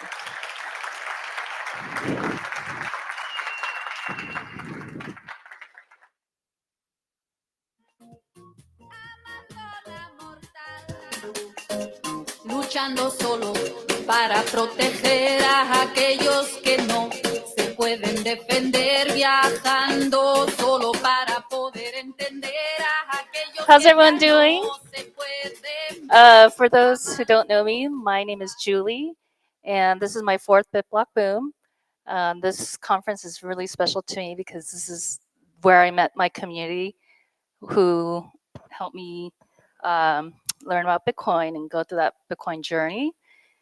Bitcoin has given me so much, and one of the most important things is it's given me a way to opt out, find a way to opt out, and it's teaching me how to teach that to my daughter as well. So thank you guys, and thank you to all the sponsors. This is my first BitBlockBoom as part of the team, helping with sponsorships and relations. So if you want to be a sponsor, please come say hi.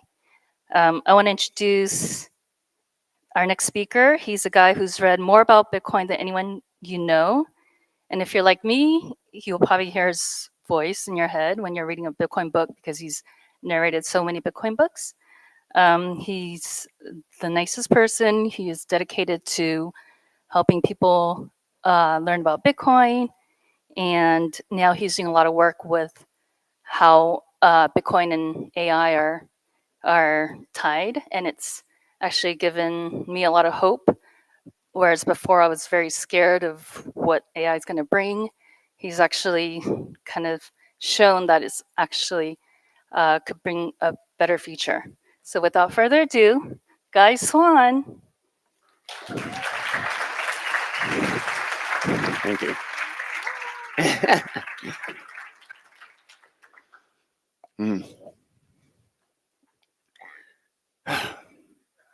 What's up, guys? Yeah. It's funny. I always get nervous, but as soon as I get back up here, I'm like, okay, this is easier. All right. So my talk is, I am Guy Swan, the guy who's read more about Bitcoin than anybody else you know. Host of Bitcoin Audible, AI Unchained, Shitcoin Insider, which is not dead, by the way. Stay tuned. And also a unnamed coming project, so keep an eye out for that. Well, my talk today is Rotten Money, Rotten Society. And one thing that I think is really discounted is the degree to which money is the fabric of society. Like, people think of it as a transactional tool, and it's just like kind of this thing that allows us to punch some numbers and do some stuff and trade. But what it actually does is it enables specialization of labor. It enables us to solve an incredibly difficult problem, which is understanding your relationship to the things that you value and compare it to my relationship to the things that I value. That's an unbelievably hard problem. If I have an apple or an orange right now and I'm trying to decide what to eat, it's very easy because I'm the single point of reference, right? Like, I know my relationship with an orange, I know my relationship with an apple. And so my choice is very simple. Okay, well, what do I feel like right now? And, you know, just for the record, I really like apples, but there's something about like peeling an orange and like cleaning it off and then eating, getting that reward is just like this like nice little, it's a very therapeutic experience. But I probably prefer apples just for taste, just for the record. But we have absolutely, so because we have a central point of comparison, I know how to compare apples to oranges, but I do not know how to compare how much you like oranges to how much I like apples. Maybe he's really great at making an argument. Maybe mine's really nuanced and I don't have a lot of activity, or like I'm not really, you know, active and enthusiastic about my explanation. And everybody believes that he likes oranges more, but maybe I'm willing to pay $10 for an apple and he's only willing to pay $2. Maybe he just likes to explain things. We have no independent metric. Money is that independent tool. And in doing so, it is specifically the most important piece of the puzzle to allow society to scale past Dunbar's number. Dunbar's number is that 150 to 200 people, where a group still feels like a group. And once you start, it's why we were all basically tribal before we had a collective and robust monetary system. We would only live as families, as tribes. And they would only grow to so big before internal conflict made it so that like this half of the room just doesn't know what the hell is going on over on this side of the room. And so they create some stupid narrative. They imagine that this person is this thing and they believe this stuff, and then you fall into your tribes and you start being divisive and you have conflict in the group. Money is actually the most critical tool to sort that problem out so that we are cooperating instead of fighting. Because, you know, I'd go to a store and I might have nothing in common with the person I'm doing business with. Like, none whatsoever. Like, they might believe a different religion, speak a different language. But if I'm able to trade with them, suddenly what they contributed to society and what I contributed to society, I can get his contribution and he can get my contribution. I don't have to trust him. I don't have to know him, because we are independently trusting the money. And therefore, somebody I might have 1,000 reasons to hate. They like the Patriots, and I freaking hate that team, you know?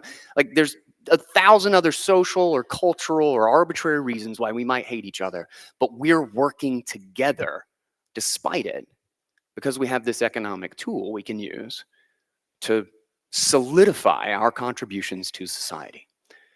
So my argument, this rather lengthy introduction, who knows whether I'm going to get through these slides. I'm going to try.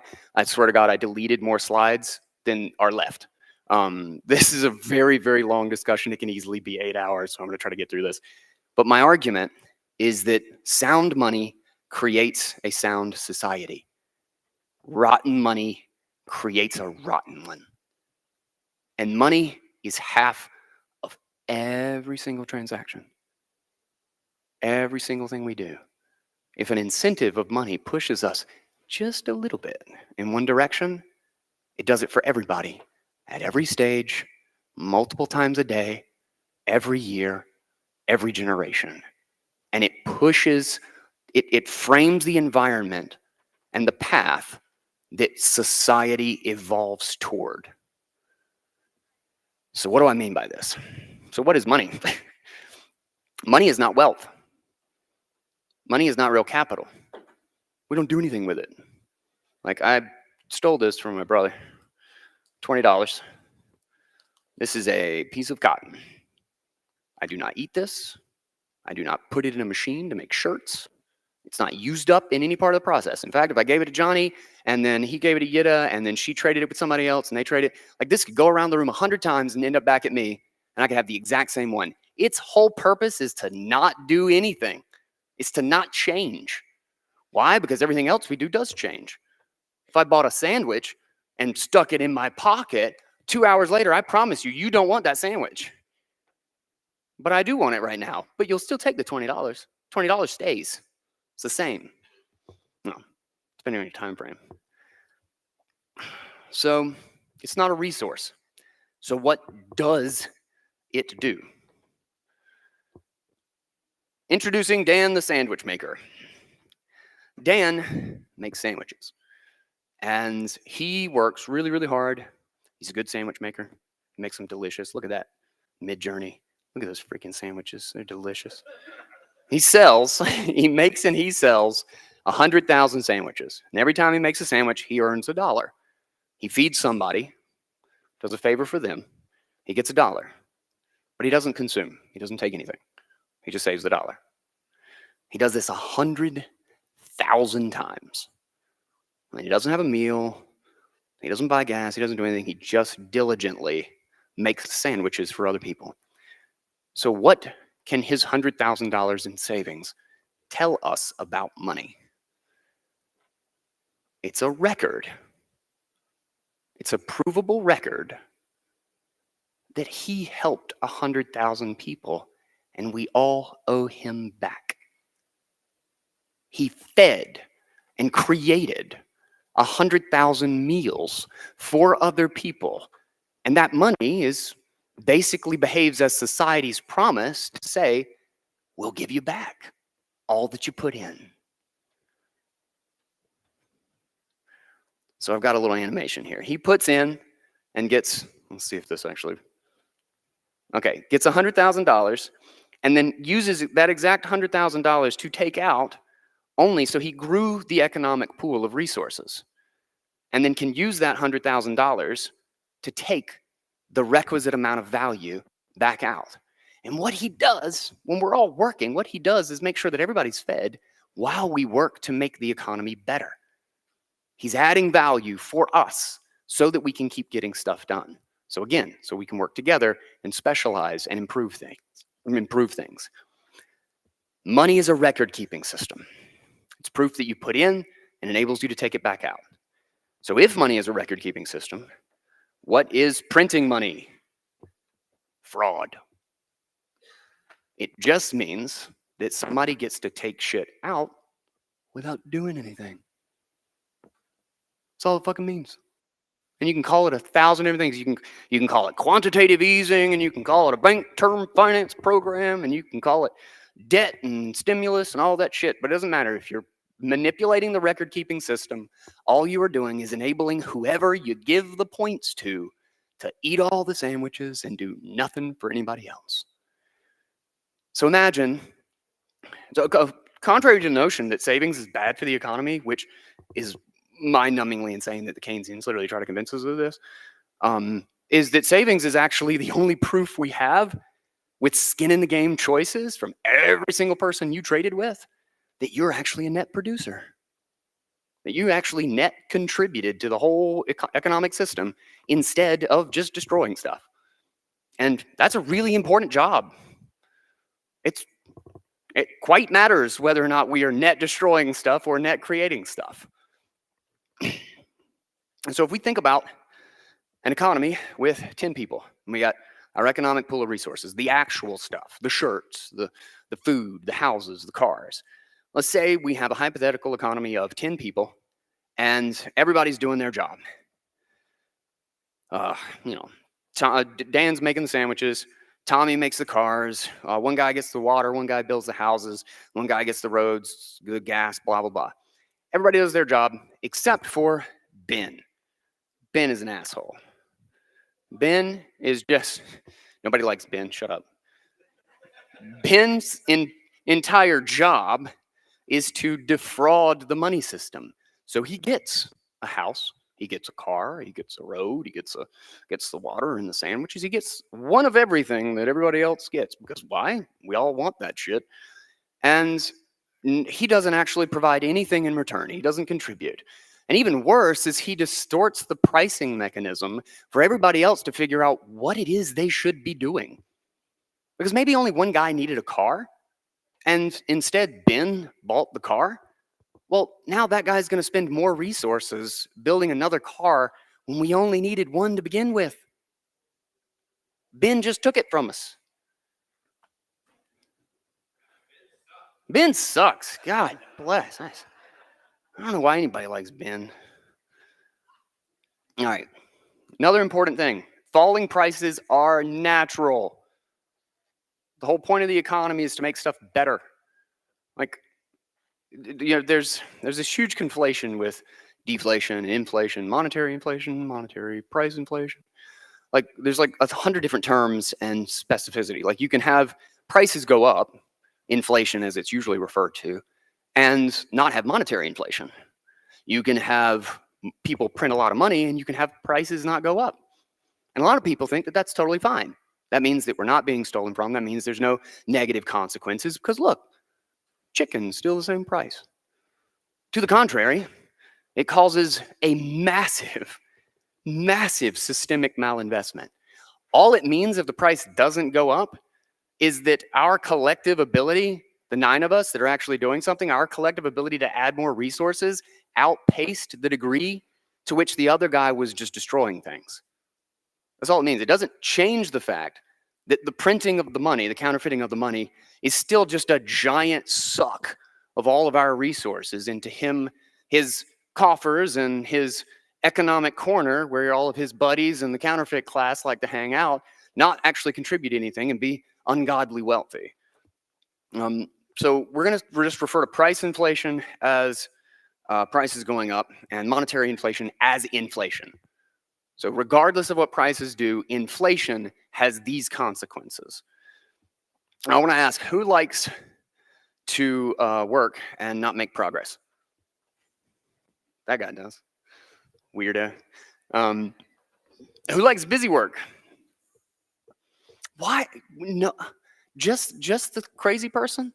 So why is it that we work all the time just to make workflows better, to come up with some way to make just a little bit of energy go a little bit further? So what we spend all day, we start our days with problems and we try to end with the solution. Like, there's nothing that'll piss me off more than starting my day trying to do something and then have ended the day and have lost 10% of my progress, realizing that I just fundamentally started in the wrong place and I have to redo all my work. That just pissed me off to no end. I don't even care if I got paid for it. I just hate it. I want to make progress. The whole reason any of us go to work is to make stuff better. How in the hell is stuff not getting more affordable? That's the whole point. Why would we do it otherwise? Imagine you had $10,000 and that's your salary and you can buy what $10,000 buys is like a set of stuff. And, that's your standard of living, right? Let's say after a year of working, we have sound money and the prices of everything fall by 5%. Why does that happen? A Keynesian will tell you this is destructive to the economy. People won't invest, blah, blah, blah. The reason that it happens is specifically because things got better. It's because we improved our processes. It's because we made machines better. We repaired broken machines. We improved everything such that the supply and output of what we could produce grew. And thus, the cost of those things fell. Why? Because they got easier to make. That makes perfect sense. If things are easier to make, they should be more affordable. Now, the government and Federal Reserve targets 2% inflation, which means they want prices to increase. So at the end of that year, if we have 5% lowering of prices, then what that means is that with that same $10,000, the average prices of everything has roughly fallen, which means at the end of the year, we will have our exact same standard of living and buy all the things that we bought at the beginning of the year, and we'll have $500 left over. We will be wealthier because we get our part of the contribution of everybody making the world better. Now, when we target 2% inflation, talking about price, that means that all that 5% is stolen, and at the end of the year, to buy all the same shit we bought just to live the way we were living before costs $10,200. We have to not buy something we were already buying. We worked our asses off for a year and got poorer. And that's the target. We hit 10%, 18% easy, especially you're living in a city. Oh, doesn't even break a sweat. Go to something like Shadow Stats. It's very common for 8 to 12% per year. And what's funny is this is basic economics. The price falling is the thermometer. It's not like something that causes some detrimental effect in society. To the contrary, it's actually the thing that lets us know we have more supply and more productivity. Why? Supply and demand curve. That's how the price works. If you make more stuff, the price goes down. If you have more output for the same input, stuff is cheaper. That's the first thing in the first class of economics that everybody should learn. And somehow Keynesians have convinced us of the opposite. So what happens when you treat counterfeiting as a productive and important role in the system of society?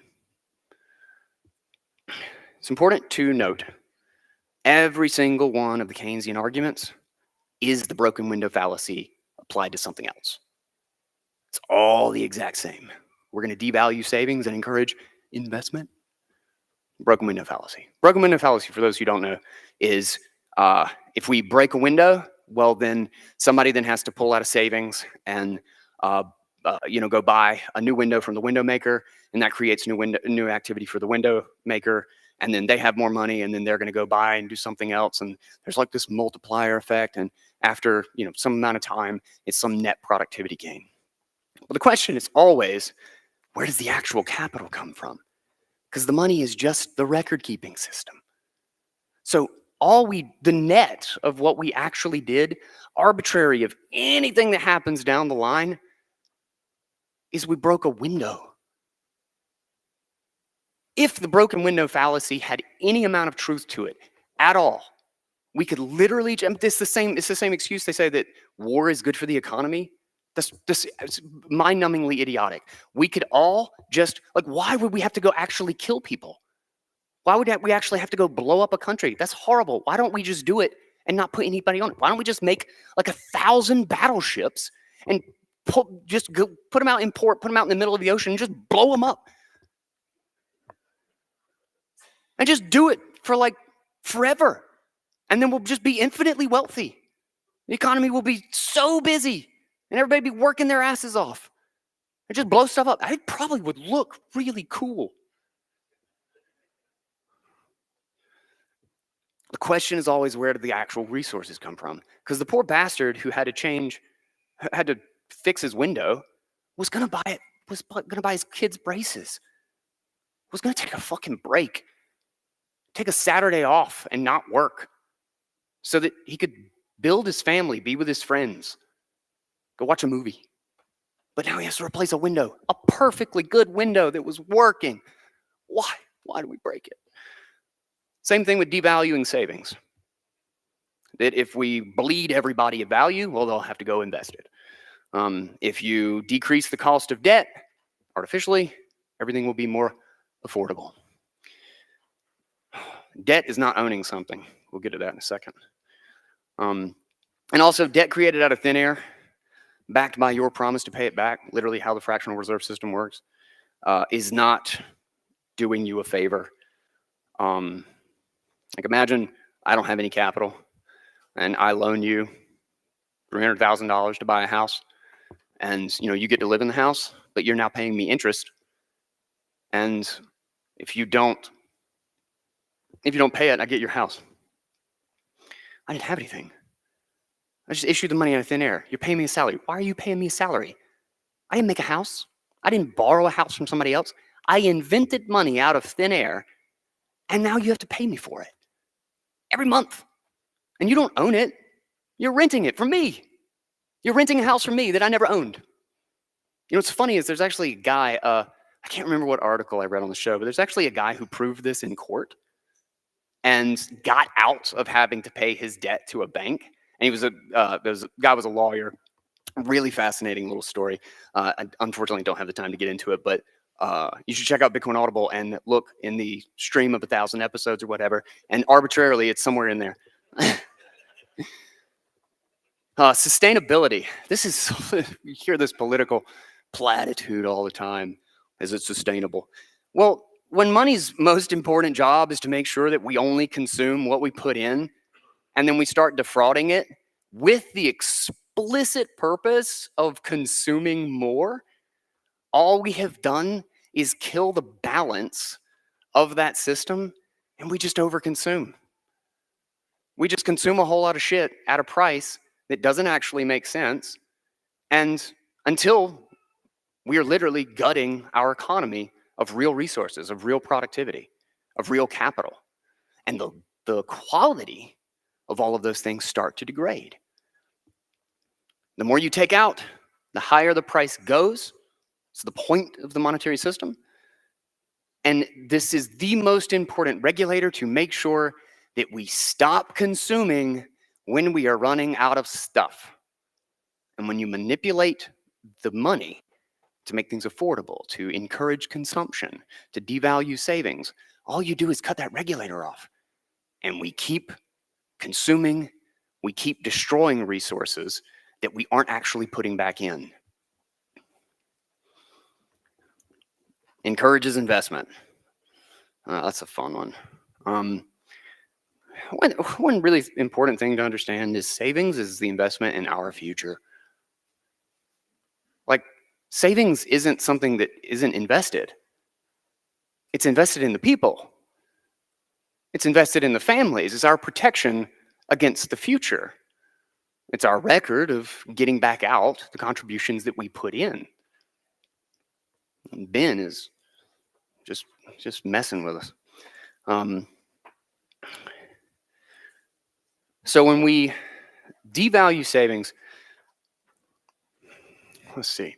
So a good way to think about this, let's just use the water analogy. So money, because it's not supposed to change, supposed to stay the same, if it is sound, if it's not being created out of thin air, it acts as this kind of perfect totem for measuring whether or not we are creating value or destroying it, right? Which means that if we are nominally making money, it should be the closest thing to proof that we are adding value. If we are nominally losing money, it's the closest thing to proof that we are destroying stuff. Now, what happens in that context, in the analogy, that makes money like the perfect glass of water. It's like clear water. Therefore, the only thing that is investable, because it's the totem that we compare everything against, the only thing that's worth investing in is essentially better water. It's essentially like we want to make tea. We want to make coffee. We want to do something to improve it. We certainly don't want to destroy it. If we end up with murkier water, that's a bad thing. To devalue the money to encourage investment, it's funny, is it kind of does what they say it does. But it does so by murkying the water. You make a crappy glass of water and suddenly, when we should have only been investing in things that make the water better, now the standard is crappy. So there's this whole space of investing where we can just make like not shitty water. We can just like kind of clean out the sediment and make like a murky water. And so, but we don't actually have any more capital. Remember, this is access to capital. It's a proxy. It's not real. Which means that what we actually have is we have gutted the investment for the actual good, positive value of society. And we have now taken a ton of it to go for low-hanging fruit, which is just filtering crappy water. So you make a 3%, 5% gain, you're not actually doing anything. That's not actually a net productivity gain. There's no value being created there because the money's losing more. But now the one thing that we have to measure to make sure that we aren't destroying stuff is lying to us.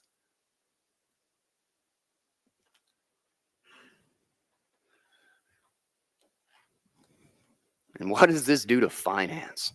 Holy crap. This is a brilliant way to bloat the financial system beyond belief. Because now all of the capital that we had saved for our future and for our families is now put into the hands of financiers, of index funds and money managers who all make fees off of us. They love this game. Holy crap, they love this game. And in doing so, massive corporations have access to our capital that otherwise wouldn't. And the entire reason is just because we're trying to make a measly 7 or 10% in the stock market, when all we have to do is actually have sound money. And savings would naturally do that. Why? Because we're making that happen. We're putting that input, that productive input or output into the economy. So an interesting thing to think about is that industries should fall over time as a portion of the economy. Like for instance, the example is that farming was once 90% of the economy. But if farming is 90% of the economy, you can't run an internet industry. Every time there's a new innovation or new tech or something, it creates its own portion of the economy, and everything else, like on purpose, will have to decline as a share of the total economy, specifically because like farming is only like 5% of the economy now, and it's because we're really good at making food. So we don't need to waste 90% of our resources on making food anymore. We can do it with just 5% of the economy. Finance is just organizing the stuff. It's just allocating the things. It's not even the real thing. It's just organizing and trading the actual things, the actual houses, the actual equity, the actual stock, and the production of the goods. How? Look at that. This is the portion of the financial system that is our economy. It's getting bigger and bigger every single year. We're getting worse at allocating the stuff that we make. It's costing us more to do it. And specifically because of this poisonous incentive to blindly dump all of our money into corporate America, which is bloating all of those financial assets and making them look like an even better financial opportunity. It's why banks just go ahead and lend at 0 or 1% rates to a bunch of giant corporations. And what are they going to do with it? They don't have any. It's not like if you throw 10 times as much money at them, they're going to have 10 times the number of good ideas. They're going to have the same good ideas they had before. They're just going to use 90% of the money to buy up all their small competitors. Money that we're paying for, that came out of nowhere, that nobody actually lent them. It was created out of thin air. And so they're just going to swallow up small business across this country and bloat the entire ecosystem of corporate America purely because we don't have anywhere to put our savings that doesn't bleed out day after day. So we have to give it to them. And it becomes a self-fulfilling prophecy. Of course, the stock market goes up. Doesn't matter what happens. The stock market just goes up. That's why P&E ratios don't make any sense anymore. That's why, This is why acquisitions have taken over IPOs and like the VC market. Like it used to be that you were an entrepreneur and you were more likely to actually grow a business and try to, sustain a position. And now essentially the market has gone very heavily to grow fast enough to get bought. And they just finance it with our retirement. We shouldn't have given it to them in the first place. I'm running low on time. Told you this was going to take a while. Forces, yeah. Okay, we've covered most of this. Oh, here's an interesting thing. So how bad are the consequences of this? So look at our people with Ben, is the money printer. And, it's easy to think that the only problem with that situation is that Ben is getting stuff for free. But here's the kicker, is that Tommy makes cars for all of us. But Ben is really wealthy. And he has a lot of money. And you know what? He can make a lot more money if he works for Ben. So Tommy stops making cars. And instead he builds yachts for Ben. Now we only have 8 people contributing. And that starts happening down the line, year after year, generation after generation. And more of the economy huddles around the counterfeit class. Says, maybe I can just, make cars for them. Maybe I can make their yachts. Maybe I can serve them food. They pay really good. Everybody else who has to work for money doesn't pay shit. It's because they have to work. The amount of distortion in the economy, when you compound this over generations, is incredible. It leads to going on the idea of like giving too much money to large corporations, but they don't have any more. It's not like they've got better ideas because you threw 10 times as much money. It bloats administrators. It bloats busy work. There's a fantastic book by David Graeber called Bullshit Jobs. I highly, highly, highly recommend you read it. And what's funny is that the number of times he mentions financing in the book, but he doesn't know the framing of like how when you manipulate the price of money, it actually leads to this outcome. So it's fascinating if you go in with that perspective and read it, and you realize that he's talking about the consequences of printing money, and he doesn't even know it. It's insane. He came up with a statistic after interviewing like a ton of different people and trying to do this a pretty broad study. And it's funny because like the employees don't even want to admit it, but that it was estimated that up to 40% of our entire workforce, that they believe in their job that they are doing nothing meaningful, and that if they didn't show up, nothing would change. Can you imagine what that does to the spirit of a person? To feel like they don't do shit that matters. Higher pay. Oh man, there's some really good stuff. So wages are sticky, which means that price inflation, when it does show up, wages are always the last thing to happen. They're the last thing to go through. So it's really easy to change the price of gas. You're not going to get a raise. You're not going to get a raise if you change the gas. That's our promise. Which means that the employee is always in a default dependent situation to the employer. The default situation is they get paid less every year unless they convince their employer to pay them more, when exactly the opposite should be the case. And even worse is that savings is our runway for saying no. If you have 2 months worth of savings and your boss tells you to do something unethical, you're going to tell you, no. I can actually stand on my own 2 feet. I'm going to go get a different job, you jackass. But if you're 2 months in debt and you're living a paycheck to paycheck, you can't say no. You're going to do something that you don't want to do because you don't have a choice. And God damn it, your grocery bill just went up by $100 in the last 2 months. So not only can you not afford it, you can't afford it worse than you could 2 months ago. So you talk about people being stuck in jobs. Talk about people losing their ethical foundation, having their morals compromised, having to do God knows what just to make some money. Welcome to the fiat economy. Affordability. Kind of already talked about this. Being issued debt doesn't make It doesn't make things more affordable. It just means that you're a slave to whoever it is that issued the debt out of thin air. Oh man, social creatures. You know, what happens to someone, what happens to a culture and a society when the richest person in the neighborhood is the only one not contributing? We're social creature. We want to emulate the people who succeed. What happens when the successful class is a whole bunch of people who do nothing, who destroy resources, and who have no ethics? They have no foundation for what the meaning and the value of anything is. A human being is unable to make a meaningful impact on the world.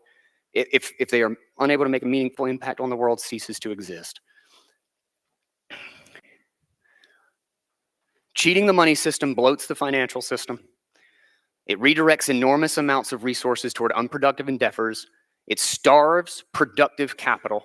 It traps people in debt. It bleeds their savings. It traps workers in jobs that they don't like. It forces them into desperate situations. It creates an environment of gambling and speculation. It makes meaningless focus on money and return and interest rates and stock market rather than the thing that we should actually be doing, which is making stuff and helping each other. It leads to inflated social status of people who contribute nothing. It creates an industry around the counterfeit class so that we're all just doing whatever the hell they want so that we can get our part of the cheated record system. It leads people to blindly give their hard-earned savings to huge corporations, and it consolidates small business into giant centralized systems. It defunds the most important productive institution of society, which is the family, which is us. It defunds us to fund corporate America.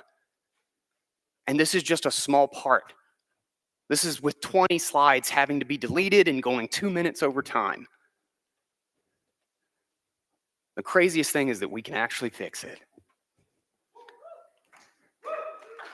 All we have to do is fix the money.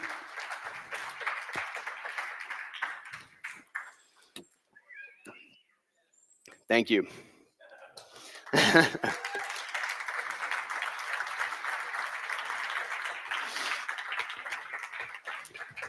Sorry, we don't have time for questions. I stole some from MBK.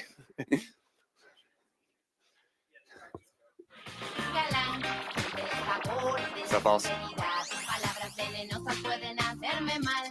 Siente el sabor de la sinceridad. Palabras positivas pueden llegar a sanar. Y siente el sabor de la sinceridad. Galán, no te detengas, galán. Galán, que más grande la maldad, más terrible arderá el fuego. Las obras de tus manos construyeron o destruyeron. Con palabras suaves yo muevo, yo no me mareo. Y la tierra de los padres de allá y no te espero. Tanto trabajador de la iniquidad. Gracias a la FBI, policía para controlar. El pobre no duerme de tanto desear. El rico cuida tanto que no encuentra la paz. Siente el sabor de la sinceridad. Galán, no te detengas, galán, galán. Siente el sabor de la sinceridad. Palabras venenosas pueden hacerme mal. Siente el sabor de la sinceridad. Palabras positivas pueden llegar a sanar. Siente el sabor de la sinceridad, galán.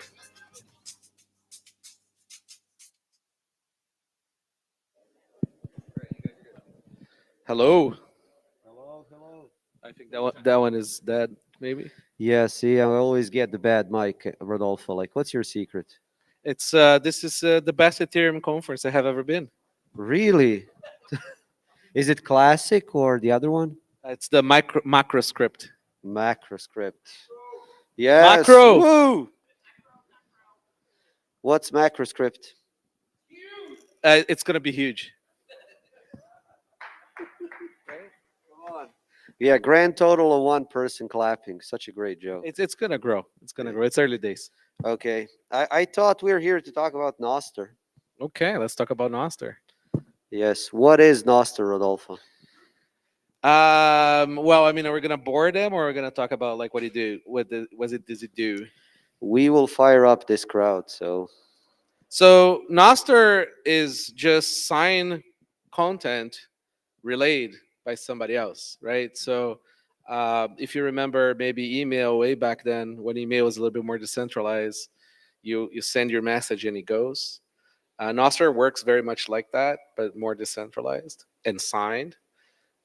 So it's this very general purpose protocol for you to send text and other stuff. Yeah, and social media is probably its most visible use case, but you can have so many other applications. And how many people here in the audience are on Noster? Why are we Okay. explaining like Woo! everyone is? No, so we We should actually have have started that question. no, we actually have a pretty good representation. We need to sign up others on Noster because to me, the biggest thing on Noster right now is zapping, is that use case of onboarding someone to Noster and then onboarding them onto Bitcoin. And Rodolfo, I watched your videos from Costa Rica. No, seriously, you Free the surfing. nipples. Yes. How many people saw his videos from Costa Rica? Okay, let's Oh. see if we get some zaps here, right? Like live on the stage. Yeah. The Make it rain, guys. Let's see. No, but can you talk more about the experiences you had in Costa Rica with onboarding people on Noster and then having them receive Bitcoin? Yeah, so funny enough, like in Costa Rica, you have almost like 100% like Bitcoin penetration without people knowing that Bitcoin is even there, because Bitcoin Django app integrates with their SMS payment system there. So if you have the Bitcoin Django app, you can essentially like get in and then pay anywhere at Bitcoin. But a lot of the people there don't know that they can bypass the government and everything else and just get the Bitcoin directly. So we were in a few places that are sort of like more like surfer towns and things like that, and you have your phone with you. You don't necessarily have your wallet and stuff. And Jose is the guy who runs a small little surf shop there, right? So you can rent your boards. And I wanted to pay him, right? And I wanted to just sort of like give him sats. But funny enough, like businesses, especially small businesses, they need the full solution, right? They need a listing. They need to exist as an entity and also get the money, right? So, for example, everybody knows that you can search for businesses on Google Maps, right? You go on Google Maps, you find the business, and you see like what they're about and when they're open and all that stuff. So I'm finding that like there is this little businesses that are sort of take advantage of like say like a primal like a profile, right, where they have like where they are, maybe the hours they're open. And what's cool is that I don't need to ask them for a QR code. I don't need to do anything. I can just sort of like send them the money, right, by just knowing their identity. That's why like things like Venmo has been so successful in American stuff. So anyways, long story short, Paul Tarzan, for the people that don't know, we went to like a bunch of like merchants there and we started sort of like getting them on it, and it was immediate. Like people just understood what it does. Like you don't have to explain. It's basically, imagine that you can open up a Twitter account and start receiving Bitcoin. That's how I would describe it. It's like also Venmo. It's faster. It's weird. It's like like because we're so used to suffering through the Bitcoin like KYC. orange pilling sort of experience, right? Where it's like you have to explain what money is, you have to explain how to set up some keys and how to do it right, and then you have to see, like me arguing with other hardware wallets and Which hardware wallet are you using? Yeah. exactly, right? Yeah. So like you have to go through this whole arc, right, to get to Bitcoin. But with the Noster experience, it's ridiculous. It's a lot easier than traditional mainstream social media, right? Like you just go there, you open the app creates a key for you, and you're there, right? There is no verifying email and verifying phone number or none of this stuff. You just like boom, done. And what's really cool is that you actually own your identity on Noster. You can get out of one client and go to another, right? But again, seamless. Yes, and if you don't believe us, those of you that don't have like are not on Noster, open up your phone, download Primal, and go to the wallet page, and click Activate Wallet. In Primal, you do need to enter Well, that's name. for the wallet, but not for the not for the Noster experience, right? But I'm saying like go full on, activate the wallet as well. And when we're done with this, fireside, anyone that approaches me and shows like you've You know, Are you trying to install Primal. scam them? Like, guys, go No. create your wallets and then zap us. No. Okay, zap Rodolfo, I'll zap you. Let's go. Like, profit maximalist. That's right. No, but what I find really cool is that like we always come from this sort of like, you know, all the anti-censorship things, all the freedom things always come with these trade-offs of being harder to use, and you know, like it's harder, right? Because you get more. Let's put it this way, right? But with Noster, that's not necessarily true, right? And that's helping us onboard people onto Bitcoin as well, right? Because you're getting to Bitcoin through a much easier path. Yeah, and it is all because Noster is Bitcoin's layer 3, right? That's right. I mean, you know, okay, you know, listen, more people than I expected got that joke. Well yeah.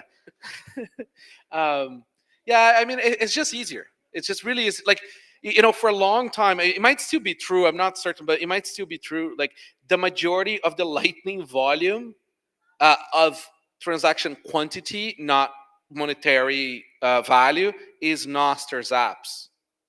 It might still probably be true. I mean, that's quite interesting statistics. It definitely was what drove the usage of Lightning apps, especially during the boom of Jack Dorsey joining Noster. I mean, it's very like, you know, zapping people. For the people that haven't yet, you probably will by the end of this if we succeed at you know, convincing you. I mean, free sats. I already You know, saw a few people. It's very satisfying to have a sort of like this sort of a meaningful interaction with another person, right? It's not that empty like. Even though the like is still kind of nice to do both. Come on, I mean, you know, I don't know why. When I retweet you, I know you like it. Yeah. Yeah. You do? No, but like no, but what I meant. I mean, is I like, didn't send you money. I know you would love that more, but no, the zapping is a different thing. It doesn't, because we've been sort of Pavlovsky sort of trained to like the like and like DRT and pull for more interaction, right? But the zap feels different. it doesn't. To me, like, Noster feels completely different. Because when you are on Twitter, when you are on Facebook, on Instagram, at the end of the day, you are the product.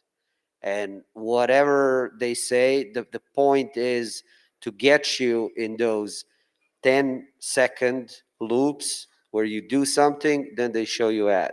You do something, then they show you ad. And the whole algorithm is tailored to engage you and program you for engagement. When you go to Noster, there is no such thing. You know, to be devil's advocate, like there is nothing preventing entrepreneurs from offering the same sort of like bad incentive experience on Noster, but like, it's not there still. Yeah, but eventually there will be clients like that, in my view. But the cool thing is, like seeds are magical power. You can take your seed and change wallet vendors, right? The Noster key is your superpower. If you don't like the client, you don't like the feed on that client, you don't like the kind of ads that maybe that client shows you, you can just take your keys and go to a different client, and you own that identity that never existed before with like sort of like a social decentralized system like on the internet. It was always a walled garden controlled by someone. And, you know, I guess there's PGP key IDs. I mean, that's not fair to say it's the only, but it was very convoluted. It was like complicated to exchange PGP keys and everything and verify each other. And that's what Noster really solved it, in my view. Yes. If you have a contact list on Noster, it's so much easier to send Bitcoin between people. Yeah, I mean, like you can find a lot of very good heuristics, right? So you can identify a person versus a bot by like, you know, like, look, all my friends are sending literal money to this person, right? Like they're zapping this guy. So like chances of this guy being a bot are lower. Oh, look, they also interact this other way, right? And there is no permission to check that data, right? Like I remember when I was building Unleashed and like I wanted to go and query Twitter as much as Noster, right? But like I cannot go and grok Twitter, right? Yeah. Twitter will not open their API anymore for all the data. Closed garden, yeah. On Noster, on the other hand, if I keep a relay, I can get all that data, right? And do analysis on it, like let the AI play with it. So you have a network graph that you can tap in without any permission. Yeah, and you're right that zapping is a different experience. It does become a little bit engagement like an addictive, and then a few million sats later, you have statistics of how much I you mean, zap. Yeah. you're liking away your generational wealth, right? So it feels differently. Yeah. Well, I looked at the statistics. I mean, I'm still.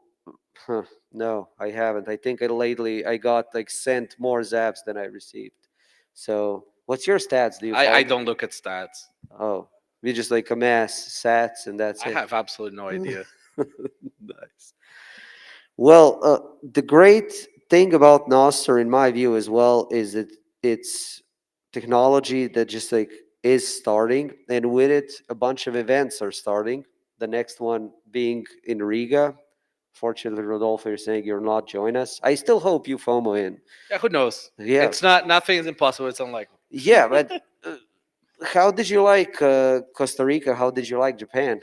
Can you I talk mean, about like the Noster sort of events that we did were awesome. Like I mean, like they were off the charts. Like it was really nice to have those communities sort of come in and sort of like express the local sort of way in which they use Noster. And for the people that don't know, Twitter was huge in Japan.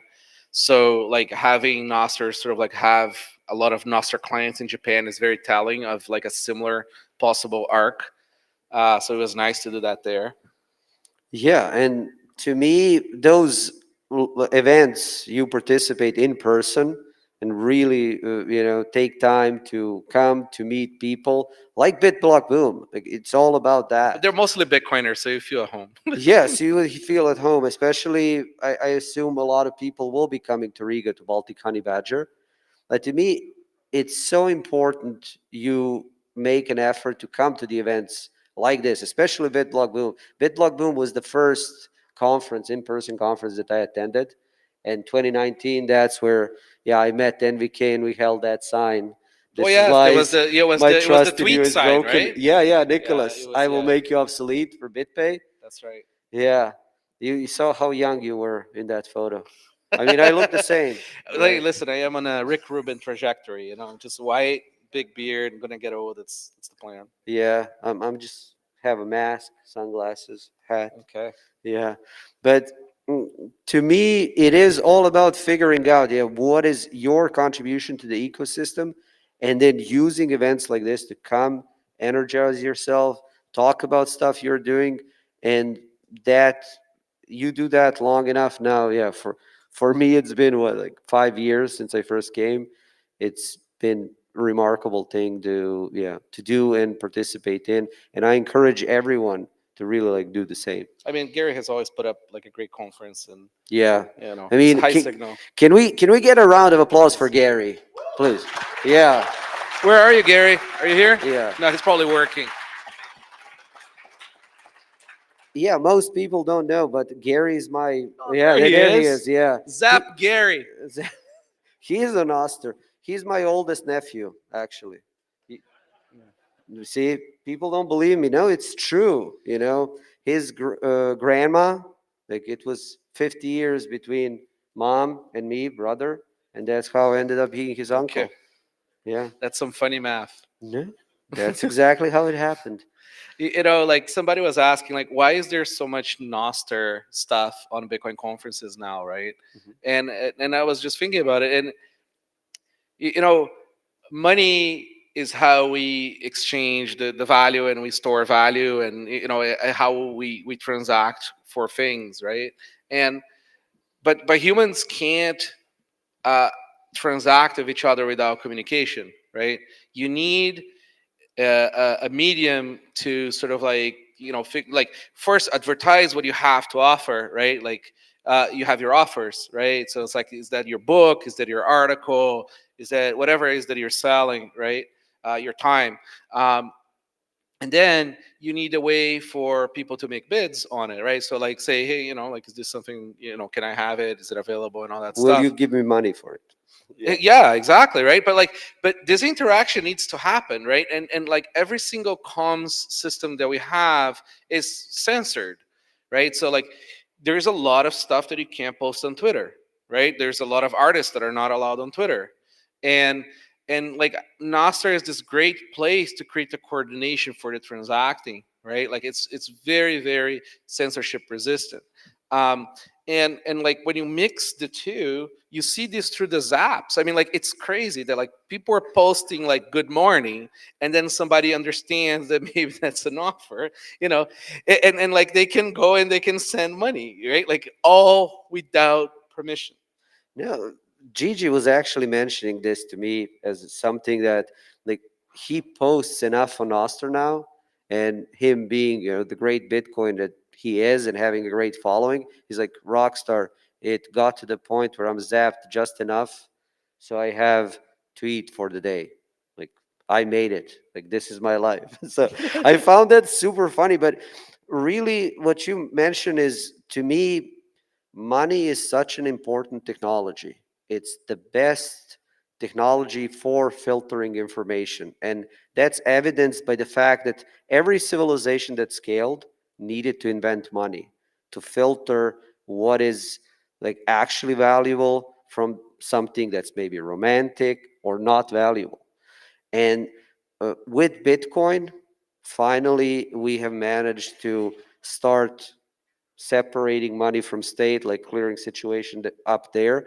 But really, with Noster, now we're getting out of those walled gardens, and the combination of two, it's what you say, Rodolfo, is so powerful. And people are like, "Oh, Noster will go away. Noster will this." Like, no, Noster is an idea whose time has come. And yeah, can we get applause for that? Let's go. And No, and if you doubt that, like here is the thing: me and Rodolfo, we don't agree on a lot of stuff. So when you have two of us agree on something and invest in that, like yeah, it's happening. you know, and it's so early, right? I mean, like Bitcoin is stupid early still, right? I mean, like gold has 5,000 years, salt had how long? I don't know how many thousand years. You know, Bitcoin is like what 15 years now, right? And we're already like like sucking up value from the traditional system, right? We have an ETF as an interface to get even more value in, and so it's winning, right? Like that's what winning looks like. Oh no, right? no, Bitcoin is dying. Right, Like exactly. right, it died Let's today. ignore the price today. Go buy your war dip today. And so like it's winning, right? And like Nasser is even younger, right? It's what 2.5, 3 years old now. So like the tooling and the interfaces are still being built, but it's already insanely better than Twitter, right? And when you start sort of like expanding out the functionality that you can build with the stuff that's not related to social media, things get really crazy, right? So you can have your chat bots like ChatGPT, where you pay through Noster, you interact through Noster, and it's all censorship resistant and it's all private, right? And then like you have it like do translations for you through that, and you can create markets with Noster, right? Like actual markets, not just like a tweet that has a funny meme that gets some zaps. There's people building that. You have the social payments where you can find a person. You're not necessarily zapping them, but you're finding Jose to pay him for the boards you're renting, right? Who did I pay? I paid somebody like a bit of money for like I think like it was the babysitter there. Yeah. You were telling me about she came and she couldn't accept. Yeah, it's like we and she really insisted that we try to do Cash. No, cash she didn't have enough, because if you know there the banks are tricky with getting enough cash. But she was Western Union, right? Like we tried. Oh, it doesn't work, and this and that. We tried like paying directly to Visa, wouldn't work, right? And then I was like, okay, are you ready now for me to try to send you the money in Bitcoin, which was my original offer? Right? It's like, yes, and then boom, shows up, like no fees, right? Like people need to go through through their path of getting there. And I really think when it comes to Noster, there are two things that are still not there. Number one, absolutely, like UI UX will continue to improve. I think Primal at this It's point already is pretty there, good. man. It's Yeah, so good. Primal is fine, but it can be improved. But the second thing is definitely engagement. Like a lot of people can mistakenly start posting, not find their group, and just abandon it. But that's Noster is true on such a Twitter too, eh? Like if you have a new account Oh, there I and you mean- post, like nobody's gonna respond to you. Yes, but there is a network, critical network effect on Twitter. And then if you post on TikTok, you'll just get boosted by their bots. I mean, how many users do they have? Like Uh, nowadays, like Twitter. Who? Twitter. Yeah, like I mean, I don't know. Elon says it's growing, so it must be true. right. Right? No, but organic traffic, Right. like it's all-time high. right. And by the way, whoever has a blue check that was hidden, it's gonna come to an end. You're gonna be outed as a blue check. It's coming. Yeah, yeah. Odell is coming for all of us. No, but it's really those two things, but I wouldn't let that be a stopper for anyone from trying Noster and then joining community and experiencing it. Again, I'm telling you, if after this fireside you have installed Primal, you have your wallet ready, Uncle after this talk is coming, yeah, I'll zap you. Yeah. And they need to zap you, Rodolfo, right? No, don't zap me. Zap other people, new people. Okay. Yeah, we'll start Zapathon here live. There you go. And then Zap via Jeff. yeah. And make sure you say good morning. Yeah, GM via GM on your zap to via Jeff. Yeah. One thing I want to know more about, you were talking, okay, social media, probably, I mean, the most visible application of Noster, but so many other applications of Noster are coming because it is protocol. Unleashed chat. What are you doing with that, man? Like, it's such a, I'm trying to follow, but I don't still get It's it. just like a ChatGPT alternative with open source models and privacy. Like, it just happens that, I found it super cool that Grok can go and like use all of Twitter's data as like a something it knows and can generate from, right? So you can say, what's happening in the world today, right? Like since like Twitter is now mainstream media, you can get like really high signal stuff from that. I mean, if you believe in the mainstream narrative. But what's interesting to me is that like it's not available. So like with the Unleash thing, we just sort of do it to Noster. Yeah. Which is That's so, yeah, it's essentially Chat GPT on Noster. well, it's I get it. ChatGPT. Like, Yeah. but You don't know that Noster is good and background. uncensored. I always say like you can ask it to tell you a dirty story with a recipe for a bomb with and also offend some category of human, and it'll probably come up with a funny thing. Yeah. Well, I guess you're getting a lot of users after that. One more topic I wanted to touch on is you're mentioning censorship resistance, and to me, it's so funny the destiny, or call it however, that Noster was started by fellow Brazilian, Yeah. and now you have this situation in Brazil where people are seeing whether their speech basically depends on whether person A, Alejandro, or person E wins, Elon. And it's a terrible position to be in. It's kind of position from which both you and me escaped. Yeah, I mean, like Brazil is so complicated, but really it's very simple. It's a lot of corruption, but there is this very commie president right now, and as you know, commie of the left or commie of the right, the way you resolve most of your political problems when there is an election coming is by censoring media, right? Like it really is that cynical, and that's what they're doing, right? I mean, they've figured out that basically the ones controlling social media, they're the ones winning the election. Yeah, And it really everything, is that. everything is playing off of that. And it's Brazil today. I mean, it's coming in elections for U.S. They're coming. Canada this too. year. I mean, they keep on trying to push bills that are like trying to control information, control censorship things. Like politicians are having a real hard time dealing with people who can talk out loud things that are unapproved. And this is why exactly I say that Noster is an idea which time has come, because it will just keep happening. And the stakes, they're not, getting lower, they're getting higher.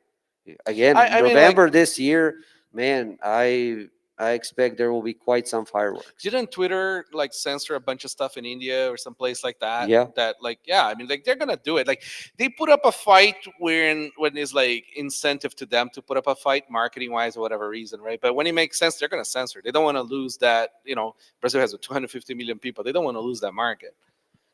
Yeah, and imagine that now this situation in Brazil will play out, and it basically depends a lot on how Elon feels. Like, is he this way or that way? And I was mentioning it's a situation from which both you and me escaped, like from different countries, but you do not want to be in a country, in a place where your rights depend on someone else's, goodwill or approval or whatever. And I even I immigrated to US because land of the free, and then some of the stuff that It's was not happening. quite free. Well, depends on the state, Yes. right? Texas is different than 8% a lot of sales states. tax here. What? Yeah. Oh my God. Yeah. Okay. Yeah. Not So the state like, of the free. yeah. So this is the thing, right? Like, protocols must be open, and permissionless and voluntary, right? Bitcoin does that for money, right? You don't need permission to use Bitcoin. You don't need permission to go with somebody else in Bitcoin, so it's uncensorable, right? And you choose to use Bitcoin, right? Nobody's forcing you to do that. Noster is the same way, right? You don't need permission. The protocol is open. It's uncensorable, and and you can interact with everybody. So like we need to push towards these things. Like Twitter is not a protocol, even though it kind of is a protocol, but it's closed. You need permission. So if you need permission, people will deny you when it makes sense to them to deny you. So like we need to move away from these things and move away from these things fast, because the world is changing. And you do not want to be captured when the border was closed. I mean, you don't build a house on somebody else's land, right? Yeah. Like people spend, a decade building incredible Twitter profiles, right? Like growing their followership. That's how they sell their book. That's how they, how they engage. Their life's their money depends on it, right? But the problem is they can get rugged at any time. So what they do is they censor themselves, right? And they still get rugged. So, so like remember Babylon B, like it's a very complicated thing, and it really depends on who's at the helm. They're going to censor different group of people, right? So, it's a much healthier and safer thing to start building your houses on an open, on a land that you own, which is your Noster profile. So, sure it's smaller, sure it's different, it's new, but like as you start building that profile there, right? If push comes to shove, you have a place to go to, and you can start sending people there. If everybody participates, we grow that a lot. Yeah, and it's really, to me, as I said, two things. It is that UI UX and then engagement, but that's not important. It shouldn't deter you from building the house, as you say, Rodolfo. Yep. And since we're nearly at the end, any closing thoughts? Any questions? Yeah, I mean, just like just get out there, create an account, start having alternatives to the social media profiles you have, because it's important.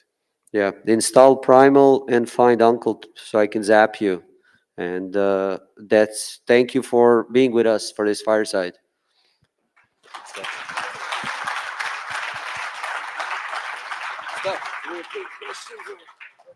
Yeah. All right. Yeah, well, we have questions then. If anyone has any questions. It's very hard for us to see, so you have to make some noise if you have a question. Maybe, probably. It's not sort of like the current iteration of it. It's not sort of like so concerned about the privacy per se, but like those are problems we can fix with time.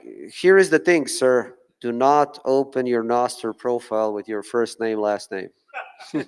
That's it. And when you use Primal, you do need to But that's just for the enter. wallet. Yeah, that's for the wallet, but you can install different Lightning app and receive your zaps, and then it's completely disconnected from your identity. Yeah, this was too good of advice. I shouldn't have said it on stage, but just theoretically. Any more questions? That was a great question. So theoretically, you can take your KYC stack and zap it to your anonymous account. No, it's KYC stack. So they're gonna ask you, oh, who is this person you zapped your entire stack? Don't zap your entire stack. Yeah, no. Sell off your KYC stack, then stack again. Question?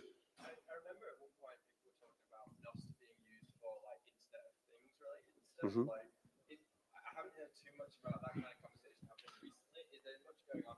Yeah, Noster. Noster is Internet of Things. What do you think, Rodolfo? I just heard Joni here, my podcast producer. Applauses for him. He's the one who doesn't sleep for Bitcoin.review. So like Noster is just a message protocol, right? And like most Internet of Things or Internet of Shit, depending on which provider you use, they mostly use sort of like a multicast topology, right? So you sense something, right? The door open, and then you just sort of send the message through the network, and whichever is the hub of your setup sort of reads that. Noster kind of works like that. It could be used for Internet of Things. I'm not sure there is a lot of value in that. Yeah, People have done a file system on Noster that was not very bright, but hey, it can still be done. No, to me, when you mention Internet of Things, it's, as you said, Internet of Shit. It's the closest, like closed gardens you will ever get. It's a closed garden in a closed garden. Every manufacturer is trying to lock you in, like with their smart fridge that's running. There is open stuff too. Like there is, but to me, there is such a big potential for Noster as Internet of Things, and this is something Ben Ark worked on. So you want your fridge to get zapped every time it has something that is like good in there? Yeah, you could have fridge message you on Noster, hey, we need to order milk, and then you zap fridge. And But it one orders. cool thing is like because you're using the key as the owner of that identity, right? And you have Bitcoin as well. You could have essentially like robots, right? Like you can have any kind of device have an identity to say something to a network and also get paid. So yeah, I mean, like you could connect things in a much more interesting way to the internet. Let's put it this way. Yeah, so not right now, but I'm really bullish on that, and I see a future with Noster for Internet of Things.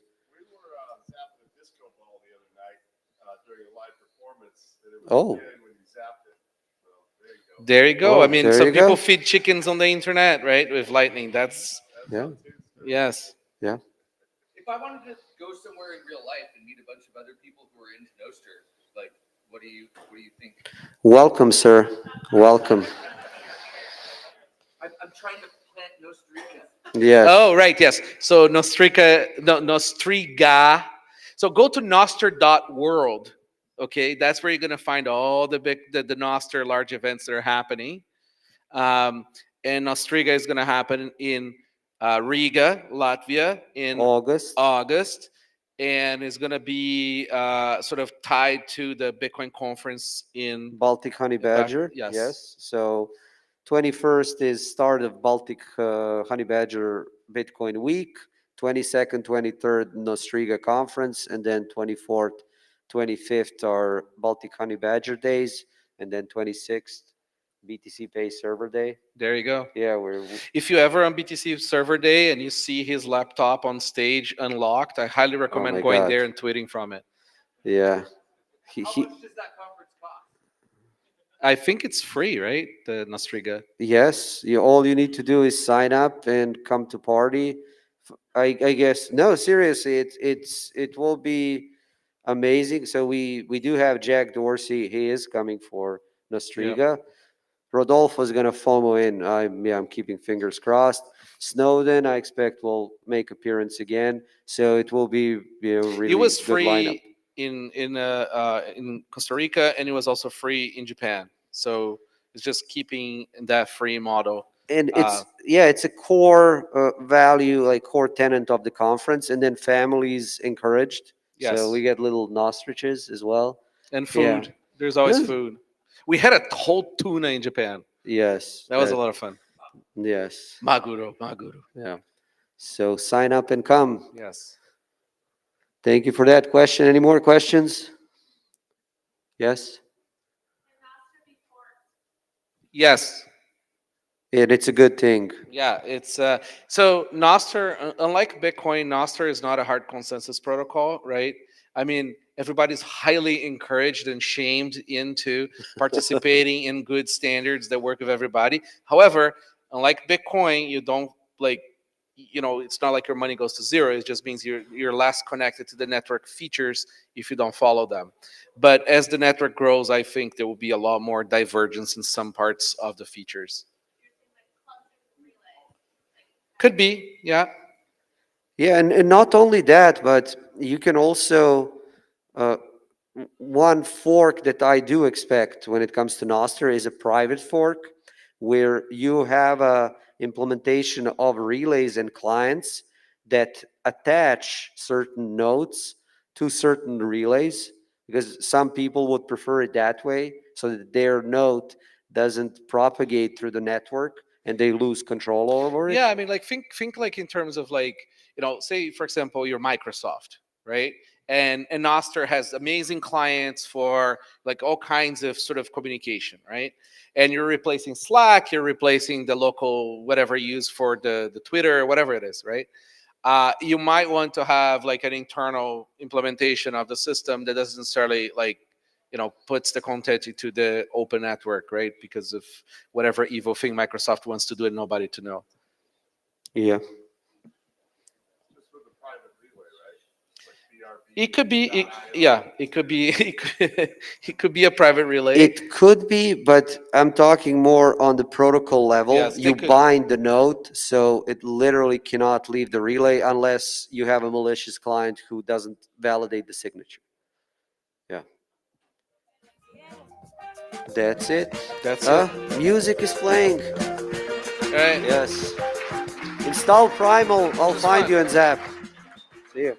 All right, guys. Go get yourselves a drink. I think it's drink time, right? Yes. Hello. I've already got my drink, guys. When you see me drinking on Saturday, the conference is doing well, and I'm not panicking.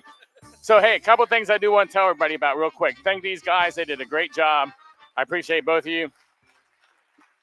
Number one, I want to thank my sponsors. I want to thank my platinum sponsor, Swan. I want to thank Ocean. I want to thank Atomic. I want to thank all the bronze sponsors. There's too many to name. I want to thank all you guys for coming. I really, really do appreciate it. There's our 7th year. I hope we see you at the 8th year. And to let you know, the 8th year, outside, there are QR codes everywhere. And if you scan it, you can buy your tickets now at the best price they'll be. And you have till January. If you don't know if you can come, because I wouldn't know what I'm doing in next April. So you have till next January to cancel it. But they're going to go up in 3 days. So buy your ticket. If you think you're coming, you can cancel later. The last thing I want to say before we do shut it down is we're getting ready to turn this into a casino. And hold on, I need a sip of this. But we're getting ready to turn this into a casino. And at 8 o'clock, it opens up. And we're going to have a hell of a party tonight with great prizes that people have donated. So I need everybody, if you want to, you could stack every chair and make a stack of 2. If you're really feeling frisky, I could use stacks of 8 or 10, or stacks of 10. But I could do a stack of 2, stack of 1, stack of 5, whatever. Whatever you can do when you leave to help us make this a quick process so y'all can get in here and party tonight. But thank you sincerely, everyone, for coming. I've had a great time. I hope you've had a great time. And thank you. Thank you very much. And guys, something happened that had nothing to do with Bitcoin, and it's a great buying opportunity, everybody. And I know nobody in this room is worried. You're all having a great time, even though the bottom's falling out of the market, because you know better. So thank you very much, everybody, and stack those sats now. Hey, everybody, thank you so much for joining us on the BitBlockBoom live stream hosted by Simply Bitcoin. I'm here with an epic panel. I'm with the Guy Swan. I'm with the Tone Vays. And I'm... Maybe. I think we might be. There's just 2,638 people watching. I don't think we're live. And, of course, we got the Gabe from Thank God. Yeah, fake. Totally rigged. Anyways, it's an honor to share this moment, before World War III with you gentlemen, while the Bitcoin price, dumps a little bit. I hope everyone's taking advantage of the dip. Tone, I know you're a geopolitical junkie like I am. How you feeling, brother? Well, the price of Bitcoin crashed. And thank you for bringing me an excessive amount of barbecue. Oh, we're in Texas. Have to. I'm actually not sure what's going on. I've been here enjoying my time at the conference. Have not had time to follow up on what happened other than watching the price of Bitcoin crash. And I have a flight to the Middle East tomorrow night. So I should probably find out what's going on before I get on that plane to Dubai. What's your take, Guy? Dude, I had no idea. I learned this 30 seconds ago. We were sitting at the table with kind of the Bitcoin Audible crew that we have, and I was looking at the price, and I was like, oh my God, dude, Bitcoin fell, and we were stoked, and BTK bought some while we were sitting at the table, and then I learned it was because World War III started, and I was like, oh, that's wonderful news. Thanks. This is great. So I have literally zero details, but it's a great big. Jesus Christ. More war, of course. Why wouldn't it be? Does Bitcoin fix this? On a long enough time span, yes, but it'll be a really, really long time before it does, unfortunately. Well, thank God for Bitcoin. Gabe, that's a cue. Absolutely. Thank God for Bitcoin. Yeah, I guess Iran started attacking Israel, which is not good. Not very good at all. Right. I will say Iran retaliated for Israel attacking Iran, but we'll see how the news spins it. It would also be good to take the moment to verify that it wasn't the U.S. that did something and then said it was Iran. I don't have any details. The US would stir war up? Really? Sure? Basically, that's the most reliable thing in the history. The recent decades history of U.S. war, if you ask me, that's probably the higher probability, legit. Oh man, well you can definitely tell it is a Bitcoin conference, but I definitely bought the dip. What was this, a 9% crash in 24 hours? Haven't felt this in quite a long time. What's interesting though is that any ETF buyers, bro, that Monday is going to be an interesting day to say the least. And I know Tone knows a whole lot about this more than I do. So, Tone, what's your take? Yeah, well, let's see what tomorrow brings. You never know. I mean, we all witnessed the COVID crash where the price of Bitcoin fell from 9,000 to 4,000, 50% in a day. And then the next day it was all the way back up. So things can reverse quickly. We can be back above 70,000 by Monday by the time the market's open. And then the ETFs will not crash. And there's two things that happen here. I agree with Guy. When Bitcoin will be stable in incidents like this in the future, but in the shorter term, whenever there is some kind of panic, people just sell everything and go to cash. So right now, if the U.S. government was to collapse and the dollar was to collapse, just like in Parker's book right here, it would not be good for Bitcoin. Bitcoin still needs another minimum 5 more years of stability, trust, more infrastructure, Lightning Network, Liquid Network, maybe something else will come out as another layer.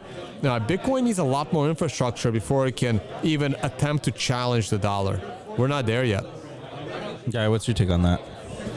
I pretty much agree.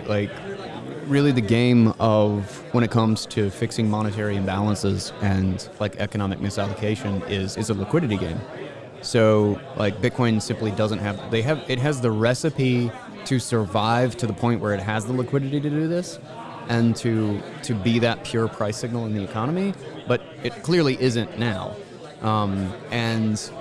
In doing that, I think there's some of this actually already occurring at kind of a very fractional degree, that Bitcoin is kind of showing the hand of the ability. Like, if you can exit capital quickly from within the financial system, then it means that the Fed's ability to manipulate the interest rates outside of what the market wants starts to break down. And I think this is partially what creates such vicious antagonism from a lot of the political space, is that Bitcoin provides a kind of pure exit vehicle. And the more capital that can move, the faster from dollar-denominated finance, the faster the interest rate is going to go up no matter what they want it to do. And so I think on a long enough timeline as this grows, I'm very similar on the time scale with Tone there. I'm kind of looking with the 2030 to 2034 halvings and the becoming just the most profoundly sound and scarce money that we have ever had in the history of mankind, that reaching that point with another 10 years, things are going to change very quickly. Do you think Bitcoin can scale in a non-custodial fashion? Yeah, I mean, yes. It's an open technological platform that's permissionless. Every solution that we can build and every solution that we come up with, we're still coming up with. We still don't even know how to use and combine the tools that we have available to us, and we're getting way, way ahead of the game, assuming like the scaling problem is never going to end. Like, there's not like just like a point where we're just like done, because as soon as we figure out how to scale to the position of like, everybody holding their own UTXO, well, then we'll just find another reason that we want to use it to demand another 10x. So scaling will never actually be finished. And in that same sense, I think it's really important to remember why Bitcoin won't be the same thing that gold is, or gold was, is that gold scales negatively, in the sense that the larger amount of value you're trying to settle, the worse it actually settles. You can't move $1 billion worth of gold. Countries, entire countries, do not move and settle physical gold at the degree of tens of billions of dollars. It stays in, the New York Fed or, the UK bank or whatever, and they just check it off on the account. Bitcoin is exactly the opposite. It's easy to move $200 of gold. Bitcoin is the exact opposite. It's very easy to move $1 billion in Bitcoin. It's a little bit harder to move $100. You have to do a little bit. You have to use a Lightning Network or whatever it is. And as that scales, it means that when the Federal Reserve or some country or whatever tries to do something stupid, nobody who has more than $1 billion is going to be subject to their political jurisdiction. And when $1 trillion can exit a financial system in 10 minutes, the game of controlling the interest rates, of controlling the price of capital, is done. It's over.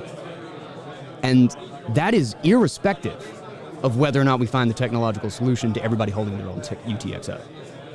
So it's important to understand the reverse scaling dynamic of gold because it's physical versus Bitcoin because it's digital. Gotcha. Wow, so much to unpack there. Yeah, I mean, Guy, if I were to summarize this, I'm going to pass it on to Tone, right? Bitcoin is basically going to enable the rise of the sovereign individual and the separation of money and state, right? For sure, yeah. And pass it on to Tone. So Tone, we are kind of, entering a bull market, right? We had a little bit of a correction due to geopolitical events. Where do you believe we are in this cycle? I think this cycle is a little bit different compared to the previous ones, right? Bitcoin's never gone below, and then Bitcoin's never made an all-time high before the halving, right? So we're kind of uncharted territory.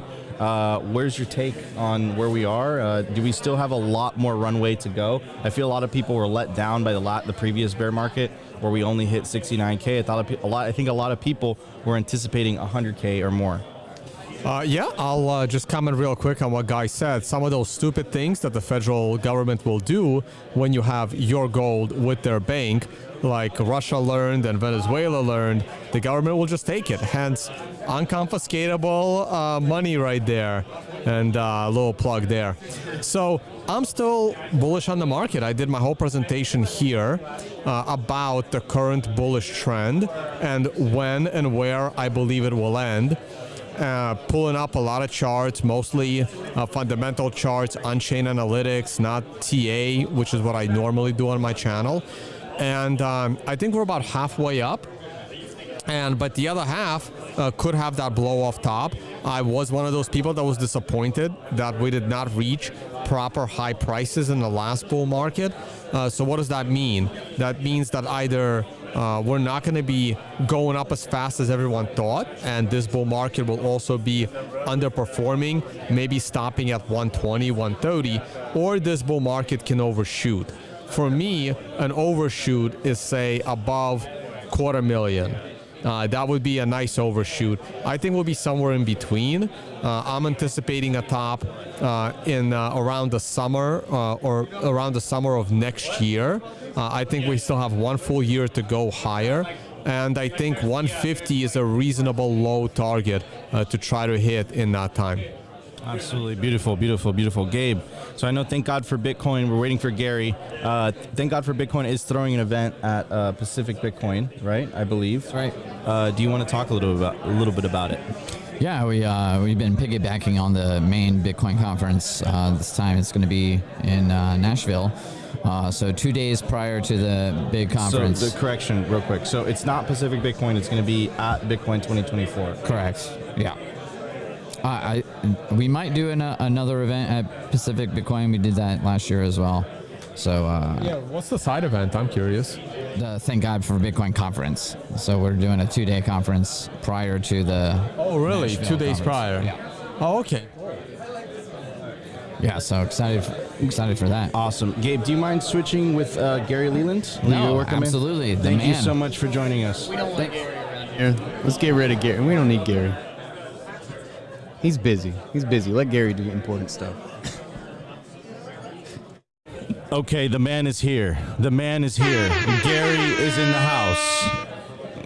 I just need to look at these cards first, see if my card's in here. Oh no, these aren't from your stack. These are the Wait a second. the basic ones, but yeah. Cards. I did pull a Gary Leland today, and I saw him on a bull with a piece of dynamite in his hand, and it was really funny. I bought 2 boxes, so I'm hoping that your card is in one of them. I got one right here. You know?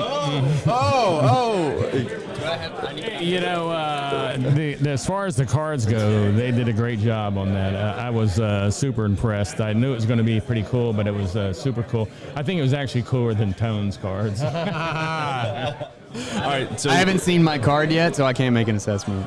If I don't have a cool card, these suck. I can't believe Guy hasn't seen his cards yet. It wasn't cool. I saw it. It wasn't cool at all. Okay. I don't like you, Gary. We're not friends anymore. Because I've read more about Bitcoin than you. You shut your dirty mouth. You shut it. You shut your mouth. I'm joking. He has read more than me. Oh man. Oh, it's Gary. I know that poses something there. I have a feeling we've had a good conference because Gary is unleashed, and I like it. Anyways, Gary, we are getting to the top of the live stream. I want to give you an opportunity to perhaps make some announcements about next year's BitBlockBoom. Some announcement to the 2,643 people watching us live right now. It's 2,643, did you say? Yes, sir. Okay, I just want to make sure I got that right. It could have been 45. I might have misheard. I got boomer ears. So, hey, we're going to do it in Dallas again next year. It'll be first weekend in April instead of the third weekend in April. And it'll be, hell, what's Bitcoin going to be worth by then? $150,000. So this will be a pretty exciting conference. That's my floor. Yeah. So this will be a pretty exciting conference. So tickets will go on sale. Today they went on sale to the people who are here, and that's for 2 or 3 days. Then they go on sale to all the people who've been here before at a second reduced price, and then in 2 weeks they go on sale to everybody. Yeah, and we will sell out next year. I believe it. All right, ladies and gentlemen, we are going to be signing off. This was BitBlockBoom 2024. Get your tickets to BitBlockBoom 2025. This is one of my favorite conferences. This is where Opti and I met each other in the flesh. I want to say something about BitBlockBoom. BitBlockBoom is honestly, I actually came really close to not being able to make it, and I was super sad. But BitBlockBoom is the best size The fact that it's always in, like, it's in the hotel, that like we're in, like, LobbyCon is the best conference. And it's just, there is something about BitBlockBoom because you just get to meet and hang out with everybody and you don't feel disparate. It's just a perfect conference. If you haven't been to BitBlockBoom, it's a perfect first conference. And I do want to say that, you know, if you're sitting here looking at this, you're seeing a 70-year-old man, an 18-year-old kid down there, and I mean, everybody here just gets along so well no matter what you're into, because we're all into one thing, and that's Bitcoin and Nico. So Oh, man. Okay, guys. Well, that was the live stream. Gary, thank you so much for putting together an awesome event. I want to thank the guy Swan. He's probably read more stuff than Bitcoin than you have. Probably. Who are you talking about? Maybe. Probably. And we don't know, but maybe. And I also want to thank, of course, the Tone Vays, which brought me some amazing barbecue and beat me in poker the other night, but we're going to get even. Anyways, love you all. Thank you guys so much for tuning into the live stream. We will see you next year. Peace out, everybody.